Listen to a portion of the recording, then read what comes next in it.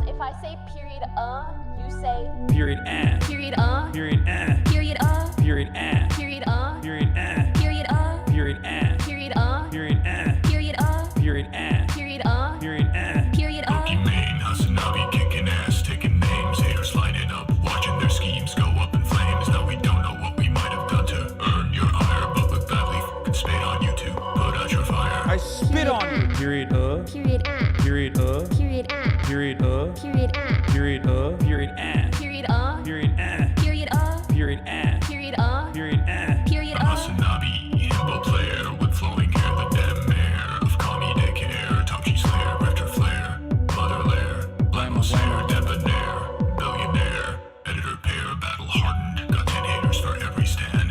Talk shit in my chat, I'll clap your ass with a band. I'm not your friend, I'm not your dad, don't get it twisted, here's my back end. Just be a lad, make sure you've kissed it. period, period, period, period, period, period, period, period, period, period, period, period, period, period, period, period, I may be a weeb, and I have to confess that I never really know how to compress. But I got balls of steel, I've never been unnerved. Even when I was bad for saying what America deserved.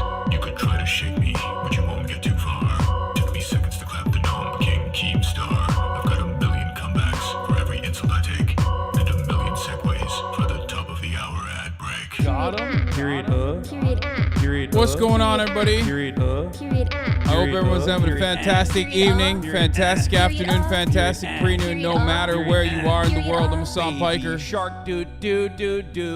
You hate me and I hate you. And this is the Thanks, Hasanabi Grandma. broadcast coming to you live from yet another sunny California, Los Angeles day, folks. I'm live and alive, and I hope all the boys, I hope all the girls, I hope all the MVs are having a fantastic one, because today's a beautiful day. It's a wonderful day. It's a fantastic fucking Tuesday. That's right. It's Tuesday, February 21st, 2023. It's right, lads. It's fucking Tuesday.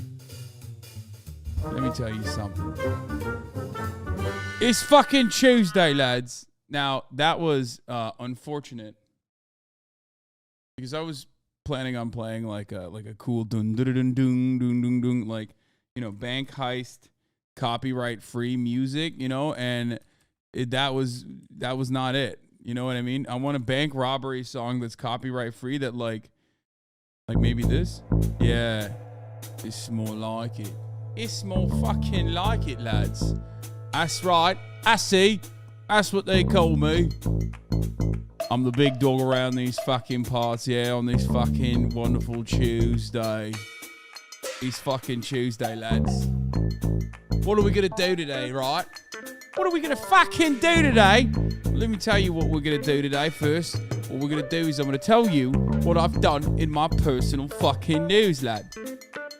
This is the part of the fucking broadcast, yeah, where I tell you a bit about what I've been doing in between the time period where I press stop streaming versus start streaming. Fucking hell, it's Tuesday. We're feeling good. We got the lads. We got the fucking pints. We got the ladies. We got a fucking proper bird. And we're blasting fucking off later. That's right.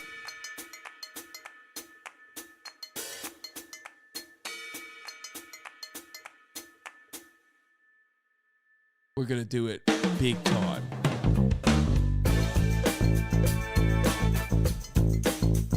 How's everyone fucking doing then? Is everyone having a good fucking time, yeah? We got Joe Biden coming out to fucking Poland talking about big game to fucking bloody Putin, right? Saying the war is over. Saying Russia's never gonna win a fucking war. We got a Supreme Court of the United fucking States, bunch of old geezers, sitting in a goddamn fucking room talking about what to do with social media. You're too fucking old. The fuck do you know about social media? That's right. It's Tuesday. Anyway, just a bit of banter for everybody.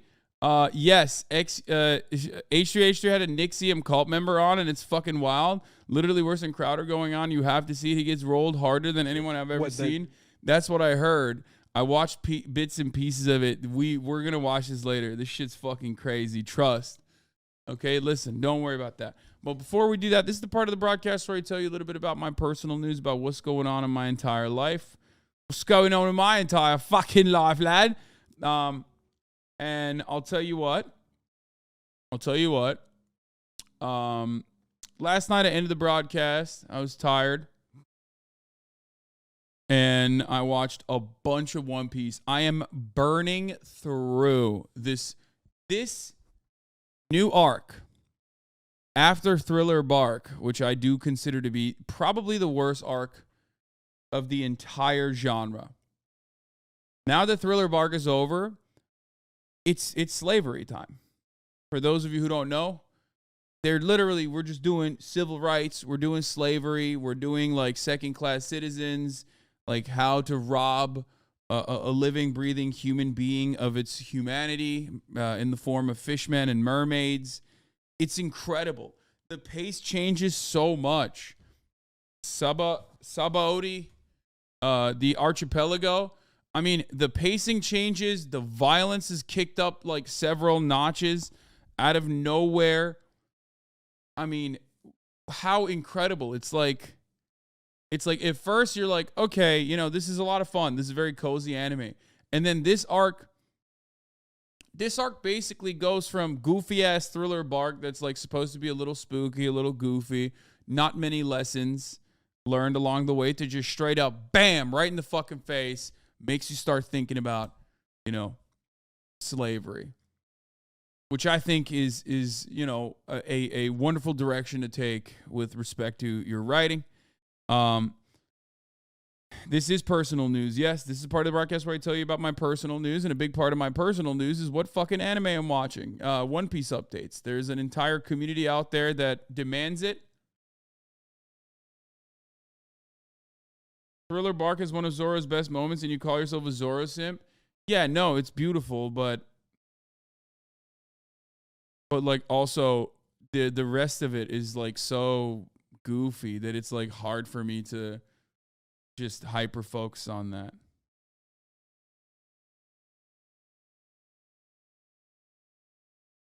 Yeah, did you like nothing happened?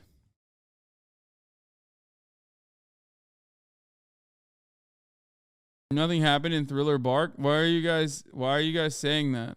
Are you saying that because like that's Zoro? Like Zoro saying that? Yeah, I mean, that part is cool, but like also it's hard, man. More CJ the Champ reacts. CJ the Champ actually hit me up a long time ago to fucking do like a react to anime thing together. I don't know why it never materialized. Yes, you dense fake fan. No, I know that's what Zoro said, but like, and that's important, but also it still doesn't fucking matter because the arc itself is goofy. The arc itself is like silly. Absolutely the fucking worst boss. Like the absolute worst boss of all time. Dude, Moira was like, oh God, just so awful. Come on. Kuma is cool, but just Moira is so fucking whack. Like, it wasn't even good. Also, the dragon. So the dragon people are very exciting. I totally understand how like this is where Luffy basically is like growing into his politics.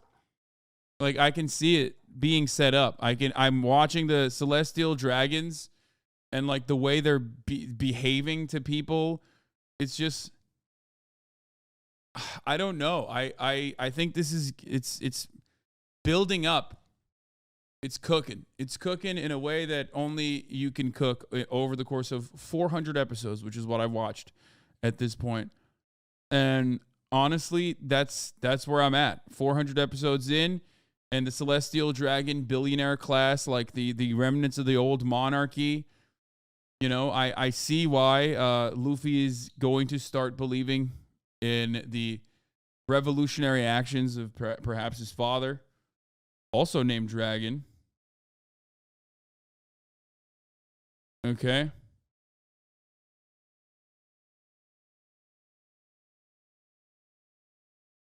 Niye saçını kesmeden önce mükemmeldir ama hala çok dehşet verici yakışıklısın, kahretsin.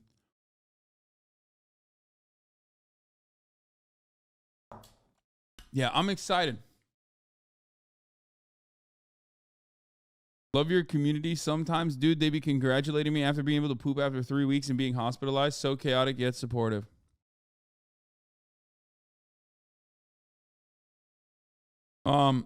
Yeah, I am a huge fan of everything that's going on in One Piece right now. The ship caster or whatever, like the guy who's supposed to cover their ship, is also a Roger captain, which is fucking sick. Like, there's a lot of cool characters so far. At first, I thought it was like real goofy. I'm not talking about fucking Frankie. Like, at first I thought it was gonna be like kind of goofy with like the slavers being you know, the biker gang. But they patched that up real quick. They immediately used that as a way to like basically introduce a much more serious arc after the spooky ass bullshit.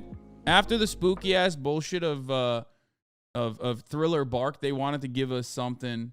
I know Jeff is rocking my merch in his latest video. He DM'd me. Anyway, after the spooky like goofy shit at Thriller Bark, like they wanted to basically, I think, transition into like something more serious by you know, maybe slowly dialing back the goof, which is what they did.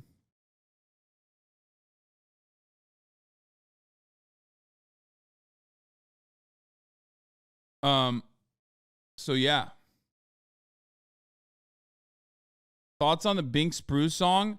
I like the Binks Brew song. I do like the Binks Brew song, but also at the same time, it gets a little repetitive for sure. Yeah, I need more from Brooke. I really liked him at first, but now I just feel like he's just an extra on the side, you know what I mean? And maybe the crew is getting kind of fat, you know what I mean?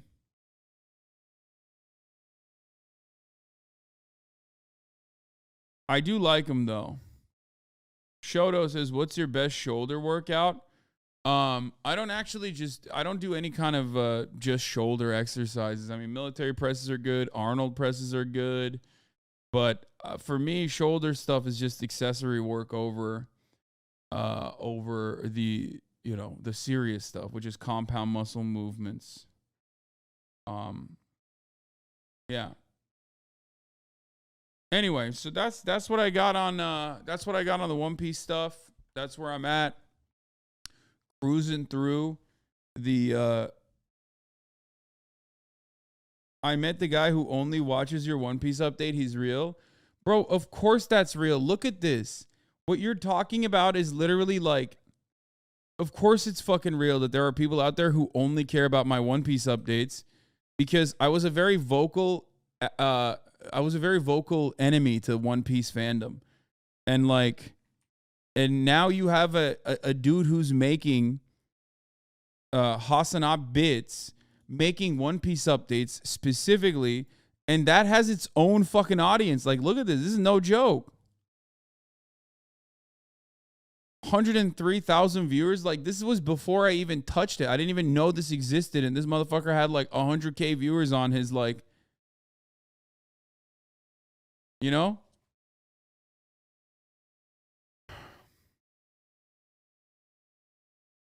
So, yes, guys. Oh my fucking God. I saw the H3 Nexium cult member. I'm gonna watch it. You guys are being fucking freaks. Be normal about it, foot soldiers.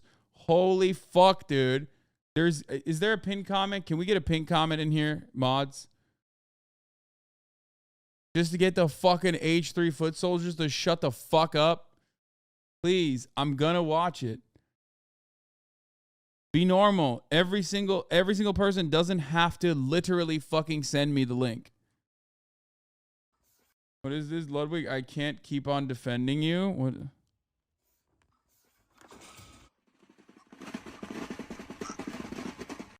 What?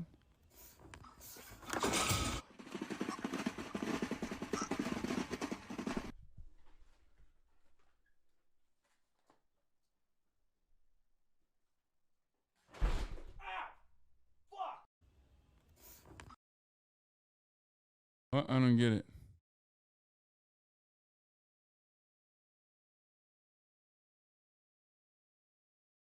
Oh, I saw this fucking thing. I don't even know what the fuck is going on here, but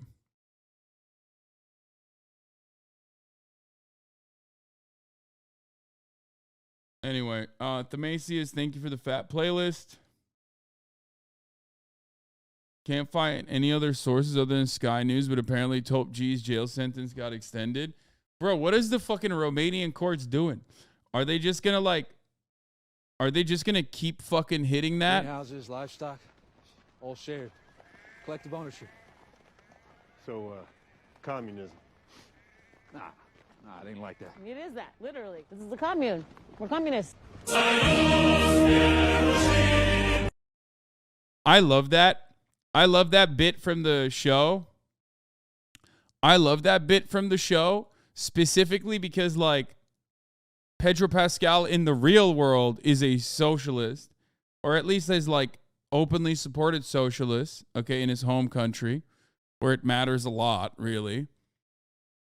And Joel is supposed to be this, like, rugged individualist American, you know what I mean? So I find that to be really awesome. God, I really do love Pedro Pascal. It's weird, dude. I have a parasocial love for Pedro Pascal for sure.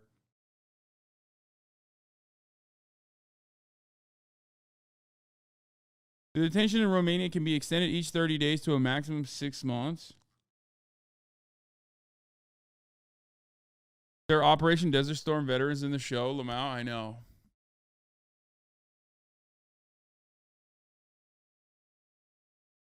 Oh, the LGBT Christian guy came up with another banger. This is an old one, dude. I love that, like, people just keep posting this. People keep posting this guy's old ass videos over and over again on Twitter, and it blows up every time because he's so awesome. I'm also related to Allende, so I'm related to Pedro Pascal. Really? I think you guys are lying. And that's why psychos run the world. Because they don't give a fuck. They don't feel guilt. They don't give a shit. They'll fucking kill anybody. You know? And nice people, we should be killing them, but we don't because we can't deal with the guilt. Right? And what do psychos do? They stay in power by killing loud, nice people. Martin Luther King, loud, nice. I know he banged a bunch of broads. Who gives a fuck? Guy was fucking up there crushing it. If nice people start killing psychos, okay, maybe then you wouldn't have a swirl of trash the size of Texas in the middle of the fucking Pacific Ocean. Do we work on that? No, because there's psychos in the world, and all they end up doing is trying to keep improving golf equipment so these man-titted fucking cunts can keep a ball on the fairway. What the fuck is that from? Dude, what? He looks more bald with more hair. He lets grow. How does that work? That's how it always works. When you're that bald, you can't grow your hair out at all. The more you grow, the more people will recognize you're bald. God, Billy Bitch Tits, dude. One day I'm gonna have Billy Bitch Tits on the fucking show, man. God damn it, I love him so much. His commentary, low-key, his commentary, the older he fucking gets, the more his commentary turns great. Honestly, he's becoming more and more radicalized. Every over now again, there's like he's always been great, but he's just been getting better and better and better. He's literally fucking hitting the Carlin notes. Like, it's awesome. It was a show he did for Roku. It's a bunch of shorts.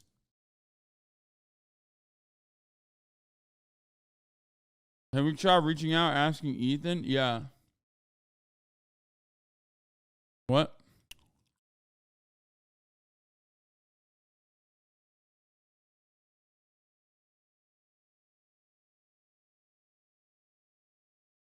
Oh, yeah, I saw this fucking goober. Consumers. Ethan Schmidt destroys Target pride propaganda. If only you were Aiden's positive male influence. Guys, stop. Breaking. Aiden Ross's uncle has been booked for an alleged scam he committed in 2005. Wait, what?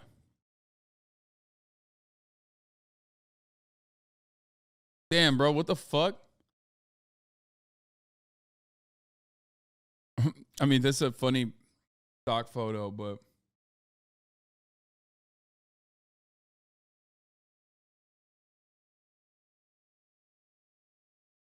Thank you for coming to Tate's defense. What is this? I think it is a human rights violation what they're doing to Andrew Tate. I'll come out and say it. I want more information to come out. I think it is a human rights violation. What? Why is this guy posting fucking fake news? I mean, that's pretty funny. It's fair and honorable to acknowledge when people you don't fancy do the right thing and honors Hassan to state the truth, even if it alienates his audience. I'm genuinely and positively surprised. Good for him. Bro, fun fact about Carlos is that he was trying to like literally go out. One, he wanted me to join his org. And two, he wanted me to literally like, he was constantly, every time he was in LA, he was like, yo, can we please go out and, you know, let's get dinner one time. Let's get dinner one time. Let's get dinner one time. He like literally nonstop. So I was so shocked when I first found out that he was like a big Andrew Tate fanboy. Right. And I was like, no, I'm not into it. I'm good with orgs or whatever. But you know what's funny about this clip that he just fucking clipped out of context?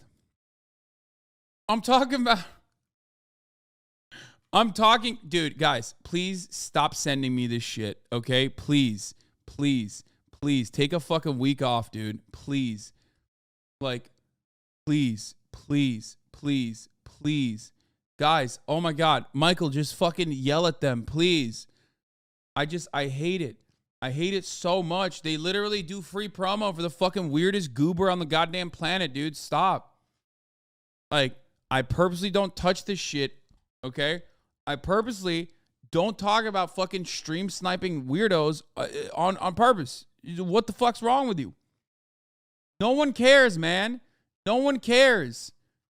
You fucking Reddit ass, soy facing, oh my God, my updudes ass, motherfucking losers.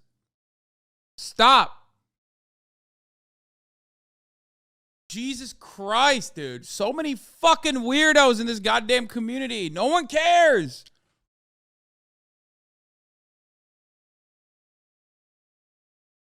I'm going to come to your fucking house and shove your Funko Pop collection up your goddamn asses. You understand me? Stop doing this shit. Piece by piece, I'm going to shove it in there.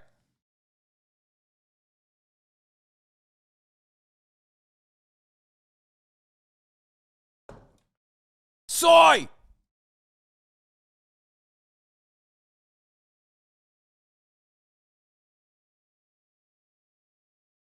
Don't threaten me with a good time. Okay, that backfired.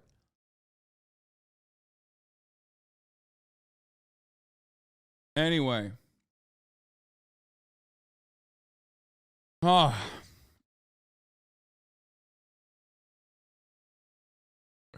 The funny part about this clip, Chimp, is that I'm talking about how it's a human rights violation that they don't let him shave his hair.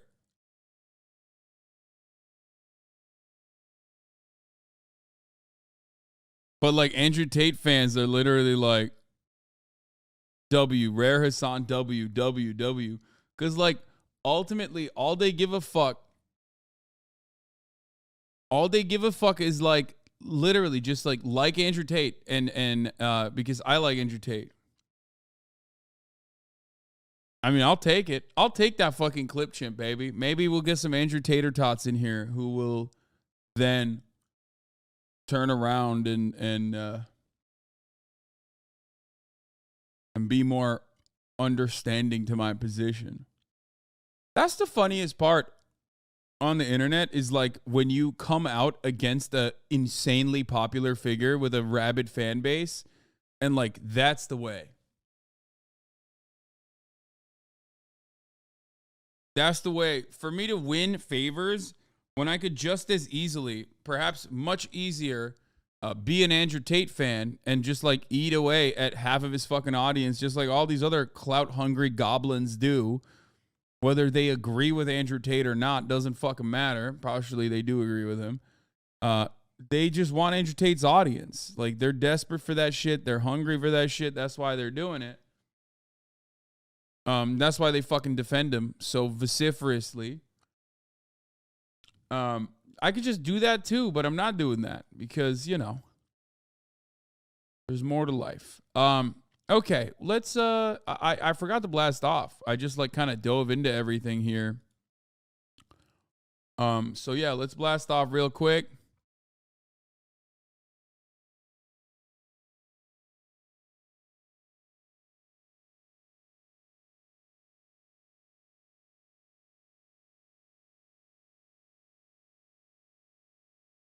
Atomic Heart stuff.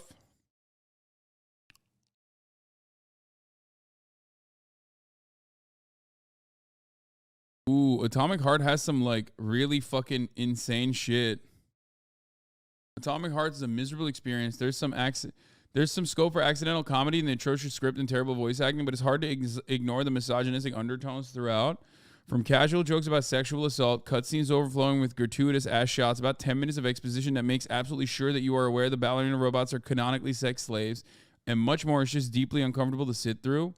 That's on top of the fact that decent combat basics aside, the open world is a redundant, boring slog. The mission design is dated and reliant on endless fetch quests.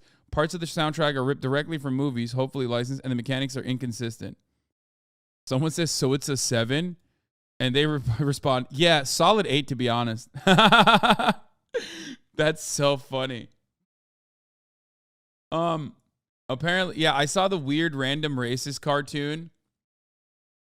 I am I'm excited to play it. I'm excited to play this fucking insane game that that people were upset about before it even came out, but ultimately I think I was correct in my lock. As soon as I saw the gameplay footage, I immediately knew that it was going to be dog shit. I was like, oh fuck. Like I feel like the talking hand thing is like played out. It's gonna be annoying. Uh-oh. And honestly, turns out it happened. It is like that. So let me fucking blast off real quick.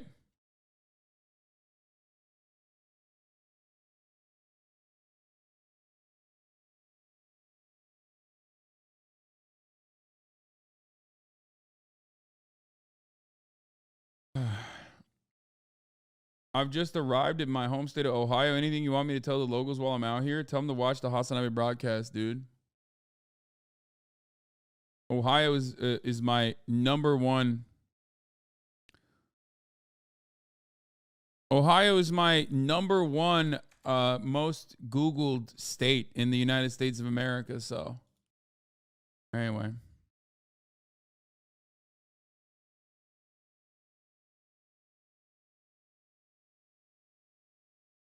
Ukraine and Poland. SCOTUS decision. Ethan owns Nexium sex cult dude in interview.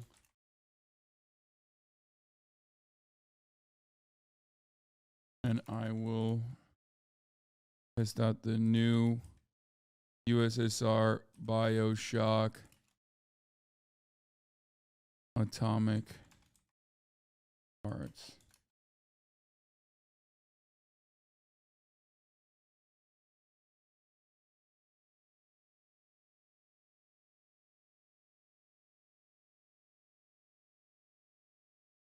Okay.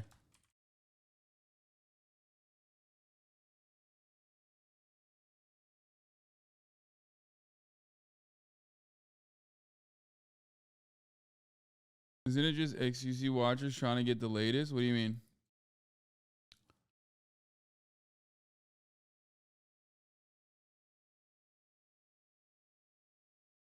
You crispy critter? Are you alive? No, I got killed by a grenade. I'm so sorry that happened. I didn't want any of this, but none of it matters right now. So what does matter, you crispy-ass critter? We have to meet. What? There's no fucking way. Who dubbed this, bro? Did they have like... Dude, the Russian sanctions have destroyed. The Russian sanctions have absolutely fucking destroyed. It's the 50s, so it's goofy. Bro, nobody said that in the fucking 50s, okay? Nobody said that in the 50s. I'm telling you, it's because, like, what happened? Are there no Americans that they could have consulted over the fucking internet? Like, you could have given me a call. I would have told you this shit sucks. Guys, already blasted off. Section 230 update, lawsuit update, by the way. Yeah, I know. The Gonzalez v. Google is a huge fucking deal. We're going to be talking about that. I'm going to be butchering that, of course. But yeah, atomic hearts, new train derailments. With your own eyes, I'll show you everything. What do you mean by... Major. It's some type of old ancient racism I don't even know about.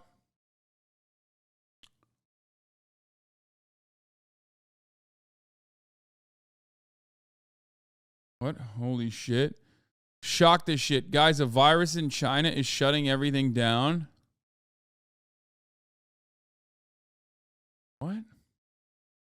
Sometimes you guys link me the dumbest shit, man. I swear to God. Like, you guys linked me that, like, minstrel show thing yesterday, and I didn't even understand it. Like, remember the black dude who was, like, getting really excited about the food? And that's, like, I didn't even realize that was, like, black Twitter discourse. I had seen the other guy, like, the big, bulky guy before, who makes, like, the weirdest fucking TikToks. I hate those videos. I don't even want to see those videos, bro. I swear to God. Like, half the fucking time. Half the time when I see videos like this, I don't know. We gonna go through all the nominees and shit, because a lot of our homies got nominated for shit. I like, hey, QT Cinderella, shout out to you. Cutie, you're amazing. Thank you so much.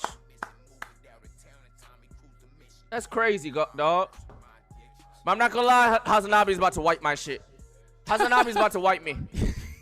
No. Let's be real. We gonna go through all the... If you've seen this already, this take from a song was criminal. And you guys chose the Bible, yeah!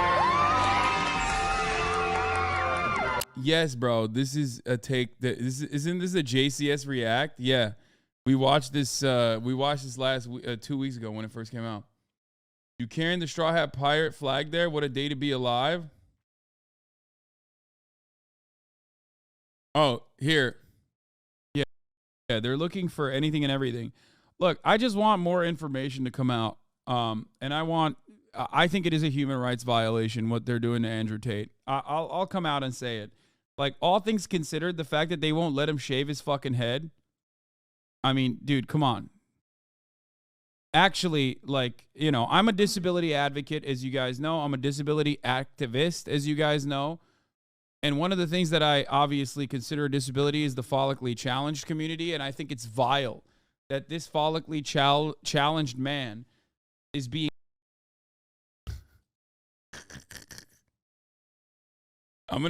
you know what? I should probably download this clip and then re-upload it on top of the Carlos thing.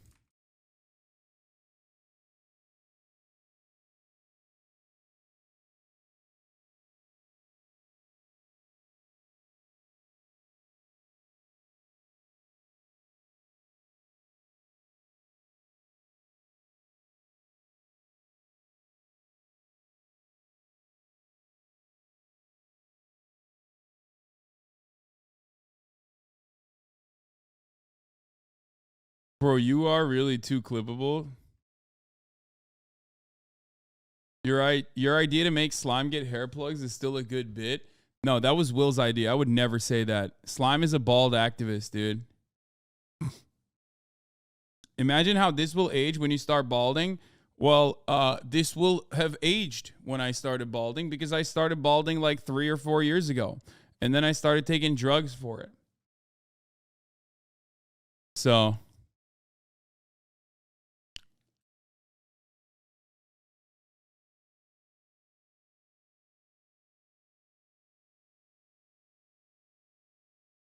Excuse you was going against you? Achievement of the Year Award. Jerma, Hasanabi, SQC, or Tasman. All vote for ourselves. Yeah, how we all voted for ourselves? Except for Hassan. Except for ourselves? Except for Hassan. Why not Hassan? He's memeing, bro. But it doesn't matter because his chat goes, yeah, Pog, Hassan, he sucks. That pod was great. Watched it earlier. Yeah. Why aren't you bald yet? It's because I literally fucking take drugs.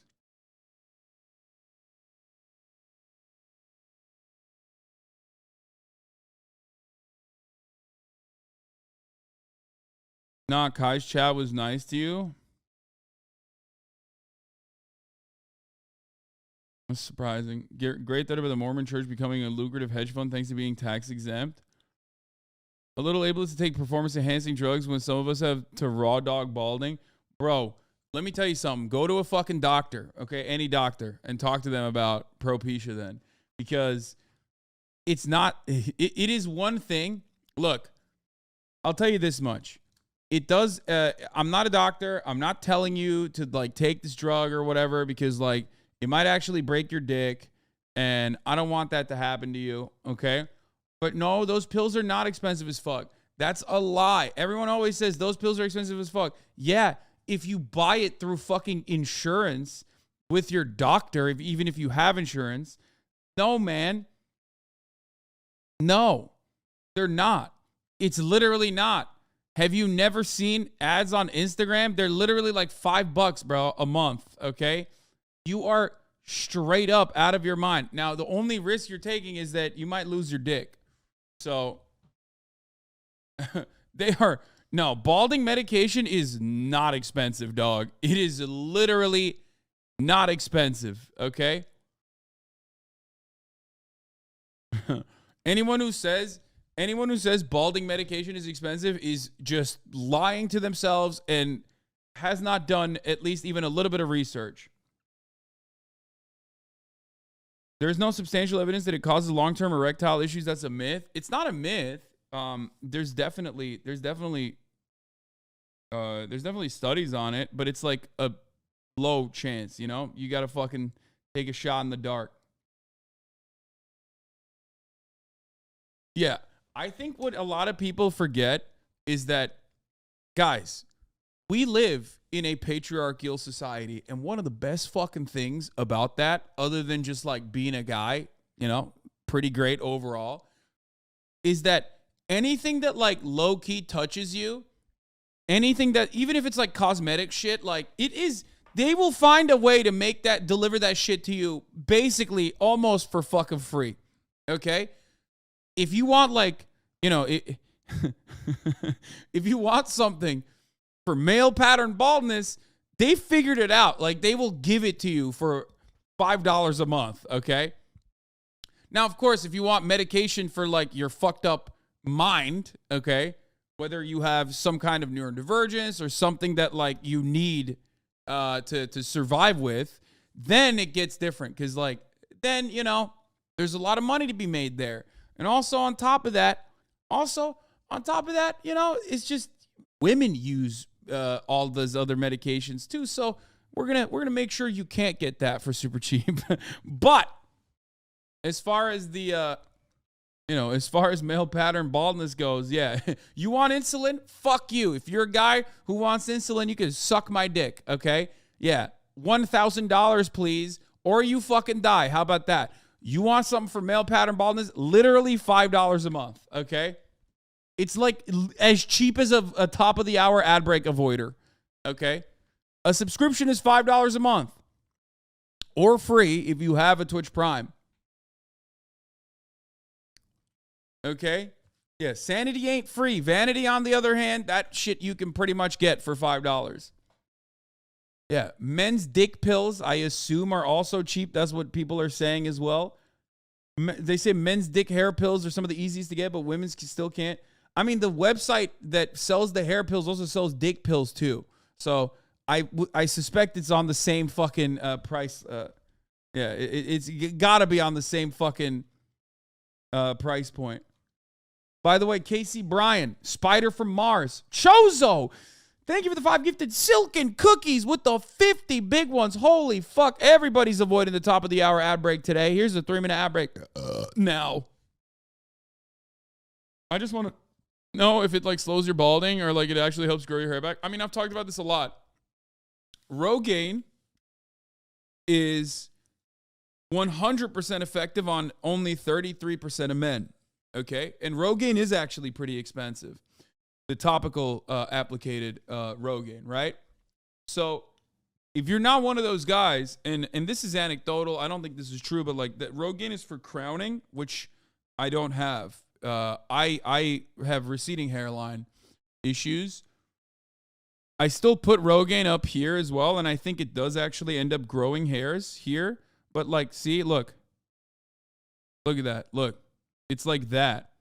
You know what I mean? It's not good enough. I don't think it's ever gonna like grow this hair back.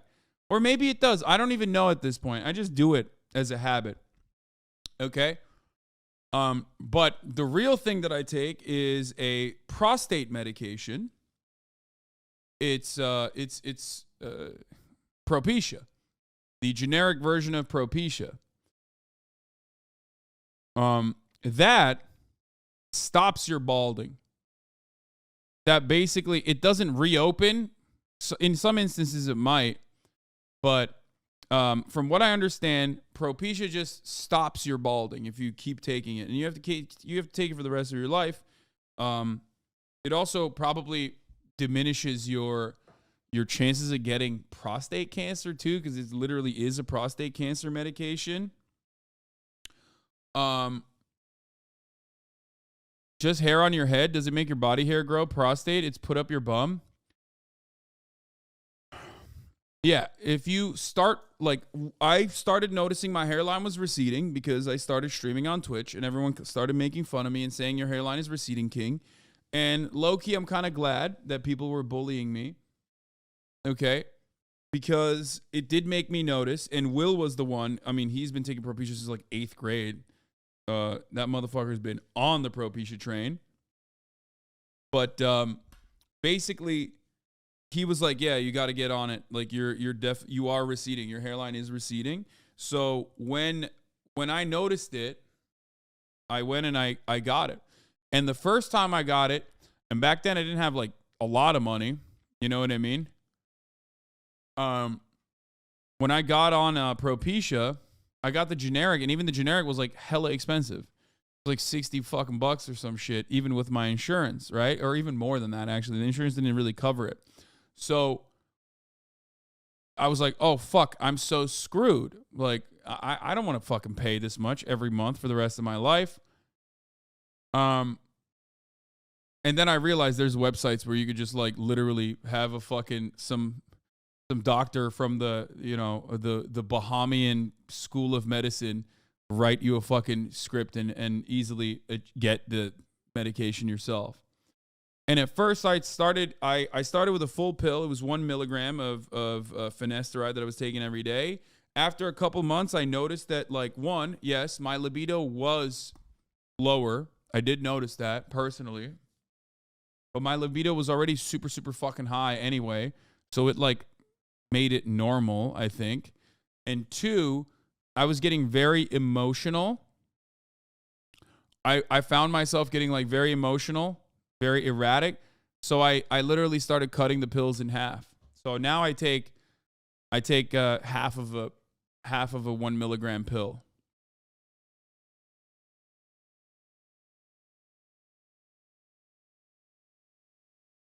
Bro, 3 of 6? What happened to this platform, lol? Pancake rat boy?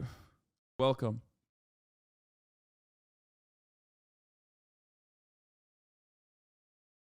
That sounds terrifying and dystopian for a European perspective. Wait, what? Why? There's no European perspective on fucking balding medication, brother. What the fuck do you mean? It's just balding medication.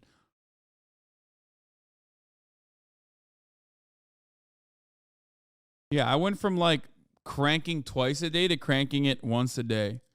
Men take finasteride are at increased risk for impotence, erectile dysfunction, decreased libido, and ejaculation disorder. Yeah, I've heard all of it. Yeah, I'm good. It didn't happen to me, so. But there's a likelihood.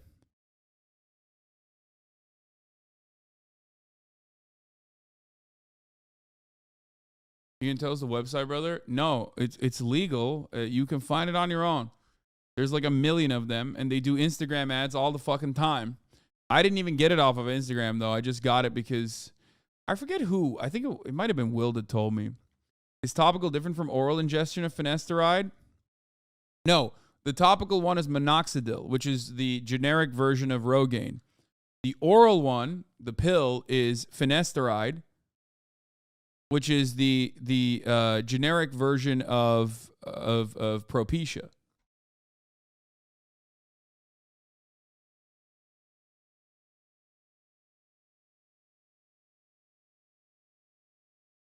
And it's super cheap. Why don't they make pills specifically to reduce libido? I mean, probably illegal to buy through the web in the EU.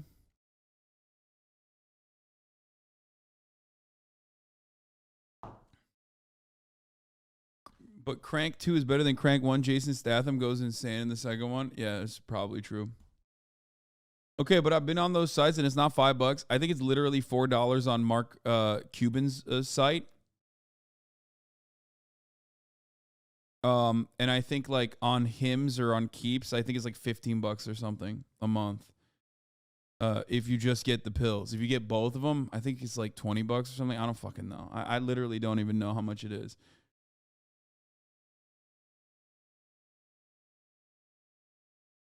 There's a topical fin and an oral Minox too, but they aren't as safe and react differently. Yeah.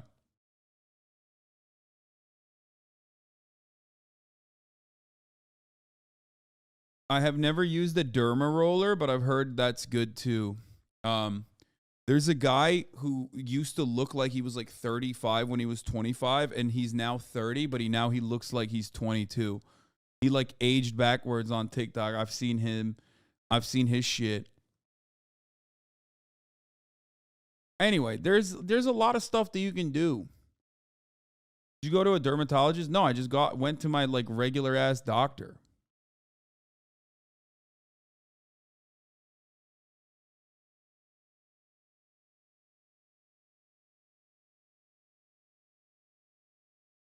I think using minoxidil made my acne come back and hard. Never pimples this big. Yeah, I mean, look, it's a DHT blocker, so it's still like, you know, fucking with your hormones a little bit. So it might not be, you know, it might have like, you might have an adverse reaction. Everyone is different. You know what I mean?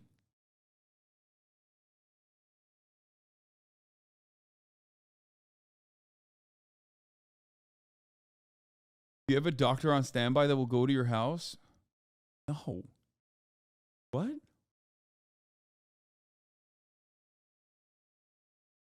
You mentioned finasteride a year ago. That's when I started taking it. Thanks again for the heads up. I tried Minox on my face and it gave me heart palpitations. What?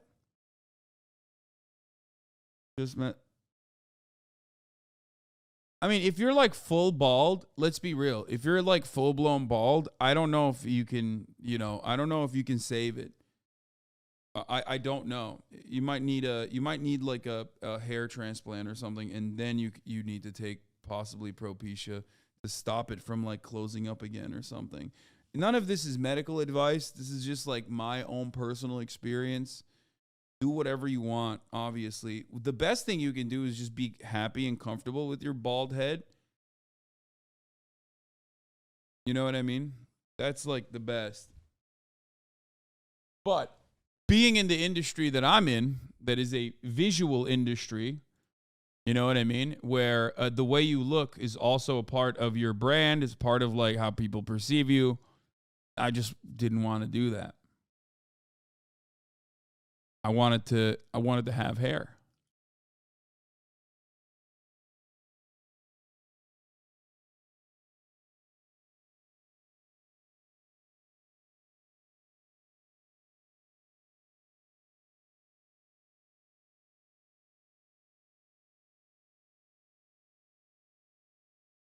Did you ever cover this? Because hardcore meat riding? What? Love him or hate him, Elon turns 50 today. We're giving 100 mini Elon statues. This is from 2021, bro. What are you, Megaphonics? Sending me some fucking Elon Musk shit? Stop. Don't do that. Have you ever seen the videos of Turkish hairlines is what they call it. They call Turkish Airlines Turkish hairlines because like everyone flying into Turkey is bald and everyone flying out of Turkey is bald, but like now has that patch on their head. But also like as far as balding goes, and this is such a silly thing that we're talking about, but as far as balding goes, like Nesua, for example, looks fucking awesome. He literally shaved it all off and he looks dope. Like he looks hot. I think he looks better now that he fucking buzzed it all off. Did you have a hair transplant? I did not. I might in the future. I mean, if I feel like it's somehow I just like let it get away from me or something, you know what I mean?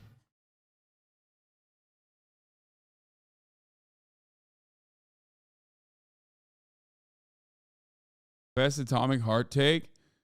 Buying Atomic Heart equals paying for everyday 9/11 in Ukraine.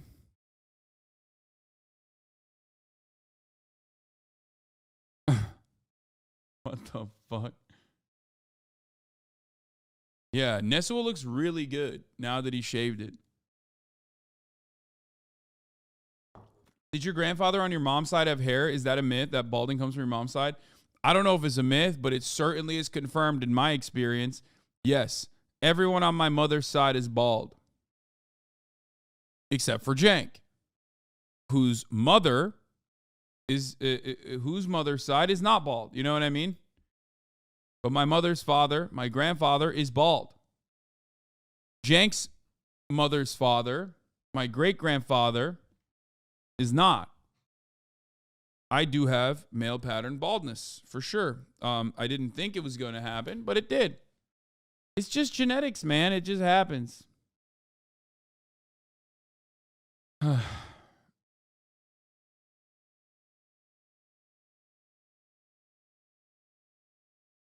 It's related to the X chromosome, and dudes only get one X chromosome from their mother, so it tracks that the mother's side matters more for male pattern baldness. Yeah.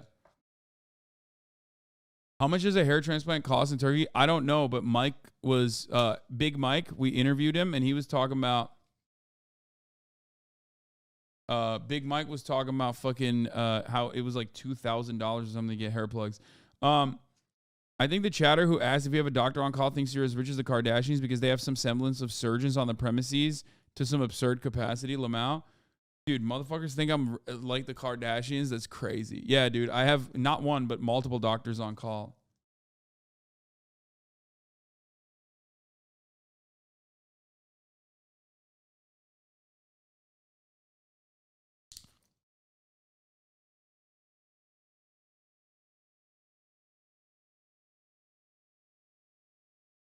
Nesua should never shave, though.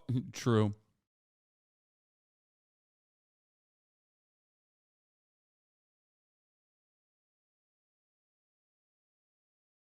My afro gonna be bald?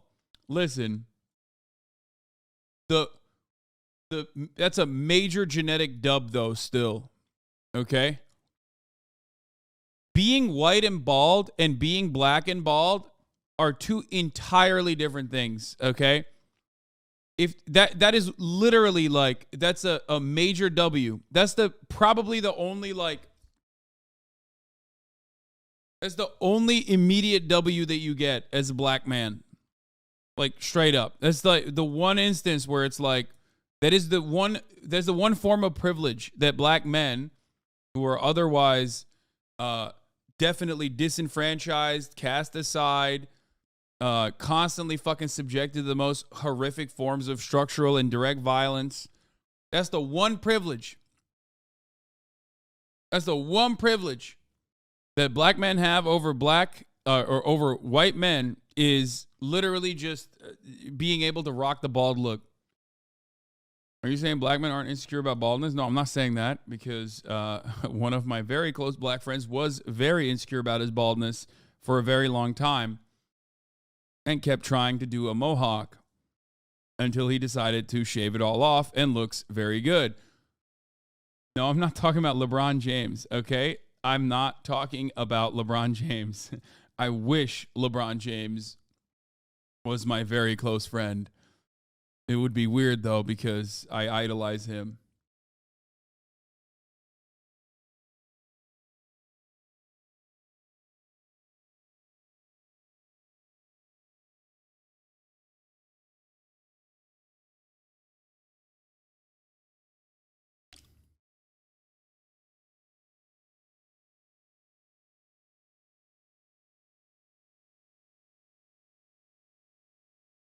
Hey, you got plugs? I suspect he might have. He doesn't know you, little bro. Come on, Megaphonic, stop. Don't you have some fucking Elon Musk tweets to send at me? Instead of trying to get an own in. MODOK looks so fucking stupid that it's made me the most interested in watching a Marvel movie that I've been in years. I don't understand what the fuck this is. I don't know what's going on. I don't know why they made this decision. I don't know what this even is. I am not interested. I'm still not going to watch the Marvel movie. I don't know which Marvel movie it is, but here. It wobbles when I do that. Oh my, there's no way. You've got this. Just follow through. We're going to follow through. Oh my goodness. You ready, chat? For the record. Yep. So I got to go all the way. All the way down. That is the Omega Bobega. All right, ready? Hopefully, we're going to be hanging out with this demon in Japan as well. That's Mr. Connor Dog Virginia.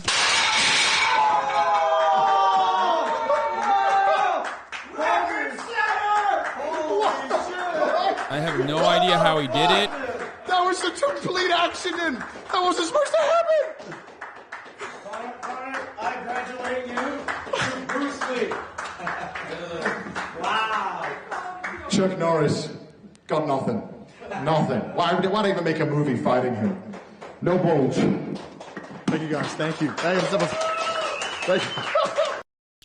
Bulge Lee, dude. He should have just slammed his hammer down to break the fucking to break all of that shit. You know what I mean? Oh, here, this is the videos I didn't get to yesterday. I got to show you this one at least. Joe Rogan went to the beach that makes you old. So I went to the beach that makes you old. You went to the what? The beach that makes you old. The beach that makes you old? Yeah, man, the beach that makes you old. Excuse me? I got to tell you about this beach. It made me old. You have to know that's not possible. Look at me, man. I'm old as hell. And it's because I went to the beach that makes you old. There are a million reasons why you might look the way you look. I'm not going to entertain the idea that a beach could make you old. Wait, actually, I think it's the rocks on the beach, not the beach itself. Something to do with the cliffs. What are you talking? Dude, this shit is so fucking stupid, dude. It's so good.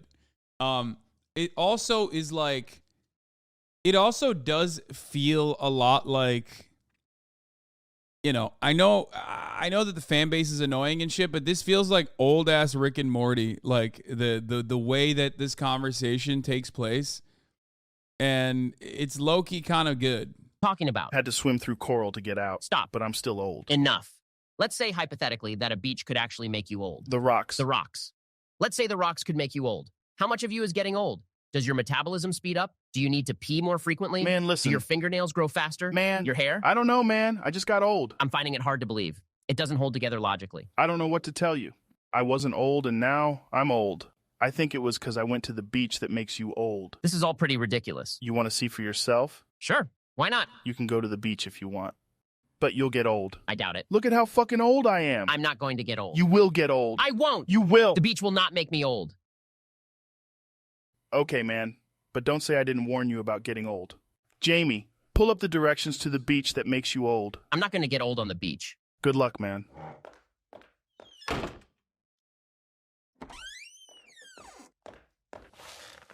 Hey. Hey. I got old.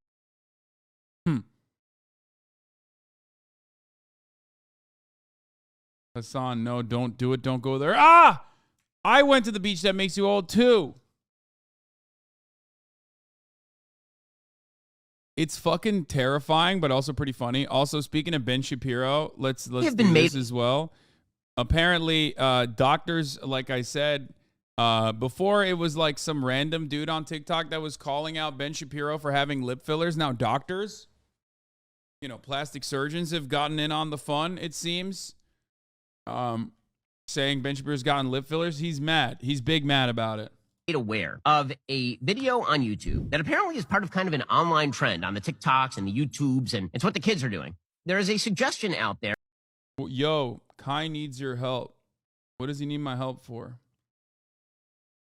By a plastic surgery Tell him doctor to DM me. that I have had lip filler, but not only lip filler, bad lip filler. I mean, again, you want to make the case that I don't look good? I'm totally here for it. I'm not gonna cry.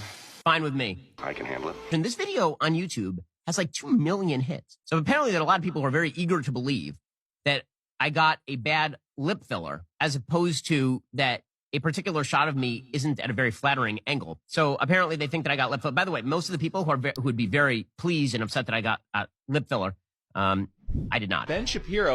The only thing I'll say about this is that, like, aren't you supposed to get lip filler on your top lip and not your bottom lip? Kai needs to know. Kai needs your help to know beside the donate to the Syria earthquake. Oh, that's what he's asking for. I mean, he can donate to the site that we have.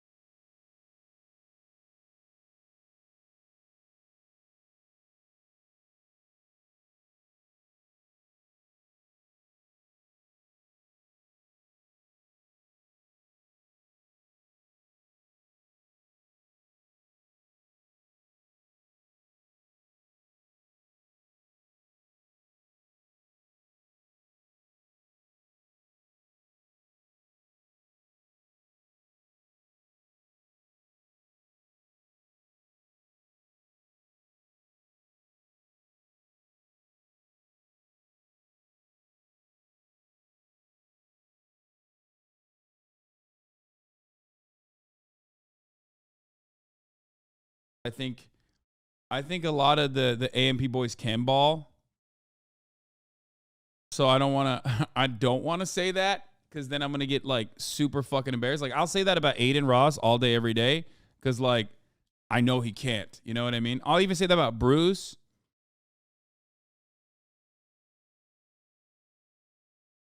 But I've watched some of the AMP. I've watched some of the AMP content. Like, they are actually kind of good. Also, Rage is like, I mean, he's like a straight up gamer. Duke Dennis and your Rage are are nice with it, you will get smashed. Duke Dennis is like tall, right? He's also kind of tall. I don't know how tall. I mean, I've taken a photo with Rage. I don't remember how tall he is. He's not like super tall or anything, but that doesn't even matter.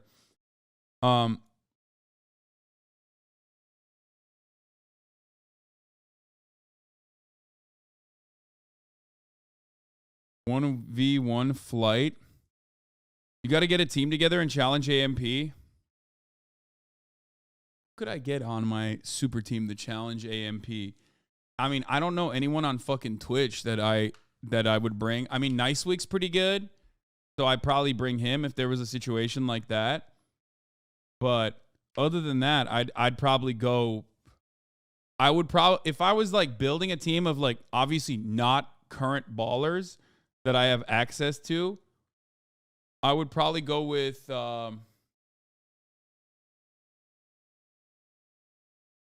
I would most likely go with, if I was like building a good team like that's reasonable, that's like even keeled, I would put Nicewig on there out of all the people I've played with. All the names that you guys are dropping in the chat are not good, okay? Your Rage is not AMP. I know, but I'm talking about like AMP boys plus Your Rage, whatever. Okay? AMP plus friends, like OTV, you know what I mean? Doesn't he play? He plays with AMP though, doesn't he? Cypher is decent. I think he's pretty good. Simu Liu could be fun to have.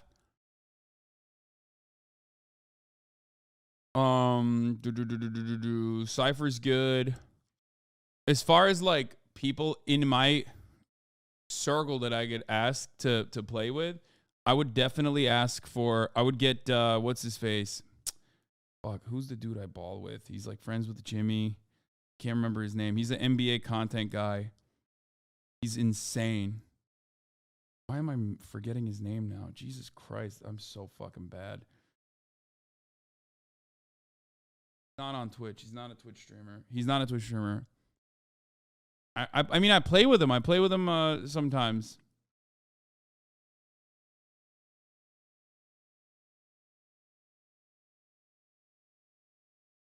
He's not a streamer. He's not a streamer. He's not a streamer.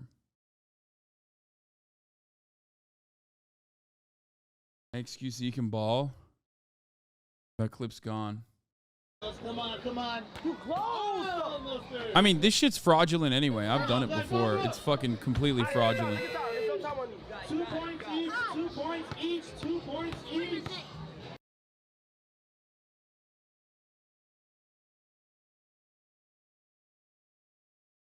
What about the 100 Thieves guys that are like 7 feet tall for no reason? First of all, that's not for no reason. No, like all the 2 hype boys are fucking ballers. So yeah, I probably take all the 2 hype boys, every single one of them. They're all ballers. Video of Your Rage hooping. Yeah, I saw this on his Instagram.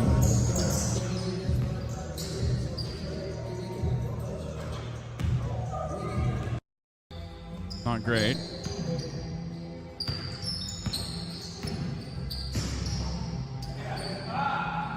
That's decent. Pretty good.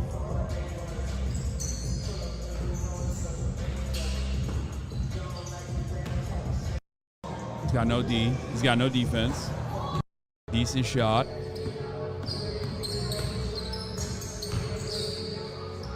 I mean, he fucking dribbles right. He dribbles in your face. I mean, he's definitely faster than me though. But look at how wide his dribble is. Look at that. Got a good step back, it seems. Oh, didn't make it, but still decent.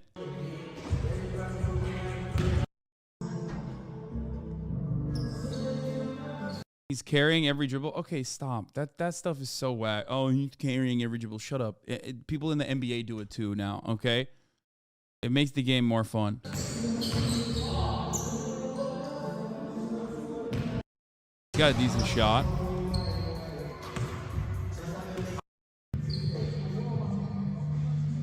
Break down your own film. I have no, you can't even, I don't have any like current footage. All my old shit sucks.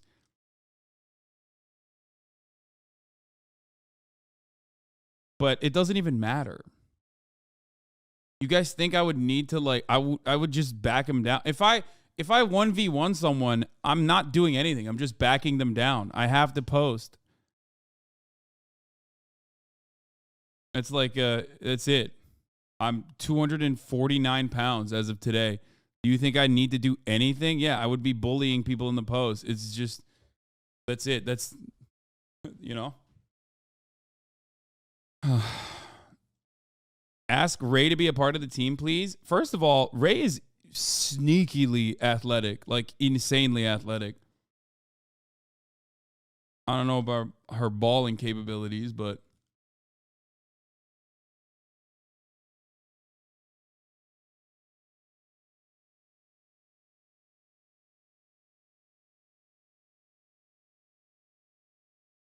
bro, it'd be easy to take out your legs, though. You're tall. What do you mean? We're talking about basketball. What the fuck do you mean easy to take out my legs?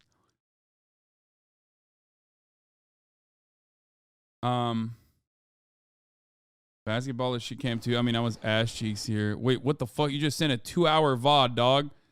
The hell is this? Is this when I was balling with fucking...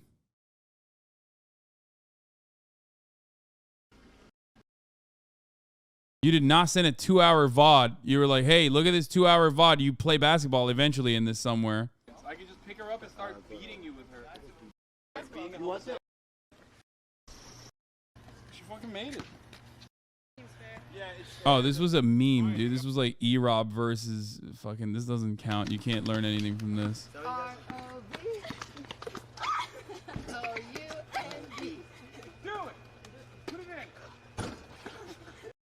Yeah, you can't learn anything from this.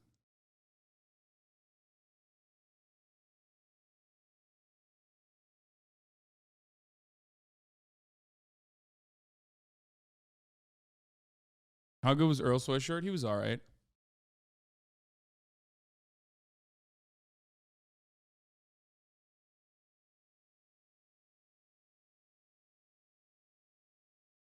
How many promiscuous women do you got on your intromittent organ? Are you okay?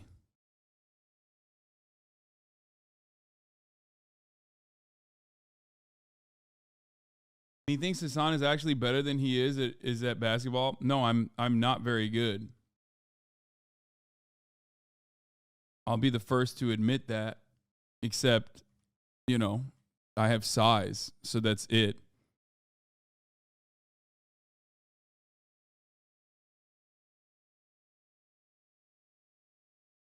And people don't know. People don't understand how this works. Anyway, let's watch this.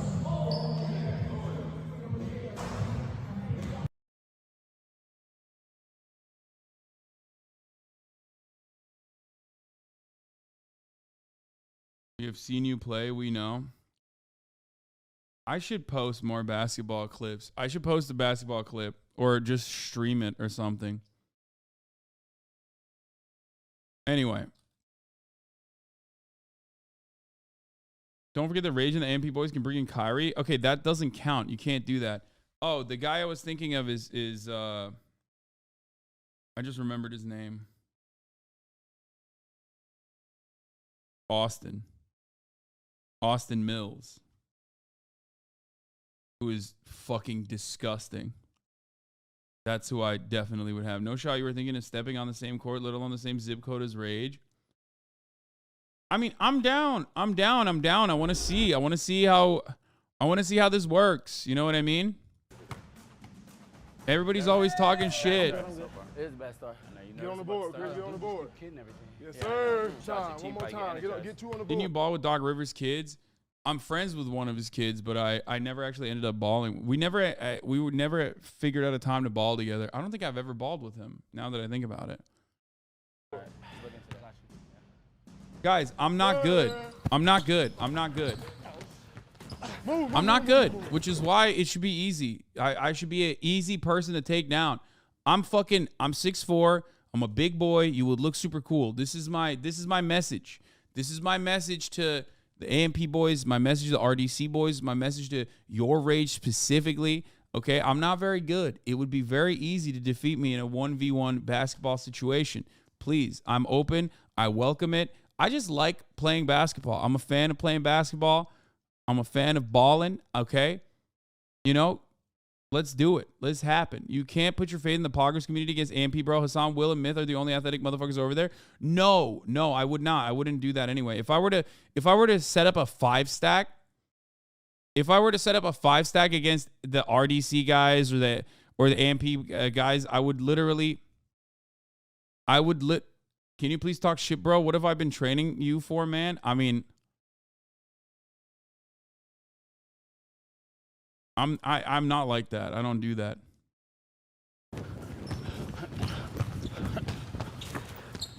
Phantom, who you on? No. Oh, you can hit that? 3 balls. Okay. Right there. Yup. Matt, behind you, Phantom. That's out. That's not out? He saved it. Support, hey, Adrian, I like that right there. That's not out. Yep, rebound. Ooh. Oh, Davis, never mind. Out of the way. Man on. And one. Why did you touch him? Hey, great game plan, fellas. Yep. Great game plan. What's the game? What's the game? Let's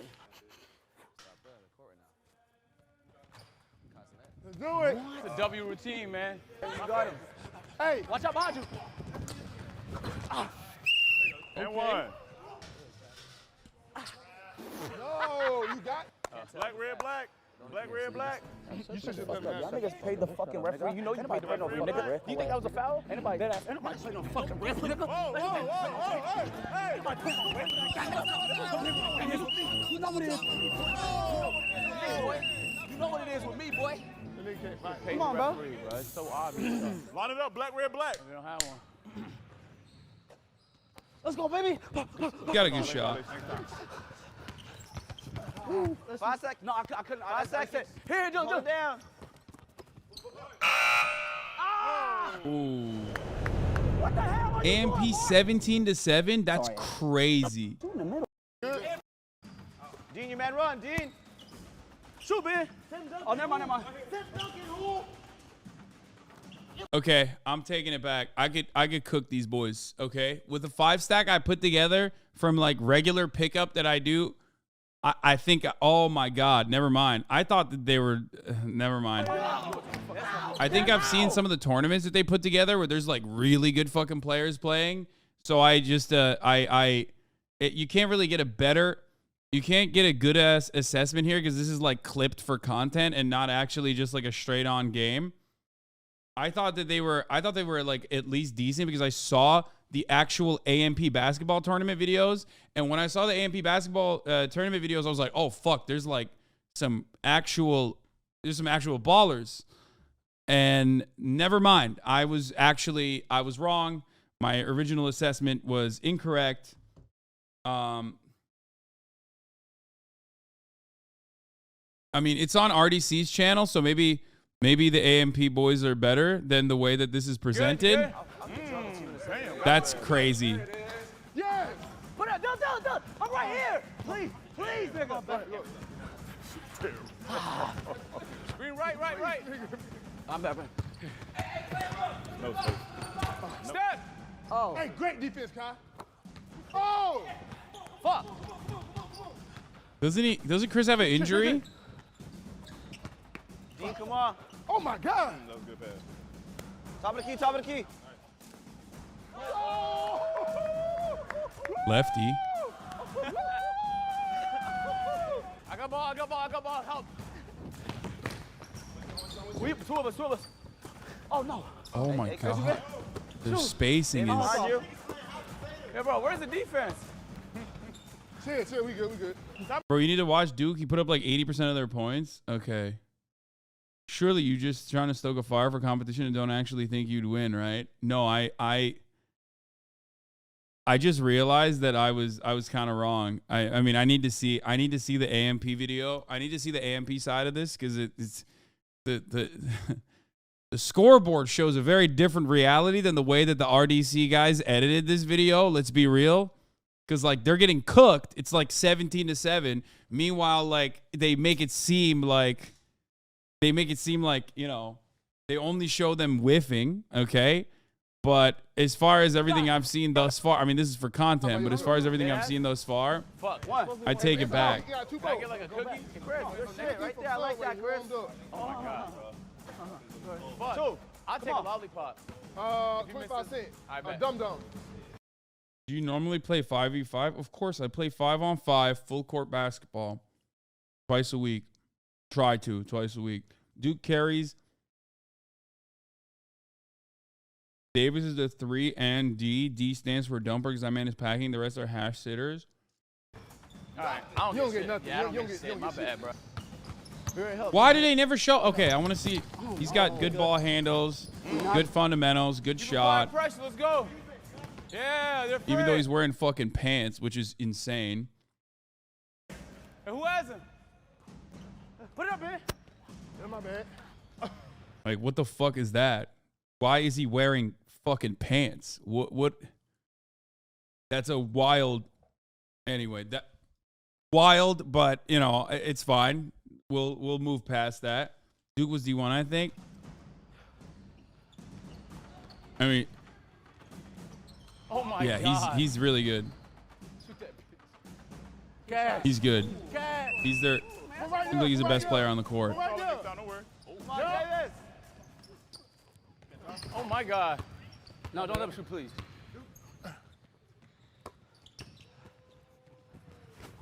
Playing basketball with pants is like playing with fucking training weights on, dude. What do you mean? If he was D1, you have no chance. I mean, I play against people that are much better than me. You know. But I don't think he was D1. Was he? Was he actually D1? I doubt it. The person I talked about, Austin Mills. Okay, Austin Mills played. I believe he walked on to Baylor. Okay, which is an insane fucking, like, Baylor has a really solid basketball team. And he was their walk-on guard. Okay. And he is, as far as playing with really, really good players, when I play with Austin, I know the difference between a D1 player. I know the difference between playing with a fucking actual D1 player versus a D1 player that played for basketball, even though he is a walk-on, okay? Versus a couple dudes who, like, you know, grew up playing basketball.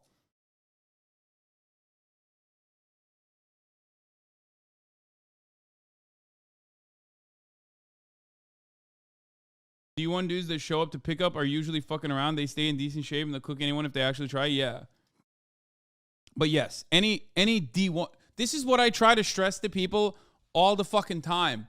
Like the difference between someone, okay, the difference between someone who's like played organized basketball at the collegiate level, even if it's fucking D3, okay? The difference between someone who played for the NCAA, okay, an NCAA athlete versus dudes who just like to play basketball is literally insane. You will never comprehend it. That's why as soon as I found out that Dr. Disrespect was, I think, a D3 athlete, like it's over. Like D1 basketball players will wash most motherfuckers. Doesn't matter what, does not matter what position they played, okay? Doesn't matter.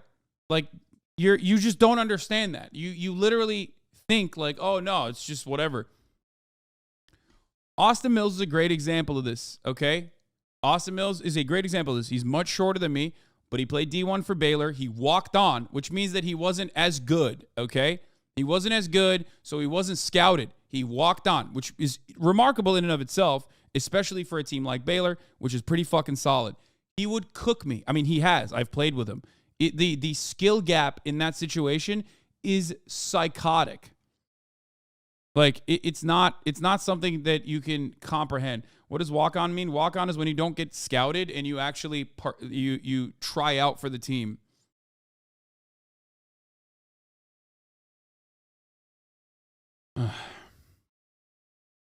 People always forget that, which is pretty funny because like which is pretty funny because like there was a point of contention.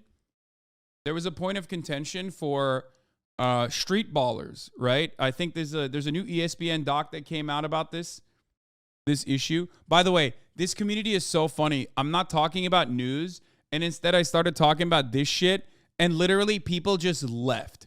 People are like, fuck you, dude. I do not give a fuck about any of this shit. Fuck yourself.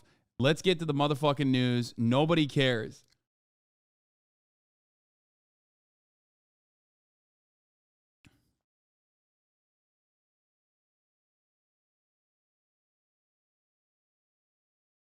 The gap between D1 and D3 is huge, let alone D1 and someone who didn't play college. Yes, I'm saying that even a D3 athlete would be. I'm saying that even a D3 athlete would cook most people that are just playing regular pickup basketball.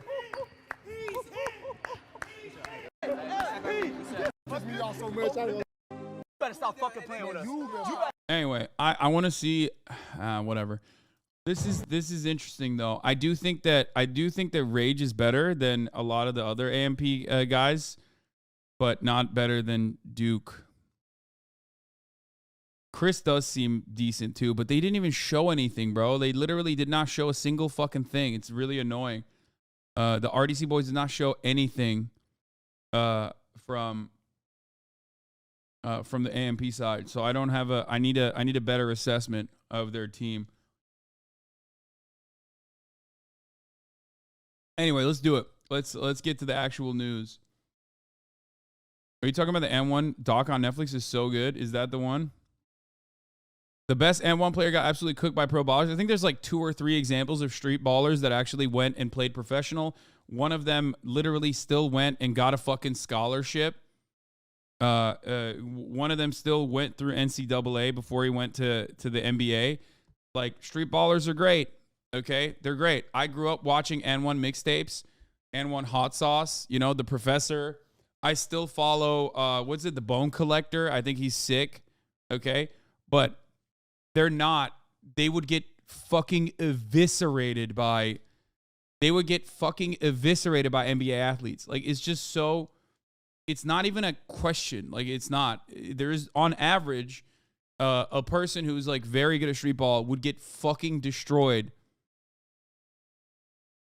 Would get fucking destroyed by the average NBA player. We have been made aware of a video on YouTube that apparently is part of kind of an online trend on the TikToks and the YouTubes, and it's what the kids are doing.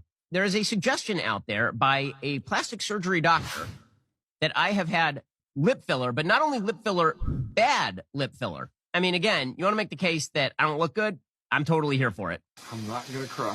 Fine with me. I can handle it. And this video on YouTube has like 2 million hits. So apparently there are a lot of people who are very eager to believe that I got a bad lip filler, as opposed to that a particular shot of me isn't at a very flattering angle. So yeah, apparently they think that I got lip filler. Dude. By the way, most of the people who would be very pleased and upset that I got lip filler, I did not. Ben Shapiro had filler migrate in his lower lip. A lot of people tagged me in this video showing what they believe is migrated filler. Take a look at this video though. This is the beautiful Cher, and you can see her lower lip looks kind of like Ben's lower lip. Now supposedly she had an implant that migrated, causing this appearance. So is that the same with Ben? Well, it's possible. It isn't. It's just not a very good shot of me. I will admit, I don't think I look great in that video. I don't think I look great in most videos, by the way. But I'm here for the full denial. I do not have lip filler. I have never had lip filler. I have no intention of having lip filler. I'm amused that people are apparently interested in the question of whether I've had lip filler. So for the record, yeah, you had lip filler, bitch. We know it. Okay, come on. I have not had Botox. I have not had lip filler. I am 5'9" and I weigh 158 pounds. And no matter how many people out there tell you that I'm 5'4", I'm not. How come you claim to be 5'9" even though you're like 5'5"? How tall are you? I'm actually 5'9". Okay, come over here. Let's see. Bro, he was literally planted, dude. That dude was planted in the audience. Frankly, we know he's 5'4", dog. Come on, Ben. Come take a photo with me, motherfucker. Let's see. Let's see the truth. Show me the truth, motherfucker. Come on. Eyes up here, guys. Now stop objectifying me. Stop treating me like an assemblage of body parts. I'm a human with a soul. I'm a human. Anyway, all right. Ben saw your old tweet. Yeah. Ben's not even 5'4", he's 5'3", okay? Speaking of Ben, let's get to some serious stuff that Ben said that is, like, actually insane. Not whether or not he has fucking lip filler.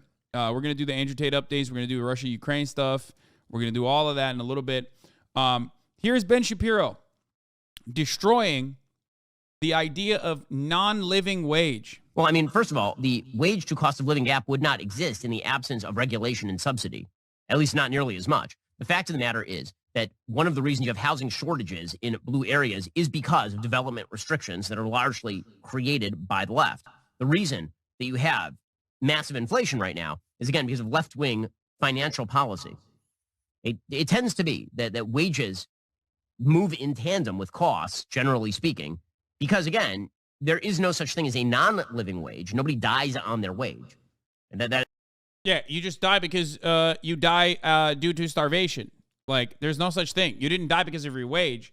You just died because you didn't have enough of the wages. I love that. Thank you, Ben.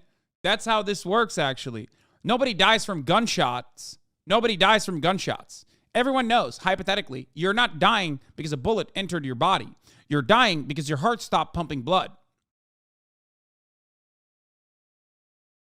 Technically, nobody dies, actually. You know what I mean? Nobody dies.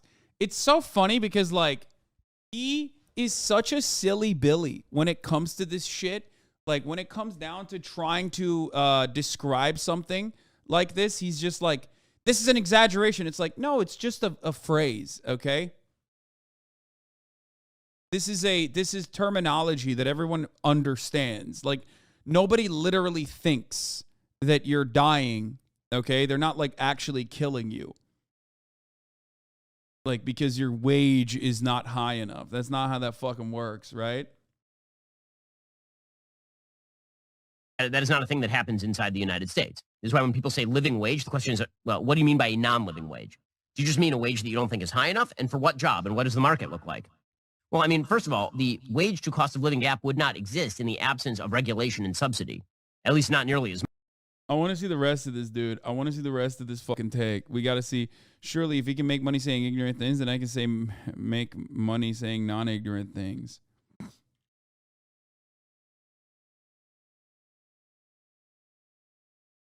Nah, if you lose your small business, they take you out back and put you down. I mean, according to Ben, yes, that is the worst thing that can happen to you. Like, God forbid a fucking small business fails on this planet. You know what I mean? My dumbass dad told me my uncle didn't die from COVID. Although my uncle died from pneumonia, he got from pneumonia while on a breathing tube for COVID. Yeah, I mean, these guys will do everything to just deny reality. All right. Let's get to Ukraine. Nearly 1 year ago, I spoke at the Royal Castle here in Warsaw. Just weeks after Vladimir Putin had unleashed his murderous assault on Ukraine, the largest land war in Europe since World War II had begun. And the principles that have been the cornerstone of peace, prosperity, and stability on this planet for more than 75 years were at risk of being shattered. 1 year ago, the world was bracing for the fall of Kyiv. Well, I just come from a visit to Kyiv, and I can report Kyiv stands strong. Kyiv stands proud.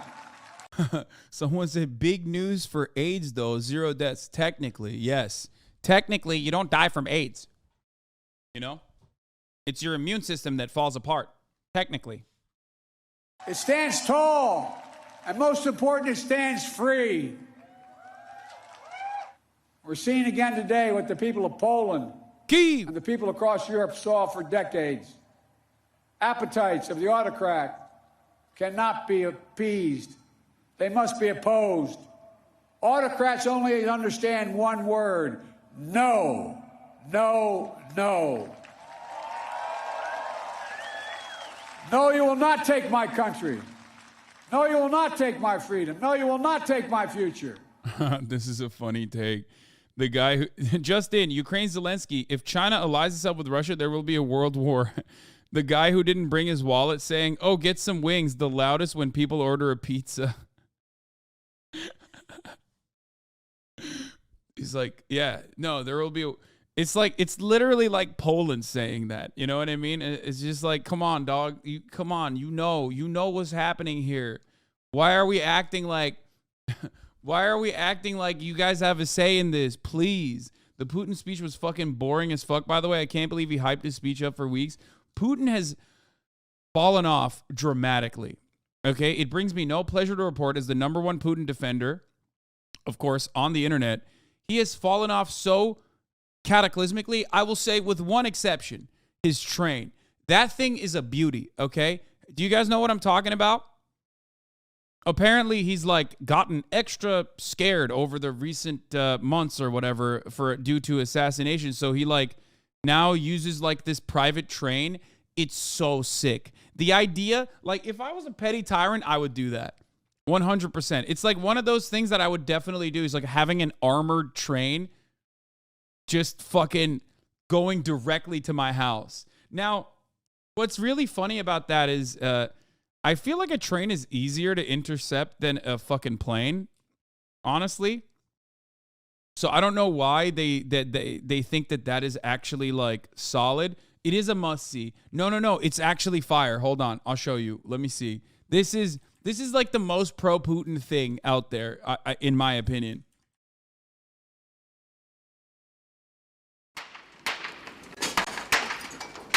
So Vladimir Putin is traveling around in an armored train because he's scared his plane could be shot down, according to this report. Now, what's funny about that is, like, aren't trains easier to intercept than a plane? Like, you're afraid of anti-aircraft munitions, but, like, also, you know, New York Post, really? Azan? Well, the point of the story is not whether or not Putin is actually afraid. I just wanted to show you how cool the train is. And also, CNN also reported on this either. It's not just the New York Post. According to the investigative reporter, the Russian leader believes that traveling by train is safer and that nobody will know where he's going. That sounds kind of stupid because, you know, there's tracks, so I feel like everyone will know where he's going. The Dossier Center, which has uncovered Putin's purported new travel arrangements, is financed by the exiled Russian oligarch.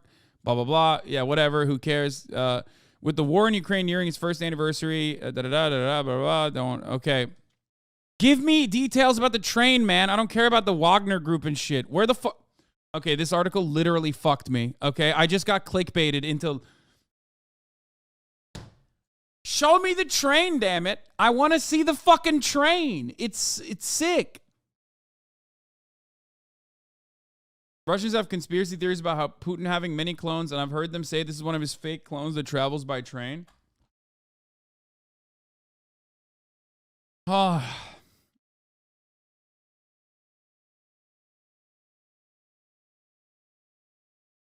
You called this a while ago? Of course. I mean, we knew that this was going to happen, yes.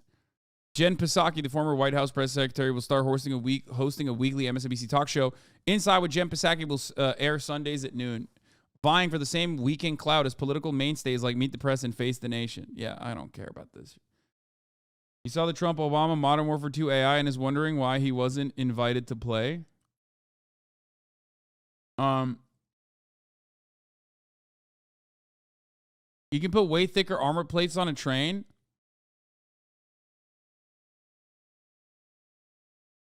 Okay, this is annoying. I want to see the fucking train.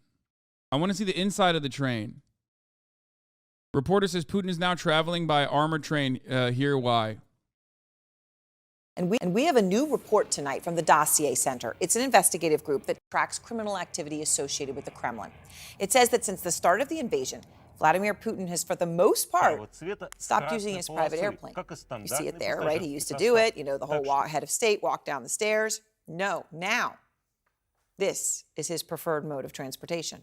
According to the Dossier Group, which is run by Mikhail Khodorkovsky, an opposition leader, Putin is traveling mostly in this armored train, equipped with a special communication system. Yeah. The funniest part about the special communication system is that it's like literally a rotary phone, no? Bro, this is giving World War One straight up. This is literally World War One, dude. This is straight up World War One. Having leaders sit together in this like cramped ass fucking car, and oh my god, it's so sick. Oh, I love this shit. Yo, oh fuck. I wish this was in English. God damn it. Oh, come on.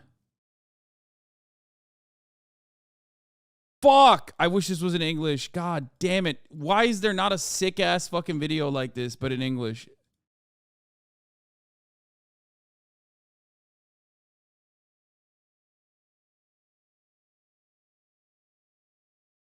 Secret railway built for Putin in Russia? Secret railway was built for Putin in Russia. A secret railway and a network of stations leading to his residences were built in Russia for Vladimir Putin, the president of the aggressor country. Earlier, it was reported that Putin had started traveling around the country on his armored train. Projekt investigative media outlet writes about it. All of Vladimir Putin's main residences have been connected to railway lines, and secret stations have been built nearby, as the project has found out. This confirms the reports of the Dossier Center that the head of state has recently begun. The thing that I don't understand is, like, how do you hide train tracks? Like at least with a plane, there's a degree of maneuverability, whereas with fucking trains, it's like you're pretty limited, dog. You're limited to the tracks. I don't understand why they keep saying that. Like,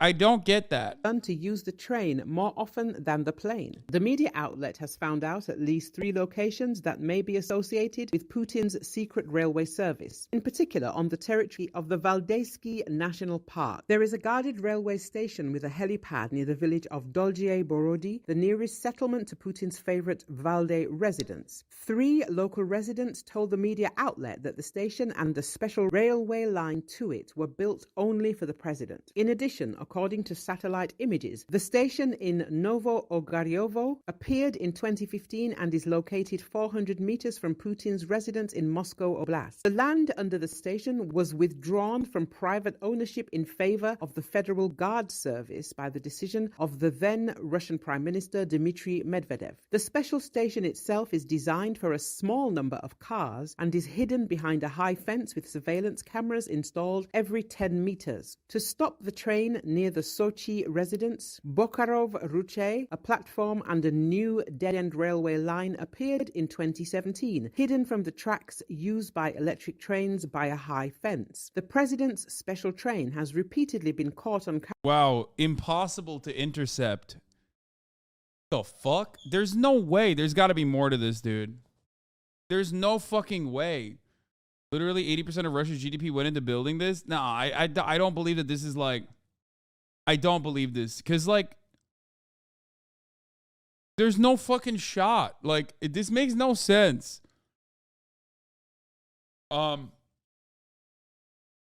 This, if anything, it makes it infinitely easier to, like, intercept. You know what I mean? Camera by the train spotters and railway workers. For example, in November 2018 or April 2020, according to the former driver with whom the Projekt spoke, Putin's armored train is based in a depot at the Moscow Kalanchiovskaya railway station with a closed terminal for VIPs. This special station is still functioning, and the high fence surrounding it is additionally reinforced with barbed wire. So what, like, the marker, the telltale sign of the fucking train is that little, like, that thing on top of it for communications? Is that how you figure it out? In 2017, a new highway was laid directly to the platform of the VIP terminal on Kalanchiovskaya. The president's special train belongs to the Grand Service Express Company, which was associated with Putin's close friend Yuri Kovalchuk. On the 13th of February, the Dossier Center reported that Vladimir Putin has been increasingly using an armored train for long-distance trips to his residences, which he switched to in the spring of 2021. In December... Yeah, I don't know about this. It's just as easy as tracking a plane, but if someone shoots you, it's far more survivable. But it's also easier to intercept. It's literally easier to fucking intercept than it is to... I don't know. I think it's dumb. Why the train? Well, earlier, I spoke to Ilya Rostasvensky, a reporter with the Dossier Center, and he told me that the Russian president is afraid. The psychological reason of using this train is that he's scared. He's scared that he can be tracked, that his plane can be tracked, and that his plane can be shot down by NATO air forces or by the air forces of Ukraine or by some missile, some kind of a missile that hit Crimean Bridge or anything like this can happen. So he's scared and he believes that it is a more secure way to travel, that nobody will know where he is going, nobody will understand. Guys, the reason why I say it's easier to intercept is because you don't actually have to hit the fucking train. Do you understand? Like, you don't have to actually hit the train to actually take the train. That's what I'm saying. It's on fucking rails. Yes, sure, you can survive a bombing attempt on a train. It has better protection. But it also, I feel like it has a lot of cons. Because you don't, the tracks are always there. They have to always be there. Trains don't derail often. Yes, they do. You are so wrong. Trains definitely derail. Like, all the time. What are you talking about? Like 3 a day, actually, in the United States of America. And as far as our track record goes, that's like very low in comparison to what it used to look like. Understand that he's inside this train. No one will know because Rostasvensky says it looks like a normal passenger train. That gray with the red stripe, that's the Russian passenger train. Make no mistake, though, this particular train is not like the others. There are like 3 locomotives. Putin's train has 3 of them because it's really heavy. It's armored, and so it's heavy, and it needs more locomotives. This train, it has some kind of a special equipment for special communications. He wants to communicate securely. He needs some special lines to communicate with his prime minister and other officials, and to be sure that he's not listened by some foreign intelligence. And you can see part of this equipment on the roof of the cars. You can see part of it from the roof, and it's heavy. It's armored, so it takes 3 locomotives to transport it, not just 1. Yeah, I don't know. Ready for anything. I don't know. Anyway, we nerded out over the Vladimir Putin train. Let's get back to Ukraine, though. And I'll repeat tonight what I said last year in the same place. A dictator bent on rebuilding an empire will never be able to ease the people's love of liberty. Brutality will never grind down the will of the free. And Ukraine will never be a victory for Russia. Never.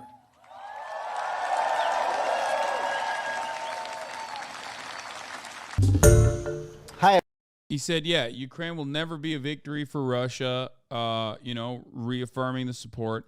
And then Vladimir Putin, Pooty Poo, also had a very mid-ass speech about how, like, the West is coming after us.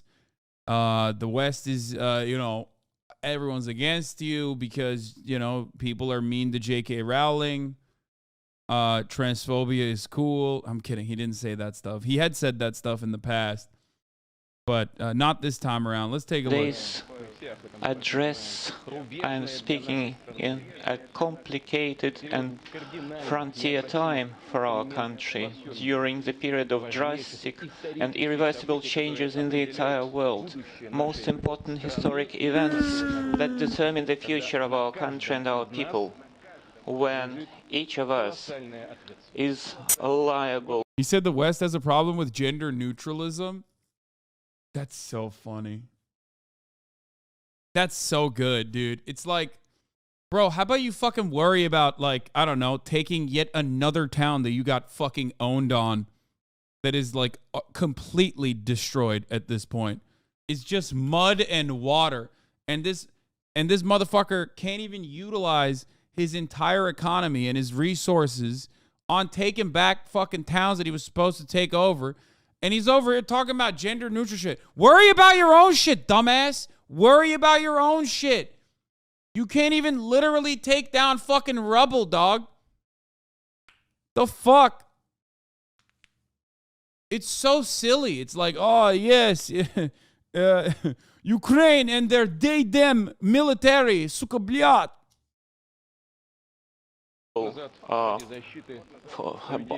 Is bound by huge responsibility.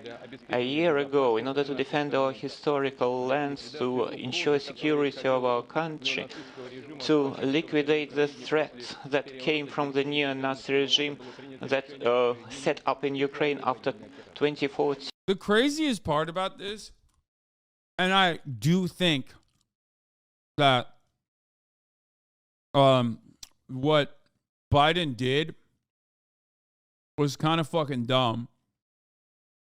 Biden should have went to Ohio first. Not that it's like a super big situation. Obviously, it's like very commonplace. Derailments and you know, that kind of waste is very commonplace in the United States of America. Like way more common than you think.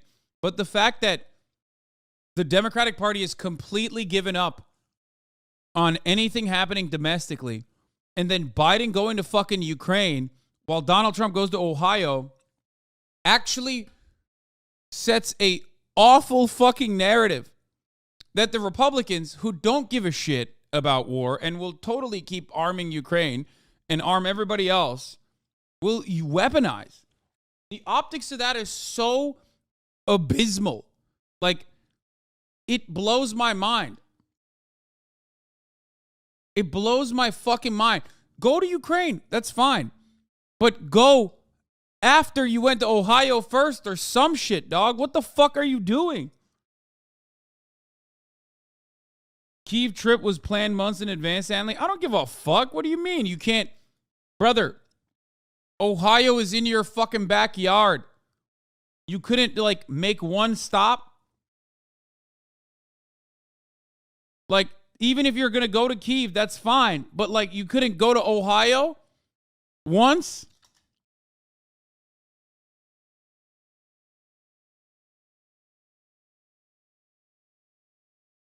Let's be honest, he will instantly die the second he steps foot in Ohio. It's true, probably. That shit is crazy to me. That is crazy to me. He did multiple stops. He did multiple stops in Middle America and never actually even, like, just went over there to be like, oh, we're going to do everything we can to stop this deregulation, Jack. You know what I mean? It's been a fucking month. Like, you could have gone to Ohio on accident in that process. He's the president. He's busy and shit. Man, shut up. That's fucking bullshit, okay? It's optics. Do you not want to fucking win? I don't understand.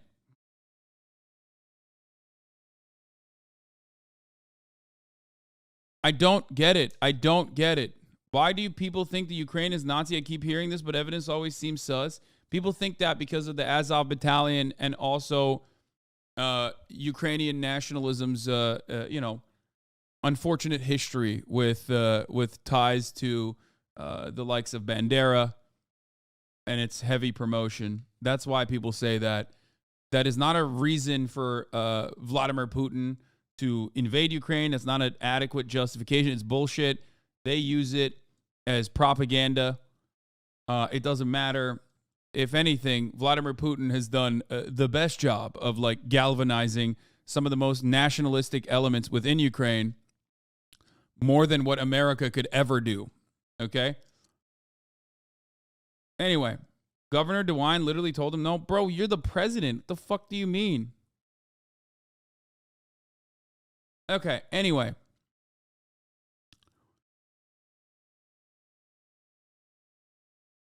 It's so dumb. The idea that, like, Ohio government declining aid and didn't declare emergency, like, then use it. Use it as a talking point to be like, I want to go to Ohio. Why is Governor DeWine saying I can't go? One thing that Donald Trump did very well was communicate to the American people from the bully pulpit.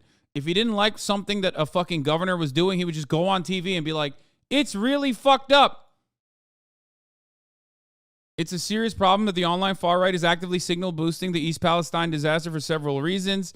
One, given the mainstream media's general lack of interest in the story and the silence of the federal government, I think it means that far right media are filling a reporting vacuum. Two, it means that it will be much more difficult to parse out information about just what the hell's going on, since claims from far right sources obviously need to be treated with extreme skepticism. Three, it risks running the ecological disaster into a negative polarization dynamic where liberals downplay the severity of the disaster because of far right amplification and because the entire story is absolutely terrible for the Biden administration. But it's not. This story is not supposed to be terrible for the Biden administration. This is a perfect story for the Biden administration to literally point to the Trump administration and be like, this is a deregulation that they put in place, okay?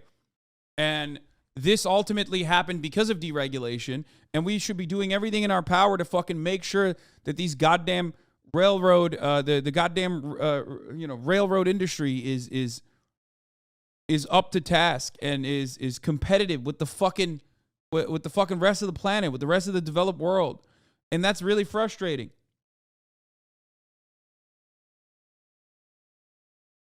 It's really, really fucking annoying watching this. It's really, really annoying watching this.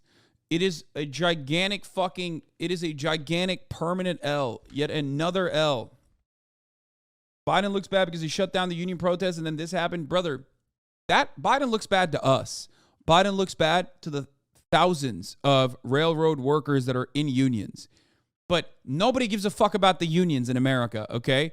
This community sees that and recognizes that and gets mad. But you think fucking liberals give a shit? You think the average normies give a shit about the union demands made? No, they don't fucking know about that. They don't even care. No one gives a shit, unfortunately, which they should. What I'm talking about isn't even from a leftist perspective. What I'm talking about isn't from a socialist perspective. What I'm talking about is an argument that Democratic consultants should be making, okay? Like liberals within the Democratic Party that get paid by the Democratic Party should be constantly talking about the top of the hour ad break, which comes at the top of the hour and sometimes 13 minutes in to the top of the hour. And tell people that if you no longer want to see those ads, okay, all you need to do is subscribe, which you can do for $5 or for free with a Twitch Prime.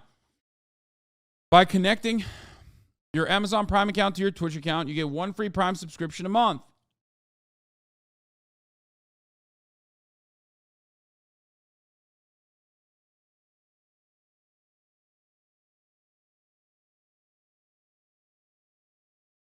You can also get gifted a sub if you're lucky.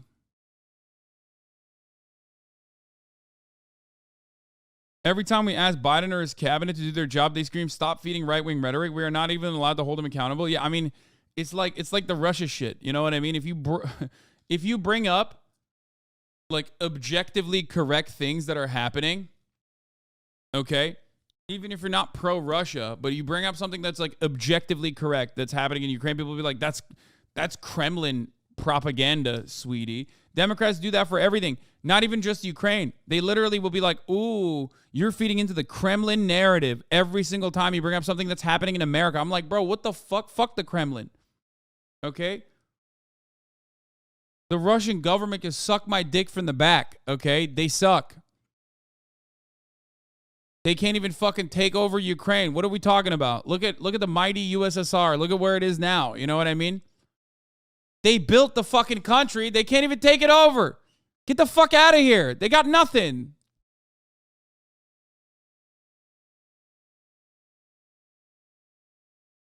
Anyway, I forgot. Here's the 3-minute ad break now.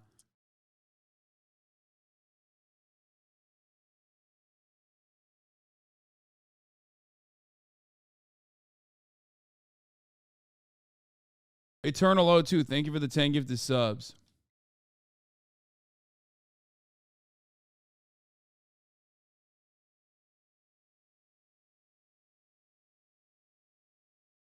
It's just mind-boggling to see the Democratic Party make this fucking insane leap. Take this insane fucking L that they did not need to take in this regard. Okay? It doesn't even make sense from a politics point of view. It doesn't make sense from a policy point of view. I don't even expect them to do good policy, though. Right? But I at least sometimes expect them to take advantage of a shitty situation that was given to them. And yet, You know, they're not even doing that. They're not even doing that. They failed. They flubbed again. They're the controlled opposition party. Here, meanwhile, you know, another fucking train has derailed in Nebraska this time. A dozen cars are off track, and a hazmat team has been sent to the site. The train is run by Union Pacific, and this is reportedly the third derailment at this exact same spot in the last 6 months. I mean, again, I don't have a problem with, like, the derailment watch that's going on. Especially because if this is one way for everyone to fucking understand, and that's what More Perfect Union is doing well, okay? This is a good way to just really hammer in the fucking truth, okay? Hammer in the truth that the reason why these derailments happen, the reason why they're so frequent, is because of deregulation, and no one gives a fuck. What is this? Fox News is now positioning Biden's show of support for Ukraine as a direct affront to those affected by the train derailment in Ohio. There's a narrative being planted here. Watch how support for Ukraine is framed as incompatible with U.S. national interests. The same narrative about support for Ukraine is being planted in Canada, too. But what are libs doing? Like, this is it's not wrong. This is literally true, too. There's truth to this sentiment that, like, what would you expect? What would you expect from a bunch of people who live in Ohio when they fucking sit around and think, like, oh, the American government cares more about the military-industrial complex's contracts that they're going to get than they do about, like, people living here in fucking Ohio? Like, this is not a narrative that is that hard to fucking set, okay? Especially when the liberals in positions of power are very clearly playing into that. Don't become the meme. In a normal world, this is what the right wing would do even if Biden went to Ohio. You understand what I'm saying? Even if Biden and Pete Buttigieg went to Ohio together hand in hand and wore hazmat suits and fucking cleaned out the creeks, these motherfuckers would still say this. But what you're doing now is allowing them to say it and have a shred of fucking truth in the matter. That's the problem.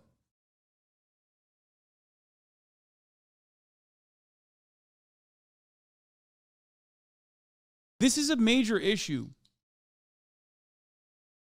All these derailments are solely because of the union busting, or are we hyper-focused on train derailments because of the union stuff, or is it a mix of both? No, we're hyper-focused on the train derailments, even though it happens all the fucking time. If you're a train watcher, you know this already. Train derailments and other kinds of toxic hazardous waste are spilled all the fucking time, whether it be inside of a processing facility, whether it be inside of a plant that explodes for some reason, whether it be inside of trucks, trucking, logistics, and certainly within trains, okay? Our infrastructure is crumbling. Nobody gives a shit. Companies are constantly trying to cut corners. A big part of that corner cutting is safety deregulation, okay? That happens all the fucking time, okay? It happens regularly. The reason why we're hyper-focusing on it now is because Ohio was very public, and it blew up on TikTok, and a lot of people could see the fucking smoke from goddamn Pennsylvania. There was a movie about it. Some of the people that were in the fucking town literally were extras in the movie that came out right before it happened. It's a thing that happens all the time, but everyone is now hyper-focused on it because independent media started picking it up and covering it, myself included. And then everyone was like, why the fuck is mainstream media not talking about this? This seems like a big deal. Because it is a big deal. In the grand scheme of things, though, as I've tried to explain to everyone time and time again, as far as like PFAS contamination, as far as the regular toxic materials being dumped into your natural water supply that hopefully gets diluted, okay? That is a constant, and that is an ever-present danger. That poses a risk for your lives every fucking day. So people in positions of power recognize that, understand it, and that's why they don't take shit like this as seriously as the normie does, because this is tangible. Ohio is a tangible thing that you can see in front of your eyes. PFAS contamination in the natural in the water supply is not. It's invisible. But of course, cancer clusters that come as a consequence of this, or many other toxic wastes and controlled demolitions that occur in the aftermath of train derailments, that stuff, if it goes unnoticed, will only lead to cancer clusters 10 years down the fucking line. So you don't even think about it. It's an afterthought. If you're lucky, maybe you'll get like some kind of payout if you survive your cancer, or you get the company to pay for your cancer treatment. If you're lucky, that's not even a guarantee.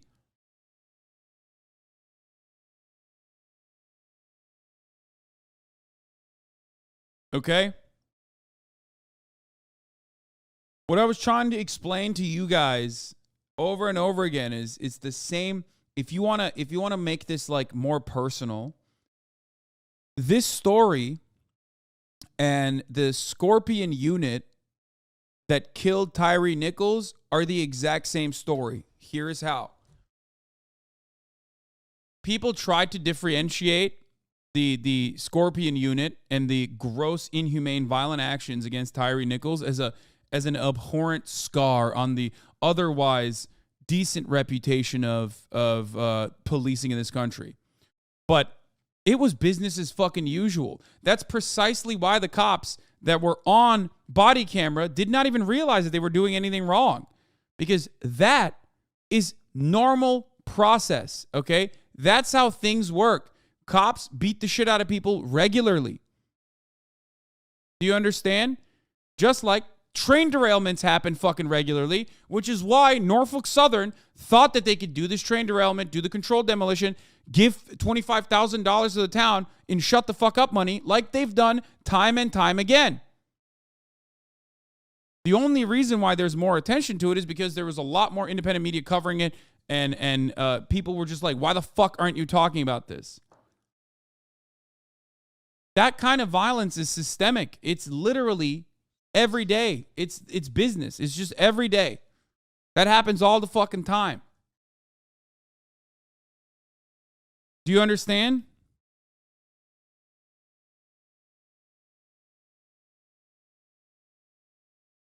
Whites were hurt. I say that as one of them. My family's in the area. It's all people are talking about. Yeah, I mean, that doesn't change anything. White people are hurt all the fucking time in train derailments. You don't even hear about it. That's what I'm trying to explain to you.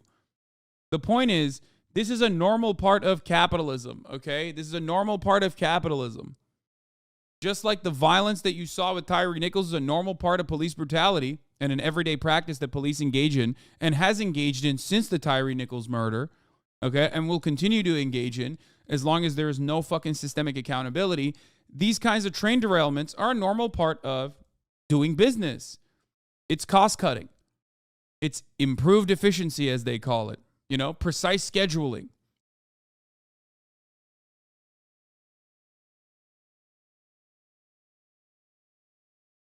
Anyway. Of this magnitude, definitely not. Yes, of this magnitude. How often do toxic train derailments actually happen of that magnitude? Yeah, no, it happens more frequently than you think. You just don't hear about it. It happens all the time.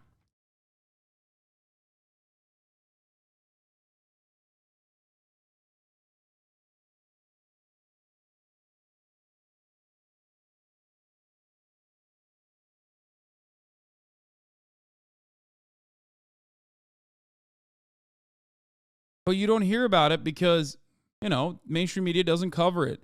Mainstream media barely covered this Ohio thing, especially because when it first happened, because no one, they thought they could get away with not covering it.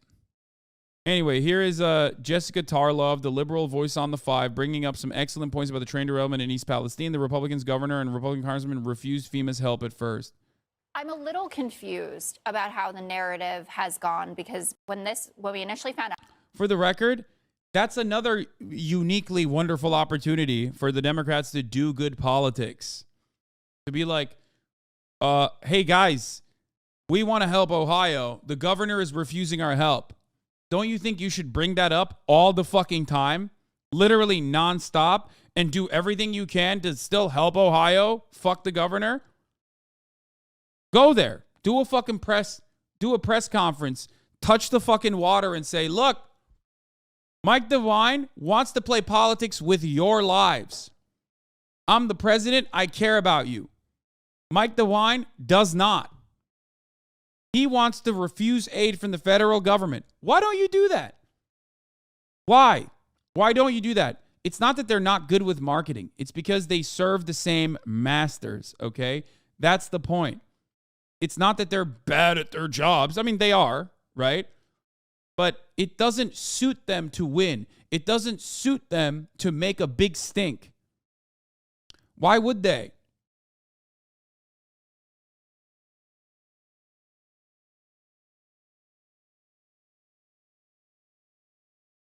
History of DDT ocean dumping off LA coast, even worse than expected EPA fines. Dumped near Catalina Island, federal regulators concluded that toxic pollution in the deep ocean could be far worse and far more sweeping than what scientists anticipated. In internal memos made public recently, officials from the U.S. Environmental Protection Agency determined that the acid waste from the nation's largest manufacturer of DDT, a pesticide so powerful it poisoned birds and fish, had not been contained in hundreds of thousands of sealed barrels.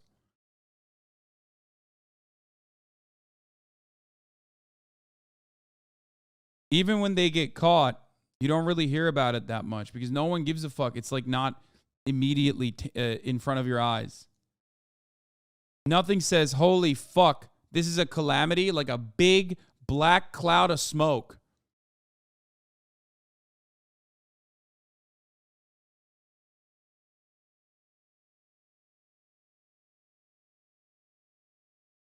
For the record, now, this is breaking. The EPA has taken charge of the cleanup in East Palestine, train derailment, and chemical disaster, and ordered Norfolk Southern to foot the bill. In no way, shape, or form will Norfolk Southern get off the hook for the mess they created. The EPA is ordering railway company Norfolk Southern to pay all the cleanup following the train derailment in East Palestine, Ohio. This is one of the very few instances where social media is actually fucking good. This literally would never happen if it wasn't for social media constantly making a big stink about this. I'm not even kidding. This is a unique instance where TikTok is good.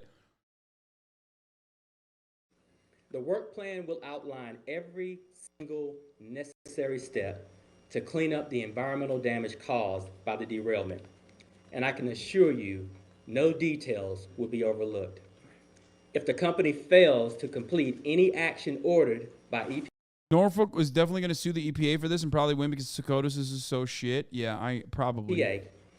the agency will immediately step in, conduct the work ourselves, and then force Norfolk Southern to pay triple in cost accordance to the powers granted by my agency. In no way, shape, or form will Norfolk Southern get off the hook for the mess that they created. This order represents one of EPA's strongest authorities to hold a company accountable for jeopardizing a community's health and safety.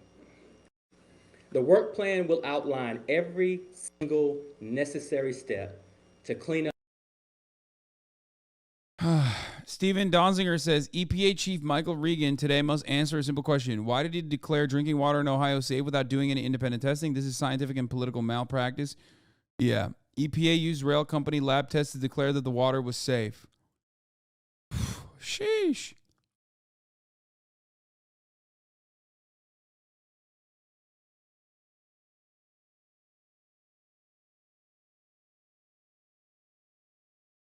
By the way, again, the EPA sucks ass too.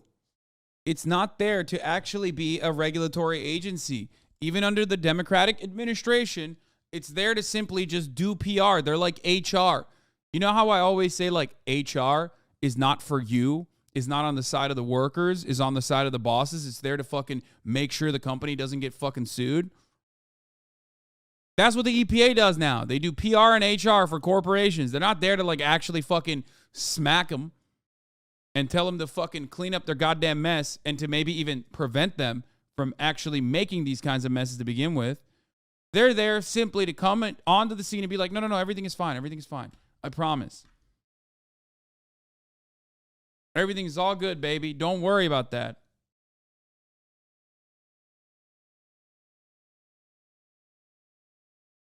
Speaking of Donziger, almost 1,300 days after my arrest, the Supreme Court will decide Tuesday whether they accept the appeal of my unprecedented contempt case prosecuted by Chevron at stake, whether private corporations can prosecute their adversaries. Say a prayer tonight for the rule of law. I mean, we'll see what happens with that. Free our boy Steven. I mean, he's free now, but...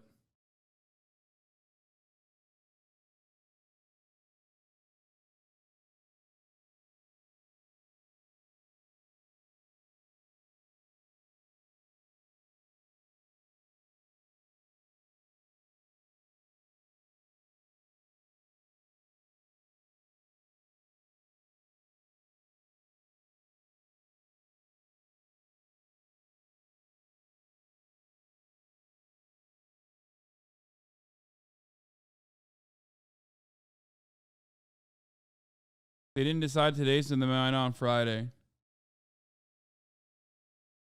Anyway, so, you know, just know that this wouldn't even happen if it wasn't for so much pressure from the public.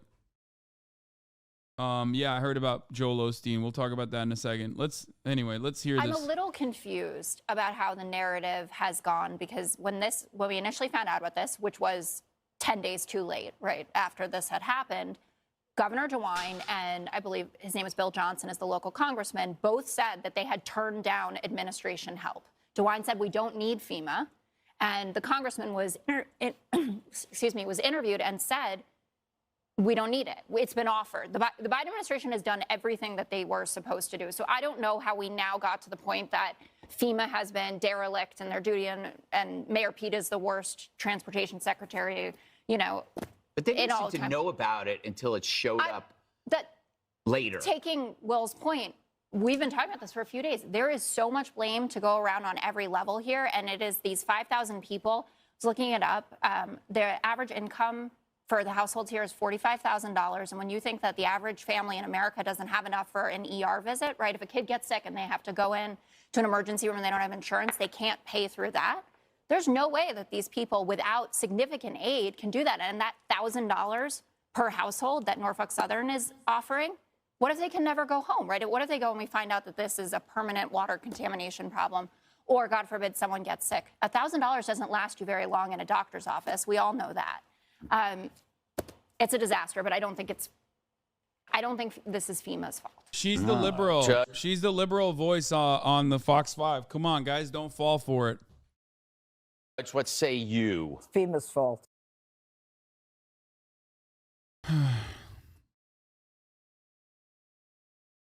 Is Fox spitting right now? Not necessarily, because I think the Democrats are also fucking up. The Democrats are fucking up by not doing the right thing, one, and not publicizing the Republican part of this story aggressively, okay? Anyway, I'm not going to listen to this entire fucking Vladimir Putin speech because it's boring as fuck. We'll see the shorter Pooty Poo doubles down on Ukraine invasion and address the nation. Let's see temperatures and a police lockdown for President Putin's appearance this morning. Bitter cold outside, bitter rhetoric inside. President Putin calling the Ukraine conflict a war, but blaming Kyiv, the West, and Washington. I would like to repeat, they started the war, and we used the force in order to stop it. The Russian leader's equivalent of the State of the Union, 24 hours after President Biden's historic visit to Kyiv. President Putin accusing NATO and America of threatening Russia's existence. They want to turn a local conflict into a phase of global conflict. But it is the Russian president whose leadership is on the line. President Putin goes nowhere without tight security. Overnight, my phone signal has stopped working, and this is as close as I'm allowed to get. And this morning, China warning the war may spin out of control. Its top diplomat expected in Moscow. Alexei Maslov advises President Putin on China relations. Has President Putin deliberately cultivated this relationship with President Xi? Oh yes, I think so. Not only helps Russia, it also helps Putin to feel itself much more stronger. But President Zelensky warning China that military support for Russia could spark World War III. Today, Putin called for a moment of silence for those slain in his so-called special military operation. But there was no apology, no compromise. After a year of killing, with no end in sight. Hey, thanks for watching. Don't miss the Today Show every weekday at 11 a.m. Eastern, 8 Pacific on our streaming. Yeah, we already joked about this, like as far as like, you know, World War III or whatever. Yeah, okay. China and Russia may not officially be allies, but they increasingly appear to be marching in step. 1 year on from the invasion of Ukraine, Beijing continues to tout its partnership with Moscow as one without limits. And joint military drills like this one have become commonplace. China-Russia relations have maintained a healthy and stable momentum of development and cooperation in various fields, and this has yielded fruitful results. One of those fruitful results is a potential upcoming trip by President Xi Jinping to Moscow in spring. The Chinese leader counts Vladimir Putin as a close. I don't know about this, dude. China ready to join forces with Russia to decisively. It's TASS, right? There's so many different components here. It could be lost in the translation like 3 different ways. You know what I mean? It could be lost in the translation from fucking Chinese to Russian, from Russian to English. You know what I mean? It could just be like, just not true. It's like hard. China ready to join forces with Russia to decisively defend national interests, says Wang Yi, director of the Office of the Foreign Affairs. Yeah, I don't fucking. The People's Republic of China is ready to join forces with Russia to decisively stand up for national interests and promote mutually beneficial cooperation in all areas. Wang Yi, director of Office of the Foreign Affairs Commission of the Communist Party of China's Central Committee, said on Tuesday as he met with Russian Security Council Secretary Nikolai Patrushev. During a virtual meeting at the end of last year, our leaders, Chinese President Xi Jinping, our glorious leader, and Russian President Vladimir Putin, boo, came up with a plan for further development of bilateral relations. Oh, okay. They're just... It's a way to make it seem like they're fucking gonna give guns and weapons and soldiers even when that's not the case at all. Yeah, I'll believe it when I see it. Yeah.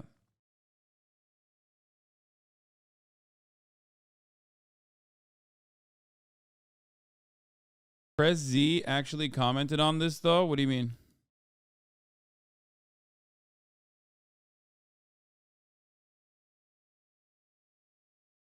China accuses us of fanning the flames in Ukraine, claim U.S. is profiting from the war. I mean, it's all facts. So I don't know I don't know what's going on there. From what I've read, China said they meet with Putin to push for peace. Is the exact opposite of what Western media is saying.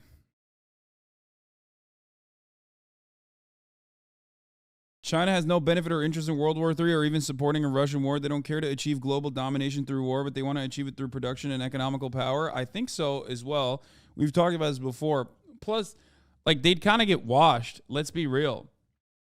They would get washed. Like, if there's one thing we're good at, it's literally fucking waging war and profiting from it, okay?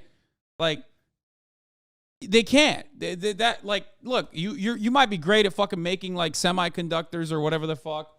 You might be the manufacturing backbone of the entire first world, all this shit. But pound for pound, dollar for dollar, when we're talking about fucking guns, like, we're the goats. The idea, the meme of like Russia gonna learn today why Americans don't have healthcare is a very real thing.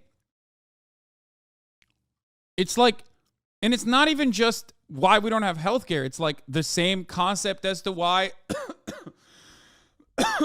it's the same concept as to why like people don't give a shit about train derailments even. You know what I mean? Everything and anything. Bro, we lost to Afghanistan. Yeah, but we're not talking about that. We're talking about supplying someone with an endless sea of weapons. If there's one thing we are good at, it's making weapons and funneling them. Okay? That's what we're good at, bitch. The fuck do you mean? I didn't say we're good at fucking, going and invading countries and winning wars or whatever. I'm simply stating that we are very good. If we're doing like a if we're doing a fucking proxy war with China, or most of the if the battle, if we're looking at the competition of like who gets to send more weapons, who gets to send more weapons more efficiently to which army, yes, we rank them, we destroy them, we clear them straight up. It's like the only thing we're good at. And that, and also jailing people. Like, we are literally the best in the world at shipping and manufacturing arms, both small arms and also, laser-guided munitions, shit like that. Okay?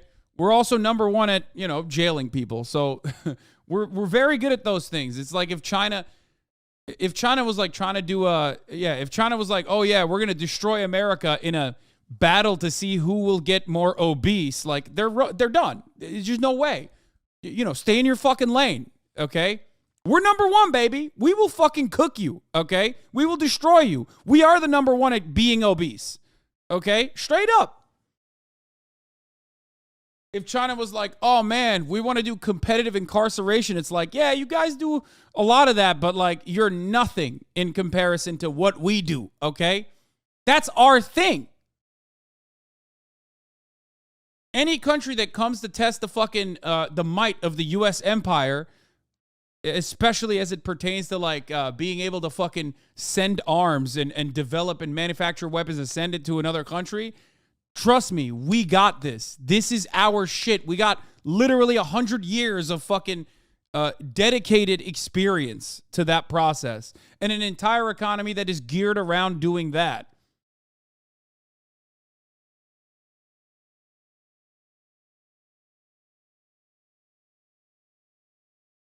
Yeah, what's China going to do? Compete with us in not punishing billionaires? Because we whoop their asses there too, okay? America, baby. We are literally the GOATs at not punishing rich people, not punishing corporate executives, allowing fucking corporate punishment, allowing corporate corruption to go rampant, jailing people for like ridiculous crimes of poverty, okay?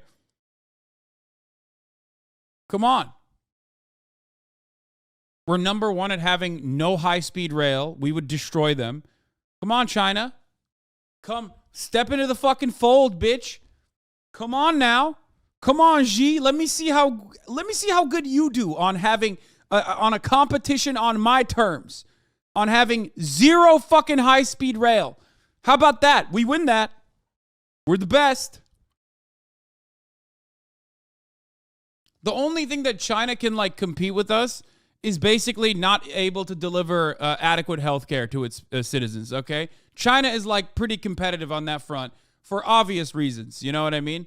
And I assume maybe they'll be able to fix that inevitably, but like right now, literally, if we're going toe-to-toe on like bullshit with China, the only thing that they're like, keeping up the pace with the United States of America on is just their healthcare system is not great. And also avoiding rural areas as well, as it pertains to like healthcare infrastructure. China doesn't have healthcare? No, they do, but it's not great. It's definitely a problem.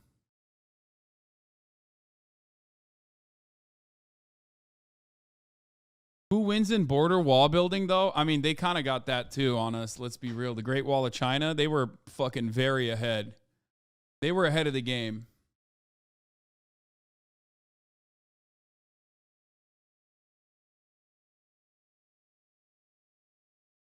But yeah, the reason why I pointed to all that shit is because, like, China knows they can't fucking win in, arms manufacturing. Let's be fucking real. Like, we are the GOAT. We are. So, I don't know. Like, China can't compete with that shit. It's not in their best interest to, anyway. Dumb.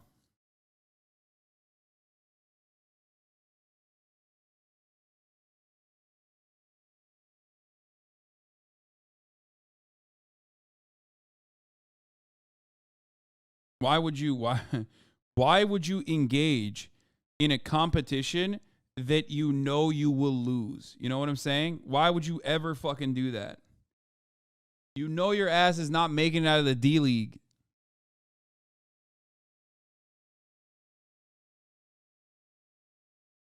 You are just wrong about everything you are saying. Oh, fuck. Hold up. Hassan, see you in the front line. I don't trust you and you are wrong. Guns don't win wars. Strategy wins wars. World War III is coming soon. ... Thanks, Biden. Not true. I don't trust you and you are wrong, Hassan. Hassan, see you on the front line. Bro, you think my ass is going on the front line? You are fucking out of your mind, dude. World War III happens, I'm shipping myself to fucking New Zealand, okay? I'm going to be a blood boy to some fucking billionaire. I'm going to be like, here, you can take it. I know my blood is old, but I'll just give it to you for free. Please.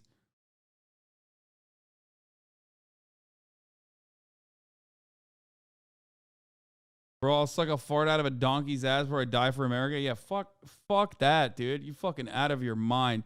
I love the hypothetical, though, that this guy is like, World War III is happening, and he's already excited at the prospect of, like, going to war for America.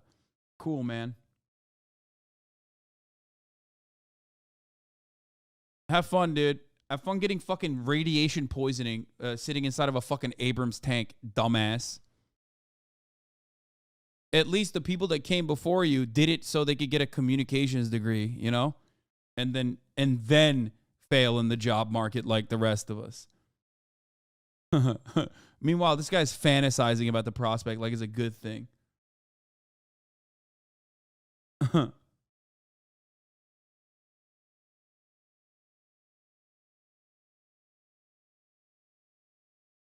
Oh.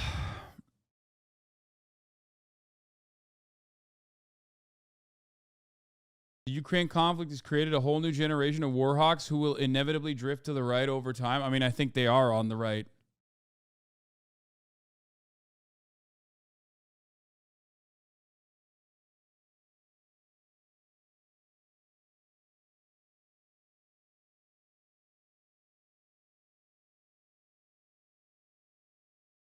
I saw some Redditor on r/combat footage begging to be activated because he loves war. People are delusional. Yeah, I don't... Like, if given the opportunity, if you ask the Ukrainians that are fucking dying in trench warfare in, like, some of the grayest and most dilapidated villages you've ever fucking seen, if they would switch places with some American writing fucking soy-ass shit on subreddits for the updudes, I'm pretty sure 100% would say, let's swap places, please. Okay?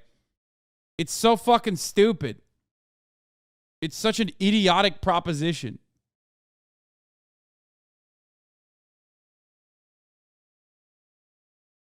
Anyway, thank you, U.S. media, for keeping Balloongate in the news cycle for 2 weeks. The U.S. military budget, already greater than the next 9 countries combined, will now be bloated even further.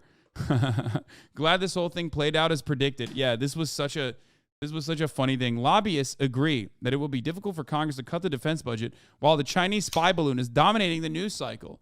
Politico spoke with 4 lobbyists who were granted anonymity to speak freely on the Pentagon's evolving budget request. It was already going to be hard, but this definitely makes it harder, one lobbyist said, referring to cutting defense spending. The Chinese spy balloon is making the case for a renewed interest in homeland defense, a second lobbyist said. So stupid.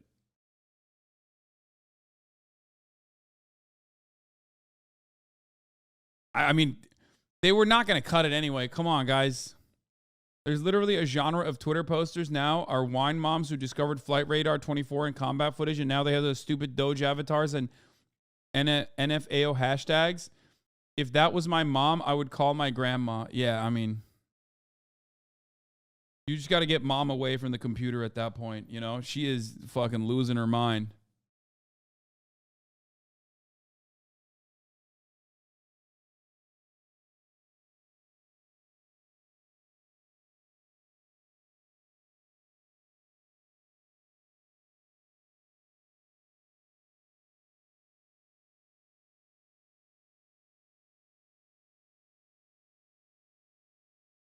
China accuses U.S. of fanning the flames.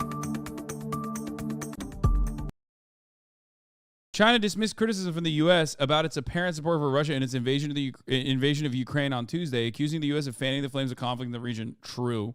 Chinese Foreign Ministry spokesman Wang Wenbing attempted to turn the tables on the U.S. during a Tuesday press briefing after the U.S. accused China of potentially providing lethal aid to Russia. Wang said the U.S. defense industry was profiting from the conflict and compared the situation to the war in Afghanistan. U.S. Secretary of State Anthony Blinken recently said that China knows that there would be consequences were China to provide lethal assistance to Russia. Why do we get to make this statement? Like, that's kind of wild. It's just like, hey, man, you try to do that shit that we do all the time. You try to do our shit, dude, you're fucked. How do they fan the flames? I need debate points. I mean, literally look at anything and everything that has happened in Ukraine from before the invasion to after the invasion. The United States, many attempts of like ensuring that peace talks don't ever go anywhere, even if it's not the United States, an envoy from the UK, specifically Boris Johnson, the liberator of Kyiv, Boris the Lion Johnson, the fifth column invading force of the Ottoman sons, going into Ukraine and telling them, like, let's not fucking do anything. Let's not get ahead of ourselves. I will debate you on the U.S. not fanning the flames. There have been moments where the U.S. has even been like, all right, Ukraine, you're getting a little fucking out of pocket here. Stay in your goddamn lane. Chill the fuck out. But ultimately, it's pretty obvious that the most to gain from this are the people that are furthest away from the war itself, especially the United States and even the UK as well. They get to sell weapons, and that's it. Nord Stream allegations were pretty funny. Like, they literally said that Russia blew up its own fucking pipeline.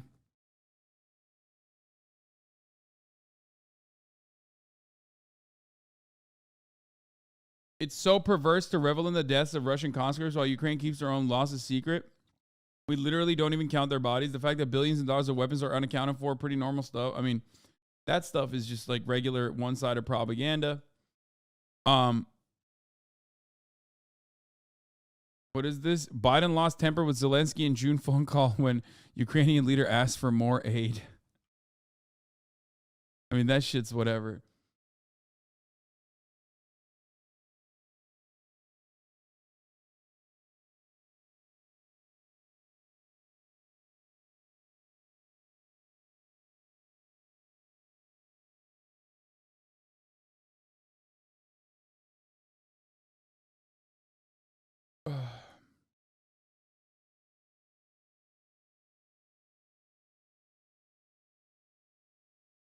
U.S. playbook on Russia before the invasion, overextending and unbalancing Russia, assessing the impact of cost-imposing options. The maxim that Russia is never so strong nor so weak as it appears remains as true in the current century as it is in the 19th and 20th. Many vulnerabilities. What evidence is there for them selling the weapons? Didn't they donate them? Aw, my sweet summer child. How do you think the weapons materialized? Okay. Let me explain to you how this fucking works, because a lot of people don't know. Okay, a lot of people don't understand. Didn't we donate the weapons? Okay, well, first of all, we did donate some of the weapons, but who made the weapons is the real question that you must ask yourself. How they made the weapons to begin with is the first step of this process, because the military-industrial complex doesn't just fucking materialize weapons in a fucking, in this magical, mystical way. They get money from the federal government to do research and development, they test out the products, and they make the weapons themselves, right? Now, a lot of that sits in surplus. And, when you don't have Afghanistan, you have a fat budget need that you need to account for.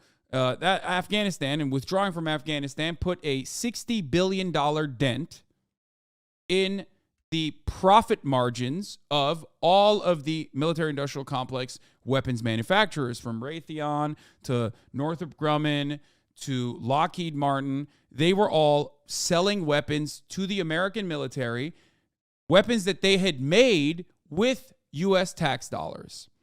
Okay? So now you got to put that somewhere else.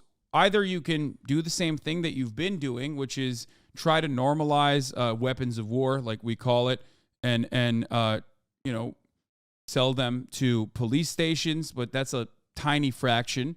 It's not going to be billions of dollars, and you're losing a lot of money in the process, okay? Or you're going to, normalize and sell AR-15s, for example, in the aftermath of Vietnam, and make that like a common purchase for the American weapons owner, like a very cool thing that you can customize with a bunch of different parts as well. But you can't really do that for fucking laser-guided munitions, right?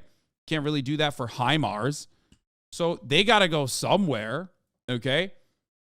So this is a great opportunity for the budget to be reallocated directly into Ukraine. The Ukrainian people have a legitimate interest in emancipation. This is a valid and justifiable interest that the Ukrainian people have. Okay, this makes the United States look kind of good too, because like this time we're selling weapons not because we want to make money off of the weapons that we're selling, or because we didn't have anywhere else to put the $60 billion of munitions that we've already accounted for, that we already want to make money off of. It would, dramatically reduce our profit margins if we didn't do that. Okay, so Ukraine is a perfect place to be able to do that. Why? One, Russia unites the Western world as a common enemy at a time when, leading up to the Ukraine war, the Ukrainian invasion, Russia has a lot of trade experience with the entirety of Western Europe through natural gas pipelines, through the fact that they are, selling a lot of energy. Russia also is part of OPEC Plus. They have a lot of say in what happens with gas prices. That's a huge problem. So how do you effectively use the situation where Russia goes in and invades Ukraine in the most insane fucking thing you could possibly do, okay? Which is basically like a gift that they delivered. They wrapped and hand-delivered to the U.S. State Department. Russia goes into Ukraine. They unite the Western world in standing up to the big bullies, which they are, okay? Then you now have this incredible opportunity to sell as many weapons as possible, weapons that you've developed, new weapons that you could develop, justify more spending on more R&D. You have to refresh your HIMARS that you already gave, your surplus weapons that you gave over to Ukraine. You also simultaneously are giving money to Ukraine to buy the same weapons, to buy additional weapons that we already were interested in selling to them. It's a perfect situation. Also, on top of that, we're testing new weapons in the field, too. This is a great opportunity to test out new weapons in urban warfare, trench warfare. So there's that element, too. It's such a win-win. Chatters donate more to their favorite streamers than the U.S. ever donated to Ukraine, lol. First of all, that is not true. And the reason chatters donate more to their favorite streamers is because the top of the hour comes with a 3-minute ad break. And if you no longer want to see those ads, you can subscribe for $5 or for free with a Twitch Prime. Okay? Now, if you can also get gifted a sub if you're lucky. There is that component as well.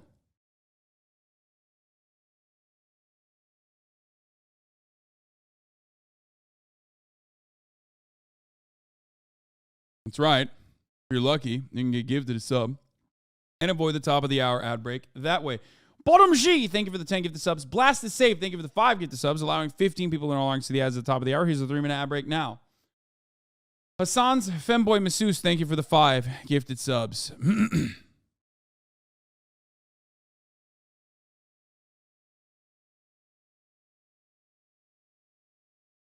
There it is. Native Draco, thank you for the 5 gifted subs as well.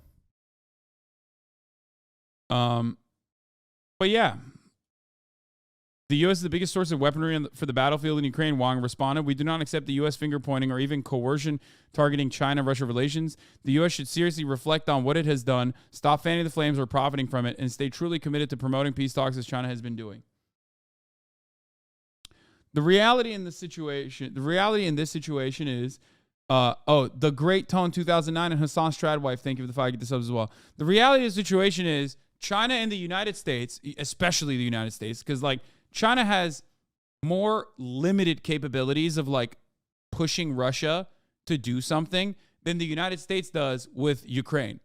Okay? If we were serious about this, and I've talked about this already many, many times over, okay? You literally draw this explanation for a few months ago. World War III averted. Like, keep seeing bill after bill giving Ukraine money. Okay, here's how this happens. Here are you, tax dollar guy. Okay, here is you. You're working, and at the end of your fucking, work week, at the end of every 2 weeks, you get some money. Okay, some of that money is taken from you. Okay, some of your in the form of tax dollars. Okay, that goes to the government. The government then takes that money. Okay. And obviously that still goes into social services and Social Security, obviously. Gives it to R&D. Gives it to, fat government contracts with Raytheon and Lockheed Martin, Northrop Grumman, and the like, and Boeing. So some of that tax dollars make guns. Let's just draw it like this for now. But the guns we're talking about usually aren't Desert Eagles, obviously, but instead fucking big guns like rockets, missile systems, things of that nature. Okay? Pew, pew, pew, pew, pew. That's what they make with that. So your tax dollars make these guns. And then Raytheon is like, well, we got to sell these guns somewhere. Where can we sell these guns? Well, we could sell these guns during war. This is a good opportunity to take some of these rockets. Okay? Here's a rocket. So then the government takes some more of your tax dollars and says, hey, Ukraine, we're going to do a lend and lease program. First, we are going to offer you some weapons. Okay, first, we're going to take some of the arsenal that we bought from Raytheon and Lockheed and them, and we're just going to give them to you. Okay, and then also, we're going to give you some dollars. What can you do with those dollars? What will you purchase with those dollars? More of the rockets. So that's how this fucking works. Not only are we giving guns to Ukraine, but then we're also giving them money so that they can buy more guns and more of the Raytheon rockets. That's it. Ultimately, the people that make out like a bandit in this situation are these guys, okay? These guys. Raytheon and Lockheed. First, they're getting the tax dollars to make these fucking weapons to begin with. Then they're selling those weapons to Ukraine or giving those weapons to Ukraine that the American government has bought. Then America is also giving more money to Ukraine directly. And then Ukraine will then turn around and use that money to buy even more rockets from Raytheon and Lockheed. That's why war is a racket. And you, the tax dollar, your tax dollars are paying for all aspects of it. Your tax dollars are paying for the research and development. Your tax dollars are paying for the U.S. arsenal to be refreshed. And your tax dollars are also going directly to Ukraine so that Ukraine can then purchase more of the arsenal that still needs to be refreshed, which is why we're going to buy an even larger budget next year around from Raytheon and Lockheed, because we need to refresh our arsenal and we need to continue making more weapons so we can give it to Ukraine, which is buying the weapons with our money. It is an... There you go.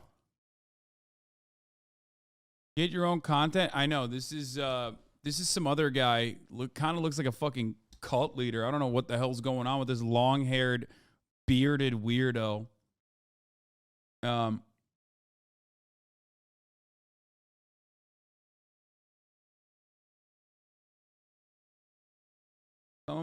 of my favorite scenes explaining. That's a Jericho 941 pointed at my head.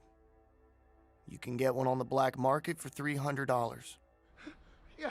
It is a very reliable weapon. My name is David Packows, and I'm an international arms dealer.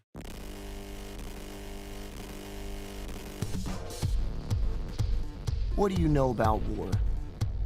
They'll tell you it's about patriotism, democracy, or some shit about the other guy hating our freedom. But you want to know what it's really about? What do you see? A kid from Arkansas doing his patriotic duty to defend his country? I see a helmet, fire-retardant gloves, body armor, and an M16. I see $17,500. That's what it costs to outfit one American soldier. Over 2 million soldiers fought in Iraq and Afghanistan. It costs the American taxpayer $4.5 billion each year just to pay the air conditioning bills for those wars. And that's what war is really about. War is an economy. Anybody who tells you... I don't know how people don't recognize this. Like, how? How are we in like 2023 and motherfuckers still are like, nah, I don't really buy it. No, it has to be for like good reason.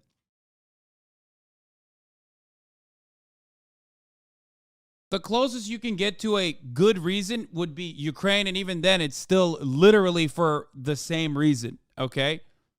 That's it.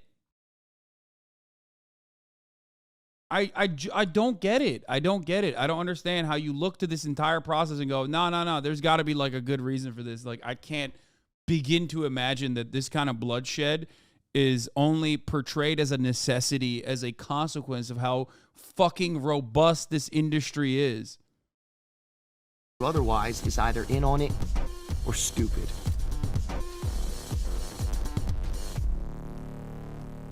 But I didn't know that yet.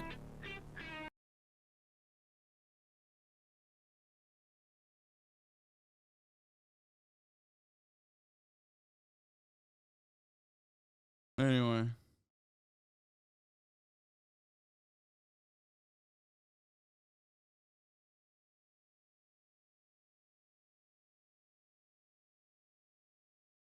I don't understand why we have to have bases in other countries. Why can't everyone just be in the States on reserves during peacetime?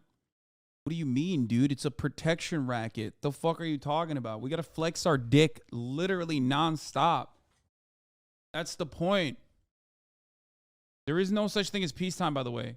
When the fuck has there been peace?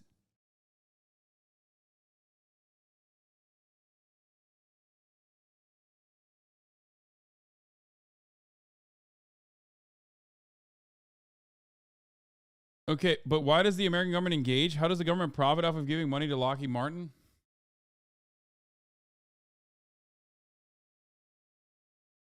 Okay. The American government is not a government. The American government is just like 50 corporations in a trench coat, okay?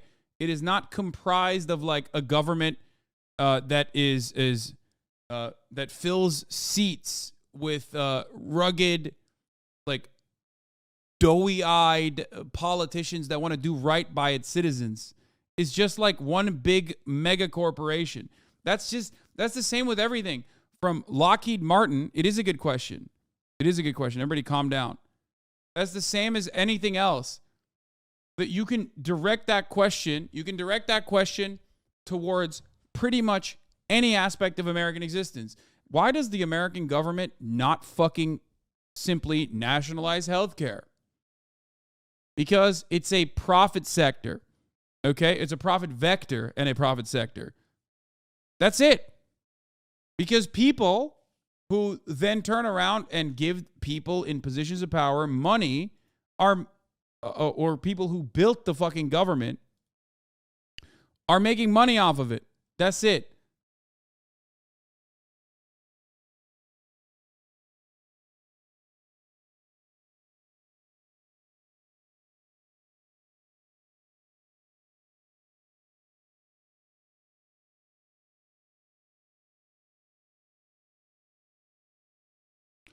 Yes, but it's also the petrodollar maintaining a balance of payments deficit. There's no soft power without military might to back it up. Yeah, that's true too.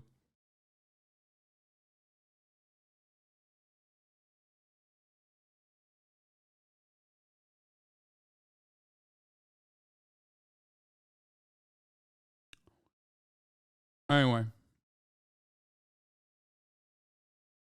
That's not very patriotic of you. I'm disappointed in you. I mean, patriotism is a lie. Like, there is no, these people are not even like motivated by their genuine interest in helping their fellow men and women. You know what I mean? They're not interested. They're not motivated in that either. They're just motivated by money. That's it. They're motivated by serving their corporate masters in an effort and protect their corporate masters' bottom line so that they too can make a fucking killing.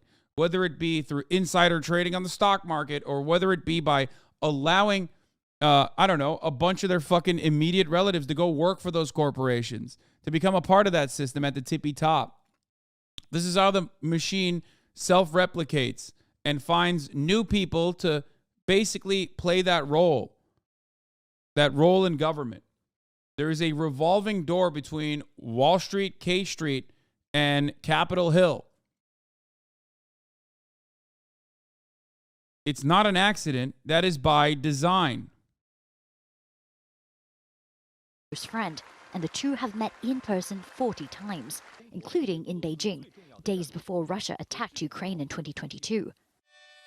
But there's more. Yeah, thank you. It's very patriotic to sell a missile to Saudi Arabia, the country that funded 9/11, so they can blow up a school in Yemen. Go ahead, explain that to me through patriotic terms. More to this than just friendship. Western sanctions have prompted trade between Russia and China to soar, especially in energy. Moscow is Beijing's largest supplier of oil and a major supplier of piped and liquefied natural gas. China really is a big winner in terms of having more access to cheaper now Russian gas and Russian oil. There's also a realization in Beijing that because it does really have the upper hand now in terms of, a source of investment for Russia, that it can more or less call the shots. Despite providing Moscow with significant economic support, Beijing insists it's neutral when it comes to the war in Ukraine. It's called on the two sides to engage in peace talks. But U.S. researchers say Chinese state-owned firms are providing Russia with sensitive technologies to equip its war machine. The data explicitly says that these parts are being sent to Russia for the use of the S-400 and M system helicopters. So we know that they're very clearly stated for that use. We also understand that in general, this bilateral trade is growing. And so we believe that there might be some connections in both China's effort to bolster its military capacity, as well as Russia's effort to bolster its military capacity with Chinese goods and parts. Beijing calls these claims hyped-up fiction and says its ties with Moscow are based on non-confrontation. Beijing's refusal to condemn Russia's invasion of Ukraine has frustrated Western attempts to isolate the country. Experts say international focus on the war has proved useful for China, providing an ongoing distraction from its own military activities in the South China Sea and around Taiwan. Katrina Yu, Al Jazeera, Beijing. In his speech to Russia. Oh.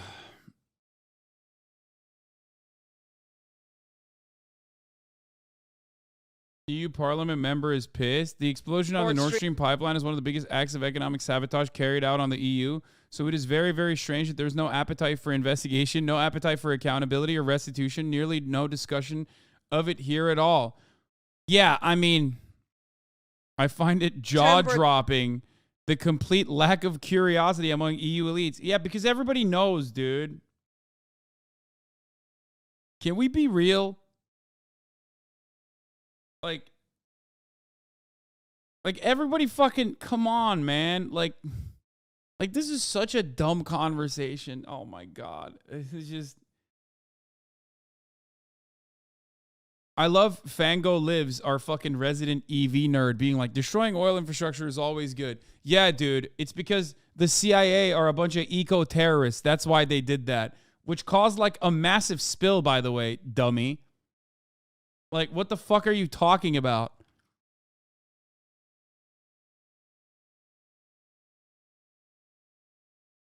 The largest gas leak in human history is a very good thing. I just want to be pulled into the town square here. Take a second off. It's not oil, it's natural gas, but he meant fossil fuel, but it doesn't matter.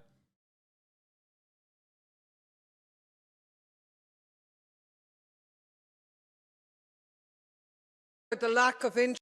Since September, the lack of interest in finding answers to who was behind the Nord Stream gas explosion has been frankly astounding.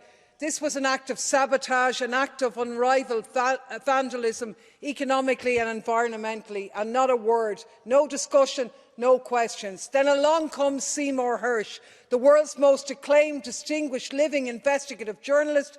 He produces a detailed claim that the United States executed this explosion with the help of Norway. Planned months before the invasion, a Norwegian Navy P-8 surveillance plane dropped a sonar buoy on the 26th of September, which triggered explosions planted by US Navy Panama City divers 3 months earlier under a Navy. Like, I don't even give a fuck what Seymour Hersh said, okay? I don't care if he's, like, old now, and because of that, he's, like, sometimes saying kooky shit.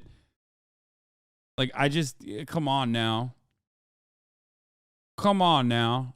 I mean, that's crazy. Like, I didn't need to hear the investigative reporting of Seymour Hersh to think like, oh yeah, this doesn't seem like maybe Russia did it to themselves. We did it, but Seymour isn't right. Come on, bro. No, I'm saying that's not even necessary.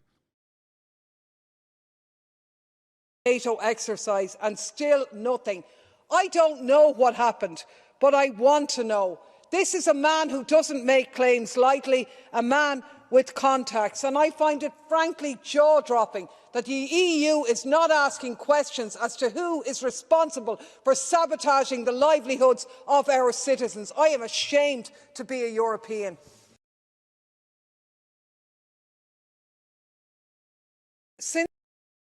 Here in Germany, even left-wing outlets are running defense to not support Russia by blaming the U.S. Wait, what? Like, it's not even... I don't even think that, like, saying that the United States has literally all to gain by blowing up the Nord Stream pipeline, which was, you know, sending gas into Germany, as they are simultaneously getting Germany to create processes where they can literally just ship in liquefied gas from the United States is so crazy. Like, they're buying our gas. They didn't even have the capability of, like, using our gas. So now they're building out facilities to be able to use our gas. And we're going to act like it's definitely Russia that did it to themselves. It doesn't even make sense. It doesn't make any sense. Biden literally said verbatim, if Russia invades Ukraine, there will be no Nord Stream 2. I mean, that part is pretty funny as well.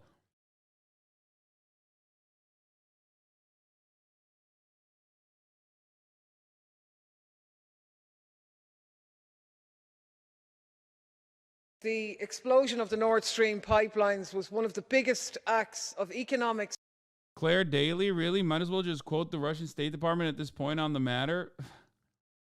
Dude, I don't care. I don't care what these people have said about Russia. Like, this is why I said, like, with the Seymour Hersh and shit, everyone's like, oh, these people are all bad. It's like, first of all, people that might have bad takes on other issues, okay? People that might have bad takes on other issues. And I don't know enough about Claire Daly's opinion on anything, okay? This was just linked to me. I'm looking at it. I don't even fucking care. I don't, because my own personal opinion on the matter, is pretty fucking clear cut. And for that reason, people call me a fucking Russian stooge too.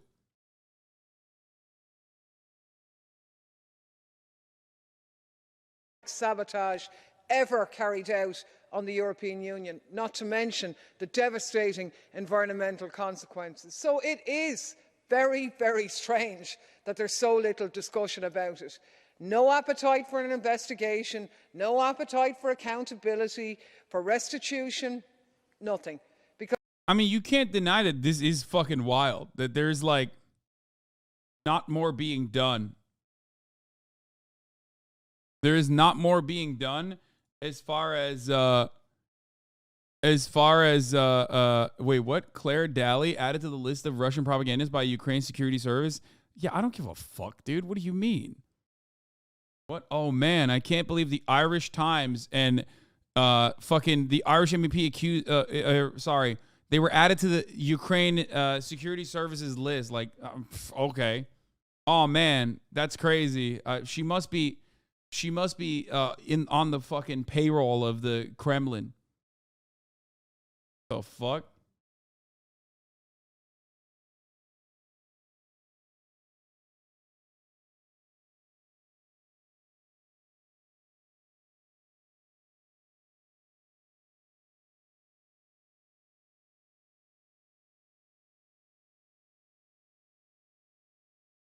Just tuned in. Did we cover Biden's speech in Poland? Yeah, we did.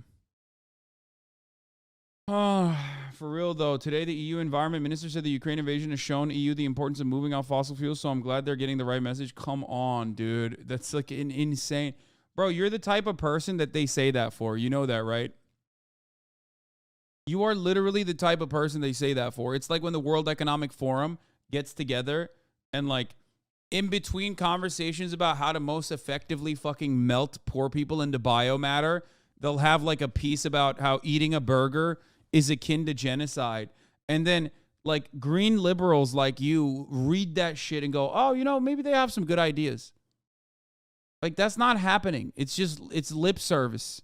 Okay? How much time have you spent in this fucking place to understand that what guides governments, specifically capitalist bourgeois governments, okay? What guides them, what motivates them is the capital owners and their bottom line. It's you know, they're not cutting agricultural production to save the world, okay? They're not cutting fossil fuels to save the world. If that was the case, they would do it. They would do other things as well on top of that. Like they do not operate on saving the planet. Ms. Daly, who is the only Irish figure listed, is accused of spreading two narratives: that sanctions against Russia make innocent people suffer, true, and that the Ukrainian conflict is a proxy war between NATO and Russia, also true. I don't understand. That's the reason why they put her on the fucking list of Russian propagandists. Okay, well, cool. Thank you for sending me this. Because already having voluntarily severed our links with Russian gas as a result of the ridiculous sanctions which are costing Europeans more than Russians, the explosion now ensures that we won't be restarting that anytime in the next few years. Instead, we're going to be relying on filthy, environmentally devastating.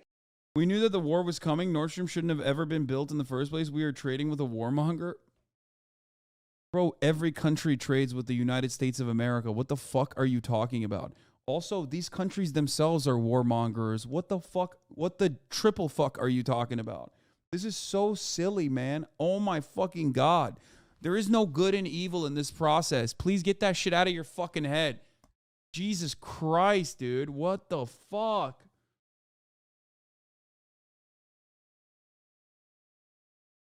Such an indictment of journalism today. People piled on Hirsch when he broke my lie, but at least the New York Times the New York Times types investigated it and it ended up corroborating a story. Now they just want to throw a tantrum and bury it. Yeah, look, no matter what happens, you fucking speak out against like America's foreign interests. People will literally fucking use that, okay? No matter what happens, if you speak out against America's interests, they will tell you you're a bad guy, you're fucking bad. They will group you up with like actually bad people too, which is really fucking annoying. You know what I mean? Like, I can't speak for Claire Daly, but like they'll just literally be like, oh, you're akin to Jimmy Dore. You're akin to fucking Glenn Greenwald. You're fucking operating alongside these people, okay? Germany's brainwashed into believing America's the good savior. That's what you get when you lose a war general on the war crime side. What?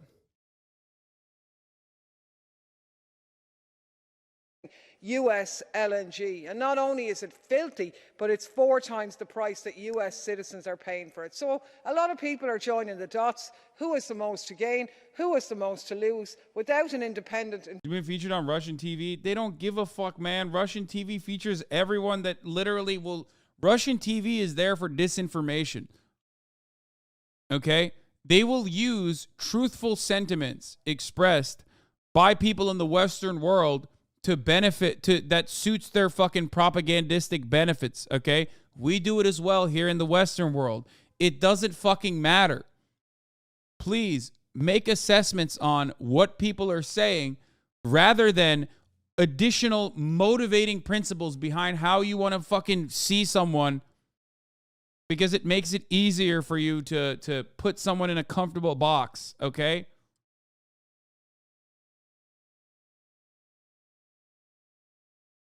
Investigations, those questions will continue to be asked. And we also need to draw the conclusion that the biggest threat on our energy infrastructure is militarism. War isn't ended by war, but peace. Oh my God.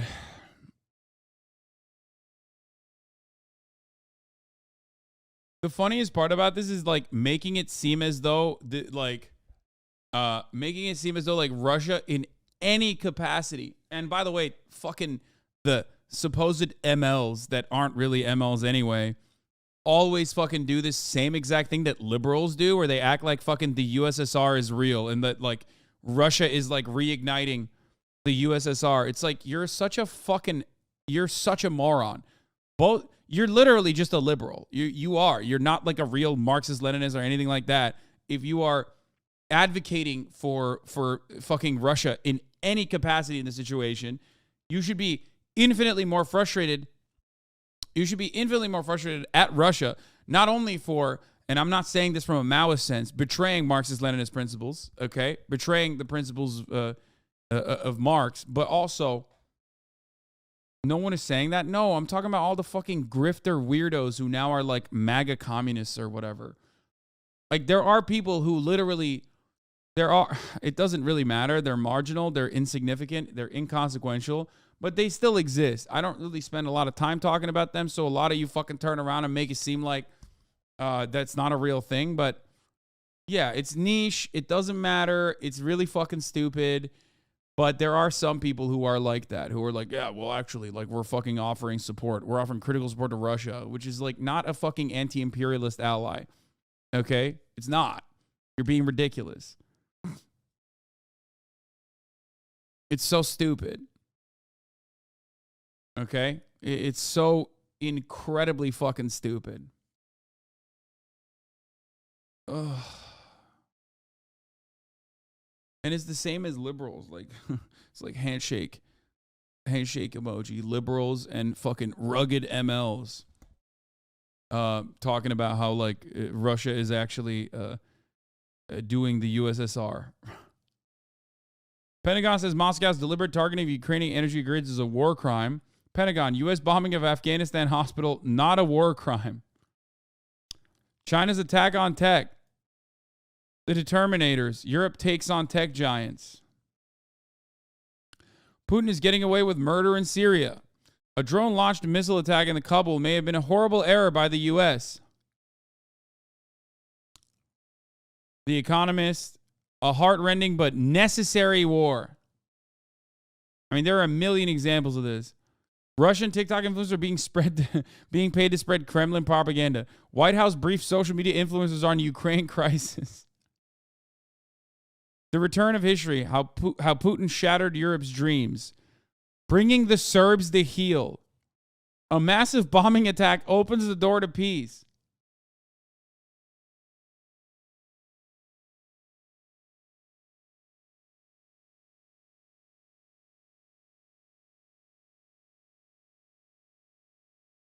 Takeover trap. Why imperialist China is invading Africa. U.S. too wants to bolster investment in a continent's economic promise. By the way, VS, thank you for the 14 gifted subs. Forgot to call you out. Casual savagery is seared into its soul. The absence of a historical reckoning with evils of Stalinism has spawned a people who believe brutality works. Don't feel guilty about our colonial history. Apologizing for empire is now compulsory, but shame can stop us tackling the world's problems. A reckoning for Stalinism. It's like everyone in a position of power in Russia right now was literally placed in that position of power by Western authorities, okay? What the fuck are you talking about?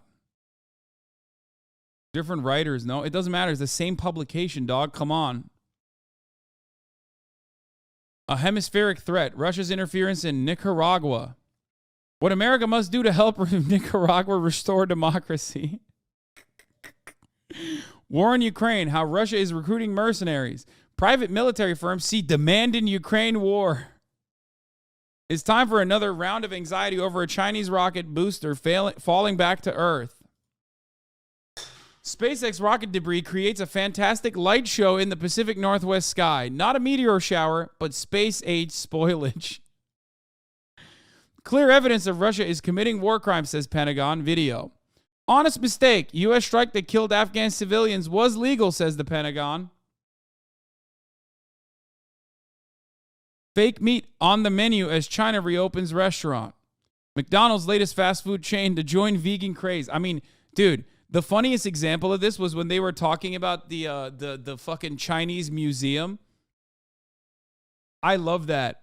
When they were talking about like the new museum that had opened in China that like whitewashed Chinese history, and I was like, the New York Times wrote about it, and I was like, do you know what museums do? Like, have you been inside of an American museum? Like, what the fuck? That's literally what? That's what museums are for. What the fuck are you saying? That's literally what museums do.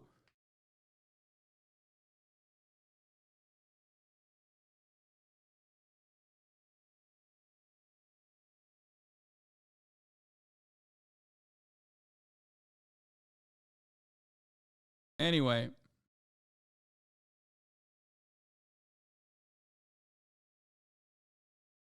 The last one to pop off on Twitter. Oh, yeah, I saw this. In China, children pay for their meals with their face. If their social credit is bad, they don't eat. In America, kids have a lunch number with their account, and if they don't have money in it, they don't get to eat lunch.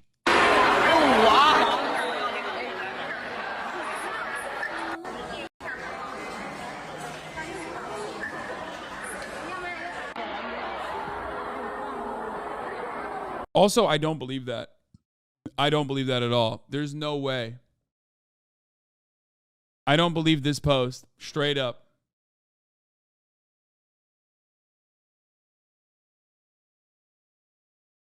Like, I actually don't believe this. There's 0% chance. But once again, you need to understand something. Okay? This is real. We know this is real. I've covered it. School lunch debt is a legitimate issue. Okay? This has nothing to do with social credit. They don't have fucking social credit for children. Okay? That's like ridiculous. Shut the fuck up. You made that up. And not only that, but also on top of everything else that you just brought up, and there's plenty to fucking criticize China over, this is not one of those things. It's so fucking stupid. Look at the original tweet. It got fact-checked. Doesn't seem like it here. In case anyone is curious what actually happens if you mess with our kids' lunch even a little.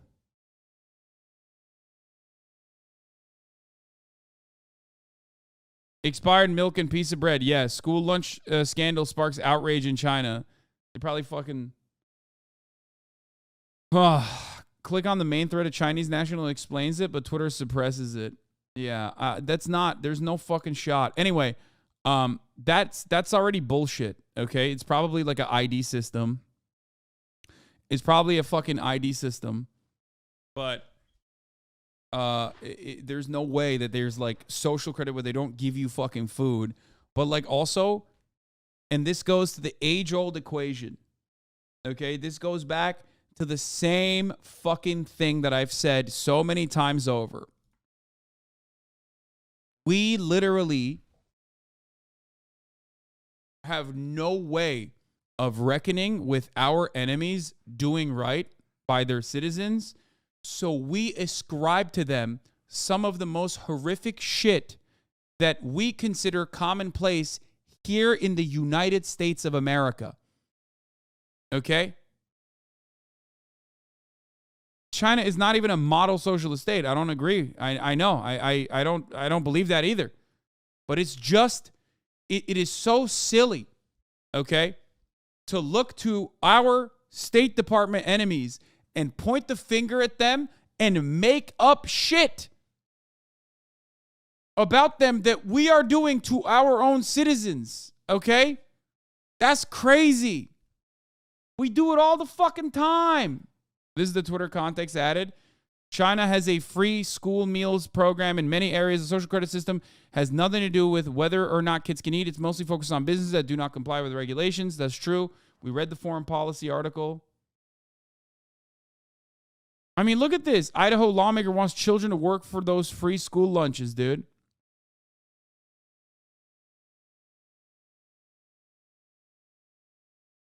How?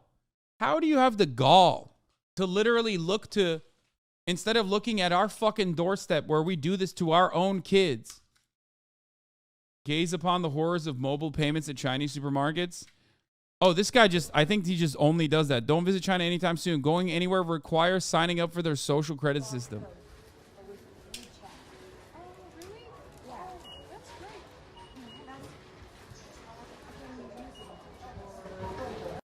There is no way this motherfucker.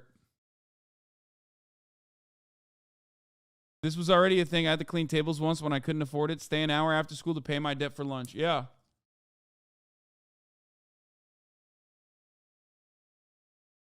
Motherfucker looks at self-checkout kiosk, goes, Apple Pay? Seems more like China Pay. Pay with your blood.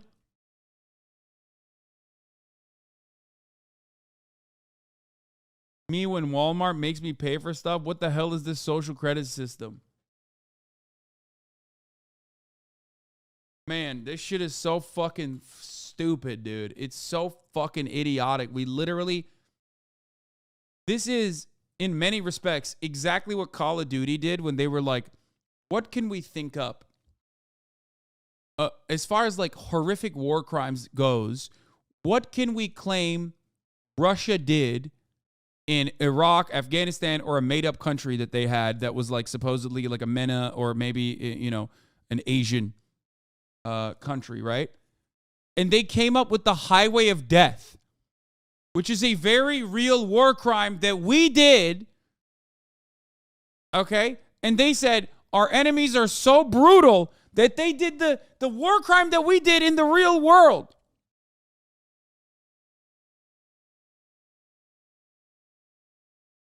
Because we are so monstrous, so brutal, so awful to our own fellow citizens, unimaginably cruel to our own fellow citizens, that we assume everyone else is like that. Or if we know better, even if this was true, it's not. Look at how delicious this looks compared to the slop that's passed for food in American schools. Yeah, literally.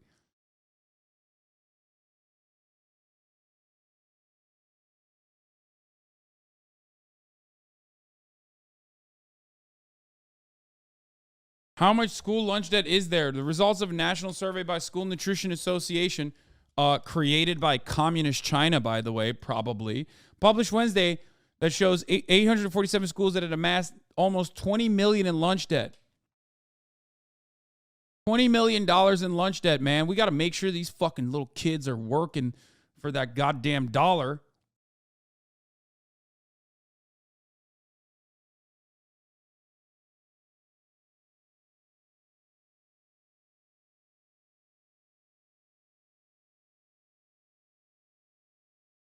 Finally, a video without watermark. The video was posted to 18/2023 Douyin account. It went viral because a Chinese kid is helping a pretty-looking foreigner use WeChat Pay as a supermarket. Nothing to do with social credit.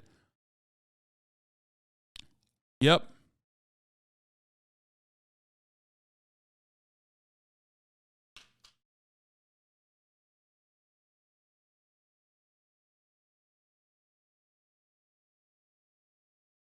The latest in anti-China propaganda, rallying against 15-minute cities.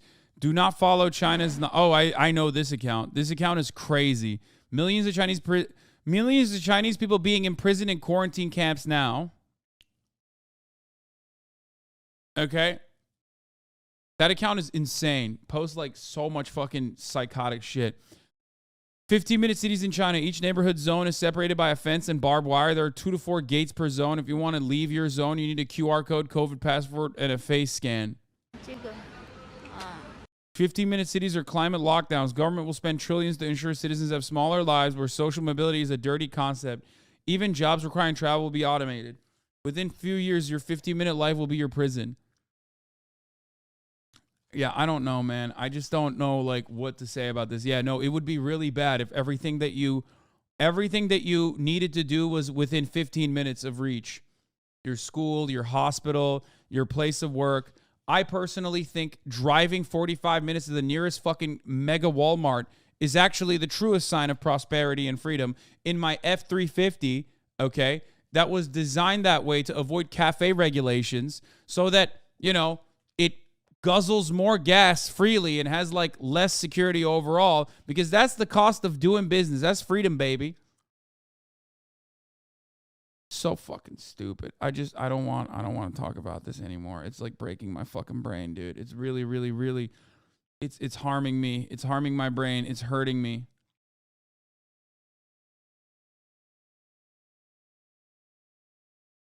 What? Hey, I think this would be something your viewers would like to see and help them in rational thinking. 21 mind traps, the ultimate guide to your most common thinking errors. I feel like this is some shit that like I mean, it's probably a good video. It's probably a good video. I'm not gonna say that. I was talking to a former State Department guy at work, and he was doing he was going odd about how he spent time in China and that their media lies to them about everything, to which I replied, well, our media is famous for being 100% truthful and never biased. He didn't know how to reply. Yeah.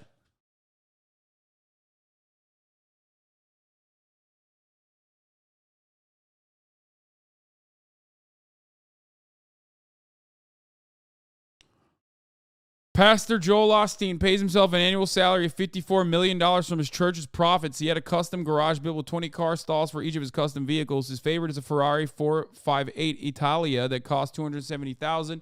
He lives in a 70,000 square foot mansion. Wait, that's it? You can buy a Ferrari for $270,000? That's fucking maybe when he bought it. Really? That's kind of weird. Anyway, in the New Testament, 4 different times Jesus tells his followers to always pay their taxes. Why is it in the United States that churches don't have to pay taxes? The IRS figures if all churches paid their fair share of 15% taxes, that it would total over $2 trillion a year. More than enough to solve the homelessness in this country, since it looks like these pastors would rather spend your donations on new cars instead of feeding the hungry. Yeah, I mean, of course.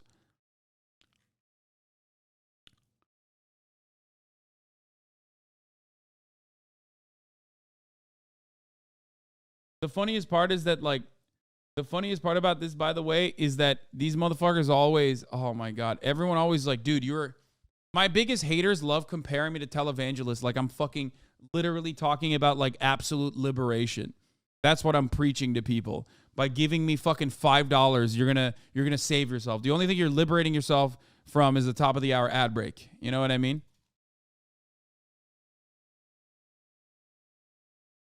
That's it. Anyway, I'm not going to run that right now. I'm not going to run the top of the hour break right now. This is not the top of the hour yet. I'm not doing it yet. Chill.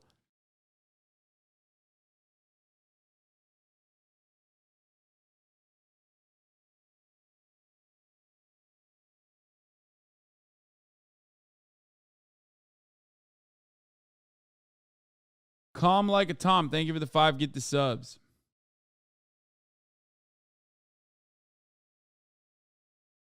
My brother did valet and told me that exotic cars are mid as fuck to drive. They're sensitive as fuck. He told me the Hondas are still top tier. Yeah, your brother's lying to you. As someone who drove a Toyota Camry his entire life, pretty much, and a Jetta, a Volkswagen Jetta before that, I can tell you with a certainty that at least, I mean, it's not an exotic car, but the Porsche is fucking incredibly fun to drive. Yeah. Maybe your brother was just driving it in parking lots. I don't know, but... Have you ever driven a Honda? Yes, I've driven a fucking Honda. What the fuck?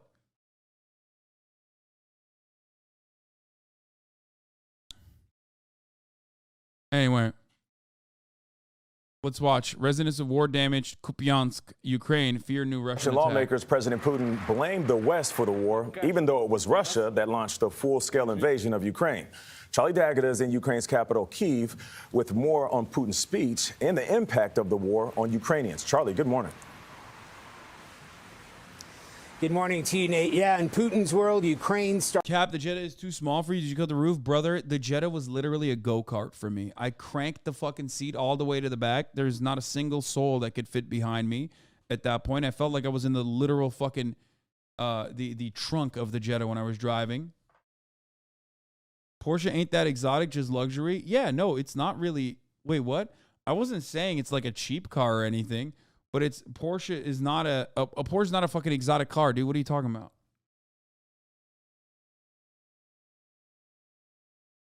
That wasn't to say like, oh, it's such a fucking cheap vehicle or anything. Like, I'm not saying that at all. Please do not misconstrue my words. Oh my God, I'm going to get clipped out of context again. And someone's going to be like, LOL! Hassan said Porsche is actually a common vehicle. No, they're a sports car. There's a terminology for it. They're a sports car. They're a luxury car, but they're not an exotic car. Exotic cars are usually like Lamborghinis, Ferraris. But having said that, it's I would say a cut above. I mean, it's like in the same wavelength as a Mercedes. It's probably better than a BMW, depending on what model you're talking about. However, having said that, it's not like in the Ferrari, Bugatti range. Those are exotic cars. It's higher tier than a BMW, usually in the same wavelength as like the better models of Mercedes-Benz.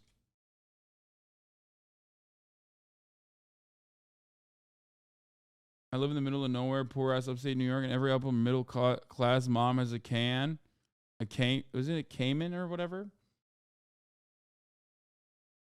I'm going to be real with you. I will respect you for buying a Taycan and not a Tesla. Dude, I'm not buying. I was never going to buy a Tesla. Let's be fucking real. Okay, but my guy, you are wrong. Wait, what do you mean? Bro, y'all are crazy. I'm not even trying to... Guys, it's an incredibly expensive vehicle. It's definitely a luxury vehicle.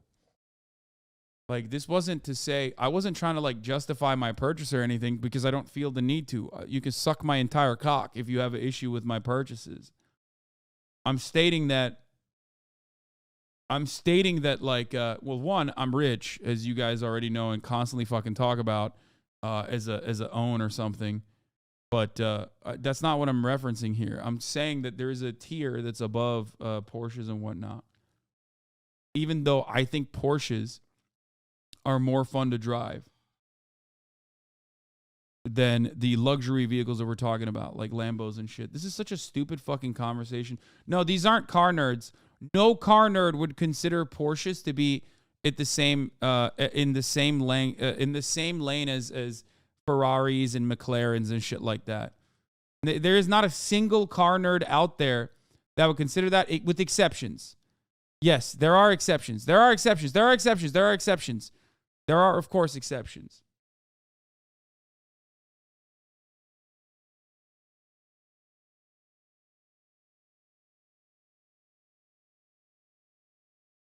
That's crazy, though. It's like saying Nissan only makes fucking... It's like saying Nissan only makes luxury sports cars and exotic cars because of the existence of the GTR. Like, come on. Come on. Every car nerd here, including I, understand Hassan makes perfect sense, and Chad has no clue what they're saying. Yeah. Running costs for EV, or would you track it? Wait, what? I think the thing about Porsches, and not to be too much of a fucking fanboy, the thing about, yeah, it's like saying Toyotas are sports cars because they make a Supra. Yeah. Porsche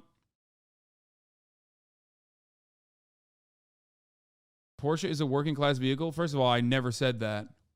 No, the working class version of Porsches are Volkswagens. That's it. Pretty much, you know.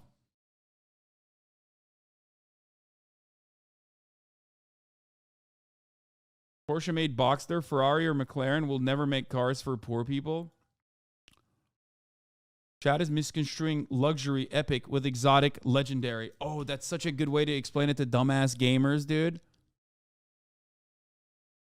Some argue Porsche GT3 RS is top tier, beats a lot of other cars that are more expensive.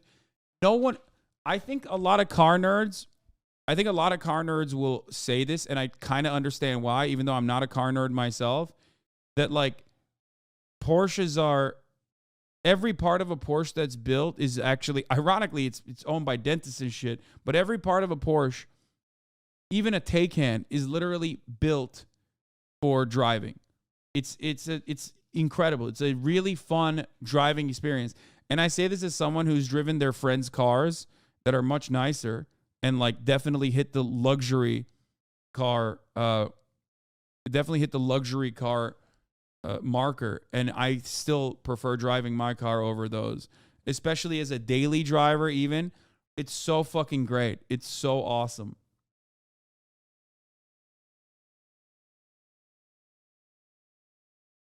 The worst thing you did was buy a Porsche EV and not the GT3. I can't fit in a GT3.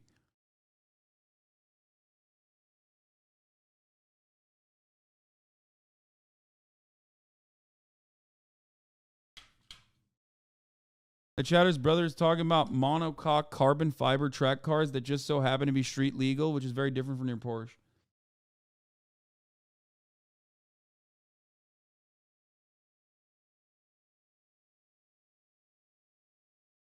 What's the deal recently? There's a movement against the car lifestyle and the infrastructure that requires, which I kind of agree generically, but would like to know your take.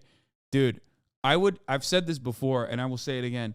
I will throw my fucking Taycan into the ocean if it meant tomorrow that act of sacrifice allowed for us to live in walkable cities with adequate public transit. I do not give a single fuck, okay?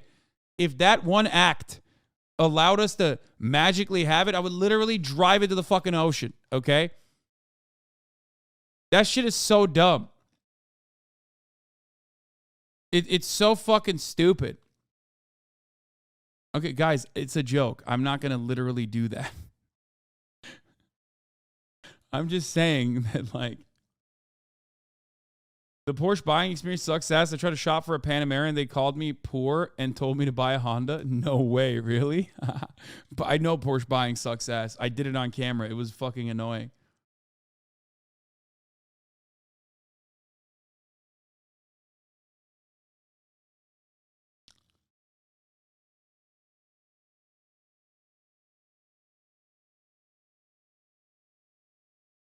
What's your, if you had infinite money dream car? I already said it. It's not anything fucking like crazy. I'm not a big car guy.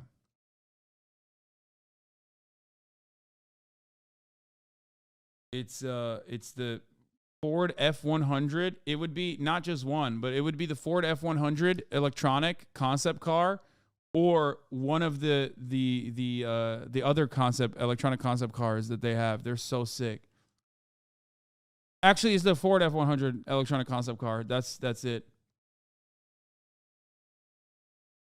GTI chatter says Volkswagen owns Porsche. Volkswagen GTRs are famously called poor man's Porsche. That's why I have one. And don't shut the fuck up about it in chat, lol. I know.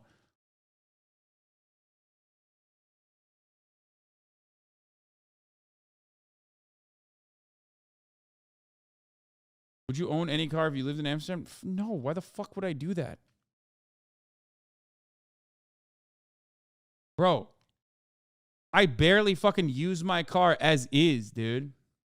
I barely use my car as is, okay? Like, but I still need it because I live in fucking Los Angeles where, you know, we have none of those things. Why the fuck would I ever, if I lived in a city like Amsterdam, why the fuck would I ever in a million fucking years, why the fuck would I, in a million years, ever have a car there? Started the war. In fact, he goes further to say the West started it. It's the same sort of theme he used a year ago this week to justify the invasion. And he doubled down, saying Russia cannot be defeated. In his own State of the Union annual speech, Russian President Vladimir Putin took aim at the West for escalating the war and its support for Ukraine. The more long-range systems that come into Ukraine, he said, the further we'll be forced to move that threat away from our borders. That's exactly what Ukrainian troops are preparing for in Kupiansk, this battered eastern city less than 10 miles from Russian-controlled territory. Once home to around 30,000 people, it's now a shell of what it was before it was captured by Russian forces. liberated in September following a ferocious Ukrainian counteroffensive. Residents here tell us there has been an increase in the number of explosions that they've heard over the past few days. And defense officials tell us that the Russians may be intent on recapturing Kupiansk. Volunteer soldier Nazari says the Russians are using all the weapons at their disposal. Everything. Everything, he said. Every day, everything. Yes. But we're used to this, and we keep the defense. But it is a grim existence.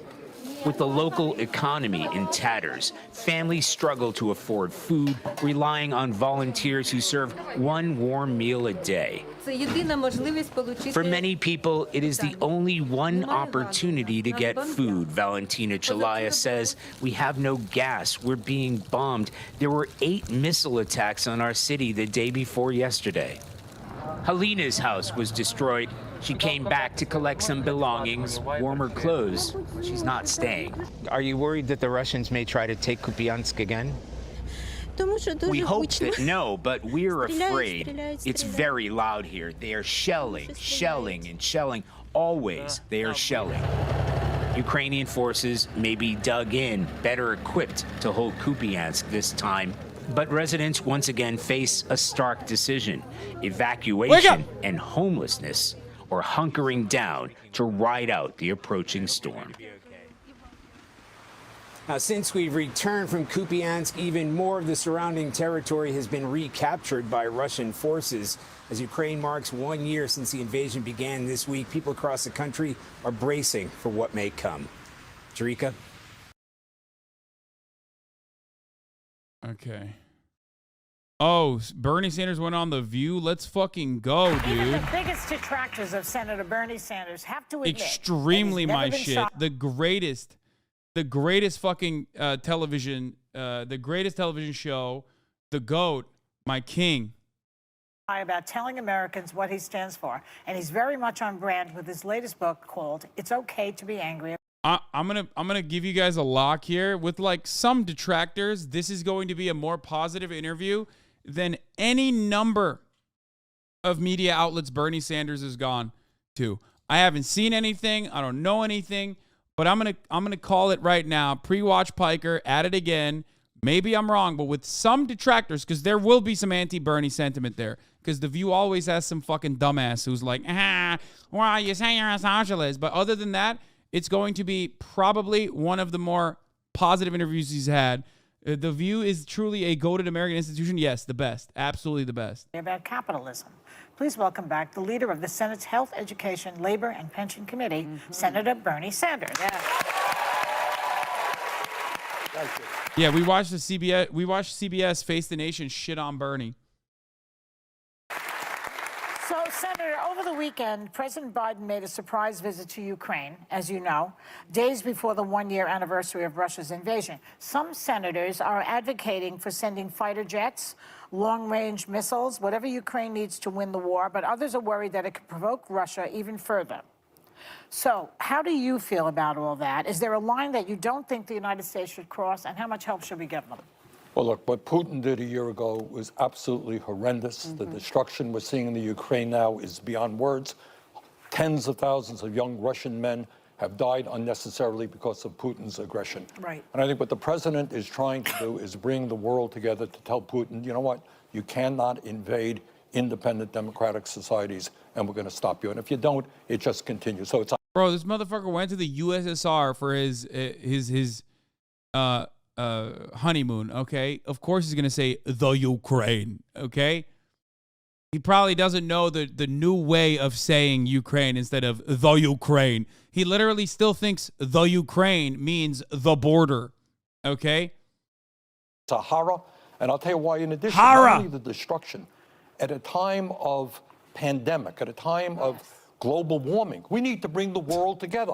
China, Russia, the United States, Europe. And what Putin has done is split us apart, and that is a real horror. It's a horror. And what do you make of some people saying that we're spending too much in Ukraine and we should be spending money here in this country? Well, we should do both, but there are ways to, I think we've got to defend Ukraine. But obviously, we have enormous domestic problems in this country. We have 85 million people who have no health insurance. We have 600,000 people who are homeless. So obviously, we got to address our needs as well. And as part of that, that's why. Cop out, bro. I'm a fucking dumbass Twitch streamer, okay? And when I even make assertions, like a slight fucking deviation from the State Department bottom line, motherfuckers go crazy. Oh, there's a pursuit. Oh, it's crime. Oh, it's a sick car too. Oh, fuck. Okay, we interrupt this broadcast for crime. It's crime time. And, we're just watching as this driver just does not want to pull over. We'll do Bernie in a second. We'll do Bernie in a second. We'll do Bernie in a second. Since the cruisers are no longer behind this car, but certainly a dangerous situation still because you just don't know how desperate this person is to get away. Don't know if, they have a weapon or what they're really trying to get away from. So you always have to treat these drivers very cautiously. And it looks like there's a little bunch up here on the 10. They are still in the fast lane, but certainly slowing down even more into the 70s, Desmond. Yes, I mean, at least we're now down into the double digits. We were up to 125 miles an hour at one point. And when we were trying to find this pursuit, we were actually watching CHP try to keep up, and they were going about 100 miles an hour on the right-hand shoulder. So obviously, when you think about those kind of factors, it's not that hard to understand why CHP may be willing to let this one go. There's no indication that this is no an way. dangerous person. There's no way they catch. Like Come that. on, This man. was, The only thing that can catch him is a fucking VTEC, baby. The police do not have. The police do not have a VTEC.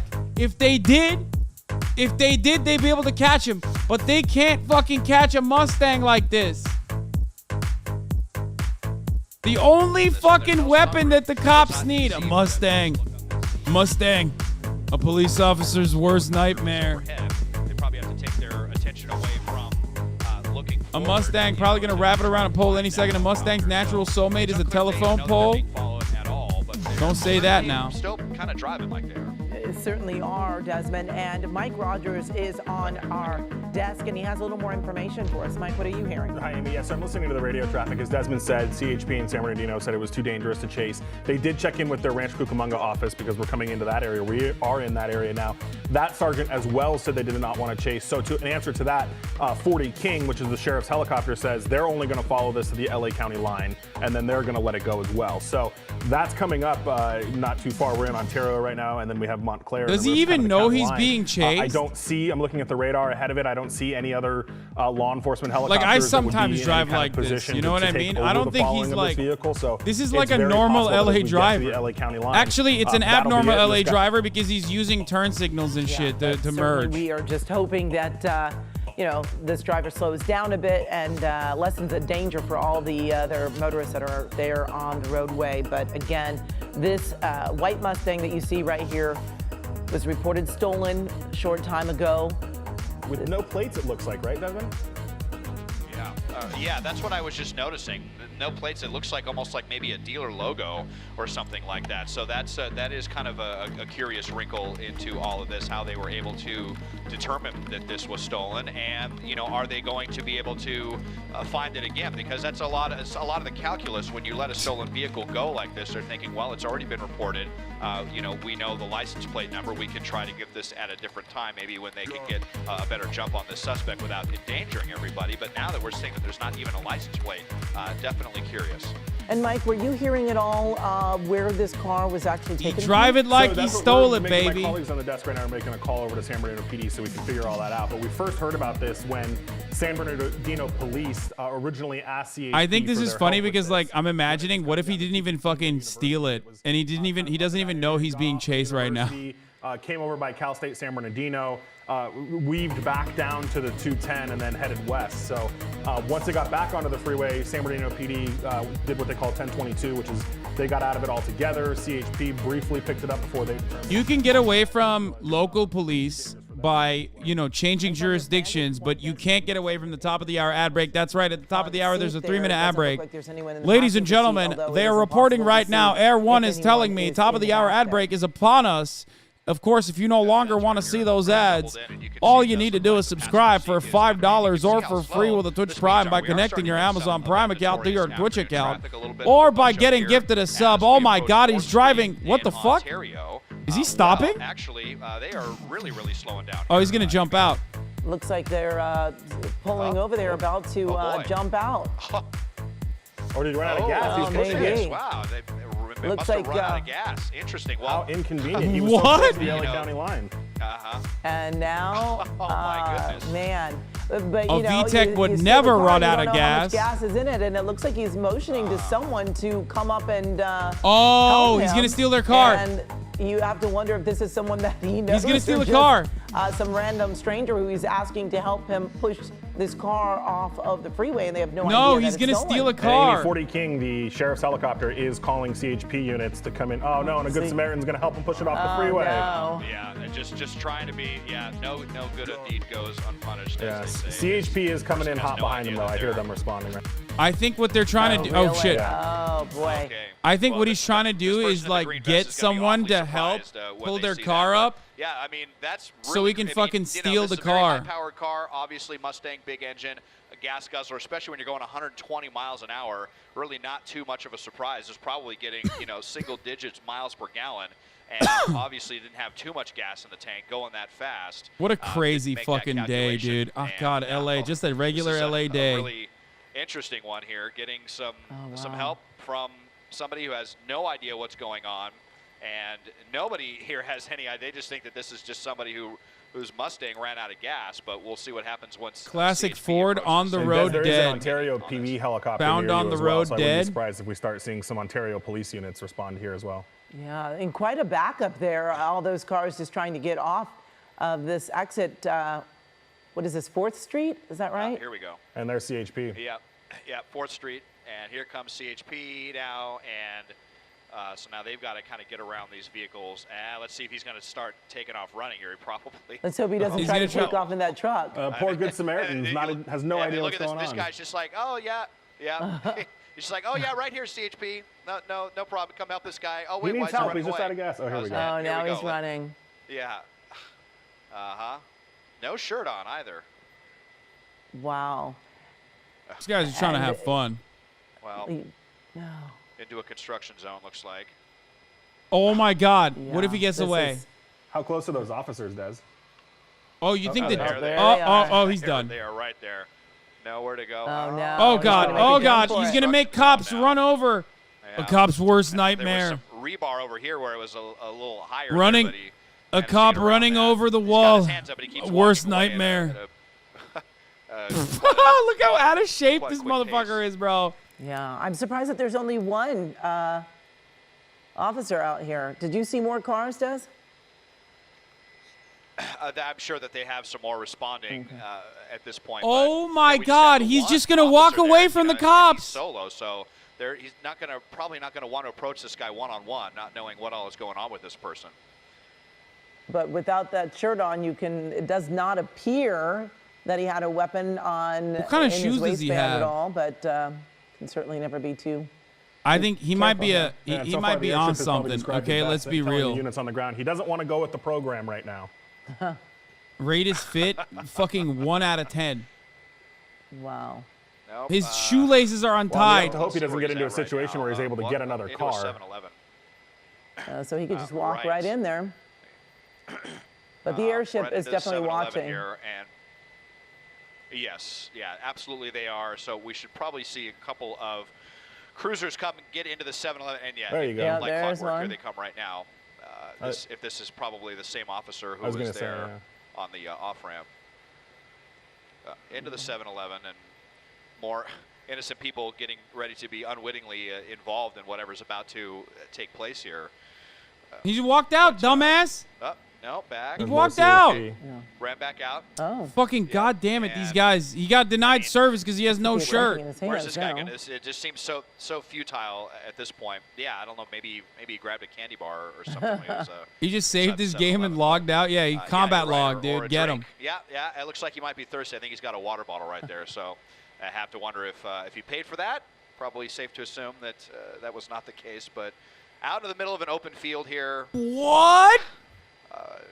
let's get some. There's here's another some- unit right there. in Yeah, that it white looks like he's car. trying to figure out. Another one right here. And kind of. Oh, he's gonna towards him, chase. so he might have, Cop is giving Go chase. ahead right here. This person just seems kind of lost and a little out of it, frankly. Oh no. I mean, oh boy. Running in circles at this point. I mean, he's boxed Get in up the the fence right there. Get There's up a the wall on fence. other side. Oh, he's got tasers on. No, he's gonna get down. And we got the taser here as well. So. Oh, I just gave up Enjoy immediately. At least you got some water out of it. It's. Bro, he Wow, put his this legs was, up too. Certainly an interesting end to this pursuit that began as a pursuit, ended there again as a pursuit, but certainly in the middle. They backed Oh my off, God! and this Look driver at this appeared fucking to run out of cop! gas or Yo! But now we are watching Bro! as this driver that Most in shape cop in Laguna Beach, dog. in custody. And this is all over. Of course, we will. Oh, that's a chonker, dude. That is a chunky boy. Woo! Wee! Cal News at 4 o'clock. Oh my God, dude. God, I fucking love that. That is hilarious, bro. American cops. All right, that was a fun little fucking sidestep here. We quick resolution, quick resolve. More on the toxic train derailment in Ohio. The Biden administration announcing new steps this morning to hold the rail industry accountable. Secretary of Transportation Pete Buttigieg is joining us live this morning. Mr. Secretary, thank you for joining us this morning. You know, you've got two real big missions right now, helping the people on the ground in East Palestine. Let's see what he has right to say. Now, preventing something like this from happening again. What is the administration doing on both fronts? That's right. So one of the biggest things to support the people of East Palestine is to make sure that they have access to the public health support they need, to the environmental resources they need. That's why the EPA Administrator, Michael Regan, will be on the ground there again, and why CDC is going out there. But there's another side to the story, which is making sure that we move forward on rail safety in this country. The NTSB, National Transportation Safety Board, is an independent body, and they are independently doing their investigative work. But we don't have to wait for their final report to know that some things need to change. And so today, we are pushing forward a three-part drive on rail safety.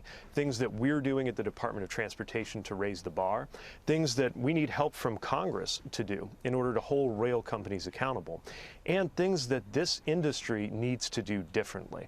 I got to tell you, ever since I came into this job, I have seen the power that multi-billion-dollar railroad companies wield, and they fight safety regulations tooth and nail.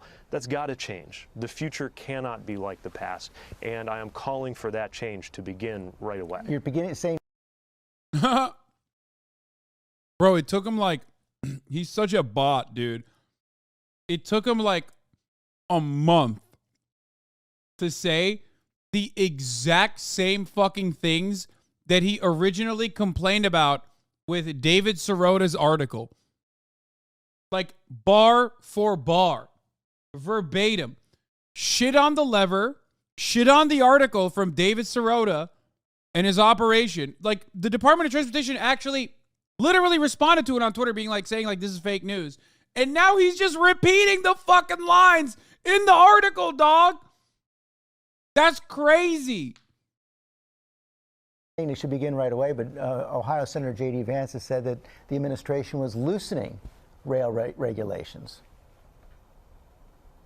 No, I'm happy to talk with him more if he wants to understand the work that we're doing. For example, we are advancing the requirement on two-person crews on trains. Believe it or not, the rail industry has been pushing to be allowed to have trains have only one human being on board. Imagine what happens if there's an issue on a train that's a mile long or longer, and there's only one person to check on something 3/4 of the way back in the train. Now, the last administration froze that rulemaking.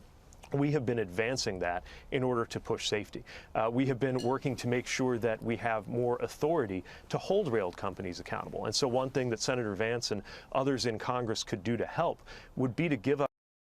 A good journalist, which George Stephanopoulos is not, would literally turn around and ask him, what are the steps you're taking other than asking the rail companies to politely stop trying to lobby for deregulation? You say deregulation is an issue. What are the powers that the transportation secretary has? What can your department do to implement regulation and force these companies to follow said regulation? How do you plan on holding them accountable? Us more teeth by raising the fines. Right now, even for the most egregious kind of safety violation, like ones involving hazardous materials that result in fatalities, Congress has passed a statute that caps our ability to fine at about $250,000. And that might sound like a lot of money for somebody going through daily life, but to a multi-billion-dollar company like Norfolk Southern, it is dust. So I'm urging Congress to do things like work with us to raise the fines, work with us on fortifying tank cars. Under the Obama administration, a rule went into effect calling for a stronger type of tank car to be fully rolled out across the industry by 2025. That got pushed back by an act of Congress to 2029. And calling on Congress to work with us to move that date back up, but also the rail industry can do that without us making them, and I hope they will make that change while we simultaneously work on the regulation. The administration has come under some fire for its response. The mayor of East Palestine has said it took nearly 2 weeks for the White House to contact him. There were shouts of "Where's Pete Buttigieg?" at a town hall meeting last week. What's your response to that? When are you going to go to East Palestine?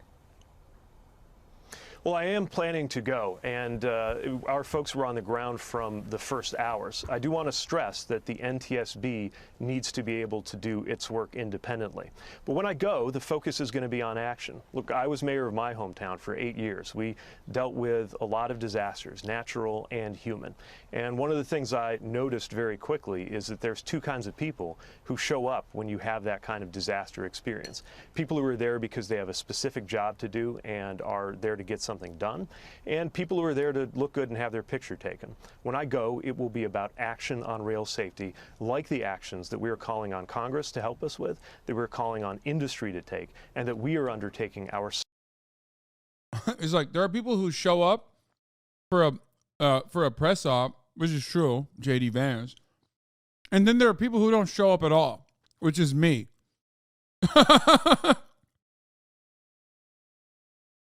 He's like, I couldn't even be bothered to do a fucking press tour.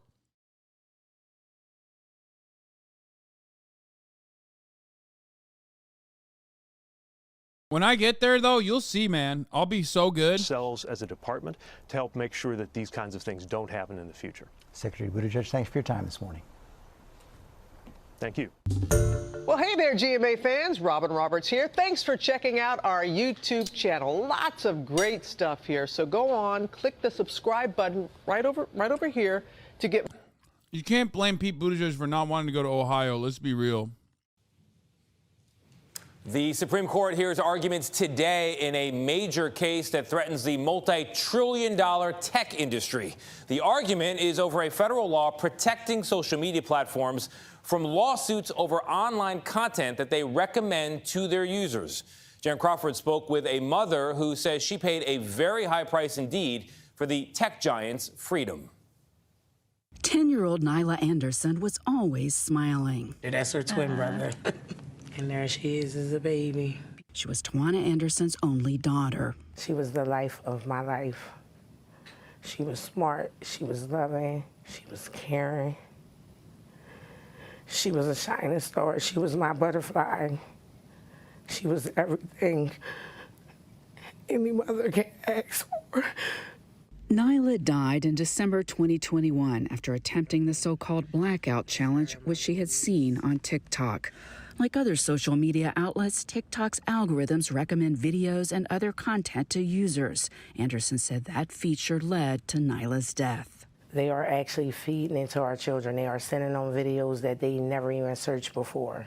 Anderson sued TikTok and has filed papers in a separate case now before the Supreme Court that for the first time could hold social media outlets accountable for some of the information and videos they are recommending to users. TikTok declined to comment on the lawsuit. The social media companies say a 1996 federal law shields them from liability, and that the modern internet would not exist if companies couldn't sort and recommend third-party content to users. Free speech advocates say social media companies have rights similar to newspapers deciding what articles to publish. People criticize social media platforms today, and they have the right to criticize them, but they don't have the right to legally force them to publish certain content, to not recommend other types of content, and so on. But for Anderson and other grieving parents, they argue that has to change. The funniest part about this, first of all, is that one, that's not true. It literally does happen in Europe. Some make sense, some are fucking annoying and weaponized against the left, like NetsDZ, that I have to deal with every day. But the funniest take is like, you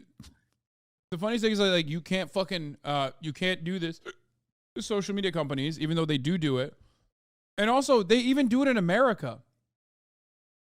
They do. You monitor ISIS videos and shit, you know what I mean? You know that you could get in trouble, which is why you don't do it. And not only that, but right-wing broadcasters routinely bully platforms to show their content more.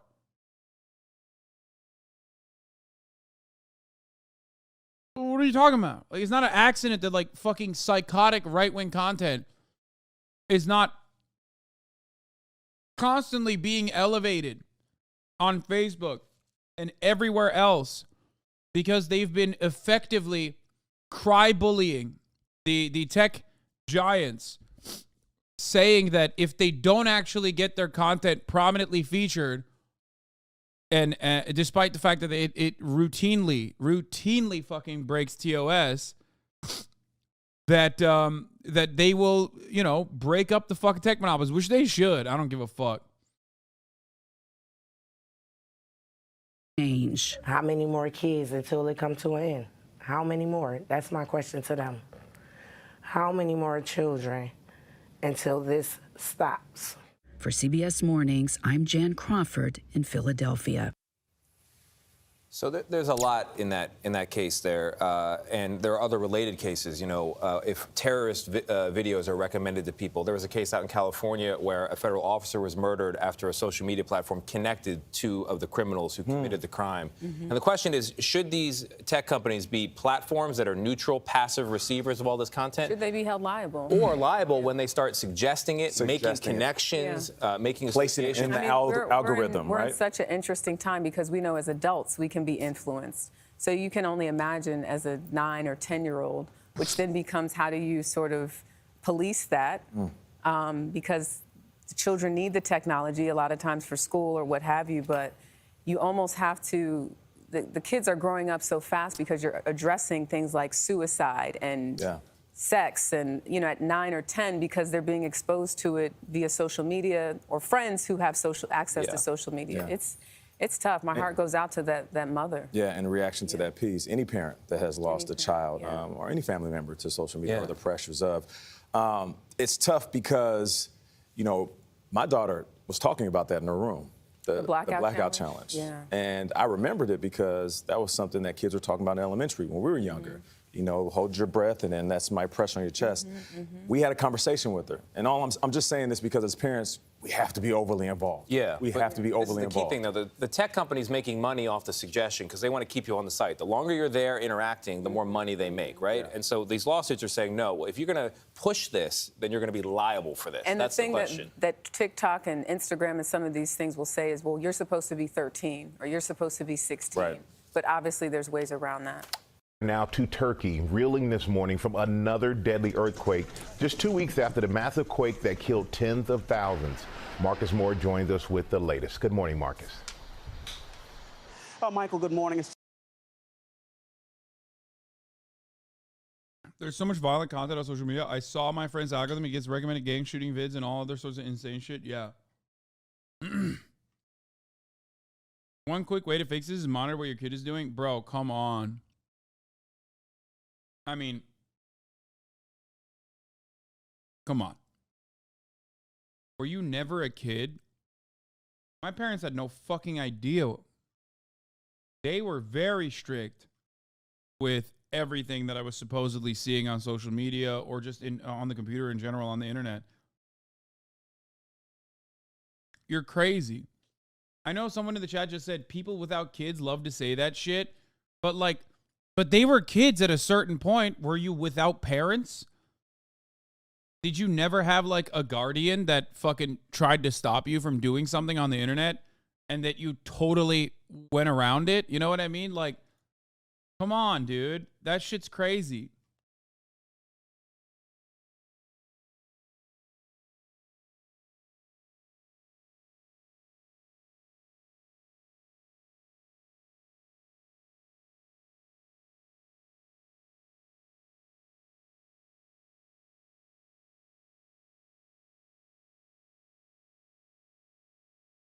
My parents had 2 jobs. What the fuck are you talking about? Wait, what do you mean? Are you telling me that? Because I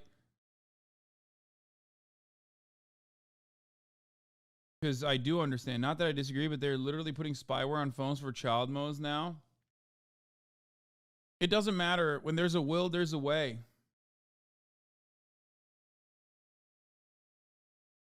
Okay? If they're monitoring your activity, they're not monitoring your fucking friend's activity. You know what I mean? It's just a sad update. All right, before we get to the earthquake news, let's hear from Legal Eagle on this. Has the potential to end the internet as we know it. The internet flourishes on user-generated content. It's the backbone of the internet. And if you write or say something that is illegal, you can be held liable for what you said. But usually the websites that host your content are not liable. And when you hear about Section 230, this is usually what we're talking about. But if websites were also liable for what users say, then websites would either shut down almost everything or police things so tightly that there would be basically nothing even remotely objectionable. Because if there's one thing that websites hate, it's being on the hook for billions and billions of dollars of potential liability and attorney's fees. And this isn't just some potential hypothetical. In the past, when laws made websites liable for user content, they just shut down the content and never came back. The MCA. One case before the Supreme Court this term seeks to do exactly that, but for all of the internet. No joke, this has the potential to end the internet as we know it today. So how did we get here? How did I get here? Well, it started with a tragedy. Noemi Gonzalez was a design major at California State University, Long Beach, who was spending a semester studying in Paris. On the evening of November 15th, 2015, she was dining with friends at a cafe on the Champs-Élysées when an ISIS terrorist with a gun opened fire. Gonzalez was killed along with 130 other people in coordinated attacks at 6 locations across the city. ISIS claimed responsibility for the attacks, and eventually 20 men were convicted of crimes related to the massacre. The lone surviving gunman was sentenced to life without parole. So, was justice served? Well, the Gonzalez family contends that it was not because there was another perpetrator still at large: YouTube. The family sued Google, which owns YouTube, alleging that YouTube's algorithms amplify violent videos and hateful content, despite the company's efforts to ban violent accounts and limit their reach. The Gonzalez family says that YouTube's recommendations expose people to hateful content, radicalize viewers, and encourage them to make terrorist attacks of their own. Google argued that because ISIS, not YouTube, made and uploaded those videos, YouTube was not the provider or developer of those videos, and therefore it was immune from liability under 47 USC Section 2. Notice that this argument never really extends to right-wing radicalization, which is absolutely real and true. For the record, just want to point that out. I mean, Daily Wire, you know? I saw Titty Mags when I was in elementary school before my internet was even a thing. I had a Betamax player in my room with R-rated movies. Kids saw this stuff even before the internet. I don't buy the idea that we should be making platforms liable for recommendations. That's crazy. That means that they will stop independent creators and become walled gardens for major corpos. I agree with you. I know. I think that this sets a very shitty precedent. However, I do think that there needs to be a way to at least open up the door without complete control, without like genuinely fucking forcing every company to do exactly what you just mentioned, where companies do have to self-regulate like they are. Like companies need to fucking self-regulate. They need to abide by their terms of service. But isn't ISIS right-wing, not left-wing? Yes, ISIS is right-wing. And there is the American version of ISIS that was also popping off on YouTube and still is.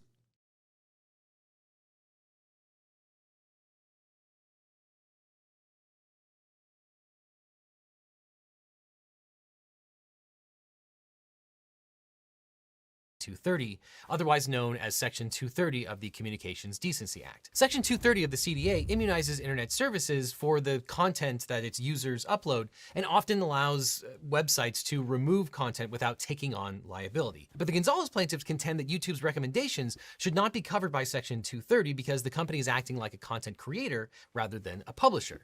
The Ninth Circuit Court of Appeals held that the Gonzalez claims fell within Section 230 and Google was immune from suit. The Gonzalez parties appealed, and the Supreme Court granted cert to answer the question of whether Section 230 immunizes an interactive computer service from liability for recommending other party content. Now, in support of their claims, plaintiffs allege that, quote, 2 of the 12 ISIS terrorists who carried out the attacks used online social media platforms to post links to ISIS recruitment YouTube videos and, quote, jihadi YouTube videos. One of the men who fired at Gonzalez had appeared in an ISIS recruiting video in 2014.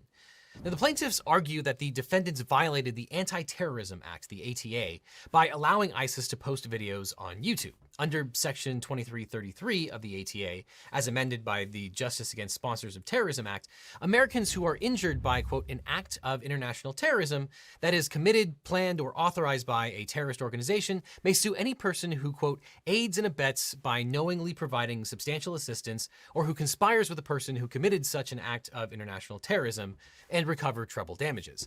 So the Saudi government, 9/11, sorry. It's a weird cough I had. I don't know what it is. The legal question in the lower courts was whether a social media platform that was not used to commit a specific, quote, act of international terrorism may still be liable for aiding and abetting under Section 2333. Also, international terrorism, but not domestic. Interesting. Weird that, like, what? Does that not apply to domestic terrorism? What the fuck? My voice is changing. What just happened? I think I had a bubble in my throat. That was crazy.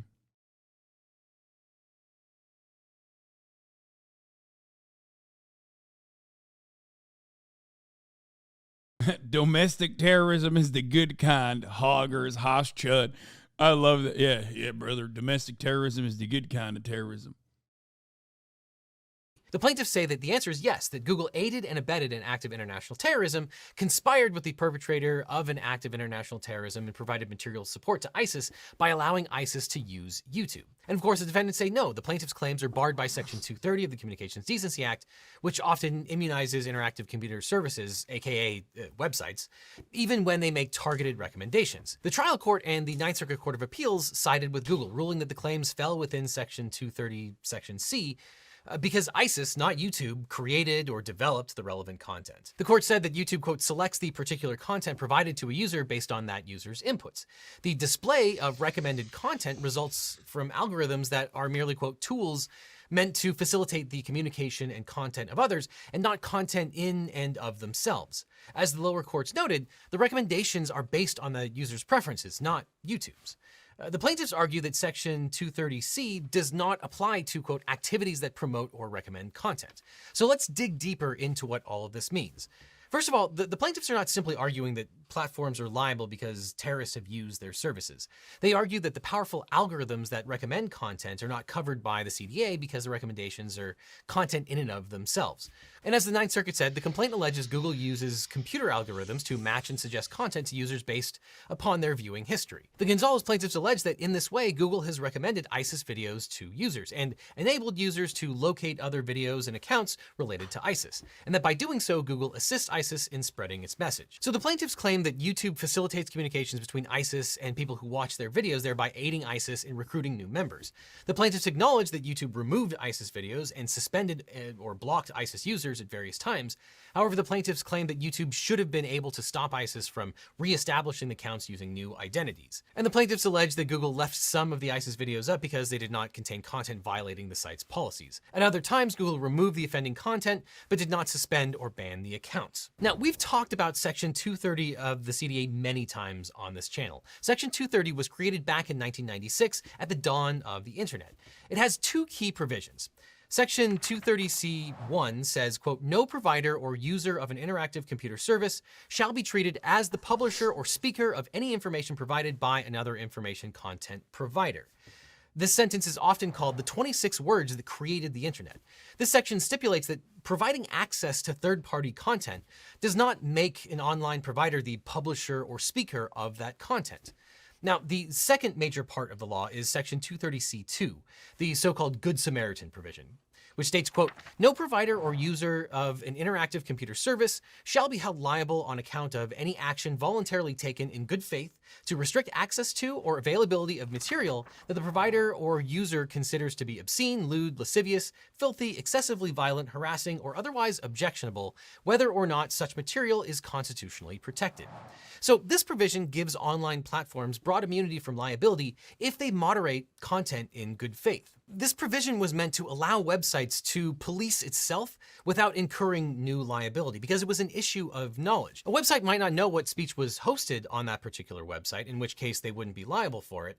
But if they knew that illegal speech or defamatory speech or some other kind of speech was hosted there and then took steps to remove it from the website itself, then they actively had knowledge of that particular speech and thus might become liable for hosting it in the future. So websites found themselves on the horns of a dilemma until Section 230 of the CDA was passed to allow them to engage in good faith moderation. Because there was generally a knowledge requirement to be liable for things that were hosted on your website. If you had no knowledge of what kind of speech was on your website or platform, then you generally weren't liable for it.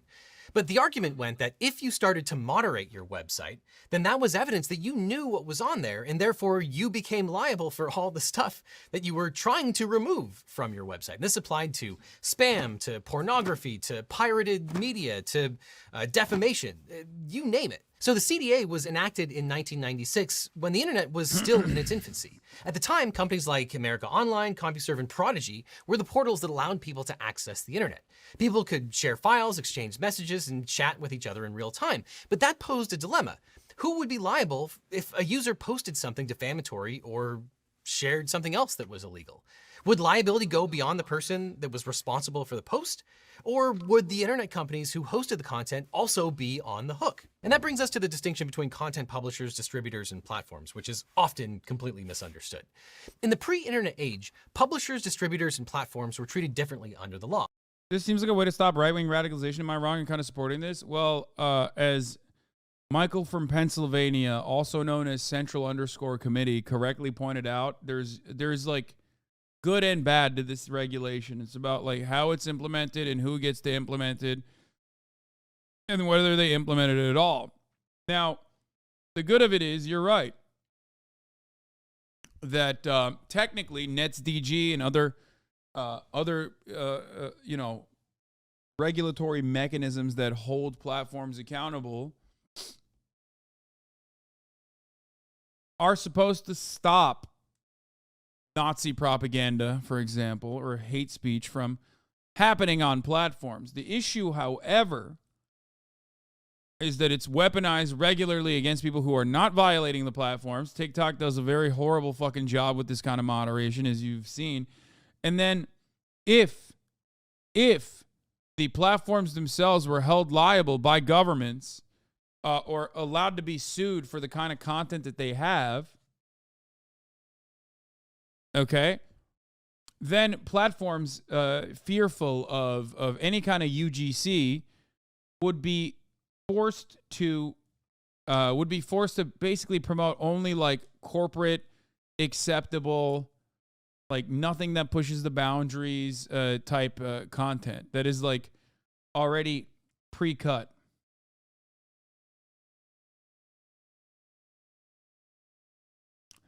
It's similar to your point about the New York Post story about Hunter's laptop being taken down. Selective moderation is a slippery slope.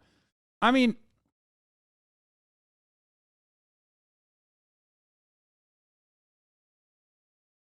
you could argue that the provision doesn't protect the algorithms made to boost content. The Supreme Court could rule that the moment that an algo picks it up, then the liability is on the platform. First of all, you would need these geriatric fucks to know what any of those things mean or how to fucking figure that out, which even their clerks are not going to know. That's number one. And number two, I don't think that then you just don't boost anything. Then you have a fucking, then you have basically like 30 viewer Andys that want to go viral, but like they will never get viral because they don't have content that is pre-moderated.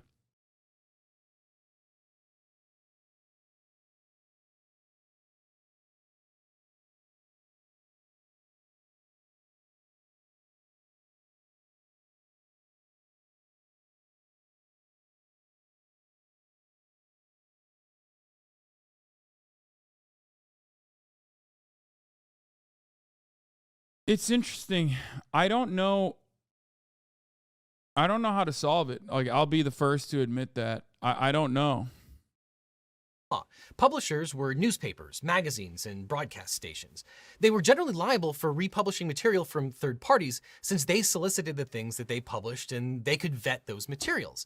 Distributors were businesses like bookstores, newsstands, and libraries, which distributed material that was printed by others. And distributors were not required to assess every book that they sold. For example, in the 1950s, the Supreme Court overturned a Los Angeles... You're talking like going viral is something we're owed? That's such a fucking stupid take if you don't understand what the other side of that is. You are in here every day. You see how much misinformation can be damaging and devastating. Okay? If our corporate oligarchs are the ones who even full-blown control the information that is being disseminated on their platforms, you bet your fucking ass I'm gone, okay? No longer do I have the Hasanabi broadcast. The moment that I say something about Jeff Bezos, they're like, well, you're technically a liability. Sorry. You could be saying things that are considered to be radical. You know what I mean? It's just like you're not going to have any new content creators. You're not going to have any content whatsoever. It just dramatically changes how the internet works, how independent media works. Because right now, as it stands, the way that the algorithms are operating are not good. I agree. Because it is more interested in keeping people on the website rather than looking at the content and having like any kind of ideological perspective on it. Their ideological perspective basically comes from not having an ideology on right-wing shit. Okay, bro, we get it. Stop fucking, oh my God. Sorry. Not having an ideology.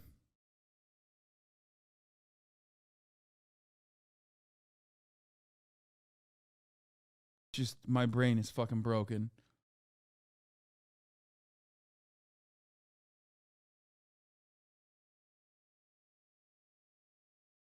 Oh.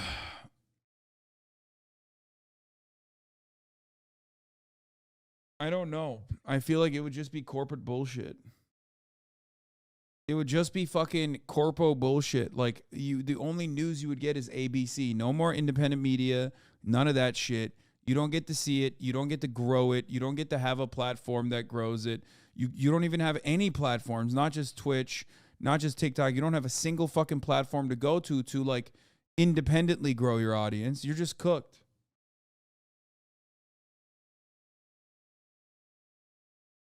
You're telling me nothing went viral before recommendation engines? It did, but it was pure organic vitality. First of all, that's not really true either.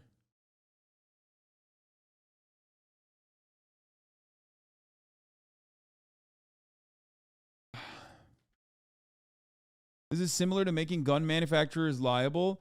Yeah, I don't have an issue with making gun manufacturers liable because communication and free speech is an actual fucking principle that I think is important, especially when it comes to disseminating information. Whereas having a fucking gun is not your like God ordained right.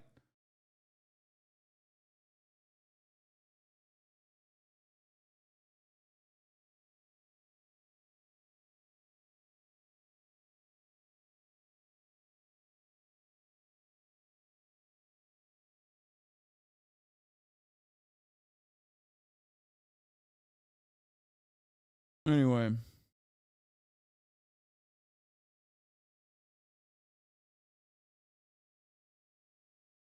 That guy in the hole went viral a long ass time ago. Yeah, but there was an infinite amount of things that, first of all, that guy in the hole went viral because news media covered it.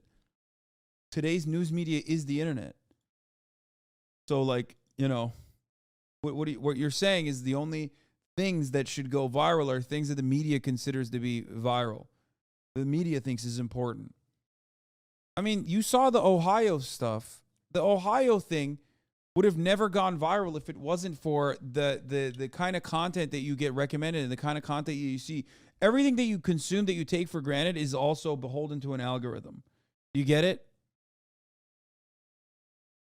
That's it. Like the top of the hour ad break, which comes at the top of every hour, and it's 3 minutes long. You are beholden to that because of an algorithm. Okay?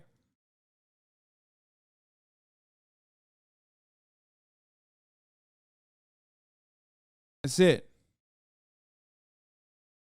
And if you no longer want to see those ads, all you need to do is subscribe, which you can do for $5 or for free with a Twitch Prime by connecting your Amazon Prime account to your Twitch account, where you get one free Prime subscription a month.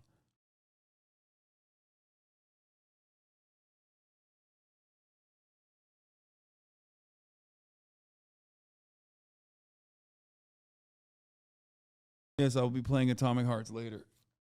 You can also get gifted a sub if you're lucky. Here's the 3-minute ad break now. Thank you to the anonymous user for gifting 10 Tier 1 gifted subs. Ordinance that said, if you have obscene material in your bookstore, you can be held criminally responsible. And in that case, a bookstore owner was convicted of violating the ordinance by MP selling Sharky, a novel called Sweeter Than gifted. Life, which tells the story of a, quote, ruthless lesbian businesswoman. The Supreme Court said that the bookstore couldn't be responsible for reviewing every single thing in the book or magazine that it sells.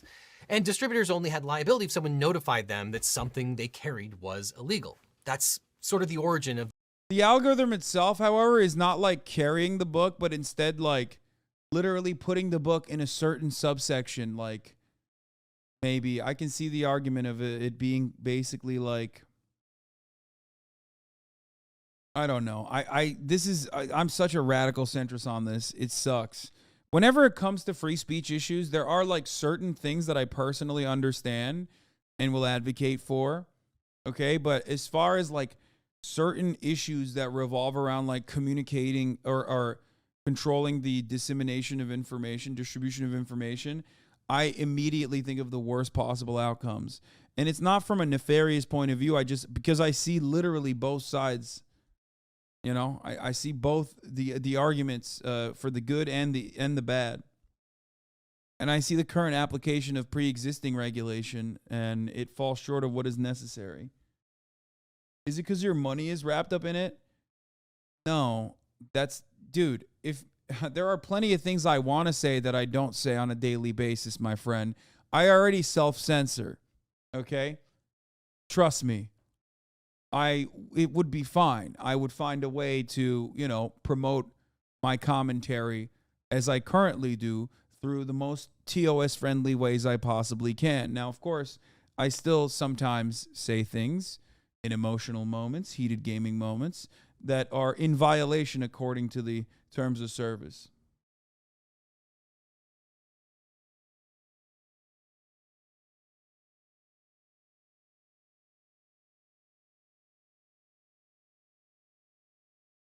Can't be saying those gamer words. No, it's not gamer words, but you know, like tokens, like I talked about, like the kiss yourself token that I think is just sometimes I just want to really say it. Okay, I really do, and I want to say more.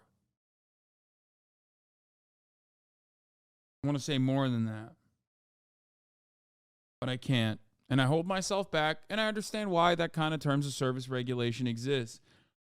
I have time and time again also mentioned that Twitch has the best terms of service application.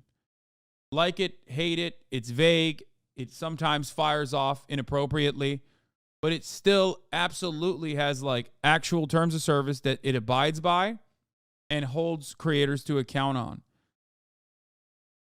It's true. In comparison to YouTube, in comparison to Facebook, in comparison to Instagram, Twitch actually has a TOS, and it's significantly better than other platforms. This I will absolutely openly admit. It's not Corpa Arc. That's so stupid. I get banned more than any other content creator, you fucking idiot. Oh my God. I hate when people say this is your Corpa Arc. Kappa? That's not you're okay, you're a dumbass. You're an actual fucking dumbass if you think that. All of your faves have gotten banned for shorter periods of time than me or less than me, okay? Just remember that. And I've been stating this before I got banned, and I've been stating it even after I get banned. Okay, no matter what happens, I don't like Twitch Corpa, and no, you too. What? Motherfucker can't even talk. He just keeps saying Corpa.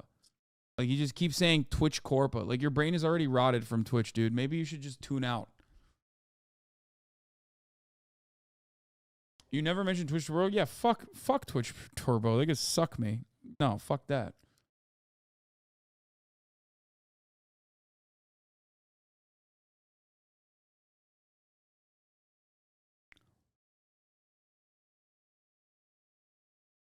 Anyway.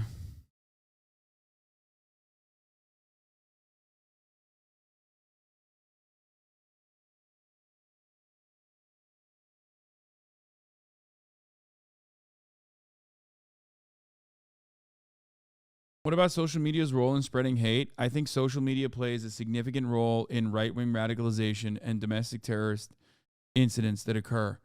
I agree. I think that social media should be very careful in promoting this kind of thing. The platforms should definitely control it. The platform should definitely have a stronger hold on terms of service violations, like Twitch does. Okay? Lest they want the government to come in and check them. But they don't. You know what the funny is? The guy who complains about you getting the most favoritism hasn't been banned since like 2019. Are you talking about like Trainwrecks or something? Because like he doesn't even stream that much anymore to get banned even. But yeah, you're right. That's right. I've been banned more than XQC. I've been banned more than Trainwrecks. I've been banned more than most other top content creators. A lot of the top content creators that are gamers, right? Like they're gamers with a fucking capital G and a hard R. None of them ever get banned, really. They usually don't.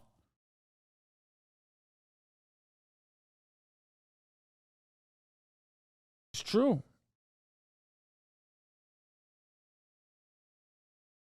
Oh, even though I get favoritism, I don't think you should hate on Turbo. I use it for a good viewing experience. Yeah, okay. I hate on Turbo because like, why the fuck would you give money to the platform instead of the content creators? That's why I hate on Twitch Turbo. You know what I mean? The knowledge requirement. And platforms were common carriers like phone companies and television broadcasters. Platforms weren't liable for third-party content that they carried. So, for example, let's say AT&T found out that someone's answering machine had a libelous outgoing message. Was AT&T required to act by canceling the owner's telephone service? Well, the court said no, AT&T couldn't be sued for libel simply because the owner used its service to say something libelous. And similarly, a broadcaster wasn't liable for running a political candidate that falsely accused someone of being a communist. But then the internet came around, and the internet era posed a new challenge for this case law. Two of the first internet service providers, CompuServe and Prodigy, were sued for hosting forums where users posted defamatory content. Now, Prodigy billed itself as a family-friendly version of the internet. Did you get a computer recently? Well, congratulations. You can now join hundreds of thousands who've discovered Prodigy. It moderated comments, removing things it thought were bad. Now, CompuServe didn't moderate anything. CompuServe combines the power of your computer with the convenience of your telephone. And both of those companies were sued for defamatory statements that their users posted to the service. Now, the case against CompuServe was dismissed because the court considered it a distributor of content rather than a publisher. CompuServe could only be held liable for defamation if it knew or had reason to know of the defamatory nature of the content. And since they didn't do anything to moderate their forums, the company couldn't possibly know, or at least argued it couldn't possibly know, about what the denizens of Rumorville were posting about each other. But Prodigy was found liable for failing to moderate enough. Someone went on a forum and claimed that Jordan Belfort's investment firm, Stratton Oakmont, committed fraud in connection with a stock IPO. The firm sued Prodigy and the anonymous poster for defamation, and a court held that Prodigy was liable as the publisher of the content created by its users. Wait! What? But they did! Wait, didn't they? Bro, that's what?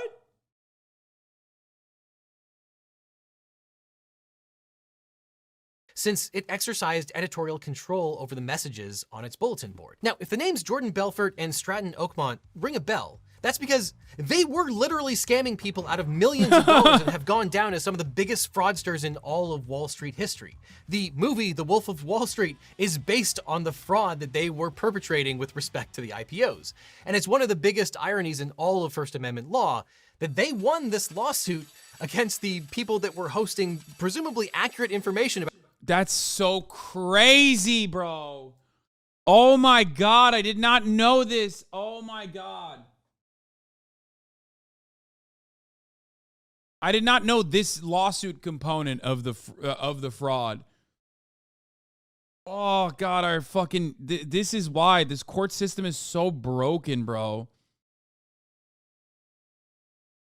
They literally fucking successfully sued a website for hosting information. They sued a website that has a terms of service that it abides by.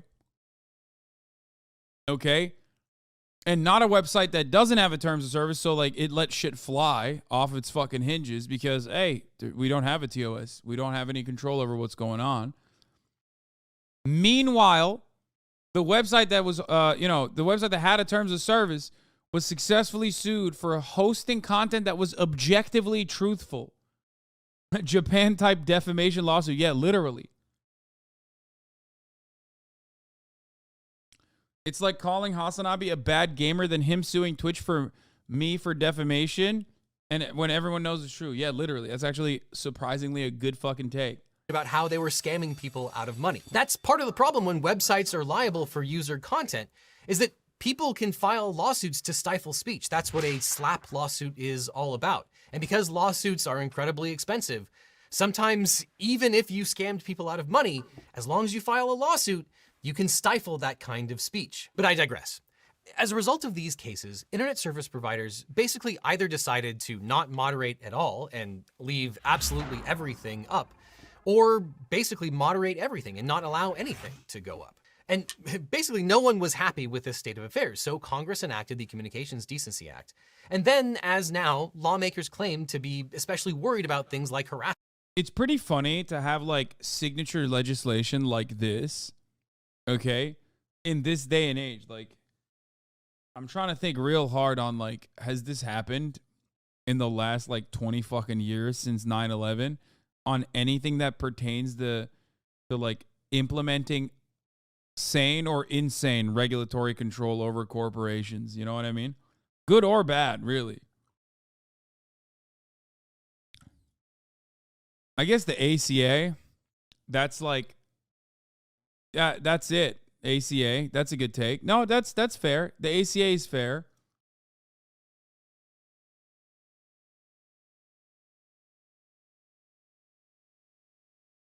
Yeah. I can't really, and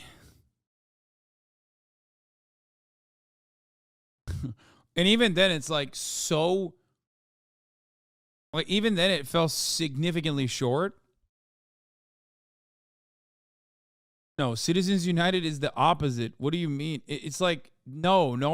That decision is the exact opposite of what I'm talking about. No, I mean like implementing corporate control, not unshackling corporate spending in the form of, no, when I said bad or good, I meant corporate control that's bad. I didn't mean deregulation. I meant regulation that is, shitty. Regulation that's shitty. That is deregulation.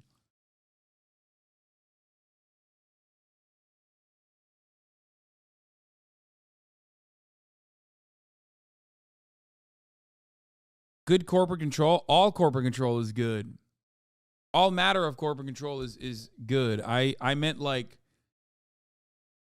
it would be weird to find shitty corporate control like this level.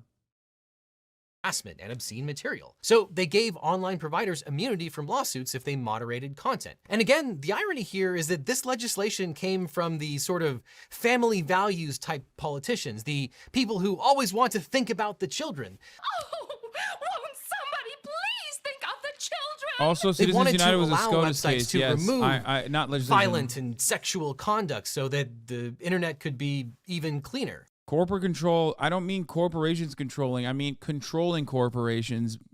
Daddy Leon Trotsky. Come on. The same politicians who wanted and got the little parental advisory explicit content warnings put on rap albums. But I digress again.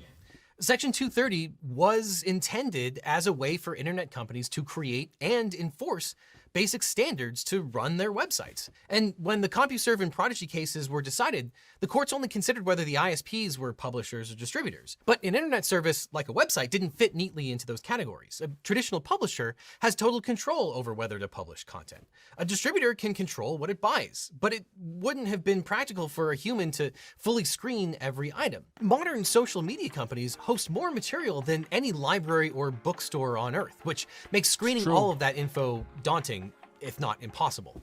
And without Section 230, social media companies would be subject to strict liability for every message and post made on their services. So Congress chose to give those platforms and websites immunity as an incentive to get them to remove offending speech. Congress also chose not to dictate to those companies which speech they had to remove. So that brings us back to the original question in this case. How should courts read Section 230? The lower courts follow the test set forth in the Ninth Circuit case called Barnes versus Yahoo, and the Barnes test hews close to the text of Section 230. The law specifies that only 1, no interactive computer service, shall be 2, treated as a publisher or speaker, of 3, content provided by another information content provider, aka users. Now, the plaintiffs argue their claims do not treat Google as a publisher, but instead assert a simple duty not to support terrorists. They said that the ATA prohibits Walmart from supplying fertilizer, knives, or other material to ISIS, and in the same way, the ATA bars Google from giving ISIS a platform to communicate.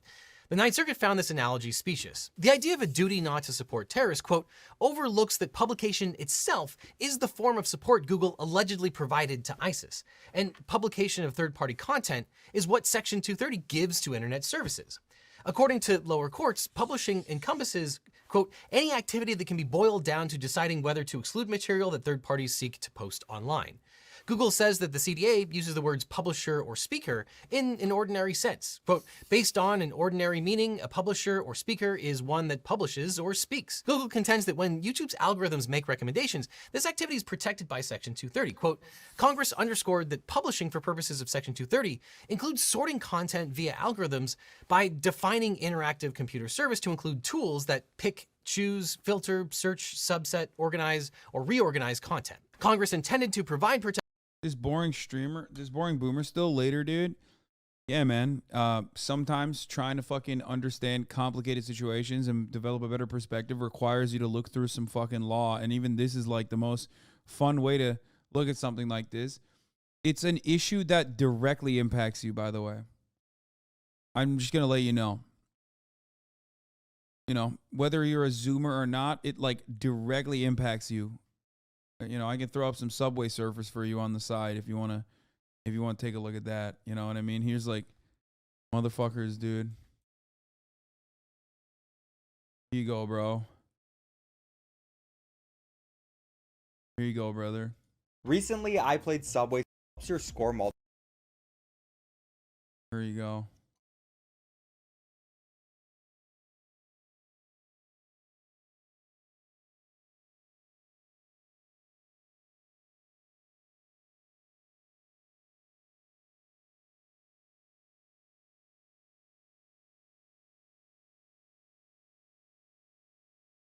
Is that better? Protection for these functions, not for simply hosting third-party content. And the plaintiffs disagree. Their interpretation of the Section 230C defense is that it requires a narrower interpretation of the word publisher. The Ninth Circuit previously held that Section 230C1 uses publisher in its everyday sense, and the Second Circuit agreed. But the plaintiffs contend that the word publisher is used in Section 230C1 with a narrower and distinct meaning, which that term has in defamation law. Basically, the plaintiffs are claiming that any time YouTube recommends another video, it therefore becomes the speaker of that video, as if YouTube had produced that video itself. Now, defendants say that this interpretation doesn't make sense. Quote, watch the World Series of Poker on YouTube, and YouTube's algorithms might display Texas Hold'em tutorials. That does not mean that YouTube endorses gambling any more than spell check endorses a suggested substitute word. Westlaw endorses higher listed cases, or a chat room endorses posts organized by topic. As the Ninth Circuit noted, YouTube applies the same algorithms to all content. And it's here that I think people often misunderstand the nature of the internet and the nature of social media. With the case of YouTube, people upload millions of videos a day. If there wasn't an algorithm to sort through this deluge of videos, the only way to sort through them would be a fire hose of viewing every video chronologically, which nobody wants. It would be that or doing a pointed search to try and find content, but then you'd never be exposed to content that you actually do want to watch but didn't know that you wanted to seek it out. And the plaintiffs have tried to differentiate between search results and other algorithmically generated results, but there's really no principled way to distinguish between results that are sorted when you actively search for something versus results that are presented to you because of a recommendation algorithm. And people love to hate algorithms, myself included. But the truth is, if there weren't algorithms to help us sort through all of the content on social media platforms, it would be impossible to wade through it. And then additionally, there's the issue of the material support related for a claim under the Anti-Terrorism Act. Now, the Department of Justice's brief in support of the plaintiffs argues that algorithmic recommendations convey the website's own implicit message that users will find the information relevant, and that makes the website liable because it's acting just like ISIS itself. Now, plaintiffs didn't claim this in their original complaint. Instead, they focused on how YouTube's recommendations amplified the ISIS speech, making it more visible to more users. But the US government urged the Supreme Court to adopt a narrow reading of Section 230 that would permit a finding that Google materially contributed to the content by matching it to user preferences. Again, basically, the Department of Justice, as well as the plaintiffs, are arguing for a standard that if any website promotes content, uses an algorithm, or recommends content to users, that website then becomes liable for all of the speech contained within that recommendation. What happens when websites are liable? Well, remember I mentioned that this has actually happened before? Well, it has. In 2018, then President Trump signed into law 2 bills making it easier to fight sex trafficking online.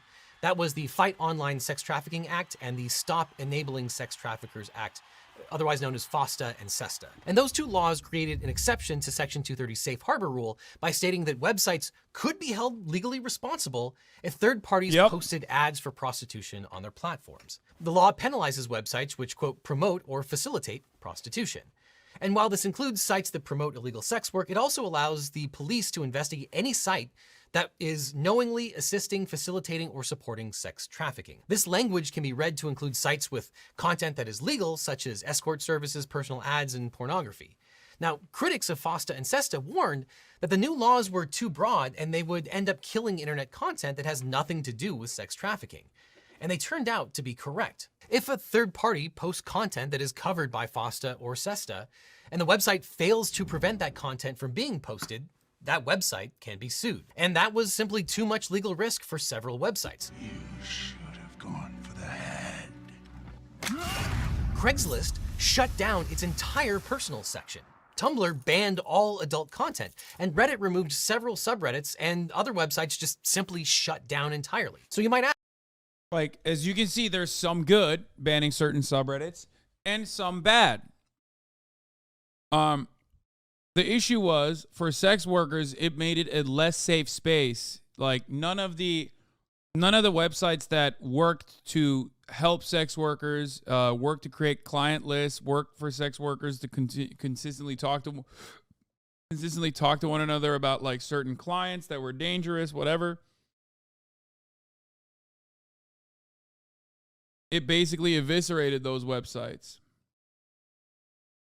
The exodus from Tumblr to Twitter objectively made the internet worse, says one chatter. They are correct. You know what I mean?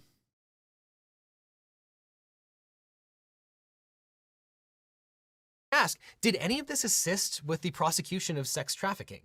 Well, in 2021, the U.S. Government Accountability Office released a report on the first 3 years of FOSTA and SESTA, finding that, quote, over 3 years, the Department of Justice filed just one case under its rules against promoting or recklessly disregarding sex trafficking. So ironically, this provided essentially the perfect natural experiment to find out what happens when websites are liable for the speech content of its users. One of two things will happen. Either the website shuts down that section or shuts down the entire department, or the website employs an army of moderators to remove anything even remotely offensive. You basically either live in a world where a website allows everything, scams, spam, pornography, ultra-violence, just everything that you can possibly imagine and you probably don't want to see in your everyday life, or you live in a world where they employ extremely expensive moderators who prevent anything that might possibly be offensive. And that, of course, assumes that a website can even afford to employ those moderators. So there are those who want to see Section 230 modified or scrapped altogether and have argued that these online services are acting. Are these people anti-sex work? Are they trying to do good? I mean, honestly, in a lot of instances, all matter of like anti-sex trafficking legislation is just basically anti-sex work legislation. But anti-sex trafficking is obviously a justifiable, understandable thing. But they're basically just fulfilling their desires of banning and making it harder to do sex work. That's just how it works. It's just phrased in a way that is like anti-sex trafficking and anti-sex slavery. But it's usually just anti-sex work. Like they purposely blur the line between sex work and sex trafficking. Something that a lot of swerves do regularly.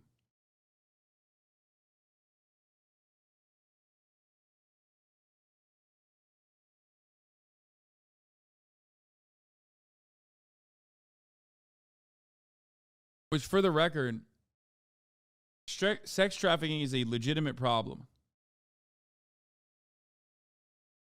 Okay? Obviously. Problem is, anti-sex work legislation that paints all sex work as sex trafficking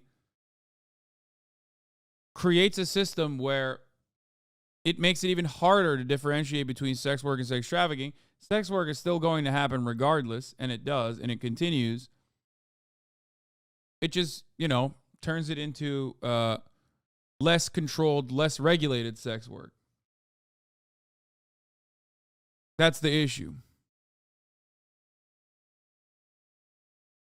Makes it harder for the sex workers to engage in consensual sex work in a clear, coherent, consistent, safe manner.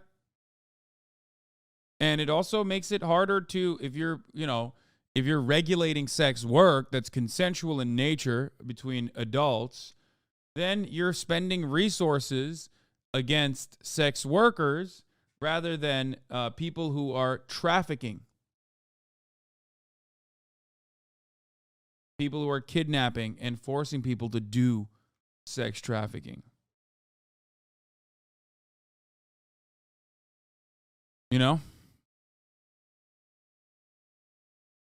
That's just, because there's a lot more consensual adult sex workers that are doing it, even though they're doing it in less than legal means, right? So everyone hyper focuses on what they can get away with, like who they can prosecute. Being pro-sex work is cringe and liberal. Swerves rise up. Dude, imagine being in this fucking community for 41 months and still fucking saying swerves rise up. Like, it's so fucking stupid. You're just an idiot. I mean, actually. Yeah, you're such a based trad ML, dude. No, there are a lot of people who disagree with me on this, especially in leftist communities, and they become increasingly unhinged. It's like usually femcels who fucking behave this way. They're just like psychotic about it. Yeah, trad ML, Gigahoss. Yeah, dude, it's so trad to be on fucking Twitch and post Gigahoss in the chat. You're the most trad. Also, you know what's fucking trad? Sex work, dummy. It's older than your culture and anything in your understanding of the fucking world.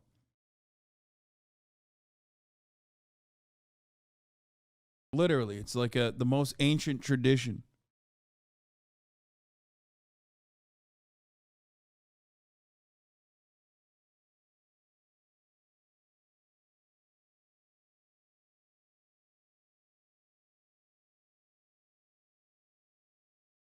So if it has happened throughout time, if it's happened throughout the existence of humanity and it will continue to fucking happen, why not make sure that it happens in the most consensual work? I mean, I'm anti-sex work. There's no consensual sex work under capitalism, but like, what do you mean? Like, all labor is done under coercive conditions under a capitalist organization of the economy. Sex work is the exact same concept. It's the sex that you have an issue with, not the work part.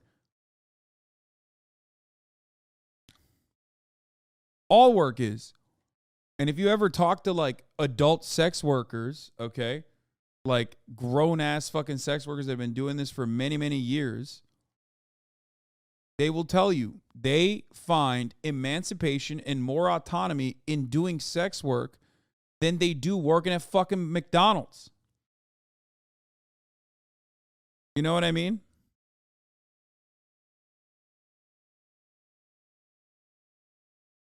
But sex work is more traumatic than regular labor, or else being punched would be the same as the R word, right? Being punched?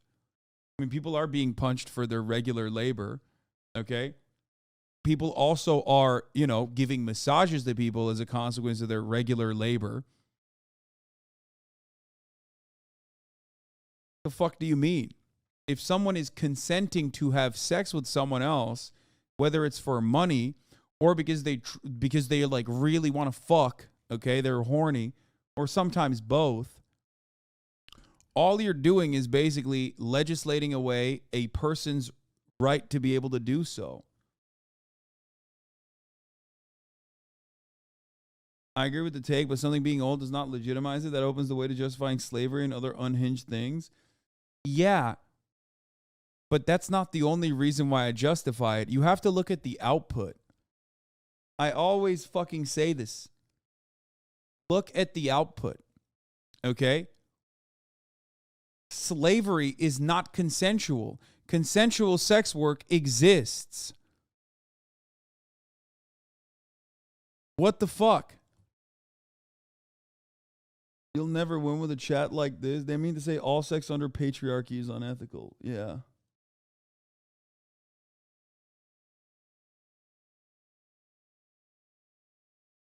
It's just we're American. We're American. It's very, very difficult for people to understand. People cannot comprehend sexuality. People cannot comprehend sexuality outside of their own narrow definition of being sexual. That's another thing. It's like a very deeply personal thing.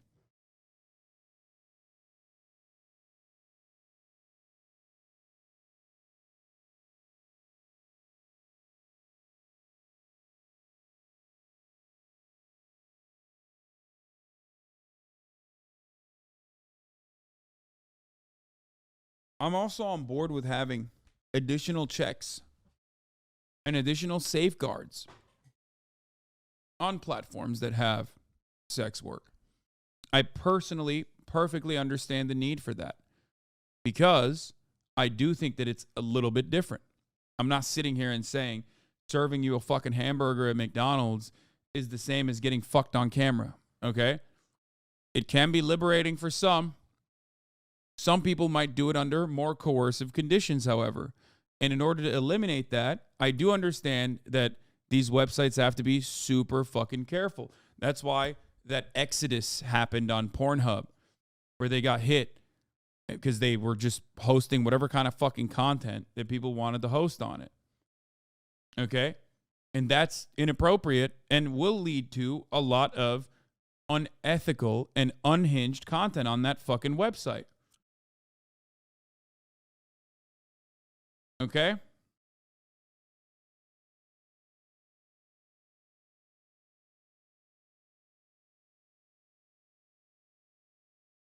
So I do think that it's perfectly valid to have extra circumstances.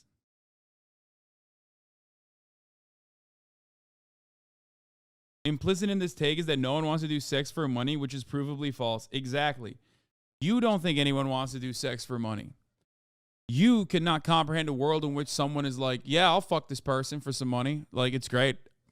Maybe I want to fuck this person. Maybe I don't care about fucking this person. Okay? And they're going to give me money, and I like that. And by the way, that is the highest, like, that's the most, like, in contact form of sex work that we talk about, prostitution, right? Which is why I'm using that. But there is, like, an infinite world of possibilities before you get to that. Okay? Before you reach that level. And people that are anti-sex work oftentimes eliminate and eradicate every other aspect of it too.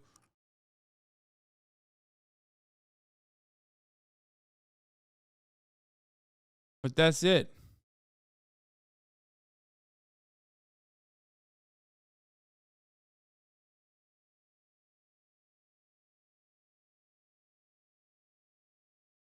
Shadows act like it's inconceivable that someone would rather suck a dick than regularly get hot oil burns in a fast food kitchen.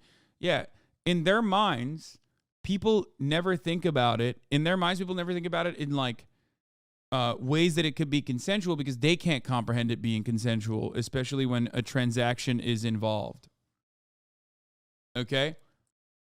They can't see it.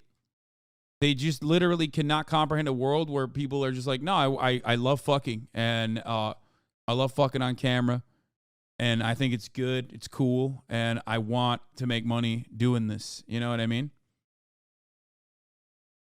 They just can't comprehend that. So they're like, it must not happen. It surely does not happen.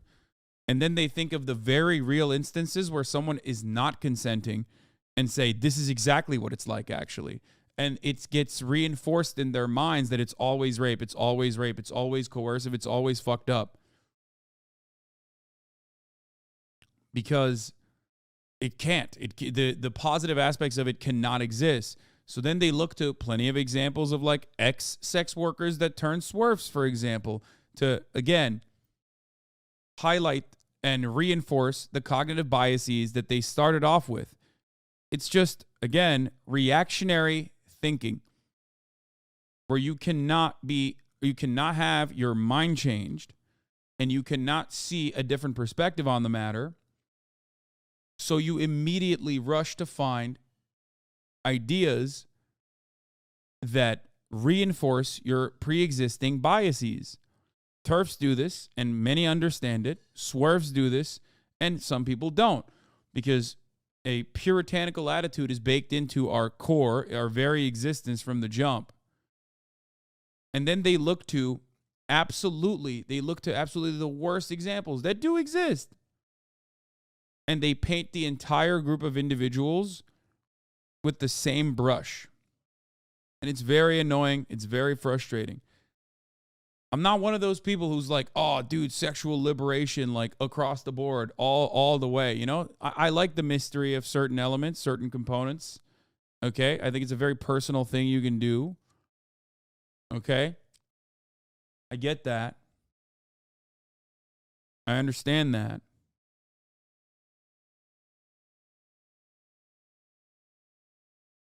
But if someone doesn't want to maintain its private elements, if someone wants to make money off of it, I see no difference between someone literally doing any kind of acting on camera.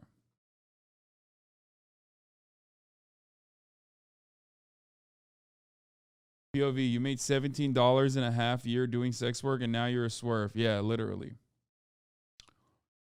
Yeah, sex work doesn't even automatically mean sex either, like fucking someone either. It just, you can literally post titties. You mischaracterize the swerve argument a lot, though. The element of coercion is always there if money's involved. The element of coercion is there for every facet of existence. You exist under capitalism. That's the point. I don't mischaracterize that. I recognize that. Okay? There is a level of coercion in everything that you do under a capitalist organization of the economy. If not, the coercive component of the structural violence of poverty. You don't go to work because you love your fucking work, but you can, right? You can love your job, but you don't go to your job because you love your job. You go to your job because if you don't go to your job, you don't have health care. If you don't go to your job, you don't have a roof over your fucking head. You get it?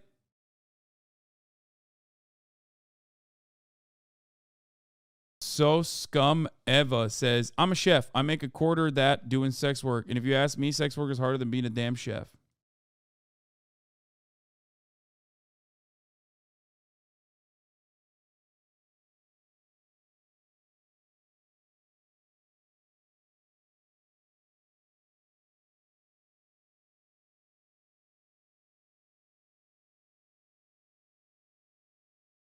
People always say, under a communist utopia, wouldn't there be sex work? And it's like, what are you going to do? Are you going to stop people, even if they have all their needs met, from wanting to make art, if they consider that to be art? You know what I mean? Because you're like, no, it can't happen. It's so stupid.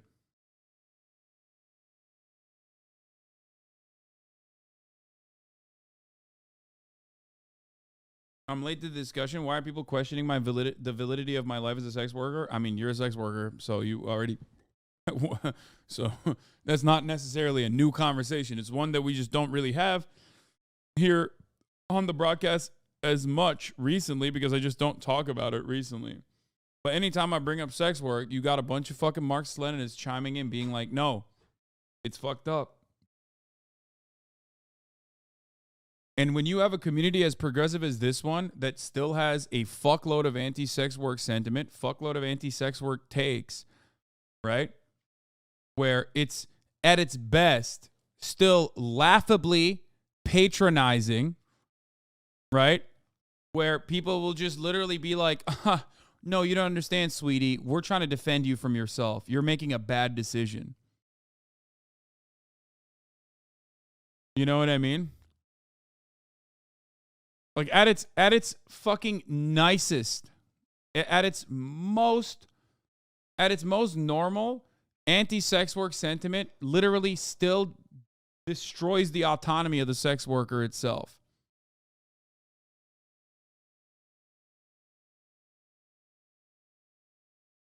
Why are MLs typically anti-sex work? I don't think MLs are typically anti-sex work, but there are a lot who are.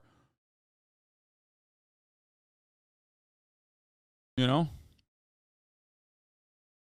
Because they are, what is an ML? Marxist-Leninist.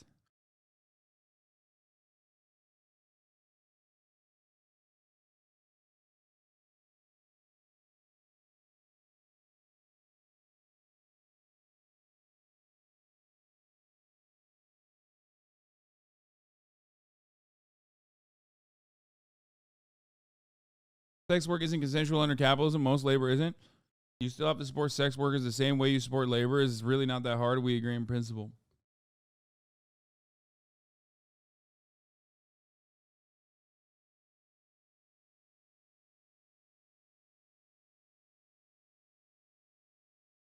Anyway. NFL players and UFC fighters get concussions for entertainment, but we don't moralize it. Some people do. The difference is NFL and UFC is considered a major fucking industry where people have where people who are in control of that industry have an insane amount of power, and there is no fucking cultural attitude that dictates that like combat sports or like aggressive sports where people actually do get fucking concussions regularly is wrong and immoral in the same way that like having sex is wrong and immoral. There's no like puritanism that has decided that combat sports is fucked up. Also, ultimately, if we're looking at literally the people that are doing the work consensually, NFL players and UFC fighters that are consensually fighting still get damaged significantly worse than sex workers do that are doing it consensually.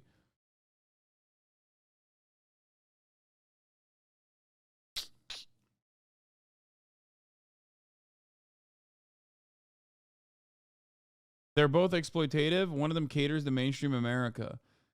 I mean, one is literally less exploitative even.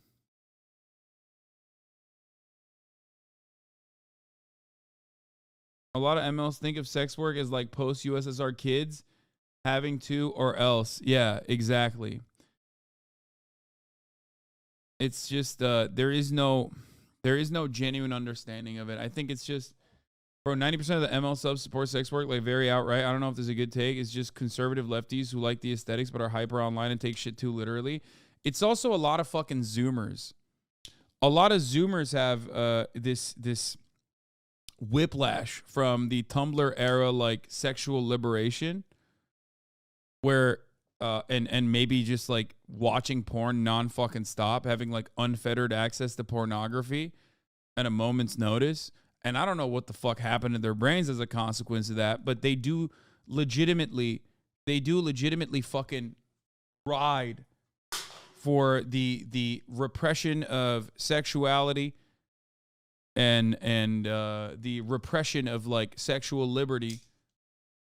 Like it's like the new hip thing. Like it's disruptive.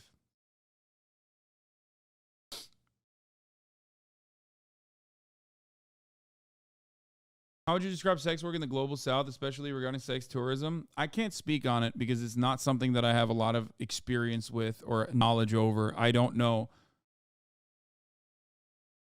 I really don't. Yeah, it's like seeing Zoomers being like, let's not have any sex scenes in movies.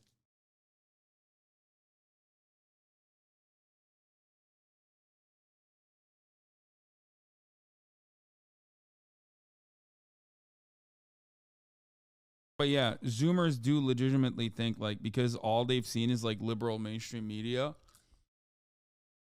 and other shit like that on the internet, this like overall liberal attitude, that they literally thinking exactly like their grandparents did about sex work is actually disruptive and subversive.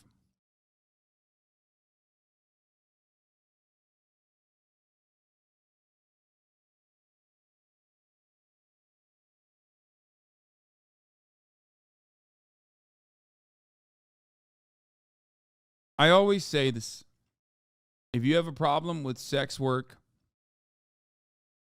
and you think sex work is not real work, then you have a problem with the sex part of it. Even as a leftist, even as a Marxist-Leninist, that's just how it is. You differentiate sex from everything else.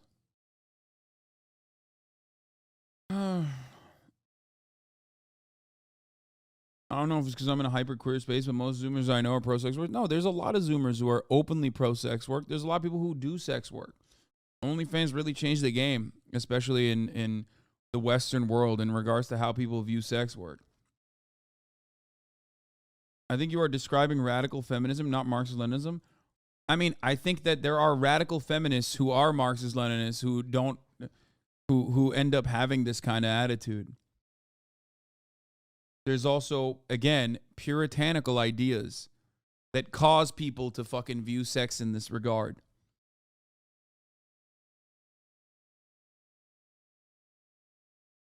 You can support sex workers while also having a material analysis on issues faced by the vast majority of sex workers who are putting their lives at risk every time they go to work. Most places in the world, it's one of the most exploitative and most dangerous industries that exists, especially for women.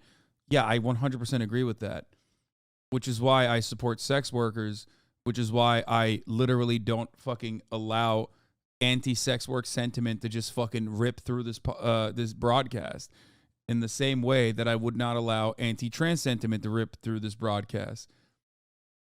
So yes, and the irony is always that swerfs who are not just against sex work that is non-consensual, but sex work that is totally consensual, make it an even more dangerous space.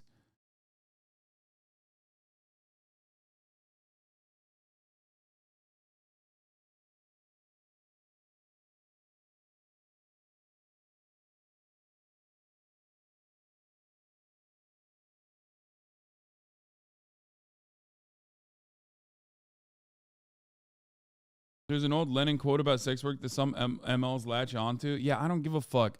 It's so stupid. It's so fucking stupid because like it completely betrays any kind of like current analysis that you can apply with the basic principles that you're supposed to be applying to contemporary issues by literally just highlighting, mythologizing, and romanticizing about a time and place without factoring in current material conditions, current modes of existence, current cultural analyses.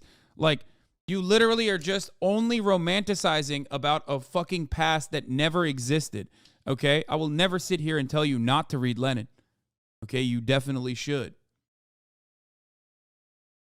But it is so fucking silly. It is so incredibly silly when people just don't even think about what these concepts are and just blindly hyperfixate on a romanticized version of revolution, stuck in a time and place without ever understanding what came after, without ever trying to think about what could be done better. So yeah, it is what it is.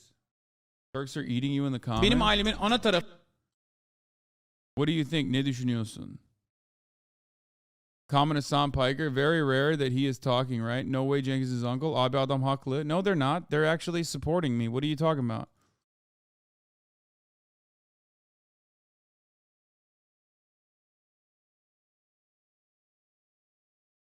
No, they're just saying that there are some of them are saying cultural differences, but other people are saying that they're agreeing with me.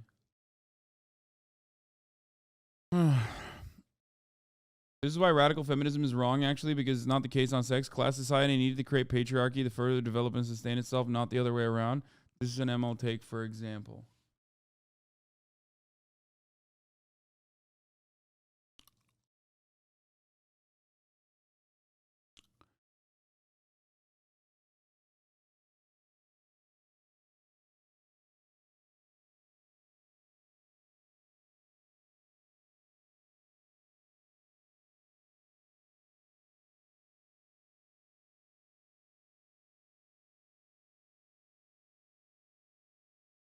So many weird as fuck MLs have this weird red boomerish nostalgia for anything old and Marxist, including weird social norms. Yeah. Is sex work the same as sex tourism? No, sex tourism is when sex tourism is when white women go to Jamaica and white men go to Thailand. Okay? Not even just like white people, really. It's just all Western people, let's be real. People living in the fucking first world.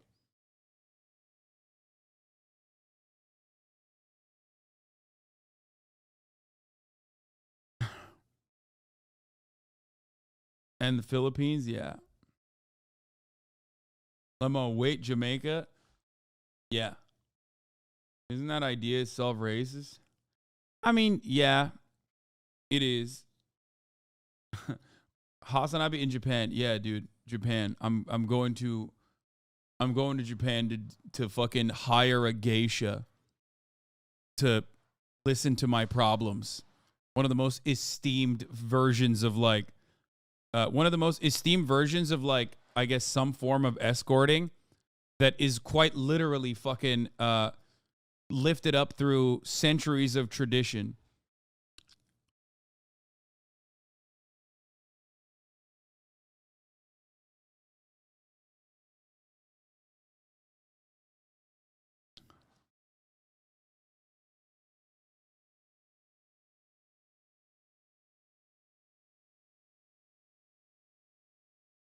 This is why I get called the sex pest. No, I get called the sex pest because people are fucking freaks, like actual freakazoids. I wasn't gonna even do that, but also I'm making a joke about what people's misunderstandings are about geishas in general. So you've done research, lol. I advocate for sex work. Of course I know what geishas are. What the fuck are you talking? I dated a fucking porn star, guys. Holy shit. What?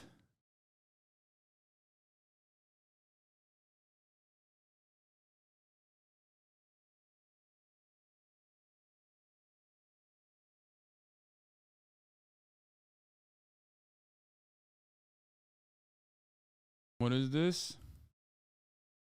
All this guy did was publicly agree with a take saying, listen to trans people's opinions on trans issues rather than nosy celebrities, and Rowling's turf cult has made it their mission to turn his replies into a perpetual bacchanal of the most psychotic takes you've ever seen. What a fucking word. He said, labor rights for strippers. Bit of nighttime industry solidarity after the show tonight in Wellington, where the local strippers are out protesting for fair contracts and labor rights outside a Calendar Girls strip club. Hashtag there is power in a union. I bet none of these women were the ones you usually prefer, Billy. The ones with penises. Funny how you only stand up for women's rights when they benefit men. The Swerf and Turf Coalition, ever present and incredibly powerful. Sex work is rape work, pervert.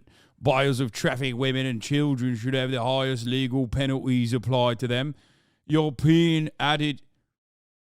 porn-addled brain sees these women as your toys. You are the problem. You a stripper now, Billy, or just another dirty old man lusting after naked young girls and exploiting them. The only place for a woman in the movement is prone, eh? Of writing around naked in front of a bunch of lecherous, disgusting men.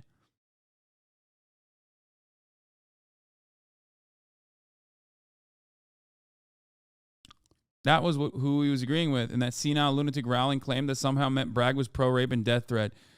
J.K. Rowling says, very much enjoying the recent spat of bearded men stepping confidently onto their soapboxes to define what a woman is and throw their support behind rape and death threats to those who dare disagree. You may mock, but takes real bravery to come out as an Old Testament prophet. Doesn't this rhetoric also infantilize sex workers? Yes, of course. Which is why you always see swerfs. Whenever swerfs talk to a fucking sex worker, you literally see it. Remember my stripper friend who was at the heart of the whole, like, Artemis saga? That started because my stripper friend saw someone wearing my fucking merchandise at her strip club. She asked for consent from all parties involved to post the video. Everyone agreed. I loved it. I said, oh, how wonderful. Look at this. You know, a Hasanabi head at a strip club. Swerve saw that and lost their fucking minds. Not only that, but they started Marxist-Leninists, supposedly Marxist-Leninist swerves, saw that and started yelling at my stripper friend. Like, when she literally had the audacity to defend her line of work, Twitter decided we do not consent. And they've been running on that bullshit ever since. That bullshit literally turned into people lying and saying that I went to a brothel that was busted for sex trafficking. I went to a brothel that was sex trafficking for children. All of these are lies. Okay? The brothel I went to was busted for tax evasion, and they successfully sued the Berlin government. It's still in operation, and it successfully sued the Berlin government for defamation for $100,000. And none of these dumb motherfuckers give a shit about the truth. They just keep lying about it. This is such a small percentage of shitty people. Yeah, they might be a small percentage of shitty people, but they're the loudest fucking dissenters who are in every single one of my replies. By the way, the brothel I went to 10 fucking years ago. The brothel was raided for tax evasion in 2016. It's just a smear campaign. What's also crazy is that I routinely advocate for safe sex work. Okay? And because of that, I regularly talk about bad actors in that industry because I believe that this industry needs to maintain even higher fucking standards than other industries.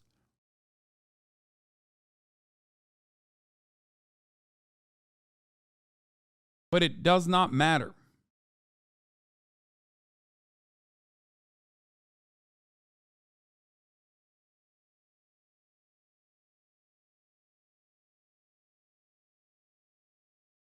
People who are swerves oftentimes come at it from a comically selfish perspective, a comically narcissistic perspective, which is, I cannot imagine a world in which I would consent to doing this, so you can't either. You must be forced into doing this. And they will look for any and every person that actually may have been forced or coerced into doing it to re-justify their preconceived biases. That's it.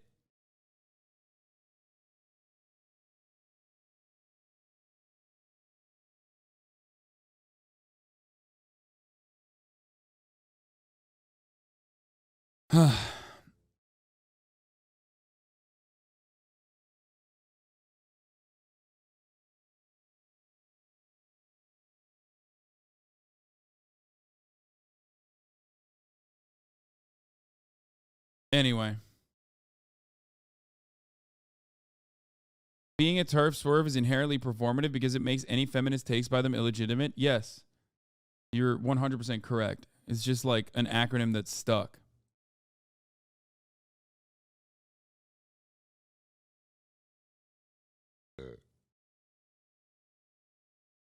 How do I know if it's actual consensual sex work and not done out of material need? What do you mean? There's still a material need involved in the matter. What the fuck are you talking about? It's like, it's not like only rich people can do consensual sex work, okay, that have all their needs met otherwise. That's like silly. The point is, there's always going to be a material need. That's why it's work. It's the difference between me working for another company, me working for a boss, versus me working for myself. Okay? I work for myself. I love my job. I'm very happy, but it's still a job in some ways. You know, there's still hours I need to fulfill, right? Still a job. If I didn't do this, even though I love doing it, if I didn't do this, I would not have money. My money would run dry. You know?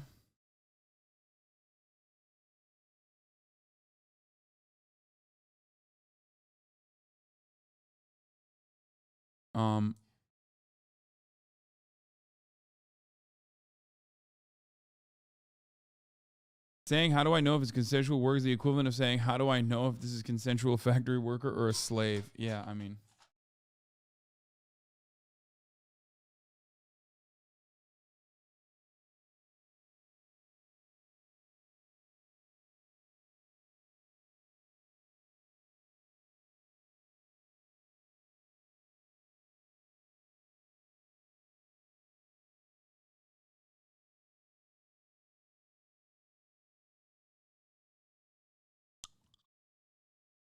Anyway. This is such a funny thing. Is this what girls in 2023 are attracted to?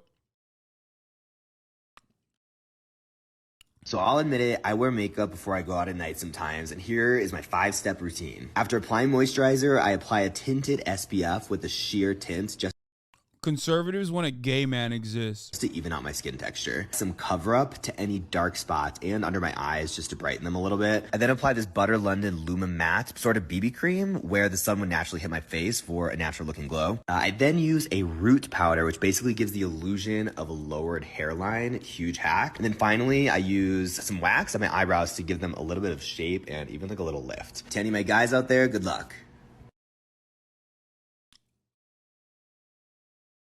It's so funny because, like, he's objectively an attractive man. You know what I mean? He's objectively an attractive man, and this guy's, like, mad. Fragile masculinity aside, this is a gay man. Yeah. It's so funny, though, that, like, these guys are just like, dude, fellas, what's going on here? What's happening to men, dude? Do women like this? What's going on? I like it. Why do I like it? What's happening here? What is it saying about me? Fuck.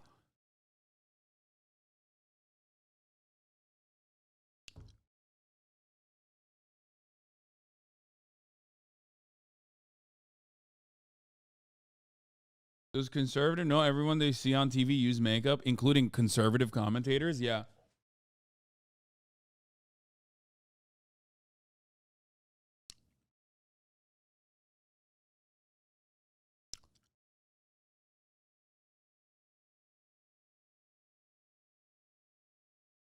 Oh, this guy's a PragerU personality. Wait, he follows me?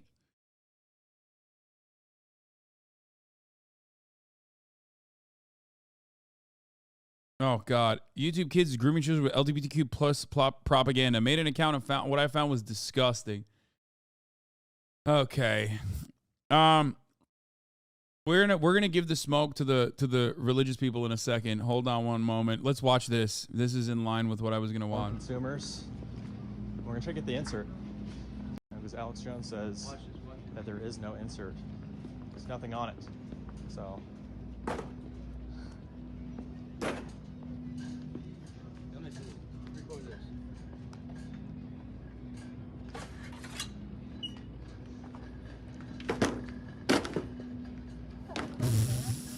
It's disgusting.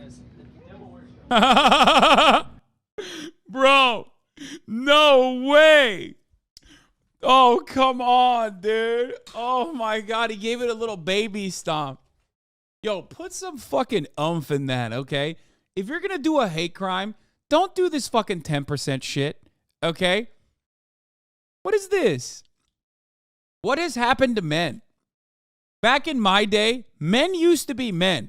If they wanted to make a statement that was inherently anti-LGBT, they'd put a little bit more zest in it, okay? What the fuck is this? A child would do more damage on accident to a motherfucking stand at Target like this, okay? Nobody wants to work anymore, dude. What the fuck was that? That's devil worship.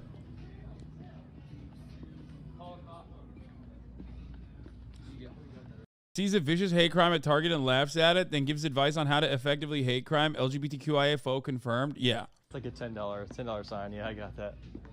End it. Inform consumers. We're gonna try to get the insert. Because Alex Jones says that there is no insert. There's nothing on it. So. That's so bad, dude. What kind of bullshit is this, dude? What is this? This is the... That's it? With your little fucking blue boots, huh? With your little basketball shoes that you've never played basketball a day in? I'm gonna... pride, I hate it.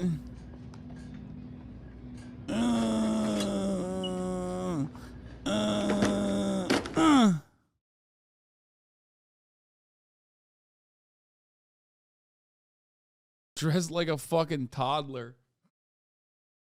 I love that. When played in reverse, he looks like a big ally, though. True. Look, he's like, whoa, let me put this back up, sir. Don't know what happened there. He's like, oh, got to make sure that it's, you know, it stayed on correctly.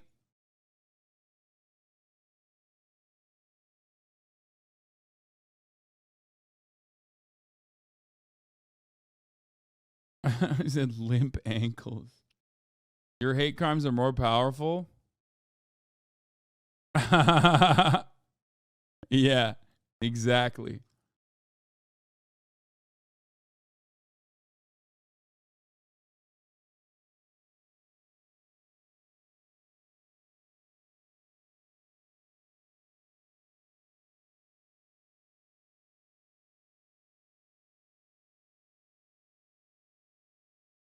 Gauge against the machine. Thank you for the 5. Get the subs. Imagine being so soy that you're afraid of getting kicked out of Target. 100%. Bro is shopping at one of the gayest retail stores and is mad they saw a rainbow.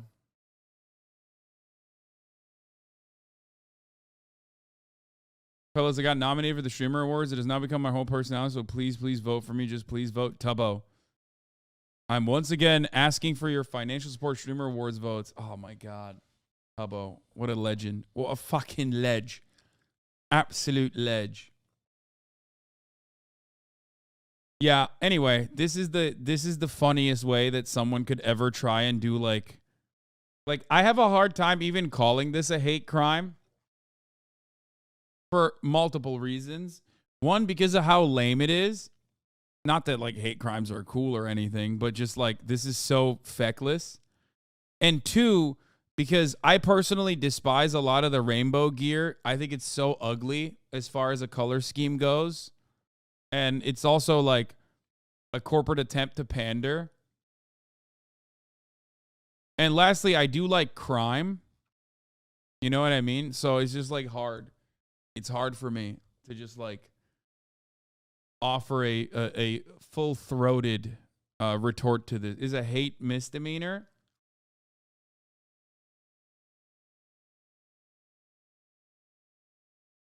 Pretending to hate gay people is the gayest thing about you. First of all, I'm not pretending to hate gay people when I say I do hate the rainbow color scheme. And I think that a lot of people also openly state their sentiments about the rainbow color scheme. I think it's so ugly.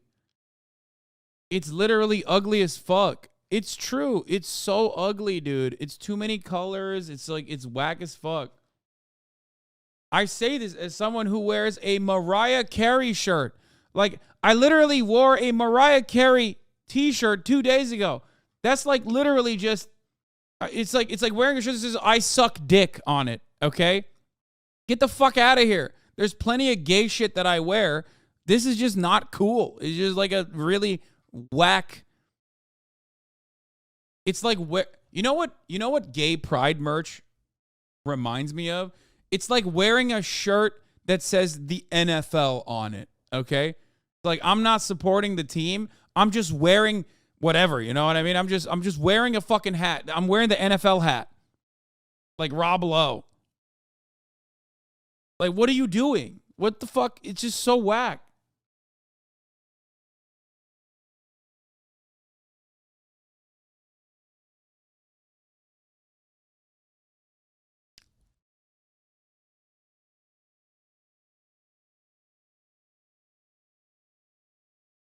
It's just so whack. And anyone that tries to act like this color scheme is like super sick is just lying, okay?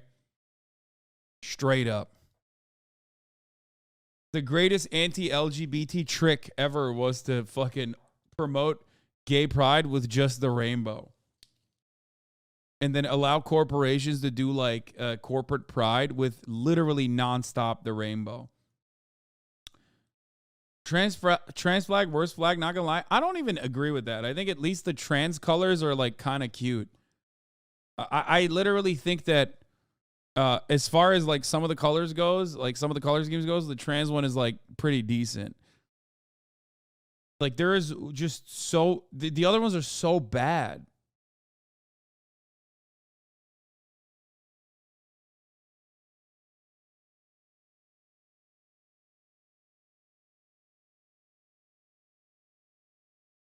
I don't know. You're right. It's whack, period. The corporate pandering on top is even worse. Yeah.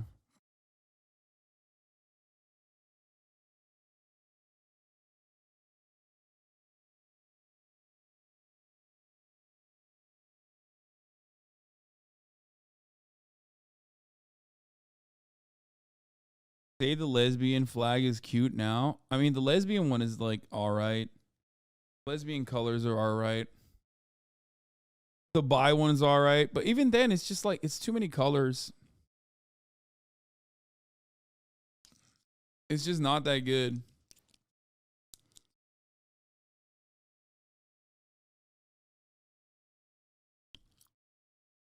This is how actual bigots would open a conversation about hate. You do realize that. What?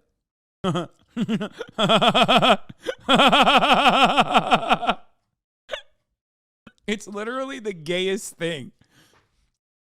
To argue about fucking what colors are not aesthetic. What are you talking about?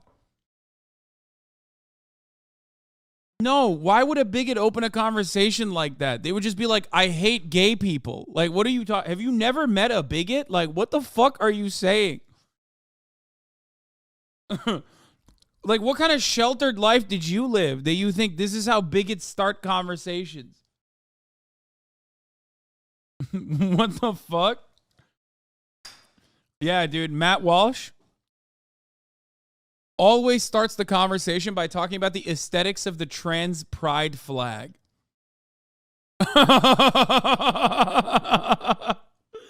Oh, Oh, that's so good. Yeah, Matt Walsh, dangerous terrorist, dangerous stochastic terrorist, only because he's regularly talking about the color schemes and how they don't work. You know? That's so good. Thank you, chatter. Ay, ay, ay.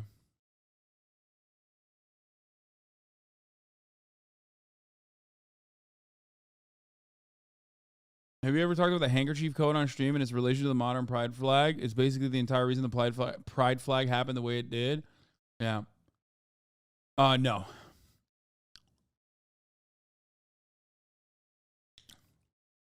I've been called slurs as the first words someone ever uttered to me. Yeah, but were you truly stigmatized and marginalized if they didn't talk to you about the aesthetics of the pride flag? Yeah, exactly. Meanwhile, the only form of stigmatization or the only form of marginalization happens at the top of the hour when a bunch of queer people come into this chat thinking that they're not going to get served an ad break. But fear not, they will get served an ad break because I am the number one foe. Okay? Yeah, there's a lot of history behind the pride flag being what it is, but this is our himbo. I mean, it's just like history or not. You know, still, like the color scheme is just like I'm not against it being the fucking thing that you point to, right? Or even having it as a flag. I'm talking about like this wearing it on your t-shirt is just kind of whack, aesthetically speaking. There are plenty of other ways that you can wear the gayest shit possible. I myself do it all the time. Okay?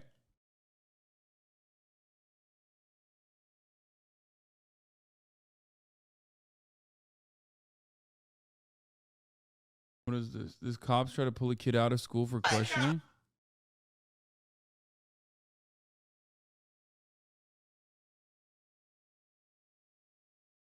Anyway.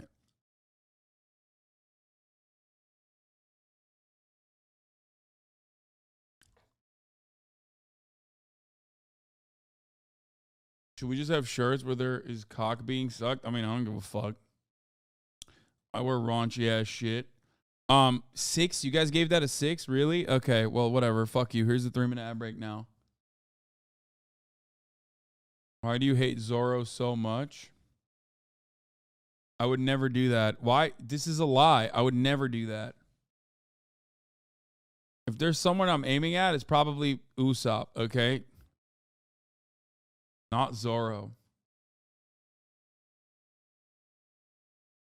I would argue camp pants and a graphic shirt is very lesbian.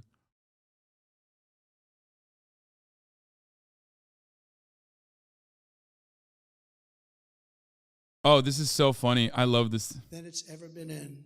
Trump is such a woke king, dude. Look at him doing his king shit.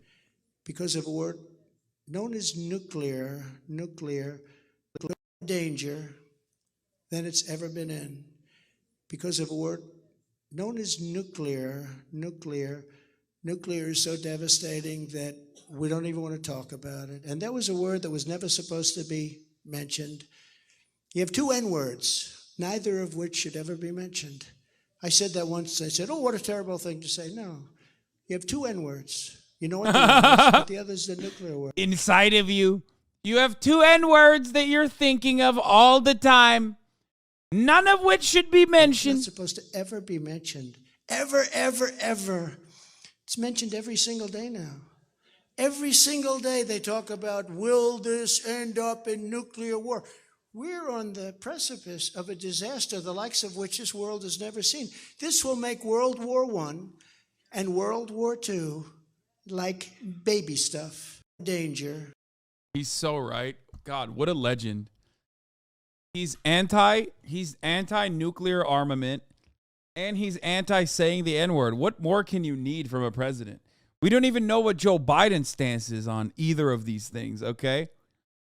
We do know that Joe Biden on the record has said the N-word. Makes you think. Makes you think. makes you think. George Santos got fucking grilled by Piers Morgan in an incredible content bonanza, which I'm very excited about. Oh, but I'm not done slandering gay people yet. Hold on one second. Got to do this before we get to George Santos, which is our king and sometimes queen. Let's take a look at what this man, who is definitely straight, said. I just don't care. If you're smoking weed, you're gonna burn in hell. Okay? We're told to be sober-minded. If you're continuing to swear and curse, you're gonna burn in hell, because we're told that we don't live on food alone, but the words that come out of our very mouth. Okay? And sin is like yeast. Put a little bit of yeast in the dough, it spreads, and I guarantee it, if you're swearing, you're doing a lot more than that. If you keep watching pornography, you're gonna burn in hell. Okay? If you keep getting drunk, you're gonna burn in hell. Okay? If you keep having sex before marriage, you're gonna burn in hell. Okay? I'm not getting off on this. I've done a lot of these things. This is the truth. No one wants to say the truth. Okay, listen, I was resurrected from these things. I lived in these things. And guess what? I did all of it. And Jesus Christ brought me back. And then I still chose to do it. And I kept doing it. And I kept asking him to forgive me. And he was patient because God is love. Like, he literally doesn't understand. He could just be having fun and not feeling bad.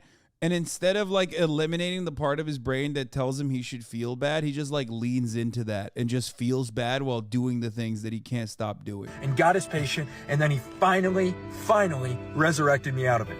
And here I am. Sucked a dick, not a dick, okay? Multiple, I'm pretty sure. Telling you that if you don't stop doing it, you're gonna burn in hell. And I'm only doing that because he resurrected me out of all this stuff, and this is the truth. If you keep lying to people, you're gonna burn in hell. If you keep fearing people's opinion, you're gonna burn in hell, because the fearful will be in hell.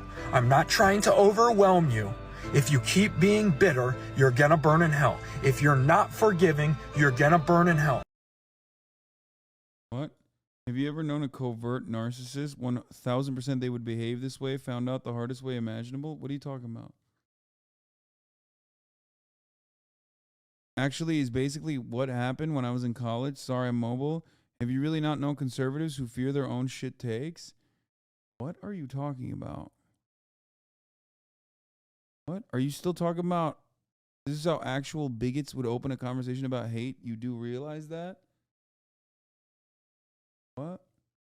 Chatter. Okay, everybody be nice. Everybody be nice. Everybody be nice. Everybody be nice. Everybody be nice. Calm down before everybody fucking jumps on Chatter's throat. Okay. I have to explain something to you. Something that a lot of people do is usually look to past traumatic experiences that they've had or shitty experiences that they had and think that like that is what everyone is like. Okay? That's not the case.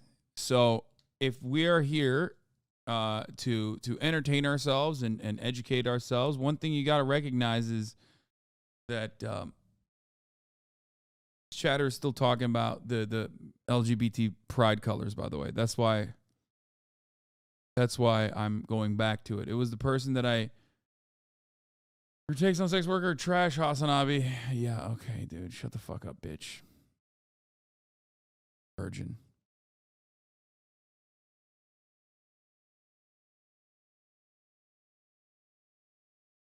You're 27 months sub. Dare I say more? Shut up.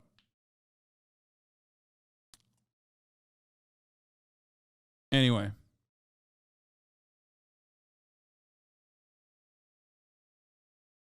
As I was stating, I'm not saying that's everyone. I'm just saying that people need to be careful. Not all red flags are obvious. Okay, I don't know what you're doing here. All right, cool. All right, yeah, make fun. I mean, don't make fun of the colors of the pride flag or the pride flag corporate merch, because that could open the door to bigotry.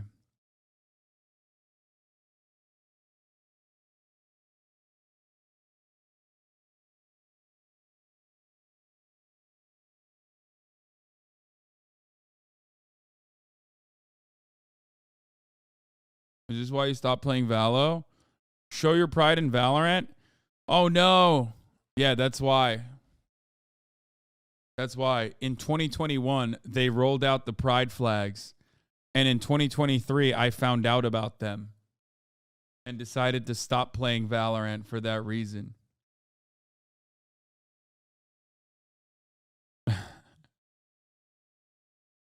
That worked on the timing of Raze, because the moment I stopped playing Raze was the moment that Raze came out as a lesbian, or at least bisexual, queer. And you know, that timing did work, because I went to KO immediately.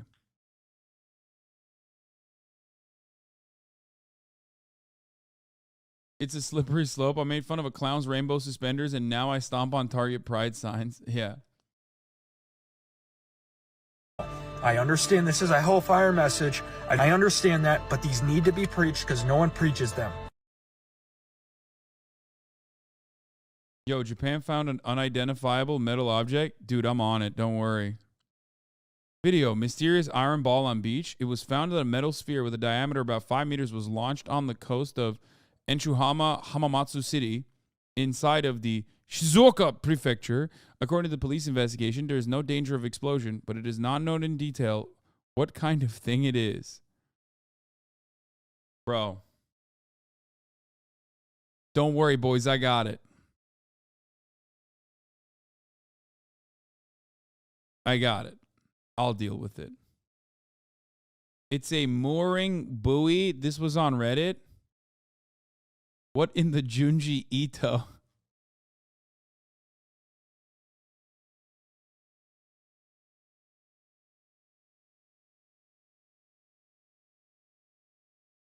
You're saying it's a buoy egg or a buoy weight, but honestly, I'd like to imagine that it's a dinosaur egg and that something is going to come out of that.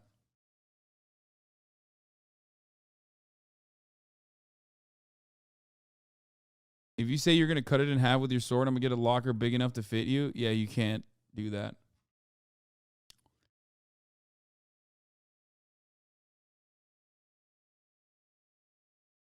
Okay. I feel like we've done enough slander for the LGBT. Before we move on from slander for the LGBT, here's Andrew Tate, whose detention is extended for a third time. Controversial influencer Andrew Tate and his brother Tristan have had their custody in Romania extended for a third time and will remain in detention until at least the end of March. The pair were arrested in December on suspicion of human trafficking, rape, and forming an organized crime group.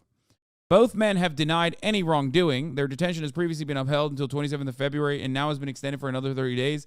Apparently, you can do this for like up to 6 months in Romania, which is crazy. Like, I suspect that like they will eventually, you know, release their findings of an investigation. Like, I want justice to be served. Like, it is funny to see Andrew Tate grow out what remains of his hair and like constantly get trotted out so that everybody like sees the top of his dome. But like at a certain point, like, come on, Romania, give us the fucking juice, you know?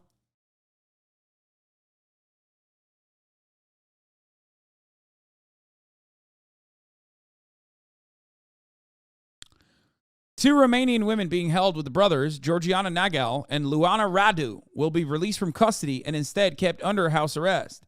Prosecutors applied for the latest extension earlier on Tuesday. Judges had justified the previous extension by citing the capacity of the defendants to exercise permanent psychological control over the victims. Last week, the BBC reported that the Tate brothers threatened legal action against at least one woman, making rape and human trafficking claims against him. In a cease and desist letter sent by a U.S. lawyer on their behalf, the pair threatened to sue the woman and her parents for $300 million if she did not retract her statements. Speaking after today's extension application was filed, lawyers for the Tates told journalists that no new evidence was presented at the hearing and that the prosecutor's case did not support the brothers' continued detention. A legal advisor for the brothers told the BBC last week that they would challenge any decision to keep them in custody beyond next Monday. Asked how the brothers were responding to their continued detention, she replied that it's very challenging.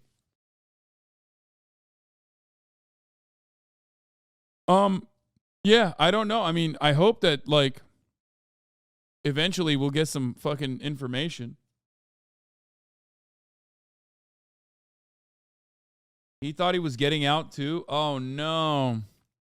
My legal team has done a fantastic job today. As of today, the judges have been given a very close understanding of the truth behind the allegations against me. True colors were brought to light.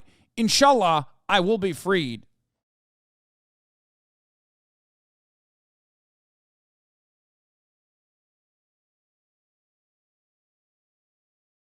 Yeah, God was like, no, bitch. You're staying in fucking jail. That's what God said. Oh. No, but for real, like,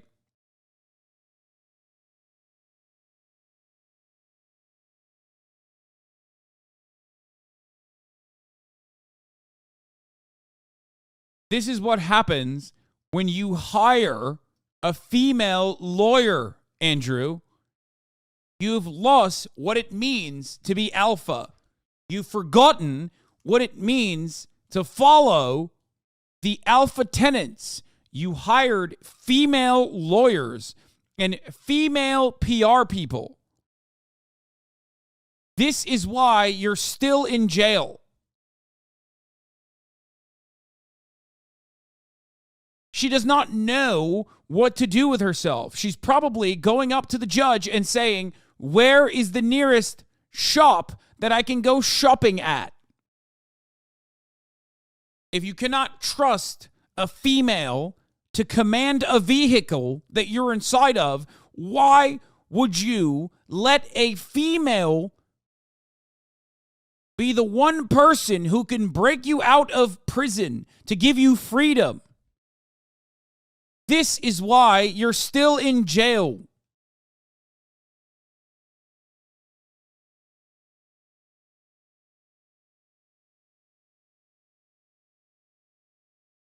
Carlos Ocelot says, Inshallah.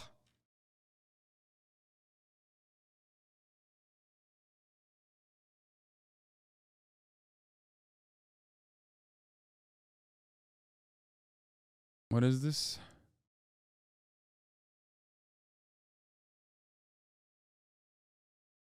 I have personally heard from many parents, more than I can count, who tell me versions of the same horror story. A beautiful and innocent kid, one day, seemingly out of nowhere, gets sucked into the gender cult and is devoured by it. The child they held as a baby and raised and gave their lives to and loved and still love becomes suddenly unrecognizable. All of their innocence and light and beauty just drained out of them, replaced by this self-cannibalizing madness. For a parent, to see this happen to a child, it is a fate worse than death. I would rather be dead than have that happen to my kids. See, the thing that I most despise about Dylan Mulvaney is that he is part of a movement which actively seeks to turn my children. Oh, I just thought about that. Oh my God. Look, I can't say a lot about this particular matter, but like, oh my God, that feels so good. That just, I'm not even kidding. I have goosebumps. That felt really good to think about. You can't stop me. I'll think it. I won't say anything. But my God, that felt so good. It felt really good. Here, I mean, what? Die. What do you want me to do? Argue with you? I'm not on the debate team. This isn't mock trial. Then die. Yeah, I mean, yeah, it's true. So true. I've blocked this person. Good take, though. Into Dylan Mulvaney. That's why I'm entitled to my anger and to whatever language I use to convey it. I will say whatever I want to say, and I will be justified in saying it because these people are after my kids and yours and everyone else's. And you're worried that I'm being a little rude? He's balding, fucking destroyed. You're right. Yeah, I don't want to watch this. It's just like I think it's better for my sanity not to watch Matt Walsh, and it's also better because like if I want to continue being on the platform, like I can't watch him because if I do, I'll get banned. You know what I mean? So instead, we talked about Andrew Tate. Let's watch this fucking Ethan Klein NXIVM cult member. The ninja, Ninjutsu shit. Yeah. Company NXIVM. He was recently featured in the 3rd episode of the documentary The Vow on HBO. We've talked about The Vow on this show. He actually, and good for him, he sued HBO or was it someone else? Someone else. A different documentary that was on Stars, I believe it was, called Seduced. That was also about the NXIVM group. Yeah, check chat, please, Dan.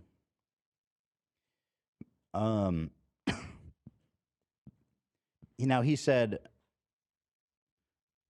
oh, it is. Okay, good. Now he said, I recently saw your coverage of poking holes in the Andrew Tate narrative, which is true.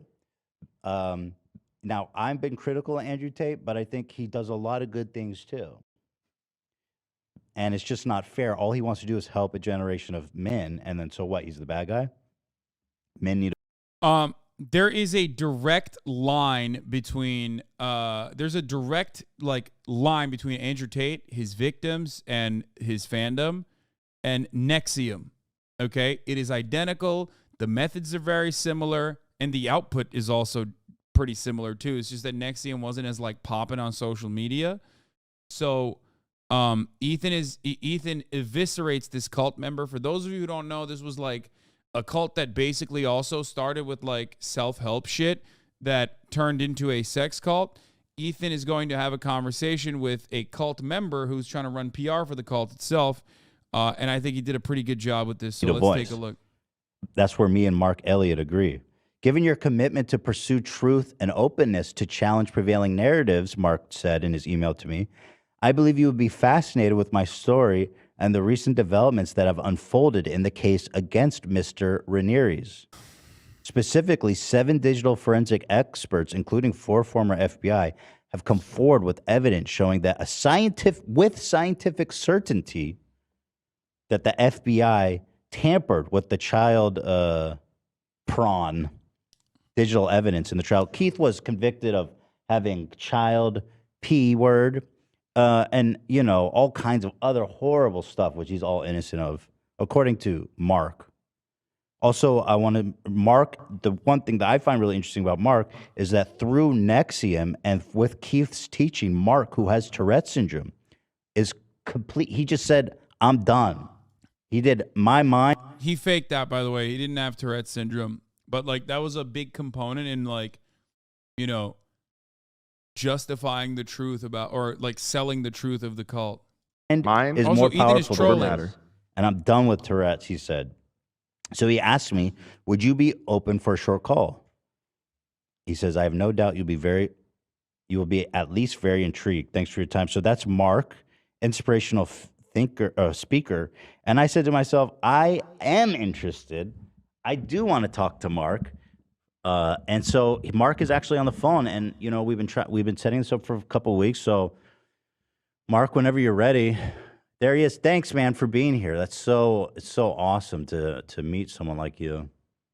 That's great. Thank you so much for having me. Can you hear me okay? Yeah, no, I can hear you great. Okay, perfect. I heard a little bit of the introduction. Thank you for that. Yeah, of course.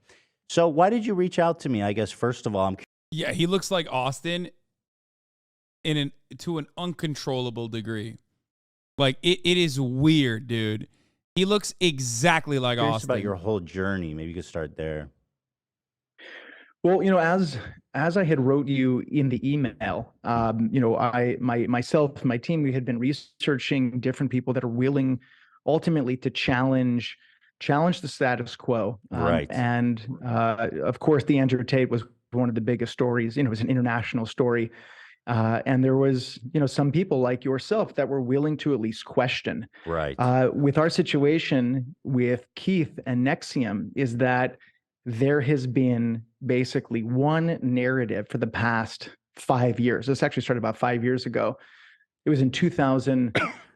It was in October of 2017. Now, when just the New to York clarify, Times article. Keith Ramirez is the leader, I guess, I don't know what's the correct term, of NXIVM, and he was convicted for, geez, it was like 7 different felonies, huh? But he didn't do any of it. Yeah, so I'll definitely get to all of that. What he was convicted of many different things, including sex trafficking, forced labor, racketeering, wire and fraud. yes, although I believe wire fraud. Yeah. Now, although I believe he's innocent, that's ultimately not why I reached out to you. Right. It was given the fact that the narrative was basically an international narrative creating this. Basically was a hate campaign against. Bro, he's literally Austin through the Chad filter. Like, it's just so weird, man. It's so weird, dude. It's yassified Austin. It's freaking me out, dude. I can't look at his face. It feels so strange, dude. Keith Raniere and NXIVM and the community. Sure. Anyone that was trying to speak out was basically vilified. Anyone that came out in support of, forget Keith, even just came out of support of NXIVM was vilified in the media. I actually really support NXIVM. I think it's super interesting what they've been able to do. I want to say Andrew Tate. What an interesting take to just even say out loud. I totally poke holes in that. Like, I don't know if you've been following the case in Romania, but like, there's so many red flags that says he's innocent. I don't know if you've been following that.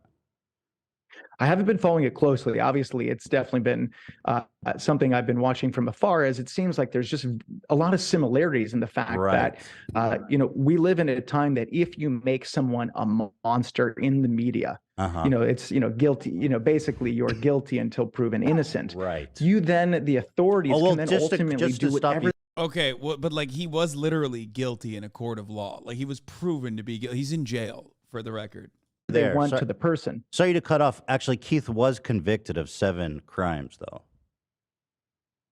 Yeah, the reason I said that is because before the trial even happened, he was already vilified and made it a monster. You even have, even on the Dr. Oz show, this was before Keith was even arrested. You have Dr. Oz saying on national television that Keith raped and tortured women. Oh my God. Now, just so you know, even after he was convicted of these charges, and this is what's mind-blowing for a lot of people, Keith Raniere, who's this alleged sex cult leader of an international sex cult, if you actually look at the charges and the evidence of what he was convicted for, there's not a single charge. This is crazy. There's not a single charge of violence, weapons, or drugs, and there's not a single charge of Keith Raniere having sex with someone. Well, let's see here. What? Let's see. Sexual exploitation of a child. He was convicted of that, right? Because I want to clear his name with you. So he was convicted of sexual exploitation of a child, possession of child pornography. He was convicted of trafficking for labor and services, extortion, sex trafficking, forced labor, attempted sex trafficking. So he tried and failed, but in other ways he was successful. That's what they claim, right? But it's outrageous that and he was never, he was never violent, and so that kind of says it all, huh? Yeah, I want to be super clear. There's most of what people have heard about Keith in the media, and then what the government, put out there in the media as well, is, in my opinion, completely false. And most of it is completely fabricated. Right. Again, that's not my intent of why I wanted to come, on and talk with you guys. Obviously, if we had longer, conversations, we could look at more specifics and things about Keith Raniere and who he is as a person. But in the emails, why I got in touch with you is that one of the things that happened right before the trial, here you had an investigation for a whole year. And there were 6 co-defendants, and this whole case was about consenting adults.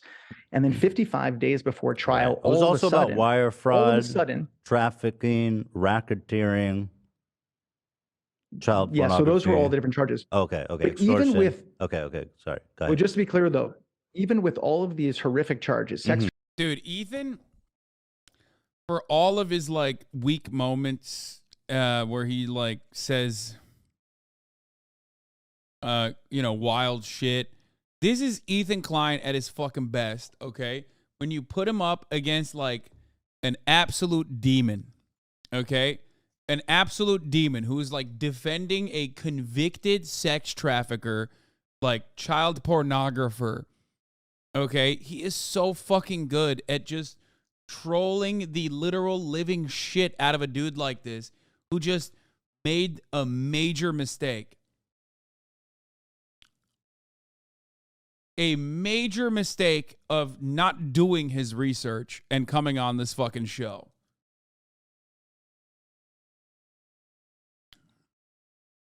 Trafficking, forced labor, racketeering. Wire None of fraud. the co-defendants had pled guilty. The dick riding is crazy right now.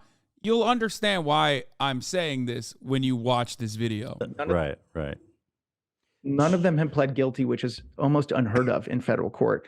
I think it's like 97%. He couldn't flip them because they're innocent. There's nothing to flip. So the thing is that 55 days before trial, all of a sudden the FBI found child pornography. And when I say child pornography, they found 22 photos of a nude woman on an external hard drive. It wasn't on his computer. It wasn't on a camera. It was on a random external hard drive in a residence that many people frequent in. It wasn't even Keith's home.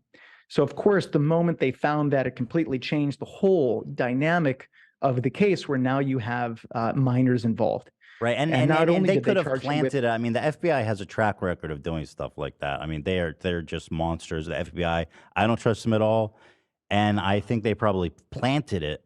But my concern, at least just from the optics point of view, because again, I'm on your guys' side.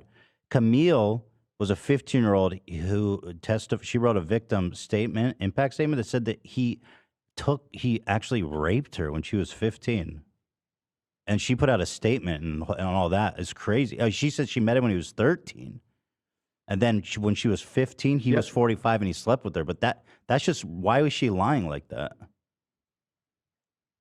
Yeah, so I want to make something very clear. I don't support sexual assault against women in any way. No, I know. Any of my friends of course. who are out there. So what's the argument? But like young girls that are 15 is like what? Free reign? Like what's this motherfucker saying? He's like choosing his words very carefully. He's like, not women, but 15-year-olds though. It's like 13-year-olds, 15-year-olds. That's different. Like, I just want to make that very clear. Of as it's a very course. sensitive subject. Yeah, of course. I'm glad he made it very clear. And then the but, dude, he said, but. That's wild. That's a wild thing to say but over, dude. How about you keep the but part of the conversation locked up, locked away?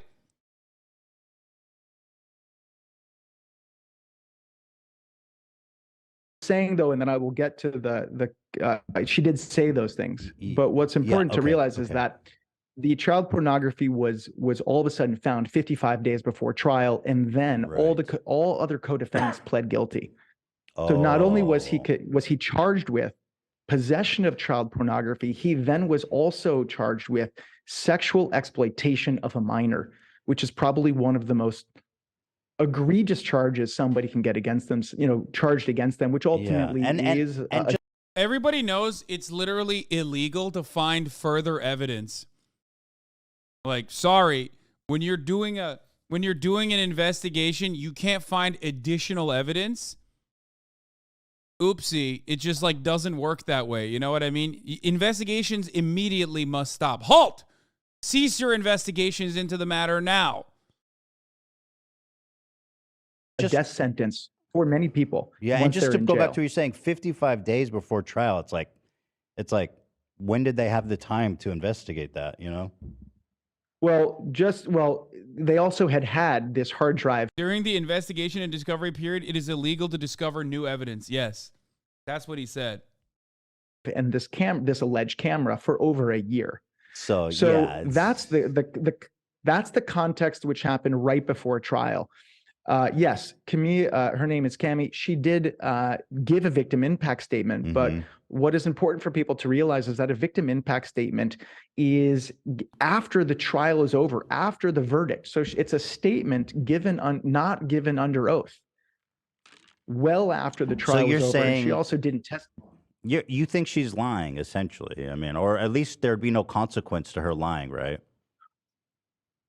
That's my point. I'm not here to debate whether or not. Yeah, you don't want to call her a liar. I get it. But you know what's crazy? What I'm saying is. Okay, go ahead. Yeah. What I'm just saying, it's important that we live, if we want to live in a society that has due process and we care about justice, it's important to question. Absolutely. It's important to question. And my point is, if somebody gives a victim impact statement and says, I was raped and this happened, I'm not saying that's not true, but you can't say that that's ultimately true due process when someone's not under oath. For sure. There was no trial. And so that's my point. What I there do was no know trial. For sure, like, which why is are we supposed to take her impact statement seriously when there was no trial? That is my point. Okay. What I do know, which is under oath and sworn statements, is what I got in touch with you about with respect to, we now have 7 digital forensic experts, and this is what's incredible. 4 of those 7 are former before we FBI. Before we go down that thread, I just wanted to mention, and I don't know if this is an issue for you guys, but there was 15 other victim impact statements from all different individuals. So that's like, dang, how do we get over that? Again, if we had like a 3-hour podcast, I can go. How does he not understand he's getting cooked? Which is crazy. Like, Ethan doing a slow burn and just like very slightly releasing the gas valve. Just like ever so slightly. Like, how does he not recognize that this is a hostile environment? How much of a fucking cultist are you that you think other motherfuckers also are just going to sit there and be like, wow, I know the crimes that this person has committed. I know the crimes that I'm going to sit there and fucking defend. And he doesn't even realize, like, at least he should have had, like, I don't know, he should have done his due diligence. He did so much. He did so much work trying to defend, like, child pornography and no work to find out whether or not the show he was going on was going to attack him for it. It makes no sense. Go into different things. This is the short of it, though. Just to even answer, like I said, my intent wasn't to try to defend or combat like all these different allegations. But again, what people don't realize, the way that the narrative was out there, is that 17,000 people from around the world took these courses. Okay. 1 in 400 of participants in the classes that Keith had created were billionaires. We had people from Stanford, from Harvard, entrepreneurs. These were very thoughtful, rational people taking courses that kind of had like a profound effect Scientology in a on way, their life. right? I mean, Scientology is the same way, and they get vilified too. They have tons of famous people, tons of rich people, and it's unfair that Scientology is vilified, don't you think? I haven't taken Scientology. I don't agree with. Oh my God, Ethan just literally signed this dude up for Scientology. He's gonna like investigate Scientology immediately after this interview is over and become the latest cult member. Oh my God. He's like, oh shit, there's another cult out there? That's crazy. What the fuck am I doing defending Keith Raniere when I could just be a part of Scientology? Yeah, but my point is, I don't agree with character assassination, or speaking badly about a group just because they're different or you don't like them. But the reason I mentioned about the 17,000 is that if you actually look at the trial, in the NXIVM trial, there's actually, out of 17,000 people, I think in the trial, don't take my word for it, I think there's only 3 people that were students of the 17,000 that were even claiming they were victims of a crime. So the only 3 out of 7. I mean, dude, you can't argue with those. Dude, he only predated 3 children out of 17,000 students. I mean, this is literally you fuck one goat, but for pedophilia. Okay, it's like you go your whole life without fucking a goat, and then you fuck a goat one time and everyone calls you goat fucker. But instead of goats, we're talking about children, okay? That's insane. What an insane argument to make. But he's making it brilliant. Actually brilliant, dude. Fucking, he said, think about all the people that he hasn't sexually assaulted. Only 3 people claimed that they were molested by Keith. Well, no, they weren't even claiming that they were molested. There's not even. This is like how the insanity and the exaggeration of what's out there. Right.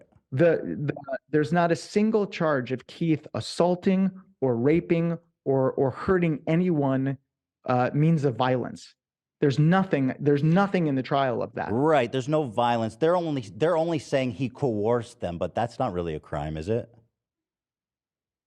Well, that's what they're claiming. But Right. my point is that if you want to look at the reality, if you even want to say that everything that happened in the trial is true, yeah, this is a man who's like, what is he saying? Like, is he saying that like the 15-year-old girl was like asking for it? Because like, gross. Okay, somehow a fucking level that I did not think the sex cult victim / also brainwasher. This guy's not a victim either, by the way. This guy's like literally doing advocacy for the sex cult. So like, remember that.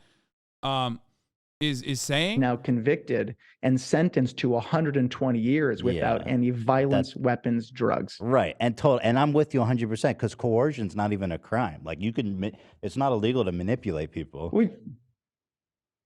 Well, it just means you're smarter in a way. You know what I mean? Like if you're able to manipulate people to do what you want, it just means you're smarter. So again, and this is a whole conversation about, things in the trial. Right. But the bigger issue, the thing that is, I think, vital and relevant to everyone who's listens to you, and then also just all citizens in the United States.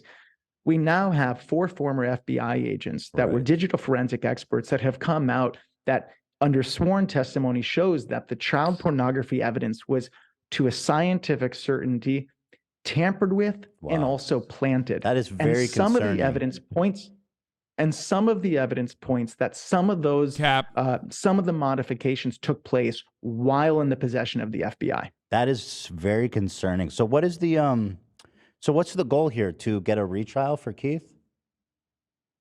Well, the ultimate goal is trying to investigate these crimes. Right. There's clear beyond probable. I gotta say something here before we continue. I will never, ever in a million years take the justification that Ethan didn't know what he was doing ever again, or could not control his urges ever again, because this motherfucker is shutting down like a goddamn steel trap. Okay? It's been like 20 minutes and he hasn't fucking caved or broken character one fucking time, bro. If you can do this for this interview, you can also get away with like a 2-hour broadcast where you don't say things about the NRA. You know what I mean? I mean, come on, dude. He is so tapped in. He is so laser focused. If you get away with this level of mischief, you should be able to control yourself about the NRA. Cause that crimes were committed by FBI agents and potentially even the prosecution and maybe other entities as well in the DOJ. So we're going to and that is an effect of that. Yeah. Because crimes were committed against someone who is being tried in a trial to convict them, right. That person should ultimately be let free.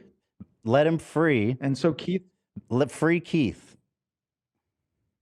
Well, what's interesting is that, first of all, the FBI is a criminal organization just from the start. I mean, it's insane the things that they've done to people, like tampering evidence in the case of Keith.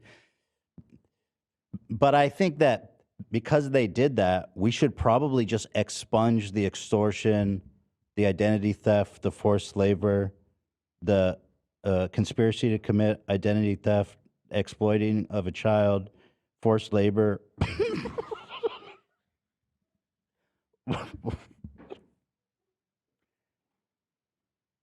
wire fraud, and so we should expunge all those, huh? It took me a second to get your humor because like there's also a little delay. I was like, is he making a joke? I was like, Yeah, oh, I know, okay, he's I know. making a joke. Sorry, I just. Yeah, but so like, couldn't what tell. do we do about those other ones, right? Because like we got to convince everyone that Keith is like. Bro, he's still no. It didn't take you a second. It didn't take you a second. It definitely. I don't think he still got it. I don't know how the fuck he broke character and the dude still hasn't gotten it. What the fuck? A cool dude. Bro, I swear to God, people in cults are literally like, they're just wired a different way. There's no other explanation for this, man. There is no other explanation for what is happening, what we're watching right now. I do not get it. This is just a clear-cut example. You just like broke your brain and then rebuilt it in such a weird way. Well, this is what I'm saying is that we don't need to convince anyone of how cool he is. Someone can think that Keith Raniere, they can believe he's the devil. That's ultimately irrelevant and a distraction to the reality of, did this person receive due process? If we want to live in a society that we want to have a justice system that treats everyone exactly the same, whether you think someone is the devil or you think someone is Mr. Rogers, they should be treated exactly the same under the law. Now, if it's the case that the government actually had evidence on Keith Raniere, then the question then becomes, well, why would they need to fabricate and tamper with evidence? Right. That is the question. Free Keith. Actually, Well, I want to talk. I want to just to answer. Oh, go ahead. I wanted to ask you Just about the your last thing. Sure. Go ahead. I just wanted to just make one other comment because you said, as I know you were being facetious about all these other charges. Yeah. Mistitious. Not a word, dog. Yeah. If you again, there. By the way, the subtitles correctly said facetious, but that's not what he was saying. He was not saying facetious. He said mistitious. Subtitles said facetious. I don't think he said that. These buzzwords of sex trafficking and forced labor. Yes, those on its face value sound horrific. Right. But buzzwords. What does it even mean? Exactly. Like when you think of, if you heard that you're, someone that got charged with sex trafficking, what would you imagine? Yeah, I would imagine somebody was locked to what do you call? Yeah, locked to a radiator, forced to do like webcam work, or you know what I mean? Exactly. Yeah. That's that, by the way, is a real thing. Sex trafficking, people being kidnapped, forced into sex slavery is a real thing. If you actually look at the evidence of what a real thing that Keith Raniere did, by the way, or attempted happened in this trial. You have a 29-year-old female who is an actress living in Manhattan, who is a part of the NXIVM community. She was taking classes. She was in a relationship with Keith. She also had a history of being more kinky. Together, they had come up with an experience where, and this is literally, if you look at the transcripts, this is what happened. One woman, this 29-year-old, received oral sex from another woman, and no money was exchanged. She took a bus from Brooklyn to Albany. Right. And they convicted Keith Raniere of sex trafficking. Just because she was kinky. Well, that's one way to look at it. Right. The same woman, the 29-year-old actress, she's also the victim of the alleged forced labor. This is a woman who had to transcribe 5 hours of video for a memorial, and she read 50 articles that Keith had written. And she gave feedback on them and actually loved reading them. He was convicted of forced labor. Because she wasn't paid for her work, or what? Well, that's what they were claiming. And how old was they were she? able to concoct.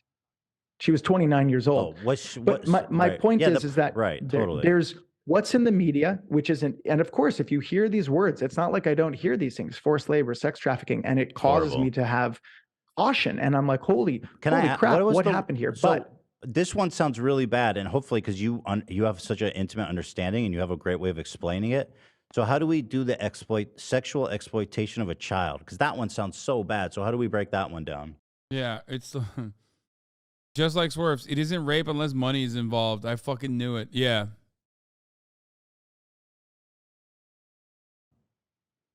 That one is also related to the child pornography, as I said. So they found 22 photos of a naked woman. Now, by looking at the photos is not how they realized but that it was child But pornography. it's women 'cause he knew, right? It was girls he knew. Yeah, these are women that he knew. Yeah, and so somebody had pictures of them naked when they were kids, but it wasn't Keith. Well, no, but this is just if I could Right. just finish real quick, is Right. that the 22 photos were not deemed child pornography because they were photos of some sexual act. The way that they deemed They were them to be child artsy. pornography was based off of the file dates. And based off of the file dates, they then said when the photos were taken is when this person They would have probably been didn't 15 even years look old. like kids in the picture. That's what that's my point is that by looking at the photo, they weren't deemed child pornography. And I mean, if you saw the photo, which you should get a hold of those photos, they probably look like. What the fuck? Ethan, come on now. Ethan's like, yeah, find the CP. I have not seen adults. I have not seen the photos. Oh, you haven't? Those are those are contraband photos. Right. But my point is, wait. Okay, so okay, got it. So you recognize it. Got it. Why wouldn't you? Why wouldn't you see the photo? I'm sorry. Huh. Interesting. That's a bit of an admission, I think, right? Are they? Is that CP then? Because I thought it was fake. What happened? is that again, when you hear the word child pornography, it incites all these horrible images and fears. But what we're talking about is on not on someone's computer, not on their camera, not on a camera card, in a random external hard drive. There's 22 photos, right, of a naked woman who they deemed was underage because of the file dates. So just the last thing is the sexual exploitation of a minor. Yeah, that's so weird. Why is it contraband if the fucking photos are of an adult woman? Like, why did he have such an immediate reaction to that? You know what I mean? It's like, odd. Is because supposedly they were able to. He keeps saying underage woman. Oh my God. Like, you can't say woman when you're talking about a 13-year-old.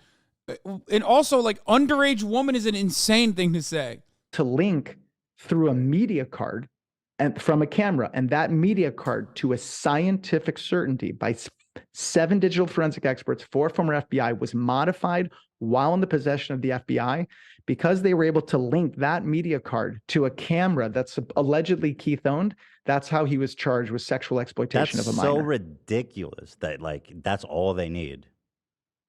Wait, I don't know if you're being. No, I'm dead joking, serious. Like, what the fuck? Like, it's scary, the world we live in, where, like, and people can just say whatever, and then like, oh, you just change the data on a file card, and that's all it takes. You know what's wild about this? And a chatter also pointed this out. This is a problem that you come to when you don't get your ducks in order. Okay, when you want to tackle an issue head on and immediately rush to hit every avenue, right? Oftentimes, a thing that people do is set up a different, like, logical box, right? But internally, some of the avenues that you're tackling immediately contradict one another. Now, what I mean by that is, if it is true that the FBI planted this evidence, why did they have to tamper with the date and time? If it's an adult person that they planted, why didn't they plant CP? The FBI owns plenty of CP. The FBI was the facilitator of the largest trove of child pornography on the planet. Why didn't they use one of that? Why did they use an adult woman? If it's an adult woman in the fucking footage, why do you immediately say it's contraband? You know what I mean? Yeah, by the way, what I said is true, for the record, about the FBI. It just doesn't make sense. It does not make sense that, even in the new logical boundaries that this person is trying to operate, because they're so overzealous. Because they're so overzealous about, like, tackling every fucking avenue and hitting it from all angles, they end up basically contradicting themselves. Takes. It's It's scary. Yeah, it's the same argument. Yeah, exactly. It's the same argument of the January 6ers. It was Antifa, but also don't arrest them. If it's Antifa, why not arrest them? Antifa is bad and they did something wrong.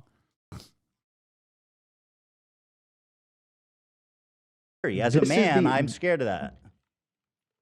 Everyone should be scared of this. This is why the reason we're trying to reach out to people is because the narrative is so strong and the prejudice against Keith and NXIVM is so intense is that basically it stops people from having a rational, open conversation about, wait a minute, what actually took place here? And what took place here is not just, oh, there was some prejudice in a trial, is that clearly you have government actors, specific personnel in the FBI. And again, this is not an attack on the whole FBI. Actually, there's one thing I want to get your thoughts on here. So Camilla's the one who he apparently had photos of. That was the 15-year-old girl who did an impact statement. Or she did an impact statement and said that he took her virginity when she was 15, which is outrageous. I mean, you can't, the thing is,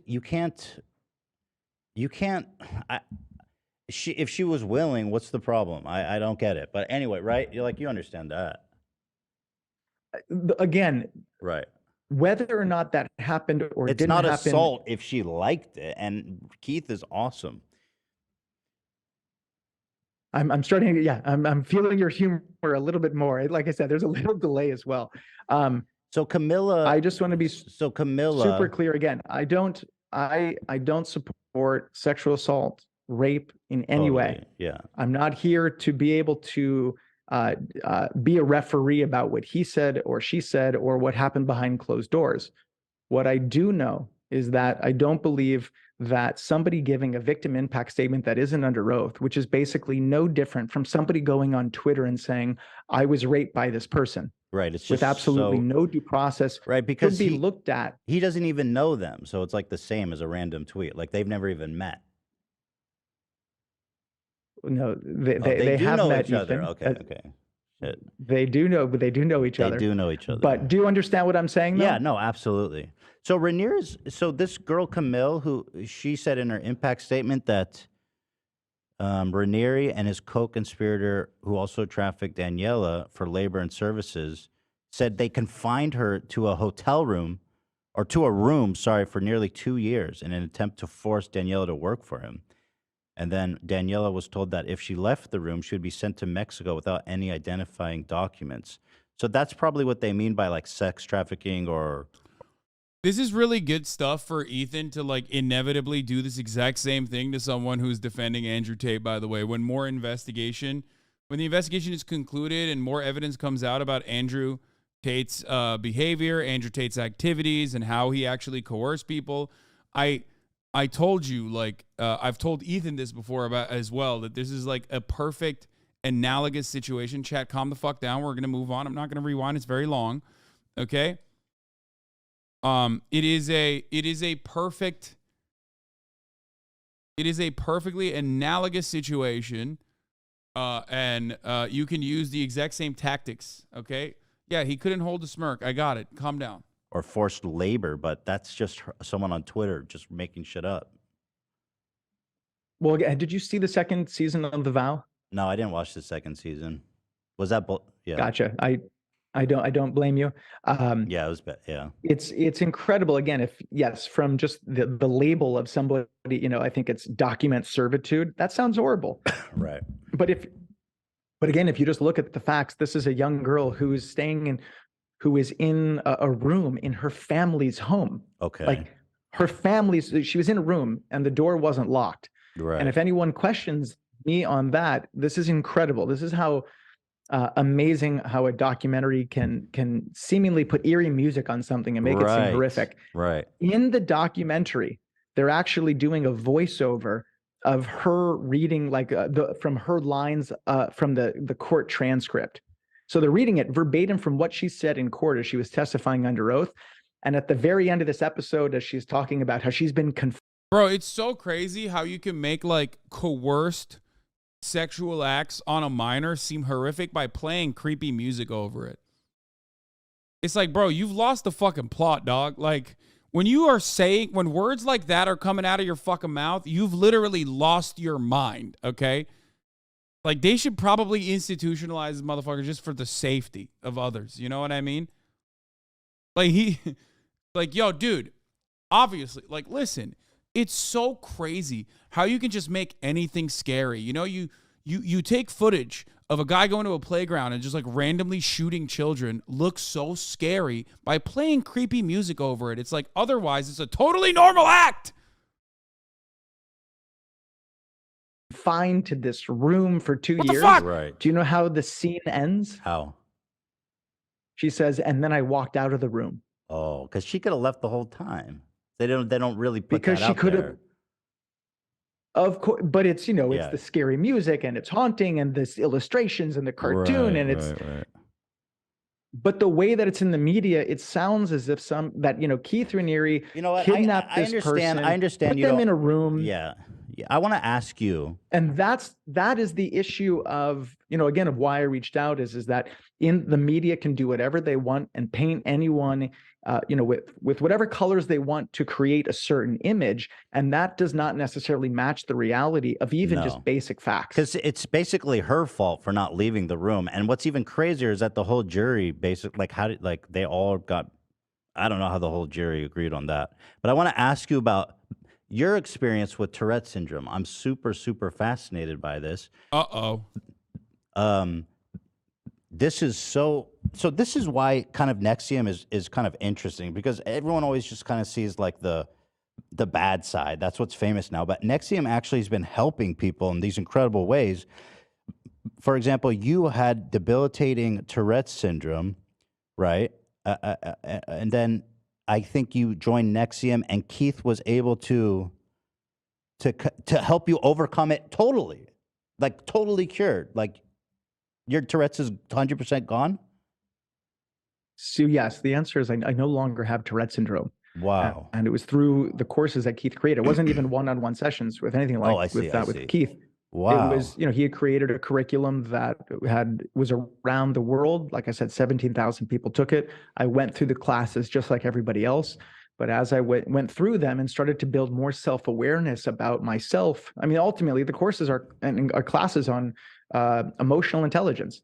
We had a center here in New York City on 5th and 37th Street, where it's just, you go and sit in chairs and you have conversations with people. And that cured your Tourette's? That is just having that. I that. just want to be clear. It's not. Go ahead. Yes, it was through these conversations and through these classes, which were a lot of them were philosophical inquiries about different aspects of life. There were practical things. It was also a goal-setting thing for entrepreneurs. Okay. And it was through these classes and these conversations that beat my Tourette's completely mind over body. Wow. And so what is it that you tell yourself? Like, just stop ticking. Like, come on, don't be a pussy or whatever. Or I'm joking. I don't mean it like that. But like, I'm over this shit. Sucks. Tourette's is fucking annoying. And I'm just over it. Yeah, so it's not like that at all. The most simple way that I can describe it is that I've always talked about Tourette's is like there's an itch and there's a scratch. Oh yeah. And the Tourette's is that uncomfortable feeling. Mm-hmm. And then the ticking is me scratching that itch. Yeah, tell Ethan, right? Ethan.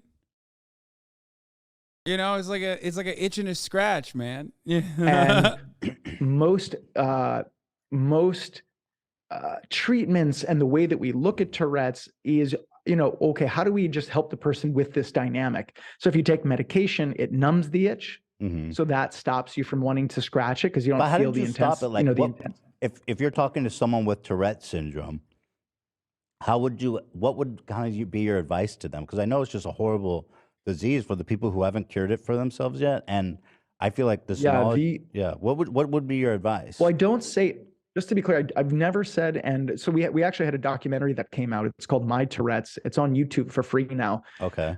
Sadly, almost no one in the world knows about it. It came out after, the negative press, the real negative press started coming out about 5 years. Bro, sadly, no one saw our propaganda piece that we did about a man faking Tourette's and faking the curing of his Tourette's. So no one saw it. It's just so sad. Nobody will look at like the other fake shit that Keith Raniere is doing and only focusing on the very real, horrific crimes that he has committed. Years ago. But in this documentary, you watch these profound transformations of people beating Tourette's mind over body. But even in the movie, we don't say it's a cure. This is not it. We didn't have a cure for Tourette's. Clearly, we had a set of tools for people that were open and wanted to go on a different type of journey. Go on more of a looking inward. But you guys did cure For it. some, You said it's 100% gone. I mean, let's not beat around the bush. That sounds like a I just cure. don't say, the reason I don't say cure is because also I just don't think of it as something that you can cure in that way. I have like a completely different, I don't even think of it as a medical disorder in that way now. But What I would just you want to be consider super it? clear. Is that I don't know. Bro, he said Tourette's is just vibes, dog. A lot of these disorders are just fucking vibes based.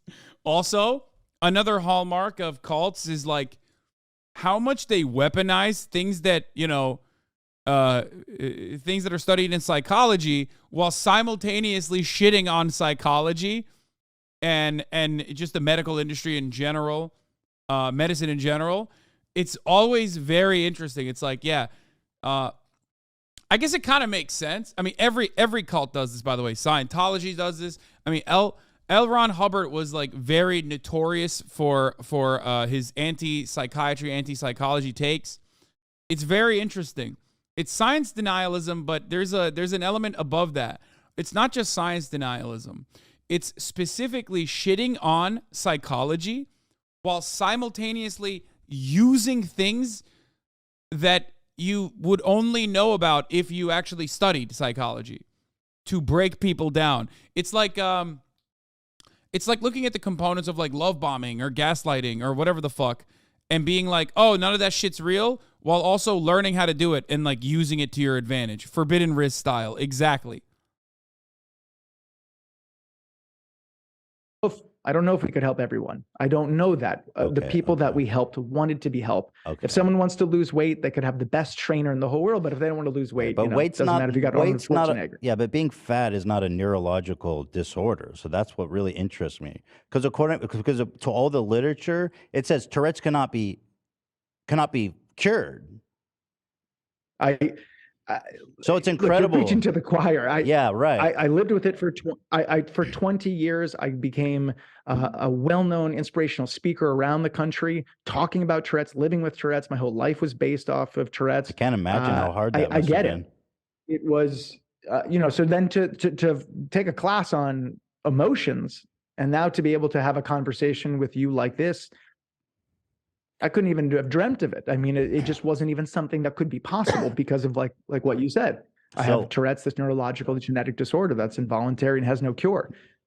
Luckily, because of what Keith created and with Nancy Salzman, who also is in jail now, I've been able to go on a profound journey to live a very different life. Can I ask you a question? To answer your question, do you still get the urge to do tics, or is that completely gone? Like, where did you cut it off? So the thing about the itch and the scratch, because of how the courses were very different, it's not like I'm sitting here and my itch is 100%, and I'm just like, okay, don't tick, don't say something, hold it back. Right. The courses were different than any other thing that I did, is because by going on that exploration, he lied, right? He never actually had Tourette's, right? Like, I don't think you can like quote unquote cure it.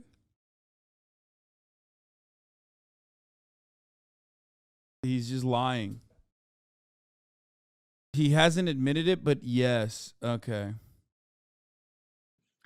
I found out that my itch was way more emotional and psychological than it was physiological. And as a result, and working internal issues I had, anger stuff, beliefs about all this sorts of stuff, as a result of that, my itch went down. So right now, down to 0? Do I still have an itch? Yeah. It's not at 0, but it's probably at 4 out of 100. Okay. So to call that Tourette's is not, I don't even think of it as Tourette's. I think of it as I'm a person that has a body, and all of us have uncomfortable. 4 out of 100? Yeah, for him, it's just turned into defending convicted sex trafficker instead of, I guess, what was it? Someone was saying that earlier, it was saying the N-word.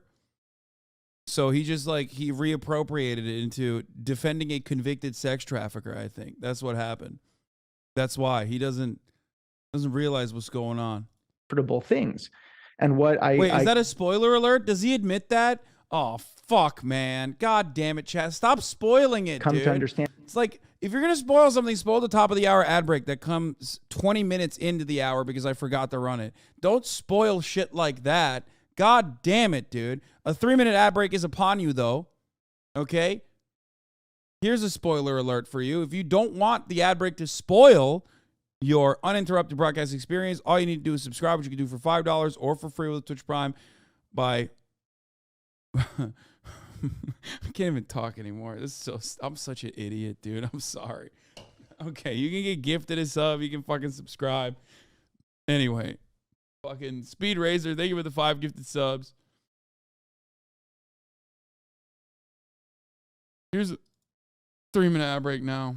And this is for me, is that ultimately I was, in a sense, had an impulse disorder. It doesn't mean I had a neurological disorder.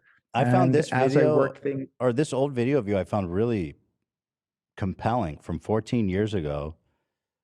Do you mind if I watch it real fast for the audience? Just to kind of give you some background? Yeah, so this is from 14... Absolutely. This was 14 years ago from a local news story or something like that, right? That covered your story? Uh-oh.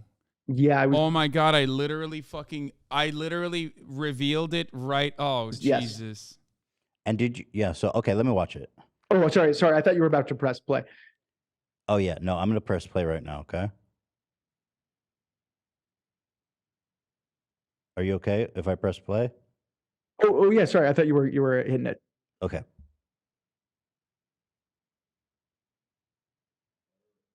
Trigger warning, I suspect. Can you play it, Dan? It's on me. It's on me. Suspense. You got to hit play. Are you ready, Mark? I'm ready. Okay. A day before my 17th birthday is when I really ran into the greatest obstacle I had ever encountered with my Tourette syndrome.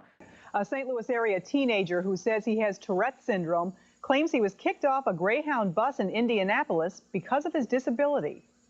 I got on the bus and they made an announcement about my Tourette syndrome. And earlier in line, a lady had heard me saying some inappropriate words. And she stood up and she said, well, how come he can say this word? With that, this Clayton High Jr., who turned 17 tomorrow, says he was kicked off the bus in Indianapolis. So your tick was actually to say the N-word, right? Yeah, at different times I was saying what would be the worst thing that I could possibly say in a given moment. So, if I was around a fat person, I would want to tick you're fat. If I was around a black person, I would want to tick the N-word. So at the time, it was a nightmare. At the time you were on a bus and with, it seems like from this image, predominantly black, and then you said the N-word on the bus. Bro, his tick was just being Italian, it seems.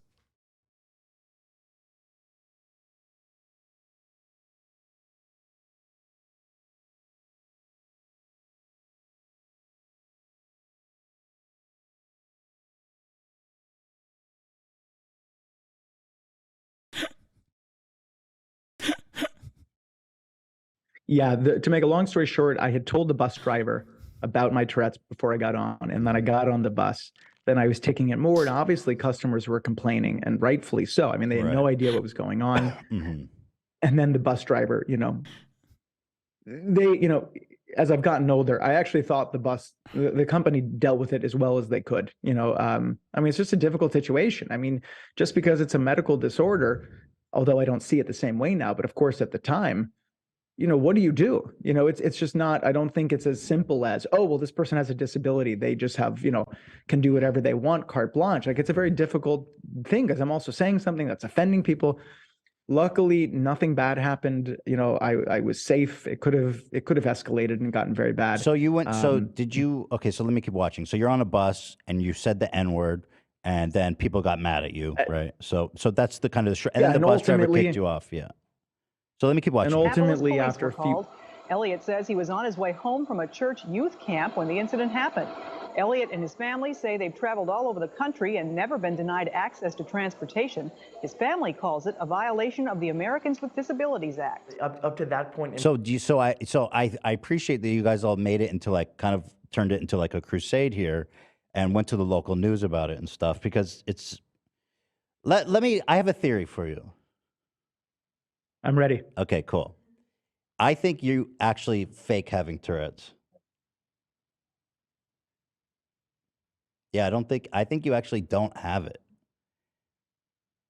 Well, but I'm open to it. Here's my What what did you think I had? Well, let me just break it down. I think this is kind of a funny thing. I doubt this is what happened, but maybe you just called someone the N-word on the bus, and then you're like, oh no, I have Tourette's.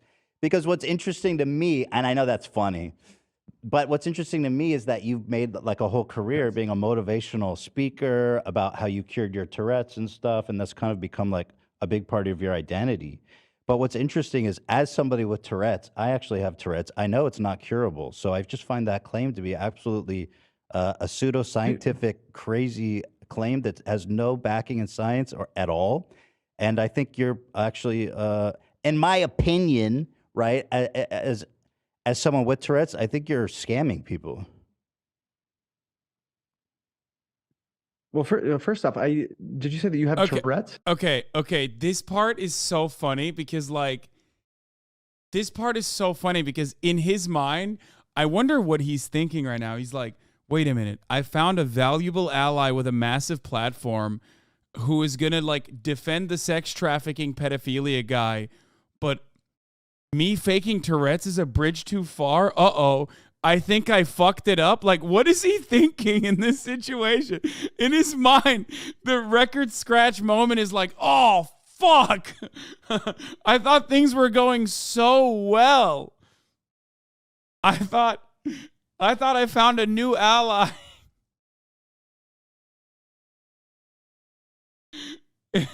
He's like, oh, fuck, man. That's a bridge too far, I guess, for this guy. I do have Tourette's.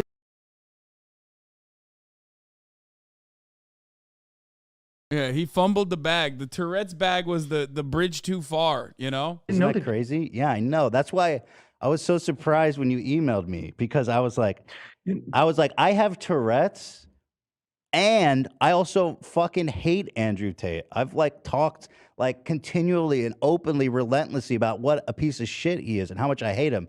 And what's interesting too, Mark, is that I've also talked about how much I hate Keith and Nexium and what a psycho he is. So when I got your email, I was like, this is incredible. And I could totally see how it is you fell into a cult, because you clearly don't do any research. Oh. Oh, no. You know, when I saw when I was watching one of your videos, I thought I saw you ticking. And so it did cross my mind. I said, I wonder if he has Tourette's. Yeah, I do. Why would you? That's so interesting. Why would you think someone would fake it? That's a pretty messed up thing for someone to fake. No, I agree. But you've made a good living from faking it, doing like motivational stuff and writing books and stuff like that. And it's just, as far as I know, and that's just a theory, right? Because I don't know. I mean, I just have Tourette's myself. I mean, dude, ask that question to literally 90% of people on Instagram.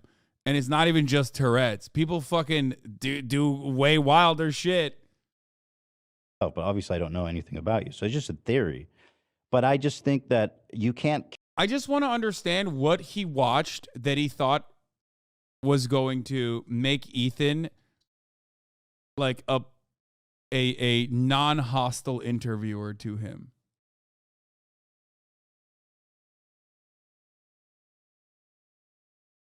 Like, what did he watch? There's no shot he watched anything, right? What did he watch? Cure it, actually. And on your website, it says you overcame it, mind over body. And that's just not possible. But that's why, I don't know if you remember what I just said 2 minutes ago, is that we've never claimed it's a cure. Right. Well, let's see. On if we pull up your website. Well, when I started, you said you're 100% like over Tourette's, right? You did say that. Yeah, well, I said that I don't think of it as I have Tourette's anymore. Right. You don't have it anymore. I guess what I could say is,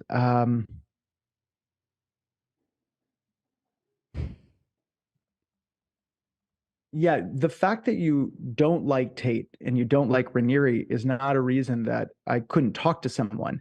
For sure. If anything, it's about, that's not the point of trying to find people that love him.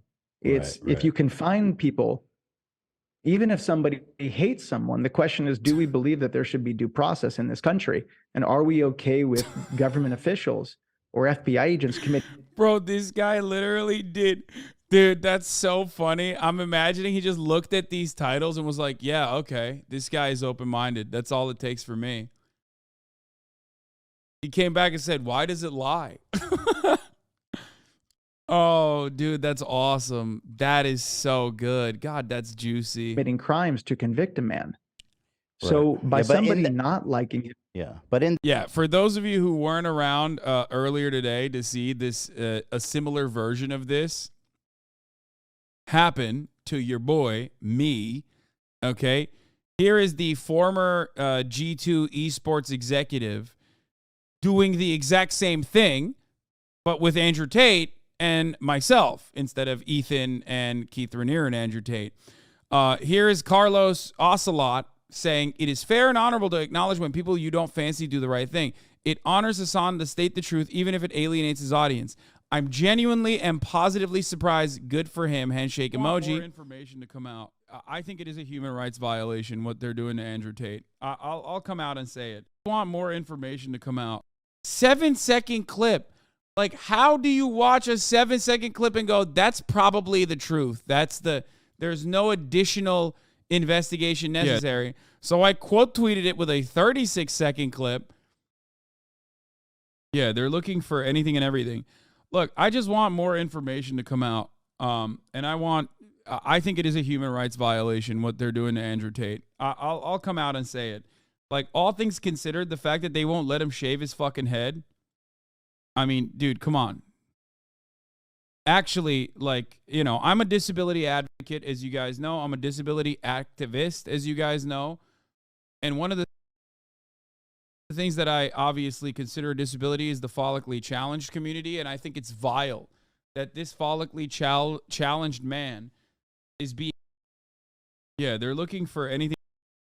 Dude, come on, dude. Yeah. He's so fucking dumb. Of course you're an Andrew Tate fan. Never mind, he's still a dog cunt. Dude, why would he post his own L? His whopping L. It's just like, why? You immediately move away from the situation and hope that you don't signal boost it to your follower base at this point. You know what I mean?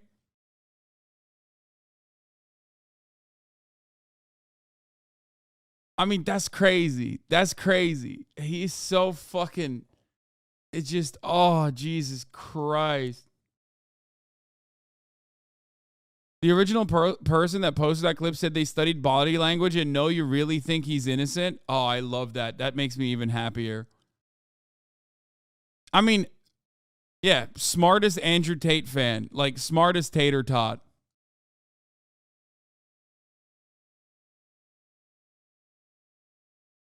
Smartest fucking tater tot.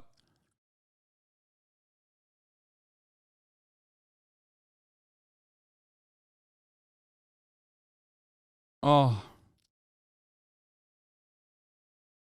I love that. Anyway, let's continue. The email. By someone. Yeah. But somebody not liking him is, if anything, is definitely better. I definitely did not research deeply every single person. Obviously, At all. Well, yeah, you know, you actually didn't look into it at all. Like the most basic. But let me break it down, Mark, because in a way, I see you as. Well, just to be very. Okay, go ahead. Just to be very blunt. Go ahead. Yeah, be blunt. Yeah, you are right. I did not do research. Yeah. Someone that I know, who's Keith, currently he's been sitting in the shoe for over 200 days.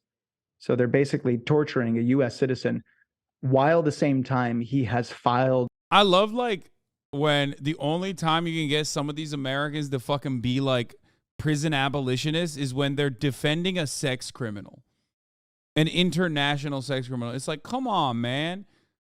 Like, yeah, I do believe that like solitary confinement is torture, okay? But it's so stupid that like the only vocal advocates of this in the media are always defending the worst motherfuckers, dude. In the Eastern District of New York with 4 former FBI agents showing that the FBI tampered with digital evidence. And they're now escalating the torture, and they might ship him to what's known as a CMU. Can I read a excerpt which is a communications. Can I read an excerpt for you? It says, this is from your website. This is your website, right? markelliott.com. Yep. Yeah. Do you want to beat your Tourette's? I want to help you, but currently the government has threatened to put me in jail for being public about how I completely overcame my Tourette's with Nexium. Yep. So when you say completely overcame, I just assumed that meant like that you have a cure for it. Yeah, Bro, he's still trying to defend. Oh my God. It's fucking bananas that he's still trying to defend like the sex cult leader. And he's using anything and everything he can. It's crazy.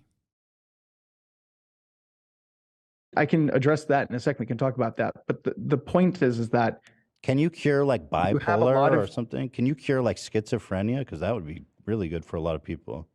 the reason, so because of how big the case is, Right. and I'm reaching out to people that have influence. Mm-hmm. I believe that even though you might hate those people, and I didn't know the depth of how much you dislike them, but yeah, okay. No. Yeah. Is that there's something that we can agree upon, I thought, at Well, least here's that, something. are we okay? Well, we can all agree on that's we can all agree on photos. Here's photos of his initials being branded into women who accused him of running a clandestine sex cult. Here is his. By the way, Andrew Tate did this shit too. Instead of branding them, he tattooed them, but it's the same shit, same initials principle. Branded into their skin. Here's an up close So, for you. It says his initial, Keith Ramirez, branded into their skin. what's your point? That's not what I'm here to talk to you about. Oh, my point. That the thing is the point right, is right. No, that was just for fun. That was just like a funsies thing. Yeah, but the It thing was just is, like a fun look, little group building exercise. No, I'm the thing serious. is, I'm serious. Why did he do this? Because if I'm curious, I want to ask you. The why thing did is, he if do you're gonna say things, they need to be factual. They're just kinky. Keith They're just Raniere, a little kinky. But Keith Raniere didn't brand anyone. Oh, right. He's not even in the room. He coerced people to do it. Yeah, so coercion's But a he's crime, not actually. I think coercion is a crime. Sex trafficking usually happens through coercion, not by locking people to a radiator. So that, I think, is where we kind of disconnect there. And actually, what's crazy is the jury agreed with me. 12 people agreed. I had told you before. I know I had told you before. Oh, that and the appeal blackmail court. is a crime. Oh, what's crazy is he appealed, and then the appeals court also upheld these 7 horrific charges against him. So that's like a lot of people. I wasn't here. Yeah, that's a lot of people. Like I had said, I had said to you in the very beginning is that I believe most of the things are not true out there. That doesn't mean there isn't kernels of truth. I wanted to talk to you about something that I think is greater than Keith Raniere, the fact that we have evidence that shows that the FBI committed crimes. Yeah, but the FBI I agree with you that the FBI is shitty and they do that kind of stuff. But even if we discount everything the FBI allegedly, or you say let's just assume for the sake of this conversation that they did do that, then you still have to explain all these other charges. Like even if he didn't have child pornography on a hard drive, right? And let's just say he didn't do it. It was a conspiracy. Or maybe they changed the metadata. There's still racketeering, forced labor, wire fraud, sex trafficking, extortion. So do you have you know what I mean? So there's kind of an issue here. If you're, well, we've been, the thing is, look, I this is the first time we've ever met Ethan. Yeah. I said to you in the email of that if you want to have more of an open, rational conversation where we can challenge things. In the first half of this, I talked to you about some of the facts that it sounded like you were agreeing with. I didn't realize that you were just trying to play me. The things that I said, I stand by. I don't need to change anything, even though now I know that I guess you were trying to have sort of a gotcha moment. But like I said, with the photos, with the woman, the HBO thing, the sex trafficking, which is a single sex act with no money. He says, let's be rational and defend the sex trafficker cult leader, bro, who was caught with child pornography. Like, man, this kind of makes so much more sense. Like, the Andrew Tater Tot dynamic makes so much more sense when you think about human beings like this existing on the planet. You know what I mean? Especially because, like, Andrew Tater Tot did the exact same shit, but then also on top of that, like, he had clout, which is something that is, like, demonstrably important for a lot of the younger generation. And also on top of that, he, like, god damn, bro. Also on top of the clout, he was, you know, he was breaking motherfuckers' brains in a similar way. Oof.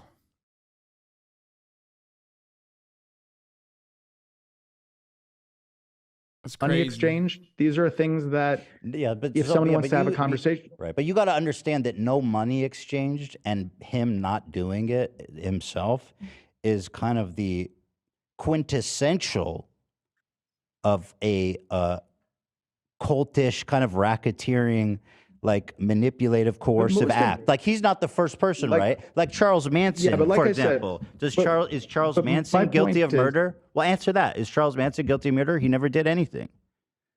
I don't know. Never. I don't. Okay, I'll explain it to you. Charles Manson, people say he was a member of a cult. His disciples went under his order or coercion to go and murder this family, right? And so his lawyer said, well, he didn't do anything. He wasn't even there.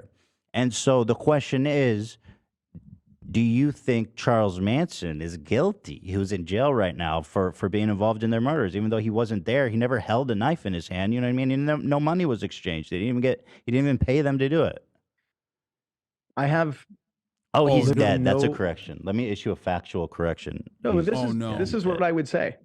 I don't know anything about the case. Obviously, I know of Charles Manson because of of how it's been. You know, he's a very popularized name. He's probably innocent too, right? Well, I don't know, but what I do believe and what I'm absolutely will stand by is that I do think no matter how hated a person is, we should be absolutely open to questioning narratives. We should be able to question. I think. Bro, you could make this argument about Adolf Hitler, by the way. Like this dude is like one step removed from being like, well, Adolf Hitler didn't fucking kill every Jew personally. You know what I'm saying? Like, what the fuck? It's like, come on, you just got to go against the narrative, dog. You got to go against the narrative. What the fuck? This is absolute bananas. And for someone saying, are men okay? This cult also had a lot of prominent women, okay? Like, it wasn't Allison Mack or whatever. Like, there are plenty of female defenders of Keith Raniere, just like this dude, some of which are still operating within Hollywood. One that is ironically, or I guess unironically, friends with that fucking conservative guy. What's his name? God damn it. The fucking conservative guy that constantly talks about, like, LGBT grooming people. Conceptual James. Yes. Conceptual motherfucking James, dude.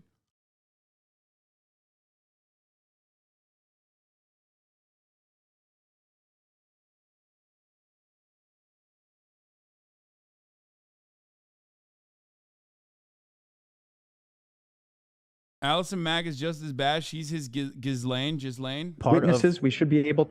I think part of a redemption of accepting people who are bad starts with them, you know, coming to terms with what they've done.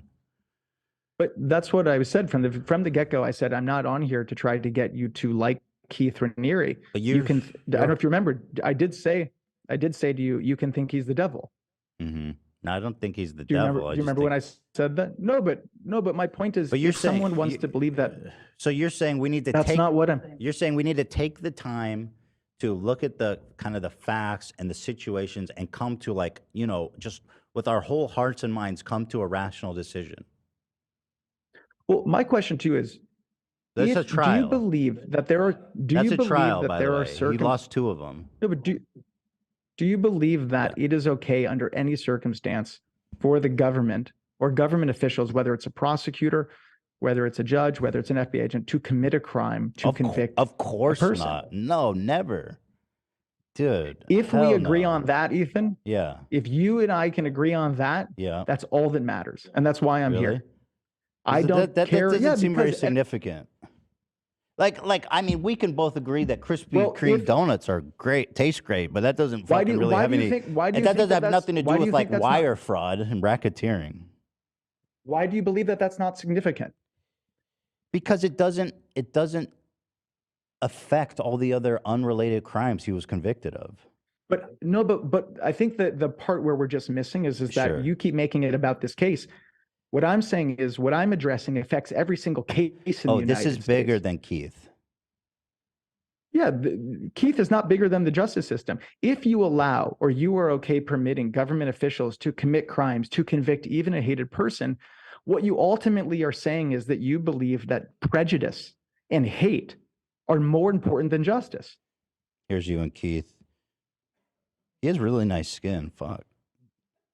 Such a dumb The thing take. is, you I'm trying to have a. I'm trying to have. No, I'm me trying too. to have a serious conversation. No, with I was you. just struck by his And- really nice skin. Did he ever drop? Well, I'm just saying. I'm just saying, out of respect, I'm trying to have a conversation with you about something that affects millions of people around the justice. You know, millions of people in the justice system and are affected by our justice system. This isn't about Keith. It is about Keith because this is the specific case and the specific evidence that we have. Do you mind if I take a moment and read some of the quotes from the FBI agents? No, I don't want to do that. Let me ask you this. I don't even blame you because honestly, in a sense, you're kind of the victim of you know what I mean? Like you're part of this organization that clearly has some powerful hold over you. And I'm really sorry that you got somehow you're involved in this. And I just like Keith is gone. He can't hurt you anymore. For the record, I don't believe this man is a victim. Okay, I think he's like a victim in the sense that like he got duped into the cult, but like he's still like at a certain point, instead of saving yourself, if you are still advocating for this dude after like, you know, the door is closed on the fucking guy, he can't hurt you, he's in fucking jail, you are personally advocating for a guy, you're riding for a guy that, I mean, you're a bad guy, you know what I mean? You're a predator yourself, you know what I mean? Like one of the best examples that he is not a good person and not a victim, okay? One of the best examples of that is what I saw with that Tourette's website. Like he is still to this day using his Tourette's grift to somehow turn around and like defend Keith Raniere. That's so fucking insane, dude. That's insane. Yeah, Conceptual James and Nikki Klein. James Lindsay, Conceptual James is running to Elon Musk to help because people keep replying to his tweets with my screenshot. People need to stop flooding your replies with this photo. As a fan of yours, it's really making your Twitter unreadable. I open replies and this is all I see. Okay, James Lindsay, who is seen here with a member of the Nixium sex cult whose leader is currently in prison for child sex trafficking. I taught him everything he knows. As good as we look at Elon Musk, is this a solvable problem? God, what a banger.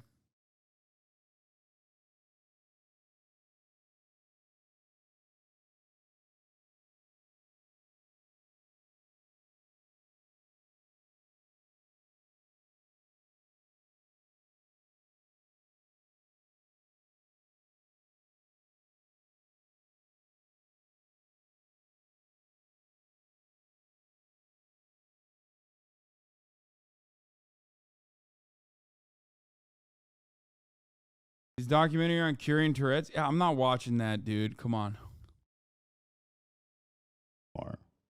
You know what I mean? Like you're free, bro. I appreciate the. I do believe that I'm free. I'm an adult Yeah. that makes decisions in my Just own like life. that girl And in if the there's room, you're free, man. Just walk through the door. What I can say again is, I reached out to you. I'm trying to talk about things that there's a lot of prejudice against talking about. Mm-hmm. You have a case that has international attention, that has a lot of hate and a lot we of keep, prejudice, it's and now okay, we it's have okay. We keep we're kind of, yeah, you've said that. It's okay. Listen, I really do wish the best for you. And I'm sorry that you're dealing with all this stuff. It seems like you're going through a lot, and I just, I'm sorry, man. I don't know if there's anything, do they have photos of you? Like they must have, because that was their thing, right? Keith had like blackmail there's photos. no photos. I just, Yeah, for anyone who's listening that wants to find out more, they can go to makejusticeblind.com and they can look at the evidence with respect to the FBI and what I've been talking about Actually, here. this is the video, right? Evidence of historic FBI corruption. This is the one you're talking. Aiden Ross put a green light on Jake Sucky. No, he didn't. He said kill yourself. Okay, come on, guys. After sharing a clip of him showing porn to his audience, Aiden Ross took to my DMs and said, keep yourself safe. Smile. He just said, the non-TOS violating version of kill yourself, which I think is pretty funny.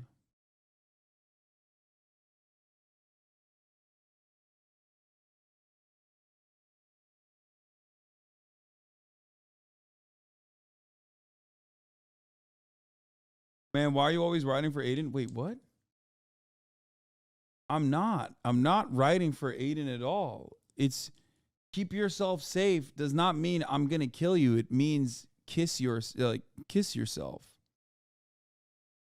It's a way to say KYS.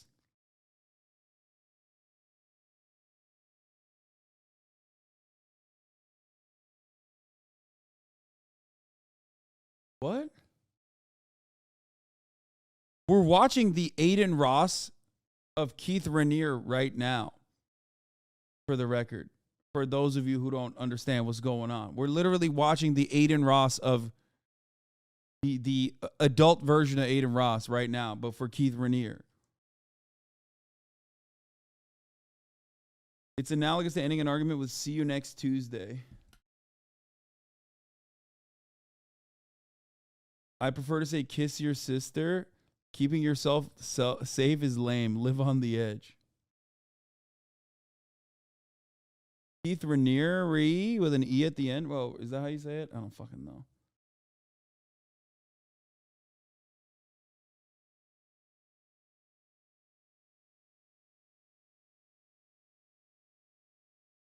Look, I'm sure Aiden has a lot of...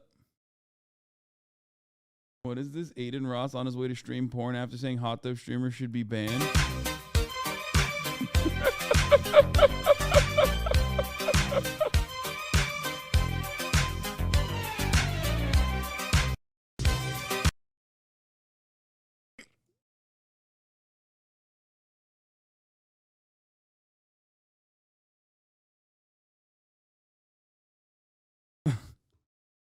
Yeah, apparently Aiden Ross... Did Aiden Ross accidentally show the porn or deliberately show it, by the way? Because I have no idea. I didn't want to look at the clip because I was worried that there's like actual porn in it.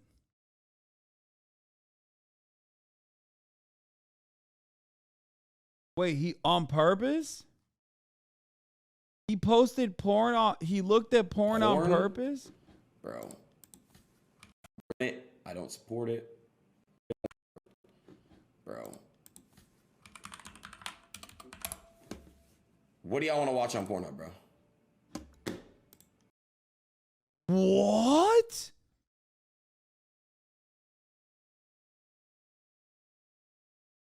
Oh my God. I thought he like accidentally clicked on a link, dog. He blurred it. This is heavily blurred. The video is heavily blurred. I'm still not going to show it. Bro, come on, Aiden. Your audience is fucking children. Jesus Christ, dude. That is actually fucked up. I didn't even realize it was like that. Support porn. Like I don't support the shit.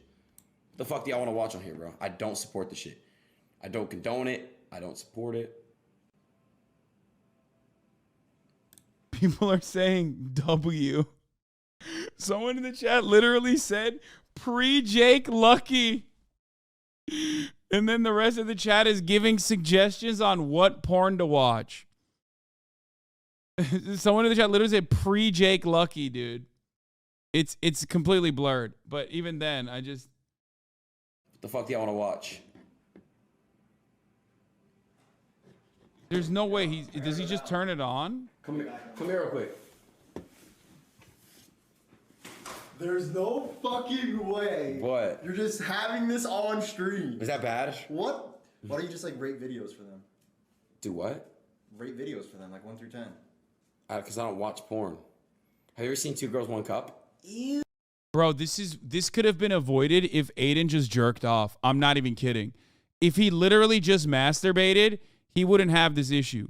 He has this issue because he's not jerking off. Like literally, straight up. You can avoid the top of the hour ad break, by the way, by subscribing for $5 or for free with the Twitch Prime, which is coming right now, of course, at the top of the fucking hour. I keep forgetting to run the middle of the hour ad break here, but...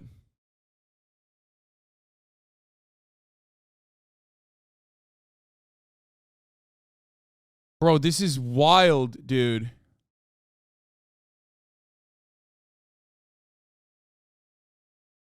Ew.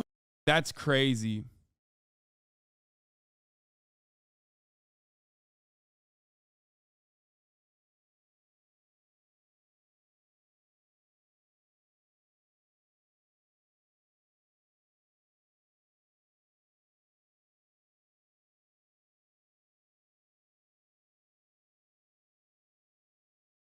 Please, for the love of God, Aiden Ross, just, you know, on your own time, jerk off one time, man. This is crazy.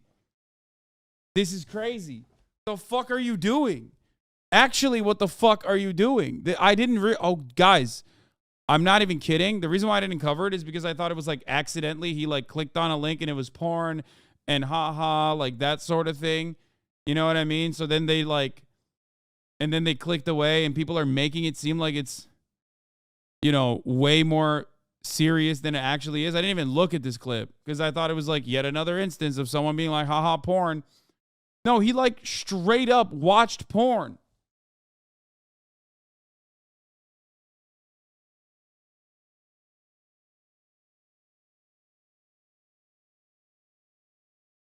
Her nip, ew, bro. I'm not looking at. No, come here. They're purple, bro. Her nipples are like purple. That's the problem that this dude has is the nipple being purple. Okay, got it. Matter burn M. You got me looking at like 5 different dicks, bro. I don't want to look at this shit. Okay, looking at dicks and porn is gay, fellas. Do y'all still beat your meat, yes or no? I don't want to watch this shit either, bro. This is bad. Like, what the fuck do you have pulled up? Yeah, this is stupid as fuck, huh? You get a little hard? No. Cap. Feel it. The chatter that said showing porn to minors thing was kind of justified in the most nerd way. Yeah, I didn't realize he was literally doing that, by the way. For the record, I will admit that I had no idea that it was literally like just straight up doing that. Wait, what did he say? No. Cap. Feel it. What the fuck do you have pulled up? Yeah, this is stupid as fuck, huh? You get a little hard? No. Cap. Feel it. What the fuck, cheesy? I'll be back. He asked his homie to feel his dick.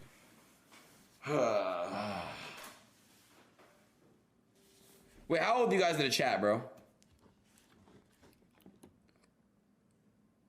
Bro. Oh, God. There's hella kids that are saying they're fucking 15. Jesus. Uh-oh. Okay. Someone said, I'm 14, Lamau.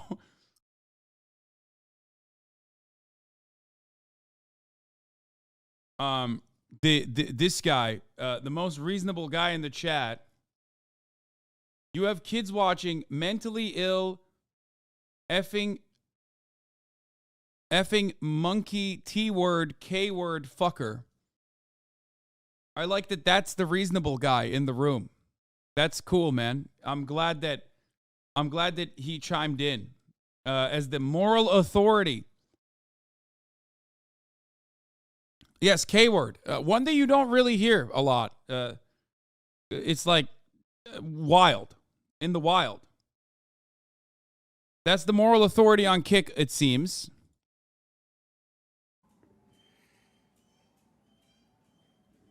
I didn't know that. He said, I didn't know that. Okay.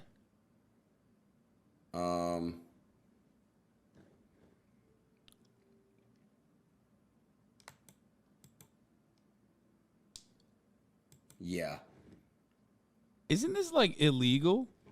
All right, what episode do y'all want to watch?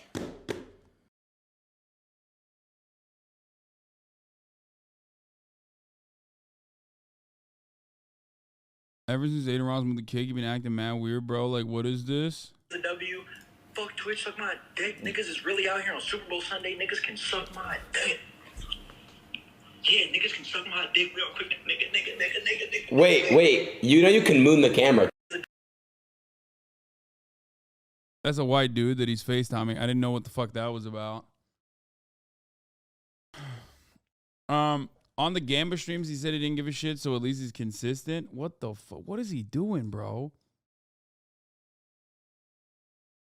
I think he could end up as a registered sex offender because of shit like this. No joke. Yeah, what the fuck?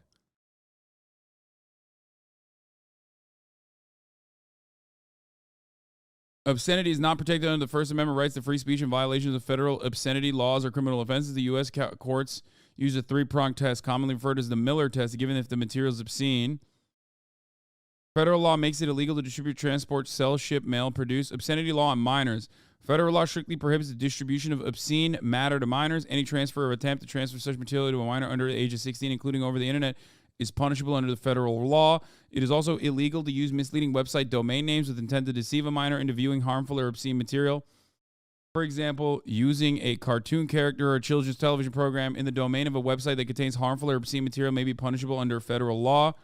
In addition, visual representations such as drawings, cartoons, or paintings that appear to depict minors engaged in sexual activity are obscene and also illegal under federal law. Oh shit, lolly. Finally, the American criminal justice system gets something right. Jesus fucking Christ. It is important to note that the standard for what is harmful to minors may be different than the standards for adults, and offenders are convicted of obscenity crimes involving minors face harsher penalties than if the crimes involved only adults. So, obscenity in this circumstance uses a three-pronged test, commonly referred to as the Miller test, to determine it. Obscenity is defined as anything that fits the criteria of the Miller test, which may include, for example, visual depiction, spoken word, or written text. I think that's like snuff, though. I don't know if porn falls under that category. I'm not even joking.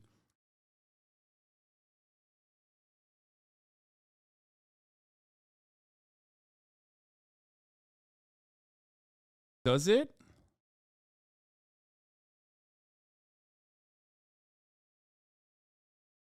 I thought okay. For the record, this is not a defense. This is like very serious. I think soliciting pornographic material to a minor might be a different charge, but I thought the obscenity was like gore, real gore, snuff, and the difference between. All right, we'll look at the Miller test right now. The difference between that was more like a I'll know it when I see it type situation.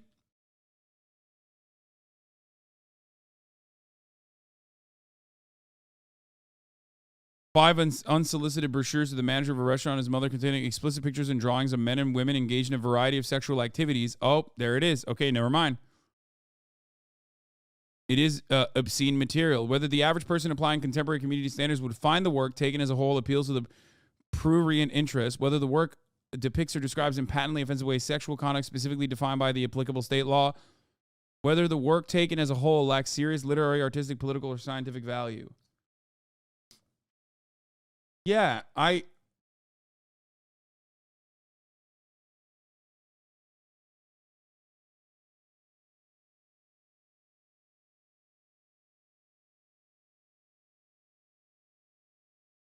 Does he have a warning that a stream is 18 plus? Maybe Kick as a website might be 18 plus. So in that regard, it might be like, it might literally be like a porn website. You know what I mean? Because otherwise a porn website in and of itself would be, in in and of itself, a porn website would be considered illegal, right? But the reason why it's not considered illegal is because like they have a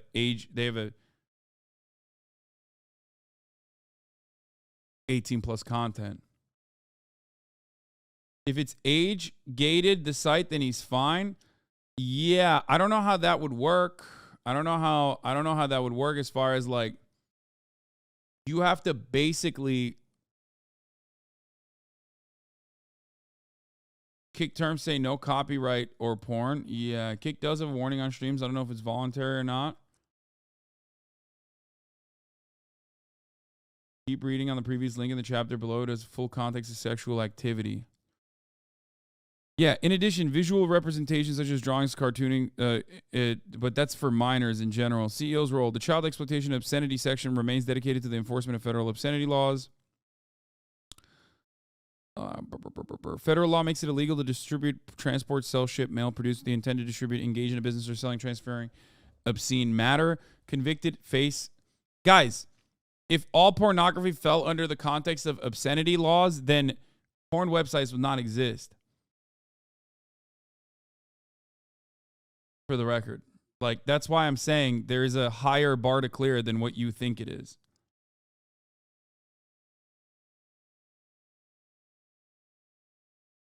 Even though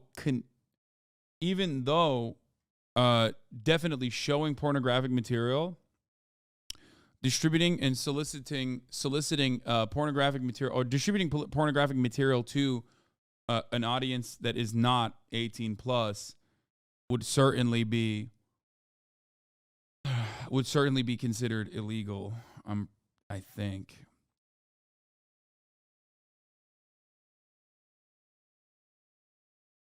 Obscenity itself is not illegal. Sharing obscenity in that falls under the Miller test criteria is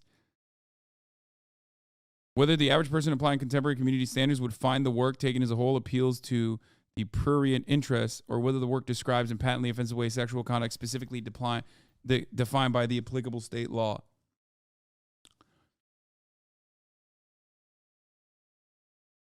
No kids should use it, and so do child predators who groom them. Had a boss and worked at Amazon who got fired and arrested for possession of CP on Kick.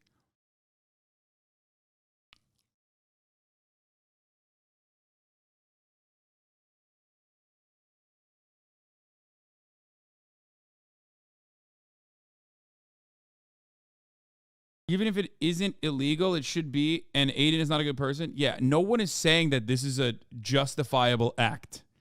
I'm just trying to see if it's also illegal. Do you see what I'm saying?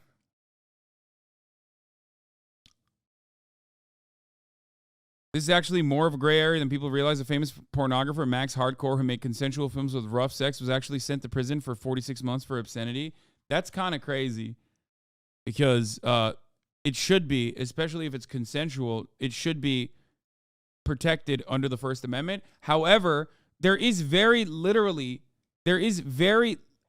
a very real, I'll know it when I see it legal precedent here.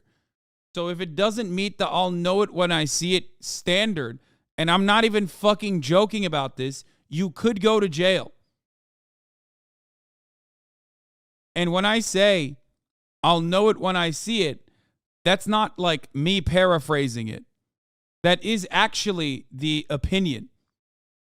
That is what designates free speech protected pornography as a form of art and free expression versus illegal pornography, oftentimes featuring, like, I'm not talking about like the obvious shit like CP, but illegal pornography between consenting adults that feature blood, for example.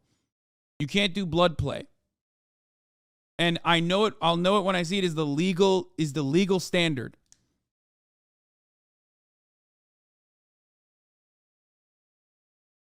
Yeah. It's from, the phrase was used in 1964 by United States Supreme Court Justice Potter Stewart to describe his threshold test for obscenity in Jacobellis v. Ohio, in explaining why material at issue in the case was not obscene under the Roth test and therefore was protected speech that could not be censored. Stewart wrote, I shall not today attempt to further define the kinds of material I understand to be embraced with that shorthand description, hardcore pornography, and perhaps I could never succeed in intelligibly doing so, but I know it when I see it, and the motion picture involved in this case is not that. That is a very real sentiment. It's a vibe test.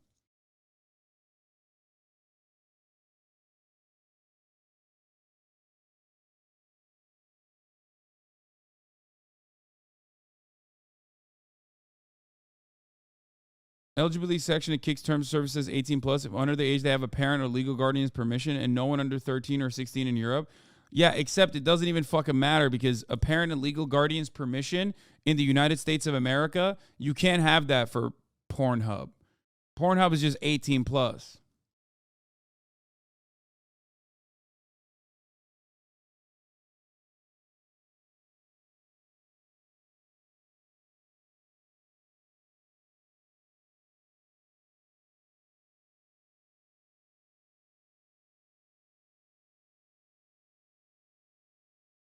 That's not the current test, though. Miller test supersedes it.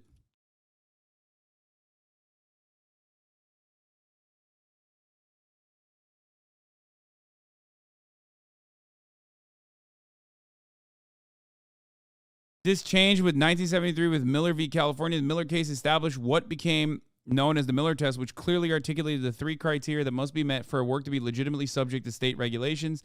The court recognized the inherent risk in legislating what constitutes obscenity and necessarily limited the scope of the criteria. The criteria then became the thing that we just read. 1, the average person applying local community standards, looking at the work in its entirety, must find that it appeals to the prurient interest. The work must describe or depict in an obviously offensive way sexual conduct or excretory functions. 3, the work as a whole must lack serious literary, artistic, political, or scientific values, which is still very vague for the record. And the vagueness it has to be there, because if you want to maintain any kind of freedom of expression, you have to have a level of vagueness. Obviously, this is completely beyond what the fuck we were talking about. Going to kick his cap, because why would he leak that shit? That's lucrative ass contracts that you do not talk about until they made it, like they make it known. He could have sold the bag. Like, bro, the way that he's been marketing Kick to me is corny, because all he's doing is radicalizing his viewers, right? To say a bunch of weird shit. You go to his chat, all it is Nazi spam, racist spam, a bunch of weird shit being spammed. But that's how he marketed his fucking Kick. And then he's watching porn on Kick. Like, bro, what the fuck? I'm the pussy. I'm the soy boy. I'm the F slur. I'm all these things because I just think that Aiden's content is shit. I think it's shit now. Don't watch it then. I don't watch it. You fucking clown. Goddamn.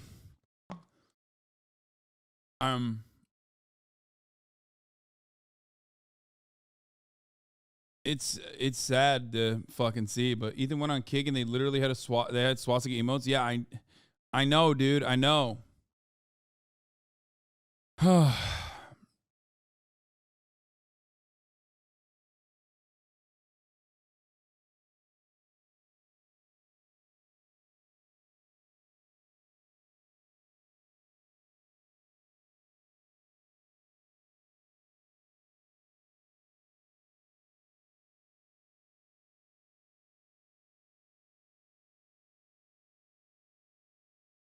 It wasn't an emote, it was Unico over the Buddhist symbol, which does exist.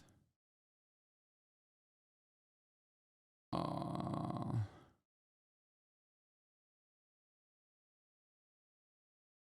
I don't know what the fuck. Can you go off on Aiden like this? I know you wanted to ball with him after all the shit he did, but gotta stop showing minors porn. Yeah, dude. I think like he needs to fucking stop everything he's doing and is like legitimately fucking figure himself out. It's ridiculous. It's completely unacceptable.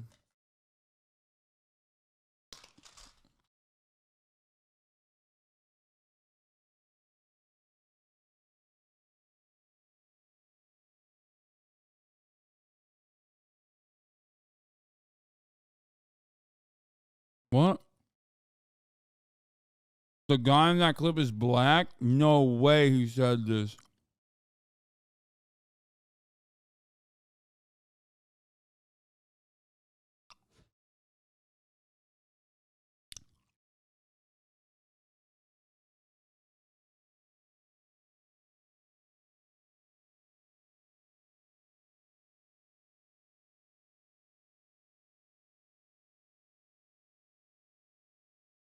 The guy he's talking about is literally the guy he's talking about in the clip is just straight up. The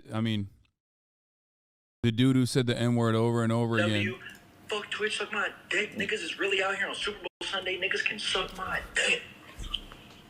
Yeah, niggas can suck my dick real quick. Nigga. Why did he keep saying the N word over and over again? In like the whitest way possible. Because, like, it just really seemed like a white edgelord. Maybe his father is black. I don't know. But it did seem like he was, it didn't seem like it was just, he seemed to be saying it over and over again deliberately. Because he's black and proud? Okay, stop.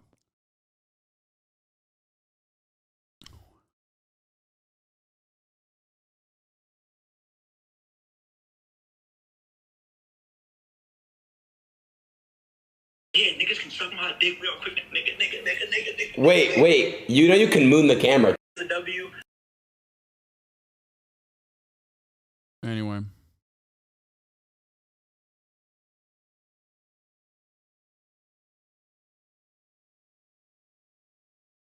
Is the 2012 internet back? No, it's not. You can't bring 2012 internet back, dude. It's not gonna happen. I think people have already experienced it. You know what I mean? That's why most people that see that shit go, dude, that's fucking bullshit. There are also too many prominent black content creators for that to happen. Like 2012 internet, especially spaces like this, were just all sweaty white dudes. You know what I mean? There's no fucking shot that, like, no matter how much people like Aiden Ross, no matter how much black content creators like Aiden Ross, like, I don't think their audiences would think that that's normal. I mean, they would at least say that that's incredibly fucking corny. You know what I mean? At the least. I don't know why the fuck he's doing this, though.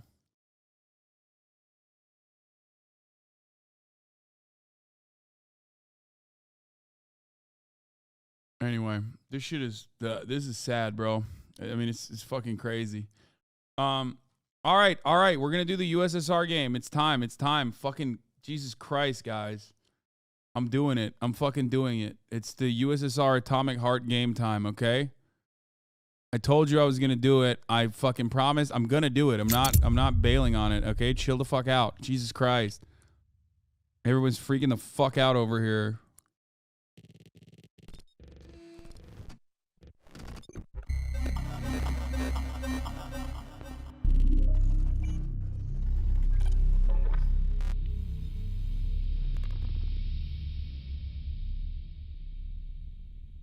Why would I take the lights off? Install shaders? Oh, fuck. Is it going to install shaders? God damn it.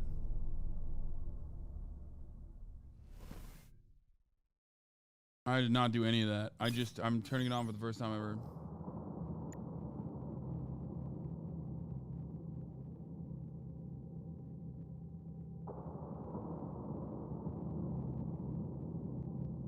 It'll install it quick.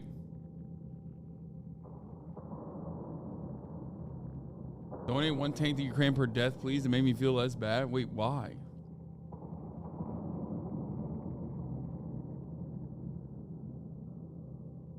Professional streamer, by the way? Okay, shut the fuck up.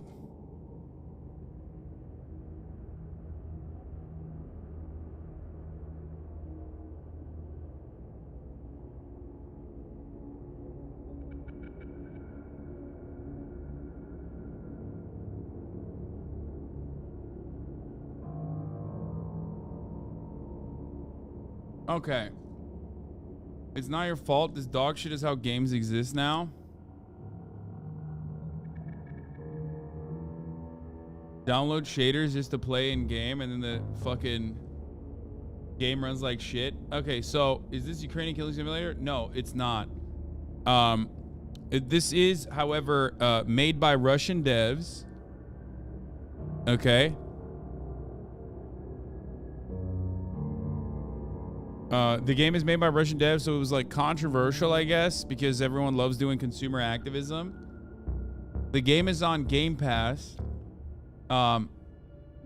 which ironically, of course, like EFT is made by Russian devs as well, but everybody likes playing EFT, so no one really talks about that. And the game runs really well and has robusty. It's really good.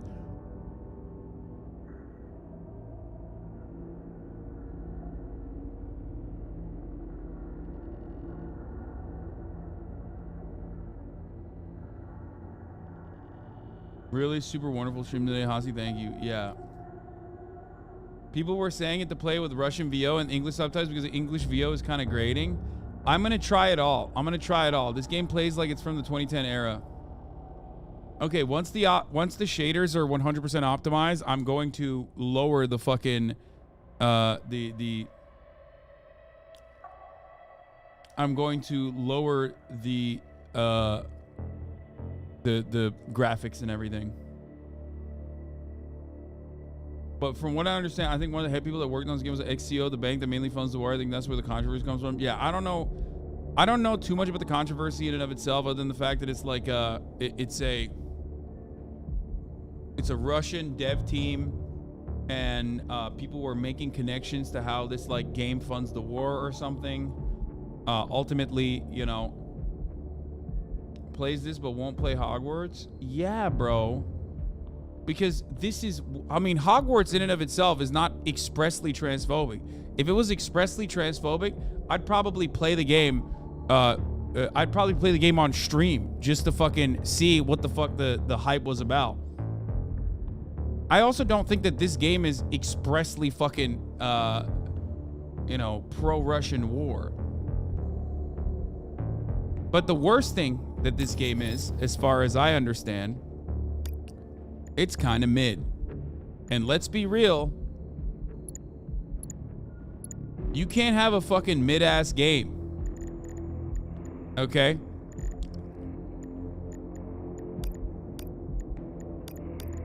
That's the one thing you can't do. You can't make a fucking mid-ass game. I'm gonna turn off, oh, fucking max? No, I'm turning that off. Let's see if the windowed works.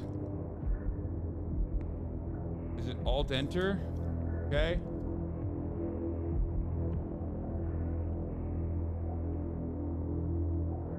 Now, as soon as I saw, before we get started, as soon as I saw this game, as soon as I saw the gameplay video, because I was very excited about it. I was very excited about it. Originally, because I thought it was going to be USSR Bioshock. Activate Swede reskin? What the fuck? Activate Electro reskin. What does that mean? Okay, well, I don't know what that is, but that's kind of weird. Okay. But I was very excited about this originally. I thought it was going to be fire because, like, where the fuck is the FOV, by the way? Okay, no FOV. Oh, depth of field. It's maxed. I thought it was USSR Bioshock. So I got fucking excited to play because I love Bioshock. It's political, that sort of thing. No FOV slider, sadly. Okay. But, you know, somehow it's a little bit more cringe than that, I think, because it's Bioshock, but with Rick and Morty aesthetics. Depth of field and FOV are two different things. Okay, we're going to take a look. I'm going to be as open-minded as you physically humanly really love possibly. this place. Good vibes. The Chelome complex was built from the... Okay, it's already running like dog shit on my fucking... It's already not running well on the... I'm going to switch over to game capture. Everybody calm down. Switching over to game capture real quick before everyone freaks the fuck out.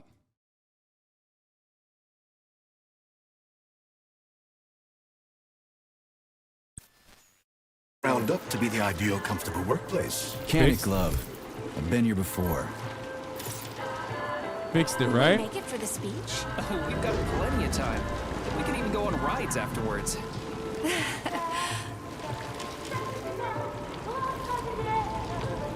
What the fuck? Chalamet City floats on the Icarus platform, a feat of modern science and technology. What is This up with the city in FPS? clouds was built in 1950. It's like hurting my eyes. Leading scientists from all the other Soviet republics live here, including the German SSR. You need to have an exceptionally brilliant and dedicated mind to work here.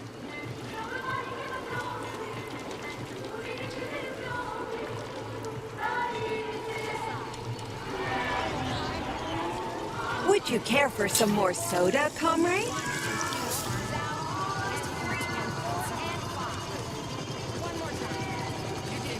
Now get the hell out of here.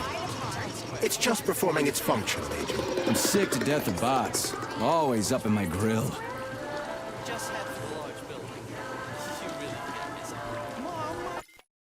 English voice acting right off the bat, very cringe.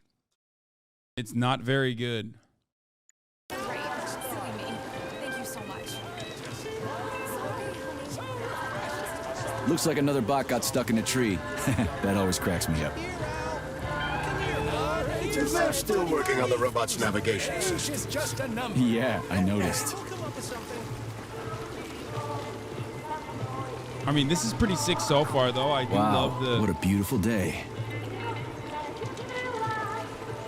I do love the concept of the USSR, you know, blossoming into this wonderful, What's up with your wonderful nation. They're going haywire. What the hell did you do to them?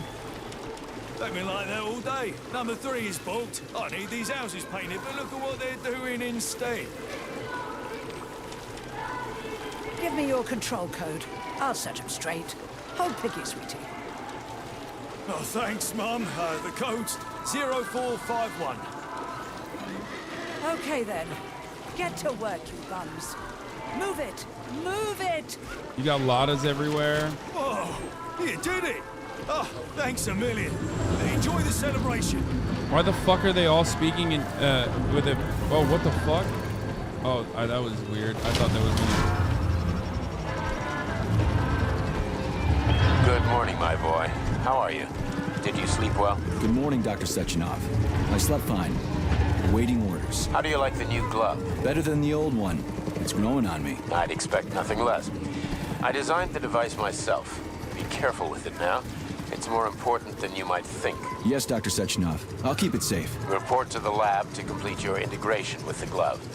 I've got a full schedule today, so Mikhail Stockhausen will get you up to speed. I'll be in touch later. Roger that.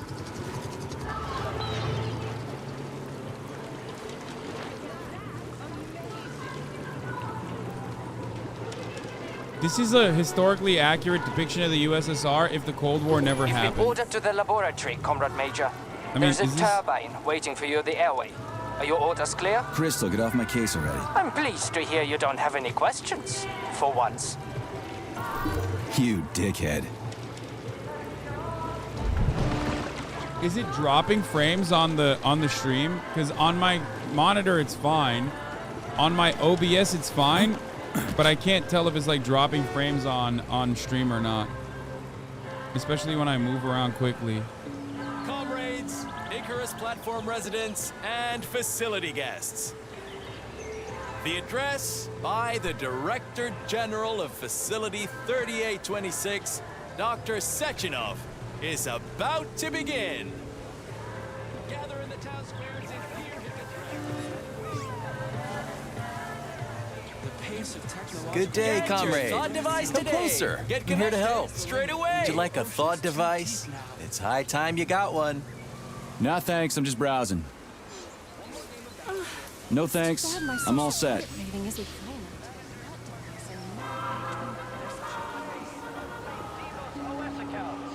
Info kiosk 55.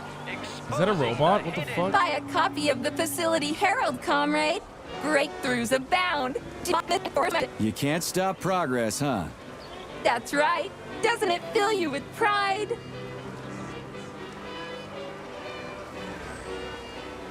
Well, I won't take up any more of your time. Take it easy. A newspaper? What the hell do I need that for? In case you're unaware, newspapers are a source of information. I've got a talking glove on my hand. Can't I just get the information from you? Comrade Major, may I remind you that I can display information about our surroundings on your retina? It won't make you any smarter, but it will make it easier to read. Use your glove's built-in menu. Lousy prick. Comrade. Get yourself a thought, or your life will come to naught. It's almost like the sun is smiling down on my soldiers. Man, The sun is smiling down on us because we reached our maximum revolutionary potential, comrades. This is a true workers' utopia, okay? Where people do not work to generate profits for a boss, for a capital owner, but for themselves. Residents and visitors to Chalamet City. Dr. Sechenov's address will begin in 10 minutes. Wonderful experience. Near the Brown Plague Memorial for a tour. Learn about the history of Facility 3826. Hear about its great discoveries. And pay your respects to all the victims of war. Everyone here seems so happy and content. Just like in China. You've been to China, Comrade Major? I've been everywhere. I mean, everywhere except for China, I guess. Facility 3826 isn't all that far from our Chinese allies. I like their spirit. And I hear it's nice there. Indeed it is. Let's go. Okay, this game is sick. Okay, I take it back. I like this game. Okay. So far, so good. Slow down, son. Slow down. Wait, I missed the statue of Marx and Lenin? I mean, Lenin's statue is normal. Oh, shit! Handsome lad, dude. Huh, I wonder why the game wasn't... Wait, there's got to be a statue of Stalin in here. Universal polymerization robot. Everything's up and running. Huh. Breaking news. Huh. So did de-Stalinization happen?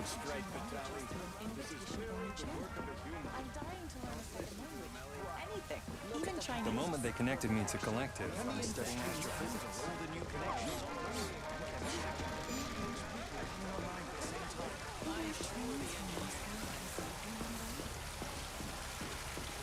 Oh, Lenin lived in this reality and then Stalin died? That's right, Vova. Never forget. Never forget anyone.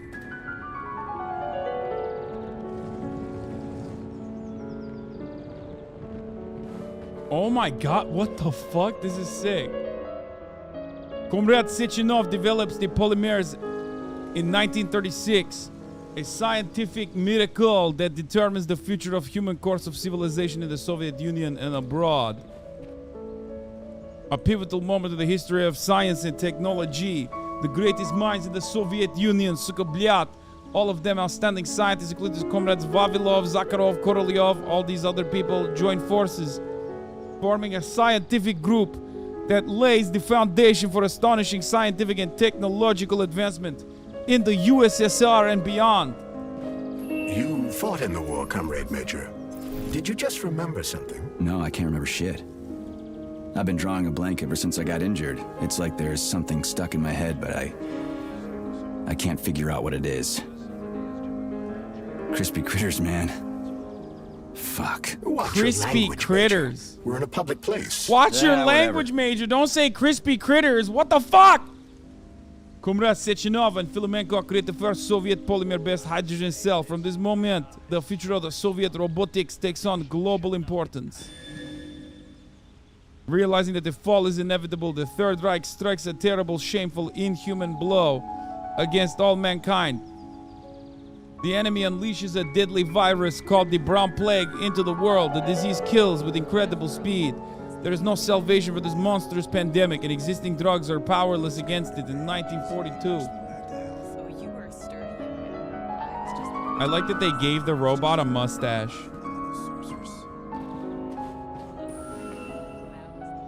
A worldwide state-sponsored program of the industrial and economic development is launched in the Soviet Union. The pride of Soviet science is created. Facility 3826. The apex of scientific progress and the home of the greatest scientists in the world. The collective 1.0 neural network. First global network brings together mankind's greatest achievements. Unbelievable scientific breakthrough for the Soviet Union. The Soviet cosmonaut Yuri Gagarin. Okay, well, they put a little bit of truth, you know? A nugget, just a grain of truth.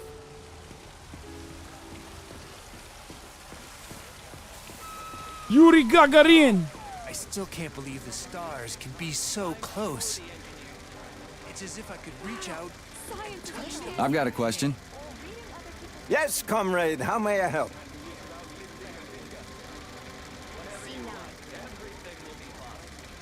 So do you believe in aliens? If I had a ruble for every time I've been asked that question, I'd be a capitalist. But I hope that very soon we will fly to the stars and become aliens to other races. Huh. I never thought about it that way before. Thanks. Come on, let's play again. Then we'll play hot. No thanks. I'm good. Fuck me. I just talked to that guy for 10 minutes and I didn't understand a goddamn word he said. You're being too hard on the young man. He's just doing his job. He ought to be selling sunflower seeds on the street. Space expert. Major Nechayev reporting for duty on Comrade Sechenov's direct order. Welcome, Comrade Major. Today is a joyful occasion. The birthday of Collective. Yeah, many happy returns. Cut to the chase, would you? I've got places to be. He's just unnecessarily contentious towards robots. This is the future of Soviet education. A personal project of Dr. Sechenov's poly-education. Gone are the days when Soviet citizens had to spend years studying at educational institutions. From this moment on, just inject a special neuropolymer encoded with the education you want. A university-level natural sciences curriculum, for example. And you'll instantly become an educated member of society. Want to learn Korean? Or get a doctorate in nuclear physics? Or learn to play the piano? With Collective 2.0, you can. Yeah, been there, done that. Skip the foreplay, bot. Excuse me, of course. Your particular case definitely calls for something more efficacious. Nevertheless, you will still need an initial neuropolymer injection. Comrade Sechenov is expecting you, Agent P3. I've been informed of your imminent arrival. Here, take this capsule. I don't think this game is pro-communist, bro.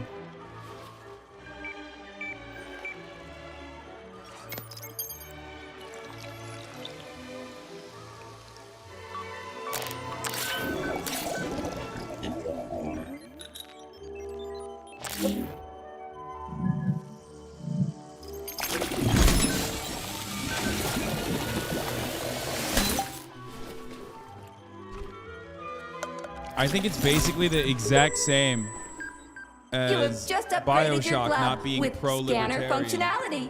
Using the neuropolymer You as know a what I mean? conduit, the sensors in your glove are now directly connected to your neural system, especially your eyes' polymer retina.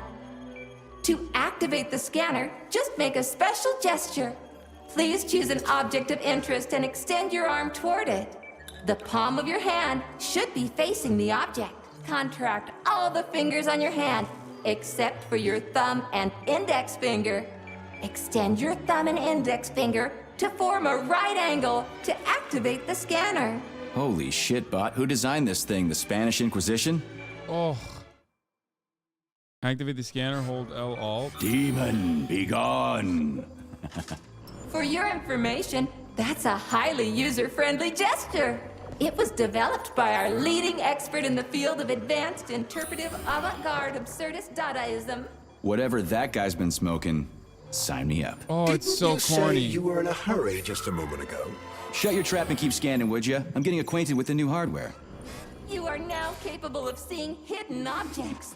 This ability could prove very useful in the future. But for now, please continue with your mission.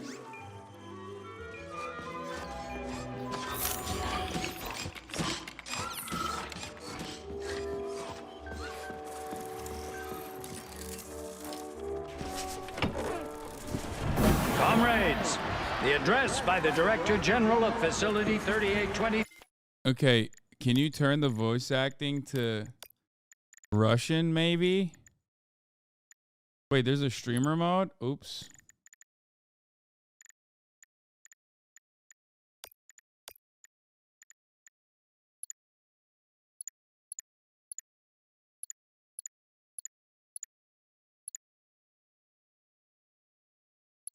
Or does language not change it?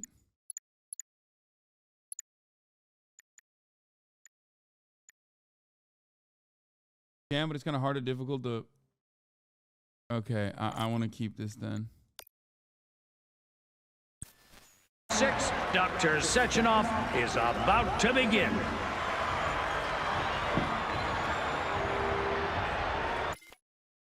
Wait, oh, I'm missing the Soviet bangers on streamer mode? Wait, what do you mean? That's it?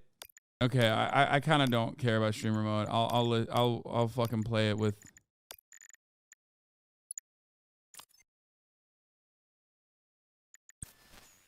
I'm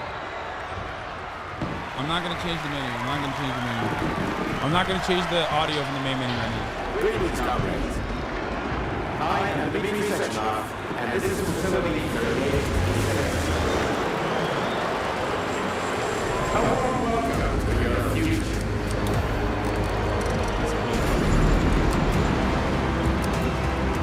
Today, we stand on the brink of the greatest event in the history of mankind. Report to the lobby of that high-rise. Just one small step away from an amazing evolutionary victory that will profoundly change the world as we know it.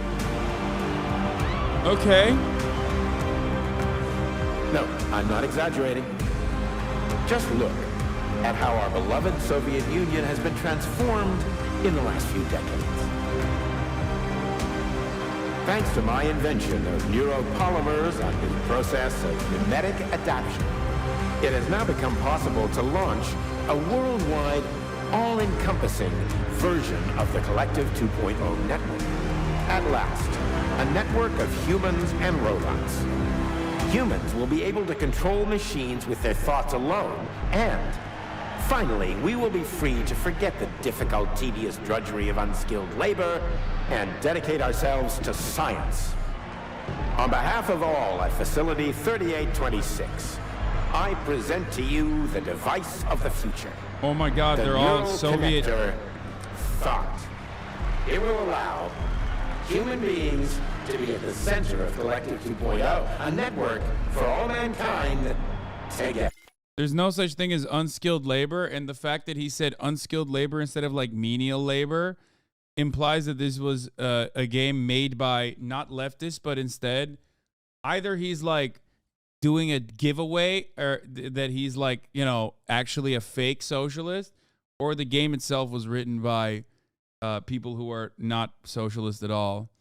And they're just LARPing as socialists. Even the guy being like, oh, if I had $1, I would be a capitalist. Like, that was, you know, that's corny. But that's definitely the type of, like, yeah, they did the whole, like, rich means you would be a capitalist meme earlier, which could be lost in the translation maybe, or I don't know. Or he's like... Uniting the intellect of all individuals into a powerful mind free of all boundaries. Thanks to the thought neural connector, you will control robots with your mind. Mastering So glad to see you're taking it easy, Comrade Major. The car is waiting. You must go to Dr. Sechenov's office for the access code. It's been left with one of his bodyguards. Yeah, natürlich. Will no longer need control panels, cumbersome communications equipment, and loudspeakers. I love this place. No matter how many times I come here, it always amazes me. It's just so nice. Our elevator has arrived. Your potential will be unlimited. Want to learn a foreign language in a minute? Master quantum physics in a day. Memorize literary masterpieces from around the world. This all will be possible once your thought neural connector is installed right here on your temple. All communication between your brain and your personal... If one more person tells me I have to go to the main menu to fucking change the VO to Russian, I'm just never going to play the game ever again. So... if you are a part of the coalition that thinks it's problematic to play the game, keep it up, okay? Please shut the fuck up, you unbearable fucking weebs for the USSR. Holy fuck, dude. It's just like unbearable. Shut up. Shut up. Okay? The voiceover is incredibly corny. I got it. Shut the fuck up. Thought device is made possible via a tiny injection of neuropolymer at a local center for polymerization, where you will also receive your thought device in 5 minutes. In just 5 minutes, you'll become the future. Comrade, as a citizen of the mighty Soviet Union, join your compatriots and undergo polymerization today. Stand with Collective 2.0. Learn how to I said the control most robots leftist with thing your is that own every mind. joke is incredibly awful, and I Explore agree. space. Reach the pinnacle of evolution. The global launch of Collective 2.0, our marvelous network, will be on the 13th day of the month of June, 1955. Only 2 days away. Leftists are, you know what it is? Leftists are so fucking unbearable that they literally want to read even when it's a fucking video game that we're playing. That's why they want to do Russian. They're like, please turn on the Russian voiceover, not because it will help me get into it, but because I just love reading and I can LARP as though I'm reading theory. Okay? That's literally what it is. It's not even immersion. They just love reading.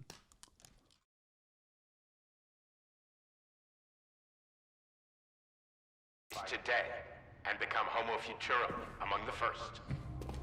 The future is already yours. Yo, pause, bro. Sus, bro. Caught in 4K, dog. You said Homo Futurum. Talk about style. Science is power, I tell you. The boss has a way of looking down on insurmountable obstacles. I really respect that. There are no obstacles science cannot surmount. Other than an electronic glove that never shuts up. Here's your vehicle activation code, Comrade Major. Are they taller than me? Got it. The vehicle is waiting downstairs. You should hurry. You don't have much time. We can take the same elevator we took to get up here. Thanks, Einstein. What would I ever do without you? Okay. I'm sold on the bots.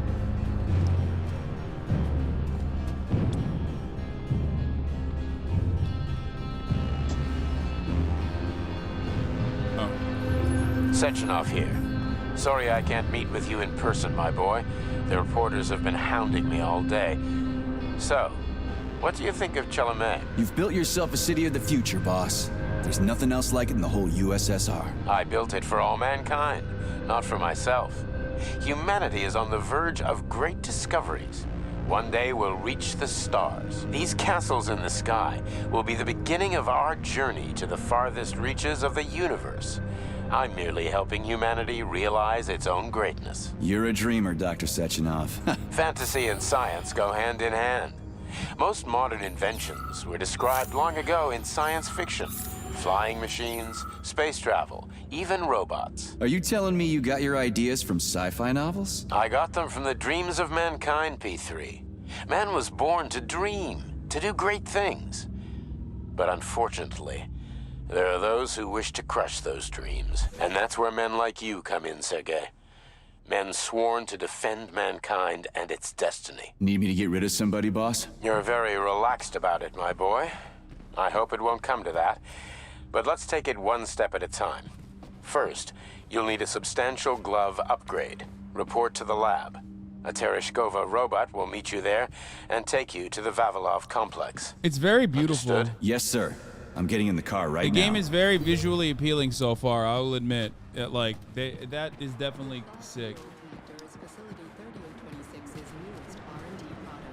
It's also cool as a concept because you rarely ever see like the perspective of America's designated enemies be at the forefront.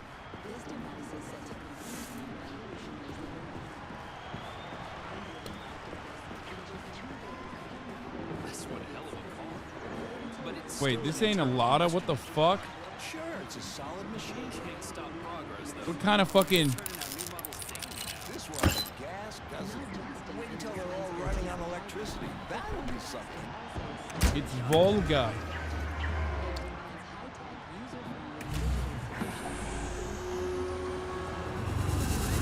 Oh, damn. Top down, baby. Let's go. Please secure your seatbelt. We wish you a very pleasant journey.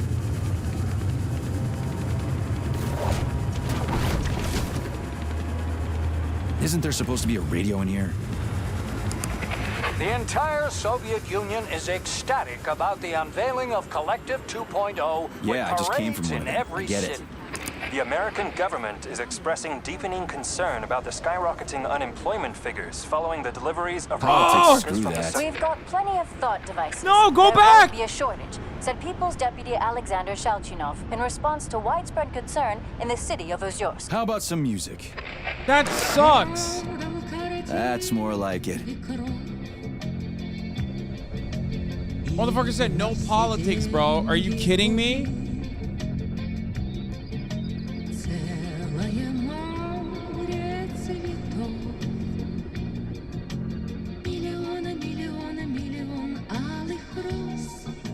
Oh my god, this is fucking terrifying.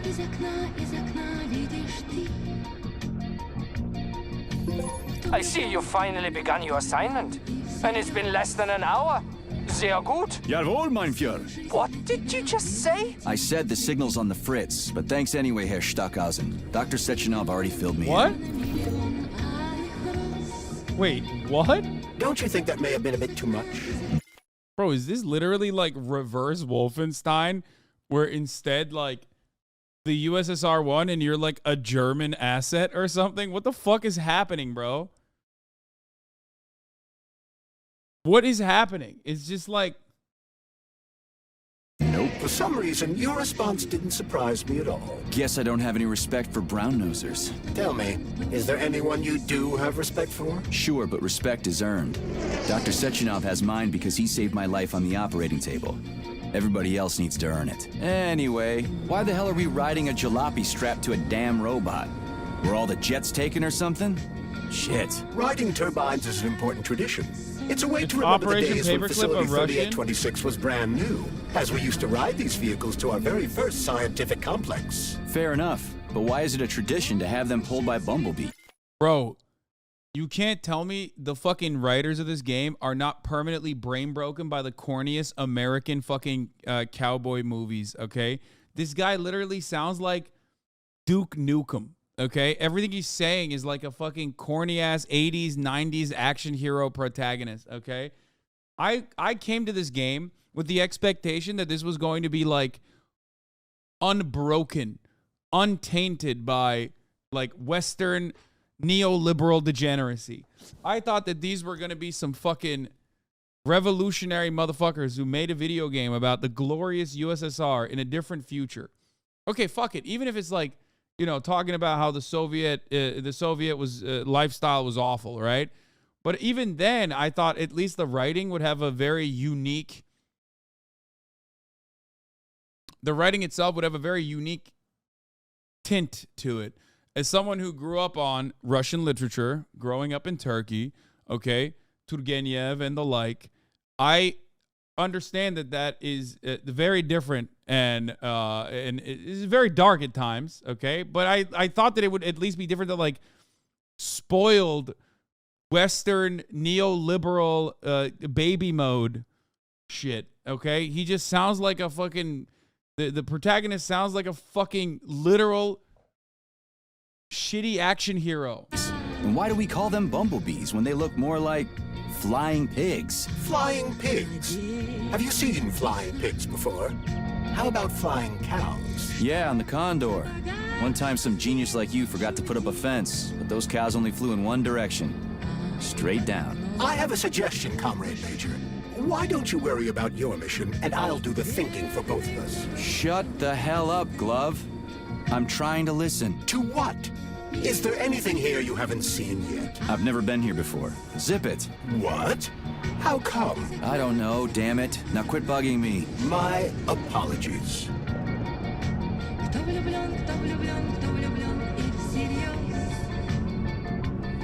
Even if they're not leftists, I thought that their perspective and their attitude and the protagonists, like the vibes of the protagonist would be different. You know what I mean? Things that the protagonist finds to be cool, I thought would be different. I didn't realize he was going to be like an unlikable American action hero.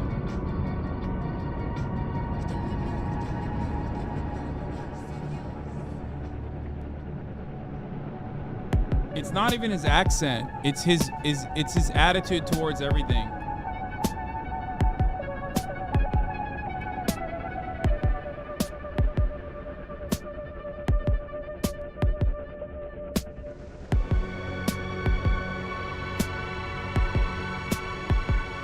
Because you have to remember. This is Facility 3826's audio guide. We will soon be arriving at our destination. Estimated time of arrival is 11:47 a.m.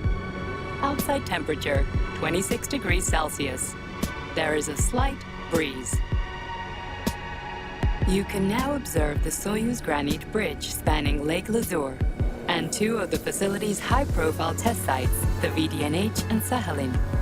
These are connected by magnetic levitation or maglev rail. This technology was pioneered by the CHEWSDAY Design Department and a personal project of Dr. Lebedyansky. Yeah, more of that, please. Okay, I like that. You can now observe the operations of an automated plant, performing robot assembly and distributing machine parts required by the facility's various complexes. Controlled remotely by a collective 1.0 node, a plant such as this is capable of autonomously managing and fulfilling up to 100 orders per hour.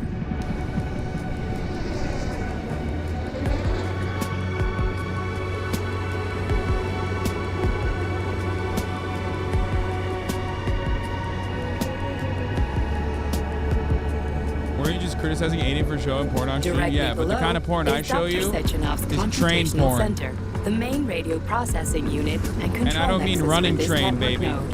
I mean running the top of the hour ad break. We are currently flying over sunflower solar farms, capable of supplying electricity to the entire VDNH, as well as the Friendship of People's Park, nearby settlements, and the maglev train lines. Maglev train stations connect all of Facility 3826, allowing personnel to travel from one complex to another with comfort and ease. We are now flying past the majestic Call of the Motherland Monument, erected in 1949 to mark the Soviet Union's victory in World War II, and are now entering the grounds of the Vavilov Complex, the site where Facility 3826's numerous agricultural miracles took root.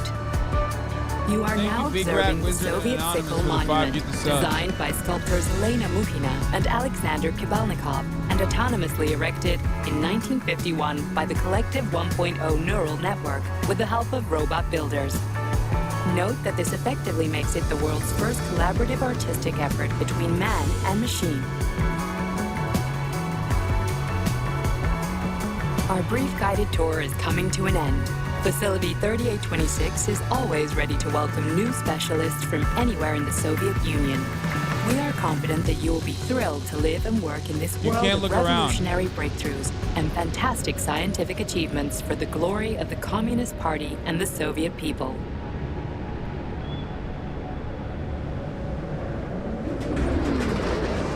Major, Petrov is initiating combat maneuvers. Initiating what? For real? Watch out! What am I supposed to do about For your it? safety, What the? please do not unfasten your seatbelt until the vehicle has come to a complete stop.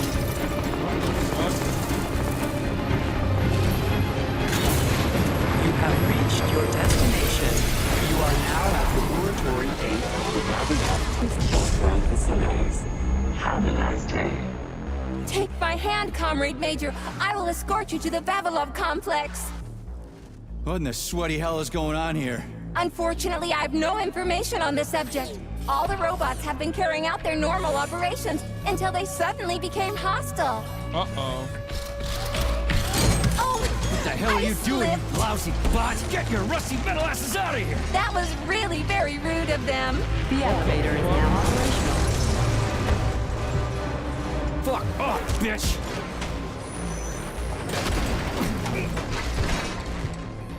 Our ascent is once again continuing normally. A Drofa towing robot will be here shortly to perform magnetic coupling and take us by air to... Son of a bitch, not again. Oh, help me, Comrade Major. I'm falling. What the shit? the fuck? I mean, I knew shit was gonna go south, obviously, because, like, you know, the reason why I fucking despise robots has to be a good reason, right? Like, it was a reasonable suspicion that I had.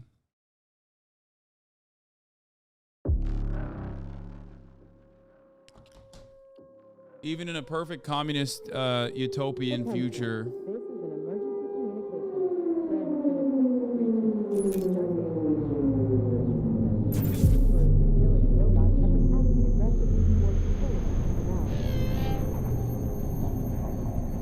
Dude, I hate this dude's haircut.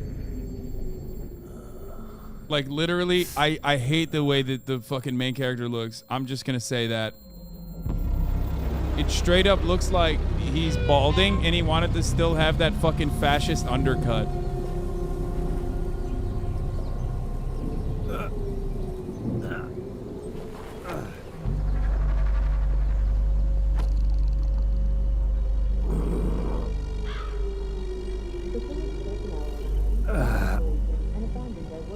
Oh, shit, my head's killing me. Ugh.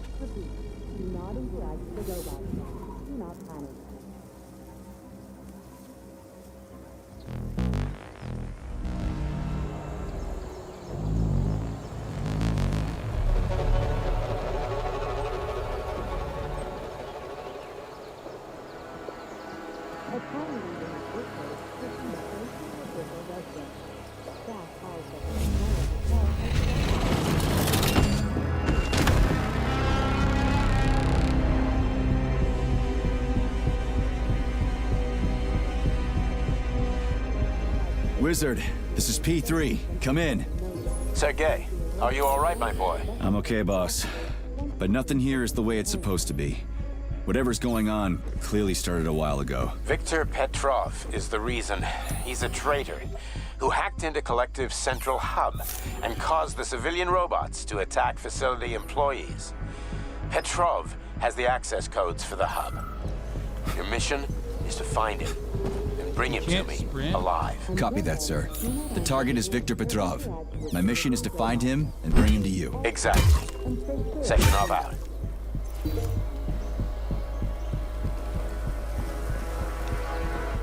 Yeah, I'm killing chickens, whatever, dude. Yes. Сука, блядь, it's chicken nugget time! Как дела, как тебя зовут?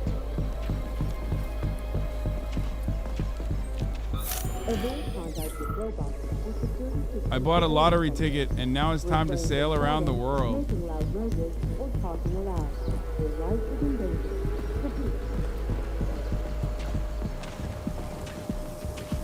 These guys are gonna come after me, I suspect.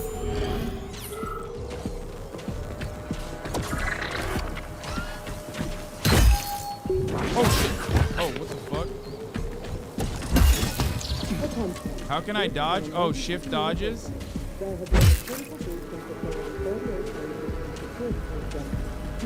Dodge attacks, press L shift while moving.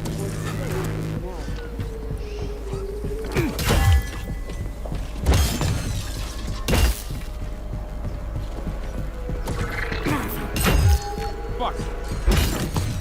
Oh shit. Let's see how hard this goes. Okay. Can I loot? No robots left behind. Suka blyat, fuck you. God, I hate robots. Oh shit. Wait, that's it? Wait, what the fuck? This guy can tank damage, bro.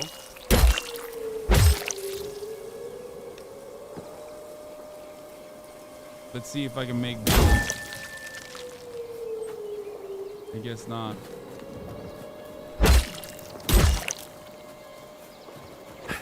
It just sprays it with the red. Officer down.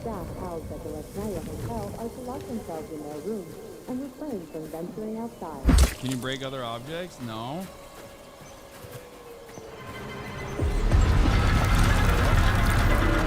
Holy shit. Hey, Glove. Yes, Major. Any details on the target? Victor Petrov is the lead engineer behind Collective 2.0. He was arrested for treason and sentenced to community service at the Vavilov complex. Got it. I can deal with that. Where should I start looking? Petrov is currently somewhere in the underground levels of the Vavilov complex. We'll have to find a way inside. Okay, let's do it.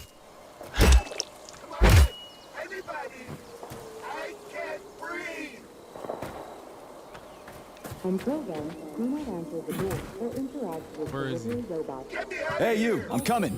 You alive in there? That's a robot, dog. Why the fuck would you?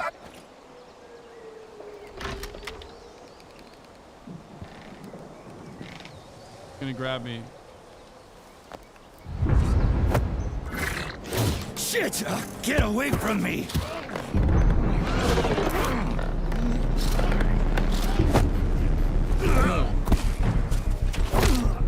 Oh my god, this motherfucker kicks, dude. Go fuck yourself! Get the fuck off me! What? What are you Babushka! talking at? Almost choked to death there. Give me your hand. Oh, I didn't see that coming. Oh god, that accent. I did not see that You accent. should be more coming. careful. This place is a damn madhouse. Yeah, I noticed. Thanks for the help, No ma'am. sweat, Sonny. What are you doing here anyway? Oh, just passing through. Who are What? you? Me? What a conversation. Xena. Granny Xena. That's all you need to know. Fine, I get it. So what's going on here? Lots of casualties. I don't know if you noticed, but the robots are attacking people. Anyone who couldn't find a place to hide is dead meat. I could really use a weapon. You got anything?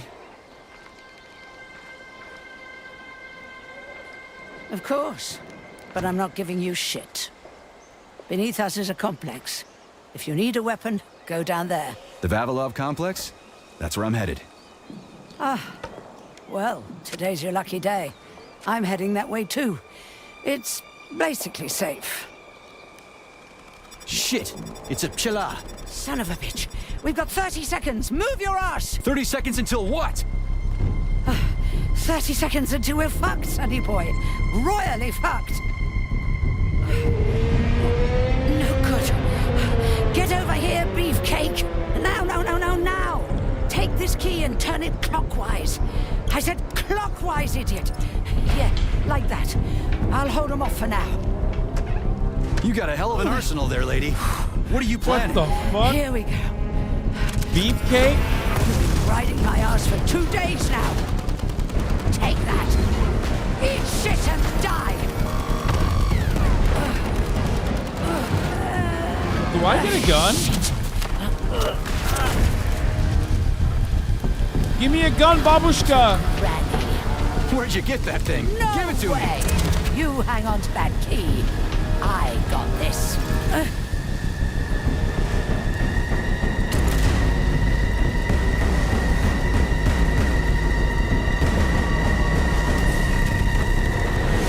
Holy shit!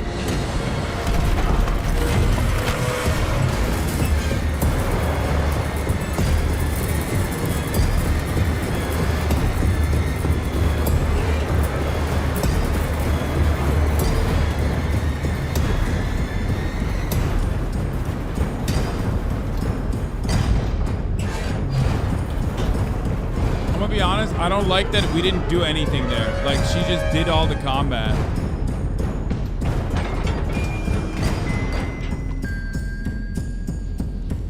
The music is like the most redeeming what?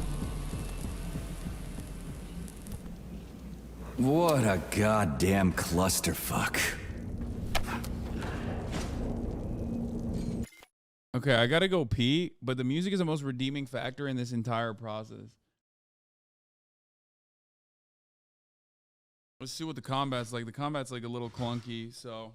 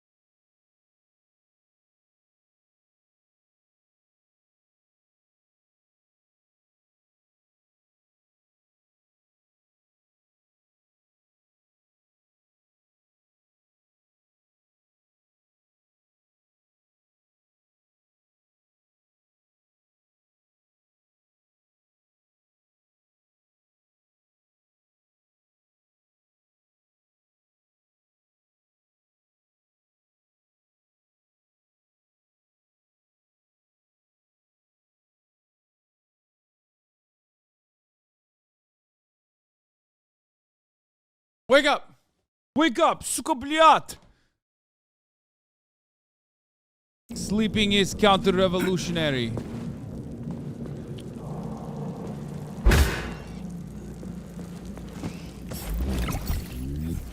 Wait, what? Oh, there's a motherfucker in there.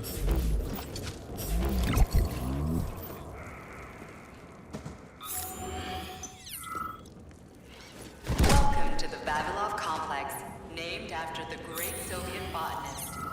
We need to find a way to open this armored door. Gee, you think? Enough with the lame advice, will ya? Why don't you tell me more about Petrov?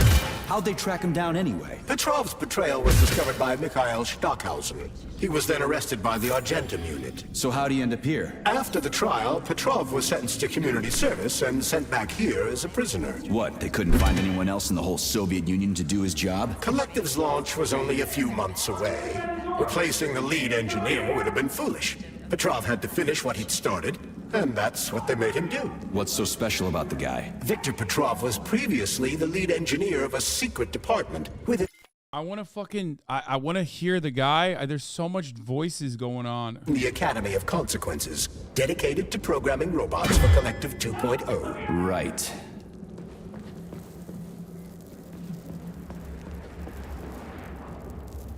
I can hear you walking around. How do I open this fucking door? You there, on the other side of the door. Is somebody there? Come on, hurry up! This place is dangerous. I can get killed. Bro, this guy never shuts the fuck up except for when there's a guy asking for help. That's crazy. There are so many dead people here. What the hell is this about?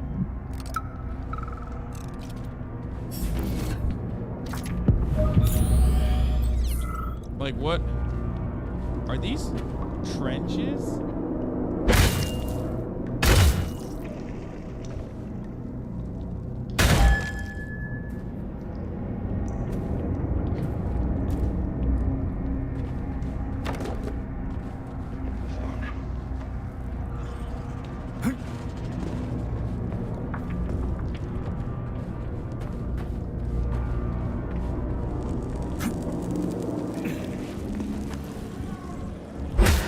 Break boxes? No, you can't.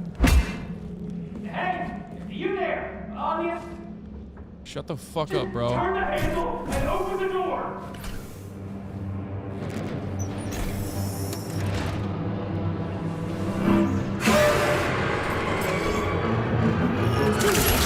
Shit.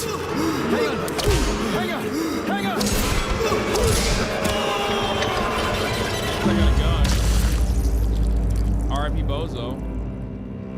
I hung on all right. Remember that lab equipment is Communist Party property. Damaging, misappropriating, or handing said equipment over to third parties constitutes a crime against the party and is punishable by law. I don't understand. Did this thing just happen? Like, this is what's confusing to me. If this, like, crazy moment just happened... Oh, fuck, I have no ammo. If this crazy thing just happened, like, why are there so many dead bodies? Like, don't spoil it, I guess.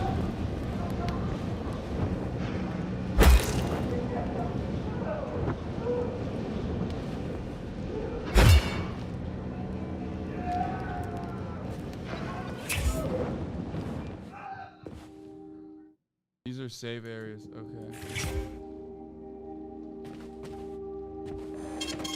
Saving data.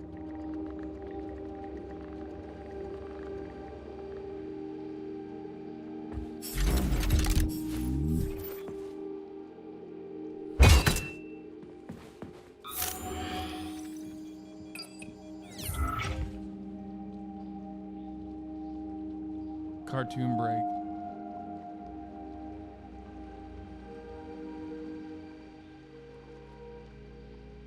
There's a button to collect all your loot.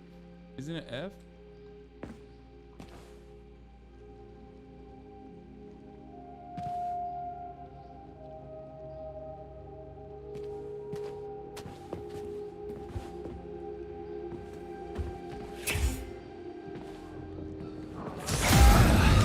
And the machines rose. What? Forewarned is forearmed. Enemies can perform power attacks and knock P3 down if they hit.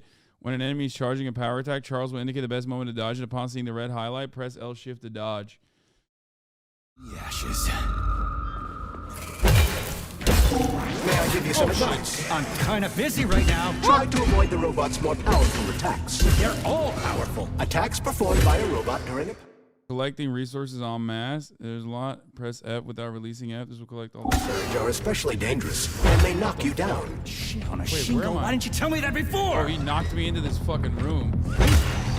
It wouldn't hurt to collect other resources. At this rate, I won't last long. That first spot really kicked my ass. Destroyed robots contain a neuropolymer resuscitation drug called Neuromed. Extract the Neuromed capsule and use it to heal yourself. May I remind you that your gear includes a special Yarov Abalakov backpack for storing items and equipment? It utilizes a quantum singularity to shrink items placed... Does he not shut the fuck up, dude? Holy shit. Oh my god, there's so much audio. It's like assaulting my senses.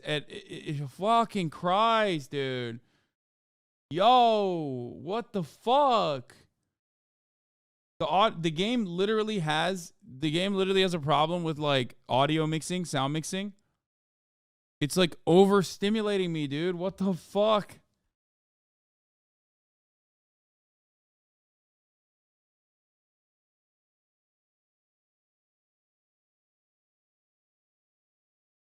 I've never seen voice lines overlap this much. Within it, then restores them to their original size upon extraction. Yeah, weird science, huh? It's like we're living in sci-fi times or something. Yeah, got it. See, that's a really good joke. I'm glad that they had to feature that. Okay. Order from Comrade Sechenov. All employees, including service employees, are to undergo polymerization. The response to your inquiry, there is my evaluation. Mental state, nervous, impulsive, working at Plisetskaya Theater has had an obvious effect in the psychological state. Unofficially, Petrov has been losing his marbles for a while now. Granny Zina. The fact that Zinaida Muravkova, aka Granny Zina, is not allowed to enter or approach the sapling warehouse without authorization. Comrade Murayova has previously taken seeds of saplings from experimental flowers.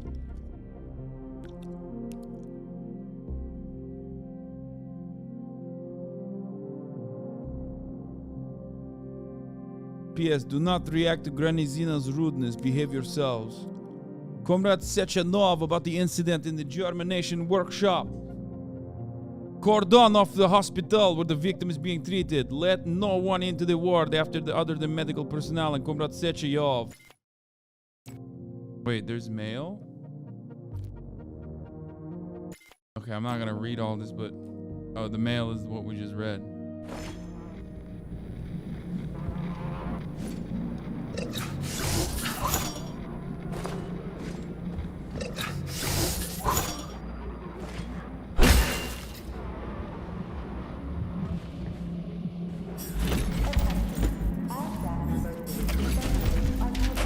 Oh, at least if you like press F a lot, it just like makes the loot collection much easier. What? Why'd you turn that thing on, huh? We were ordered to turn it on when you got here, Comrade Muravyova. My orders are to document everything and... You can document your own ass if you want to, but you're not recording me, and let me through. And don't call me Comrade Muravyova. I'm Granny Zina to you, Sonny. We aren't allowed to let you through, Granny Zina. Not without authorization. Really? I was always allowed in here before, and now I'm not? Listen here. Either you let me through right this instant, or I'll come back later. And somebody else will be cooling his heels in here. What you say? Go ahead. That's what I thought. Dismissed. Holy fuck, this game is so good for loot goblins, dude. Oh my god. Okay, I'm loving the loot mechanic. I'm sure it'll get old soon, but I'm loving the loot mechanic so far, baby.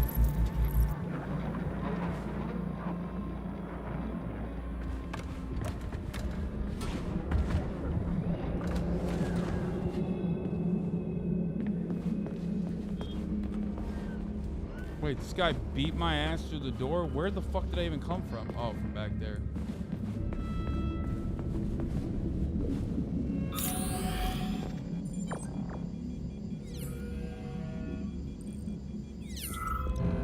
Sneak up on the robot and perform a stealth attack. I'll use the opportunity to permanently disable it.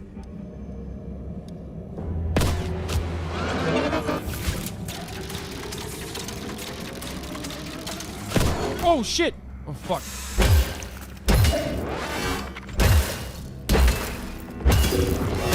Oh god damn it.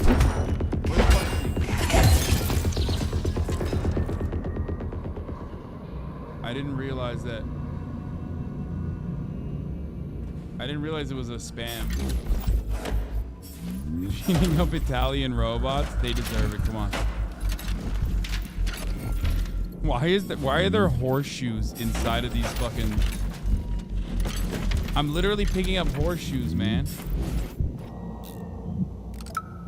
Have a seat, Mikhail. I just need to finish my work and then I'll help you with that report. Lab Tech 84, bring Comrade Koltsov some tea. I'll be with you in a second, okay?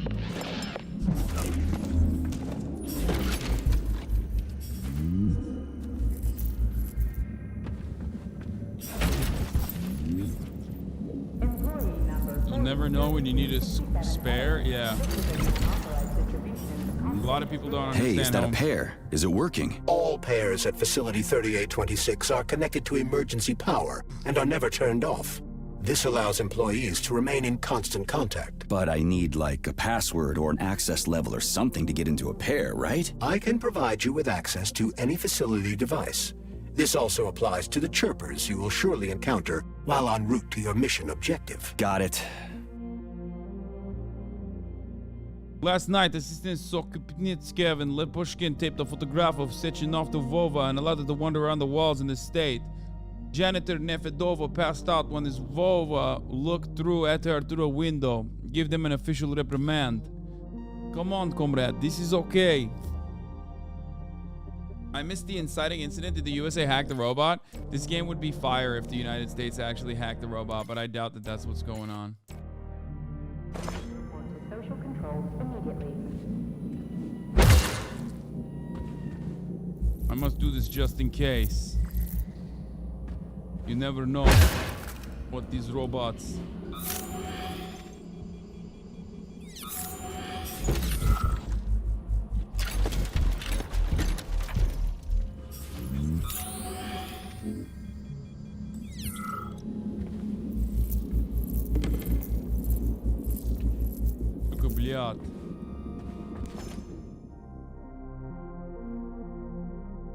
Prisoner number, correctional facility, tropical workshop, hardworking, extrovert, loud, order. Have the following employees from pesticide workshop escort victim A, Nayalova.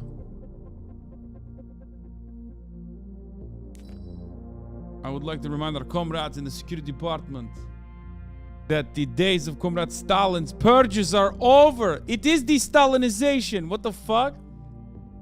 Yes, the people carrying out their sentences at Vavilov have committed various crimes, but they are still human beings, and they're still our comrades. How we treat them here will determine whether or not they learn a lesson in their punishment and recognize the error of their ways. Wow.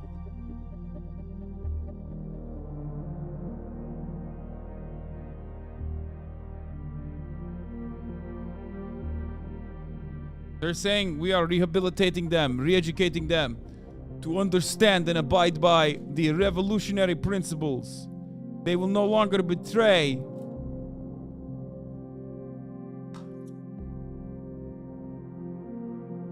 I've heard a lot of complaints about prisoners being treated poorly. Let me remind you that this is neither a penal colony nor a prison. Be kinder, my friends.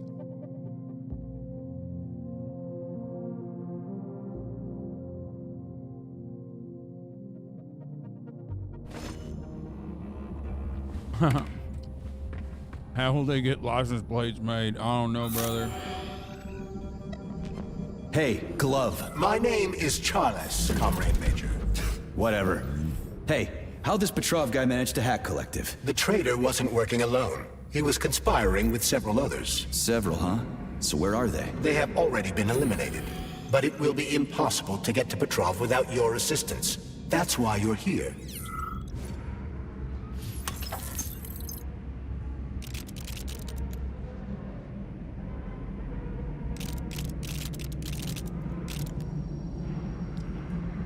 How do I rotate?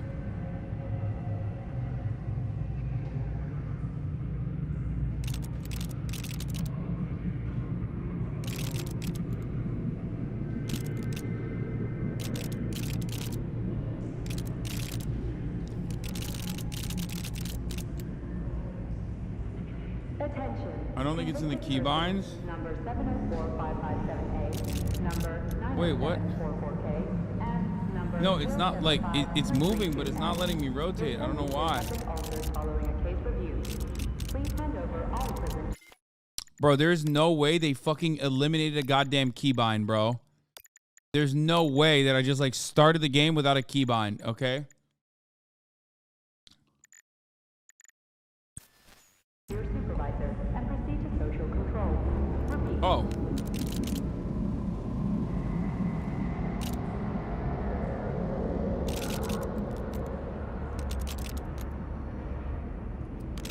That's such a weirdly, oh my god, that's such a hard to fucking interpret.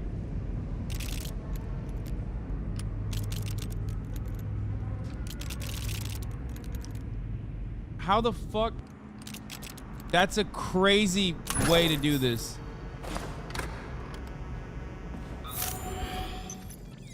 Like, literally the least intuitive way to do that. Oh my god, that's crazy. I know I'm a bad gamer and all, but like, that is unironically not a very intuitive way. Is there an enemy here?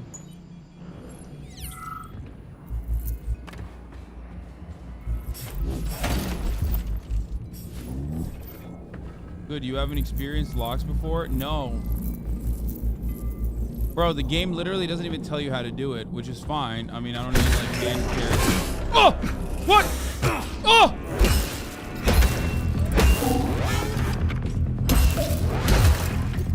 So you're telling me a handful of traitors somehow managed to hack into Collective, a network created by the best minds in the Soviet Union? Technically speaking, Collective has not been hacked. No one could possibly circumvent the algorithms created by Professor Lebedev's team at the Academy of Consequences. Then why is all this crazy shit going down? The traitors introduced a false combat mode into one of Collective's algorithms that causes the central hub to see all humans as invading soldiers. And our scientists really can't fix it without Petrov. They can, but it will take some time, during which many more people will die, and information about the incident will make its way outside the facility.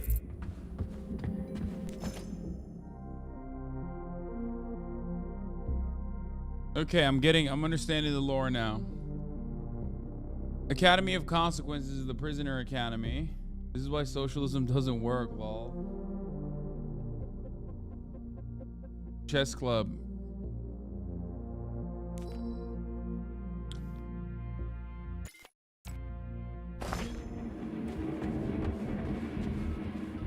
Yeah, I smell a cover up, I'm not gonna lie. What? Why are you moving, bro? Chill.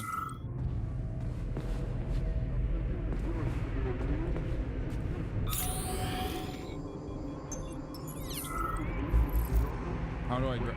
Dude, come on, you can grab those. You can fucking grab those, bro. Those are shotgun shells. Look up. Oh. Nope, there's no way to go there from here. Where?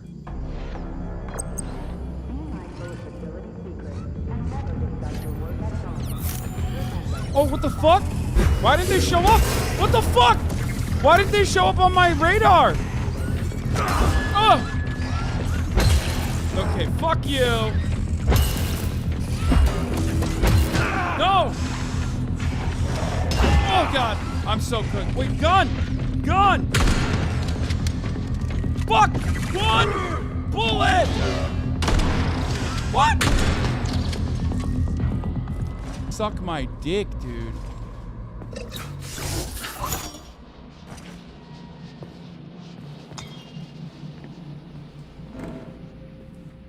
Bro, the bodies keep moving on their own. It's freaking me the fuck out.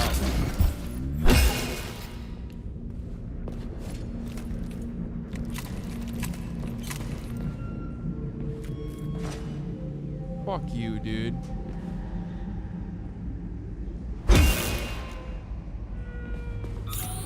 Why don't they show up as like moving objects on my scanner? I actually don't understand that.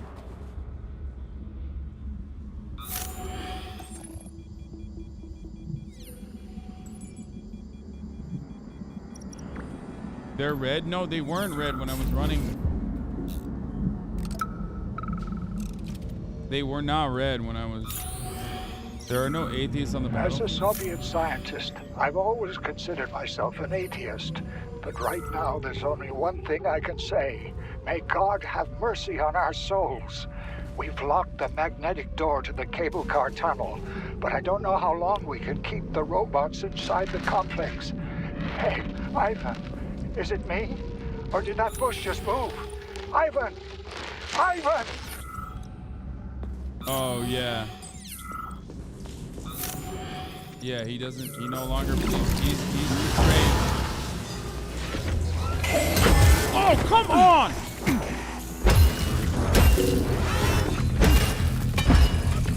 Hang in combat.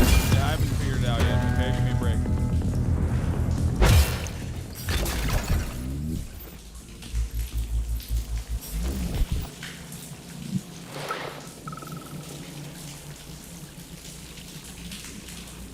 Wait.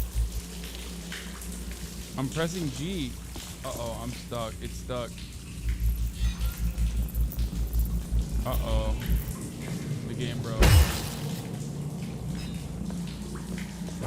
Nice. Damn it, why is everything locked here? Emergency mode was activated as soon as the robots began attacking humans. Facility 3826 is on lockdown. That includes the inner sector. So how am I supposed to open this door? It's locked with an electromagnetic lock. So I need to fry it with an electromagnetic pulse. How the hell am I going to do that? Your glove can be equipped with an EMP-generating shock module. A capsule containing the neuropolymer required to install the shock module should be somewhere on facility grounds. Okay, I'll deal with it.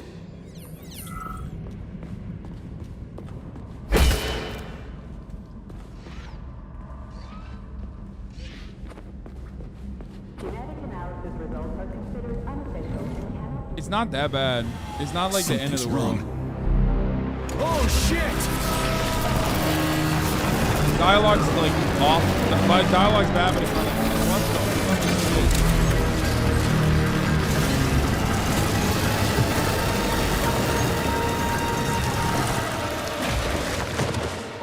this? The English voiceover is bad. The dialogue is not like the end of the world though. I don't know. I mean... Come on, get up, soldier. Great, just a little more. You okay? I'm fine. What? Suka Bliat, even Russia has been impacted by they, them, non-binary comrades. How many fingers? Why does she have feminist hair? Get the fucking politics out of my video game. 4. Great, now get up. I need your help. Who are they? They brought you here. Put pressure on this wound. They tried to save you. And who are you? Doctor. You got a name? No time for small talk. God damn.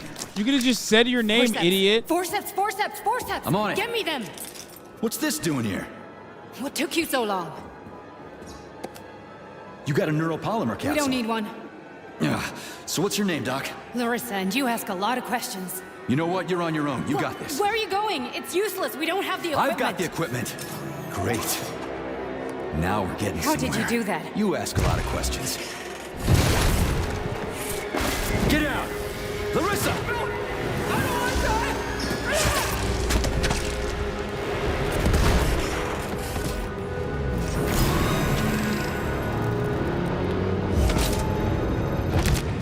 Wait, why Why didn't you just zap? Holy shit! Avoid the beam!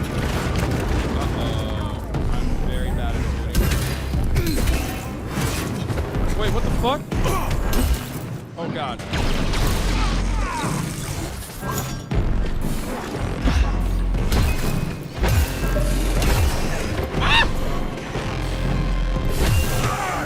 Fuck! No! I can't dodge and do the... I'm just getting started. What the fuck? Terminated. Charles, where does the shaft Larissa crawled into go? It's hard to say. The ventilation system contains a large number of branching ducts. Fine. I can deal with it later. How the fuck did I actually figure out what her name is? I don't understand. Did she say it? I didn't hear it. I'm sorry, I didn't hear it over the 7 million fucking things that are happening in the game. Okay, I did not hear it.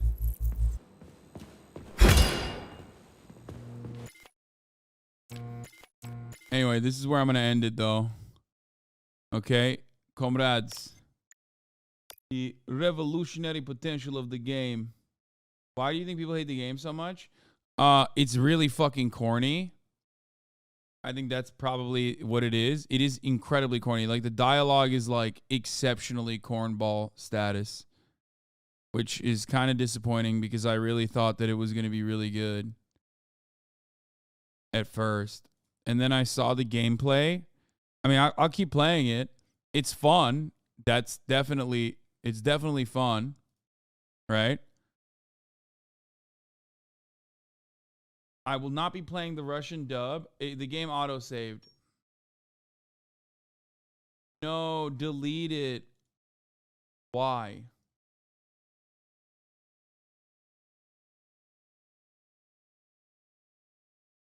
The problem with the fucking dialogue is that it's just like, it's incredibly corny.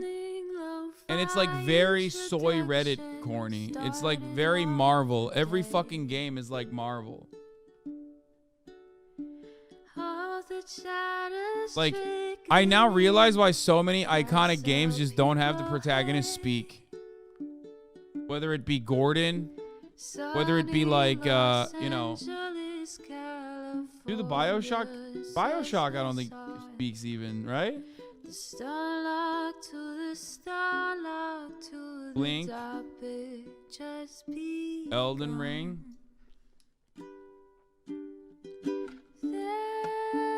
Yeah, he spoke in Infinite, and it was literally the most. It was more corny than the other ones. So yeah. Dog, these games ain't for kids. What the fuck they doing trying to be like Marvel? Bro, come on. There's still a component of like playability for rated E for everyone, or even PG-13, that sort of shit. Even rated R is for everybody. Come on, let's be real. I don't know. I just I'm a little. We'll see. We'll see what happens. I will see you guys tomorrow as always. Okay, love you guys. Peace. See you tomorrow. Bye.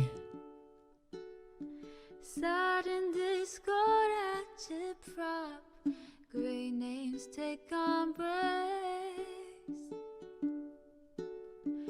Tiny Bernie Sanders, LGBTQ Air Force. The whole left at your fingertips, on at your door. H3 crowded debate, the Young Turks online show. 3 full fucking years of this, plenty more to go. 90-day fiance, talks of champagne bourgeoisie. A Trump rally live reaction, a mass riot at DC. There he is again, her son is streaming. Her son is streaming.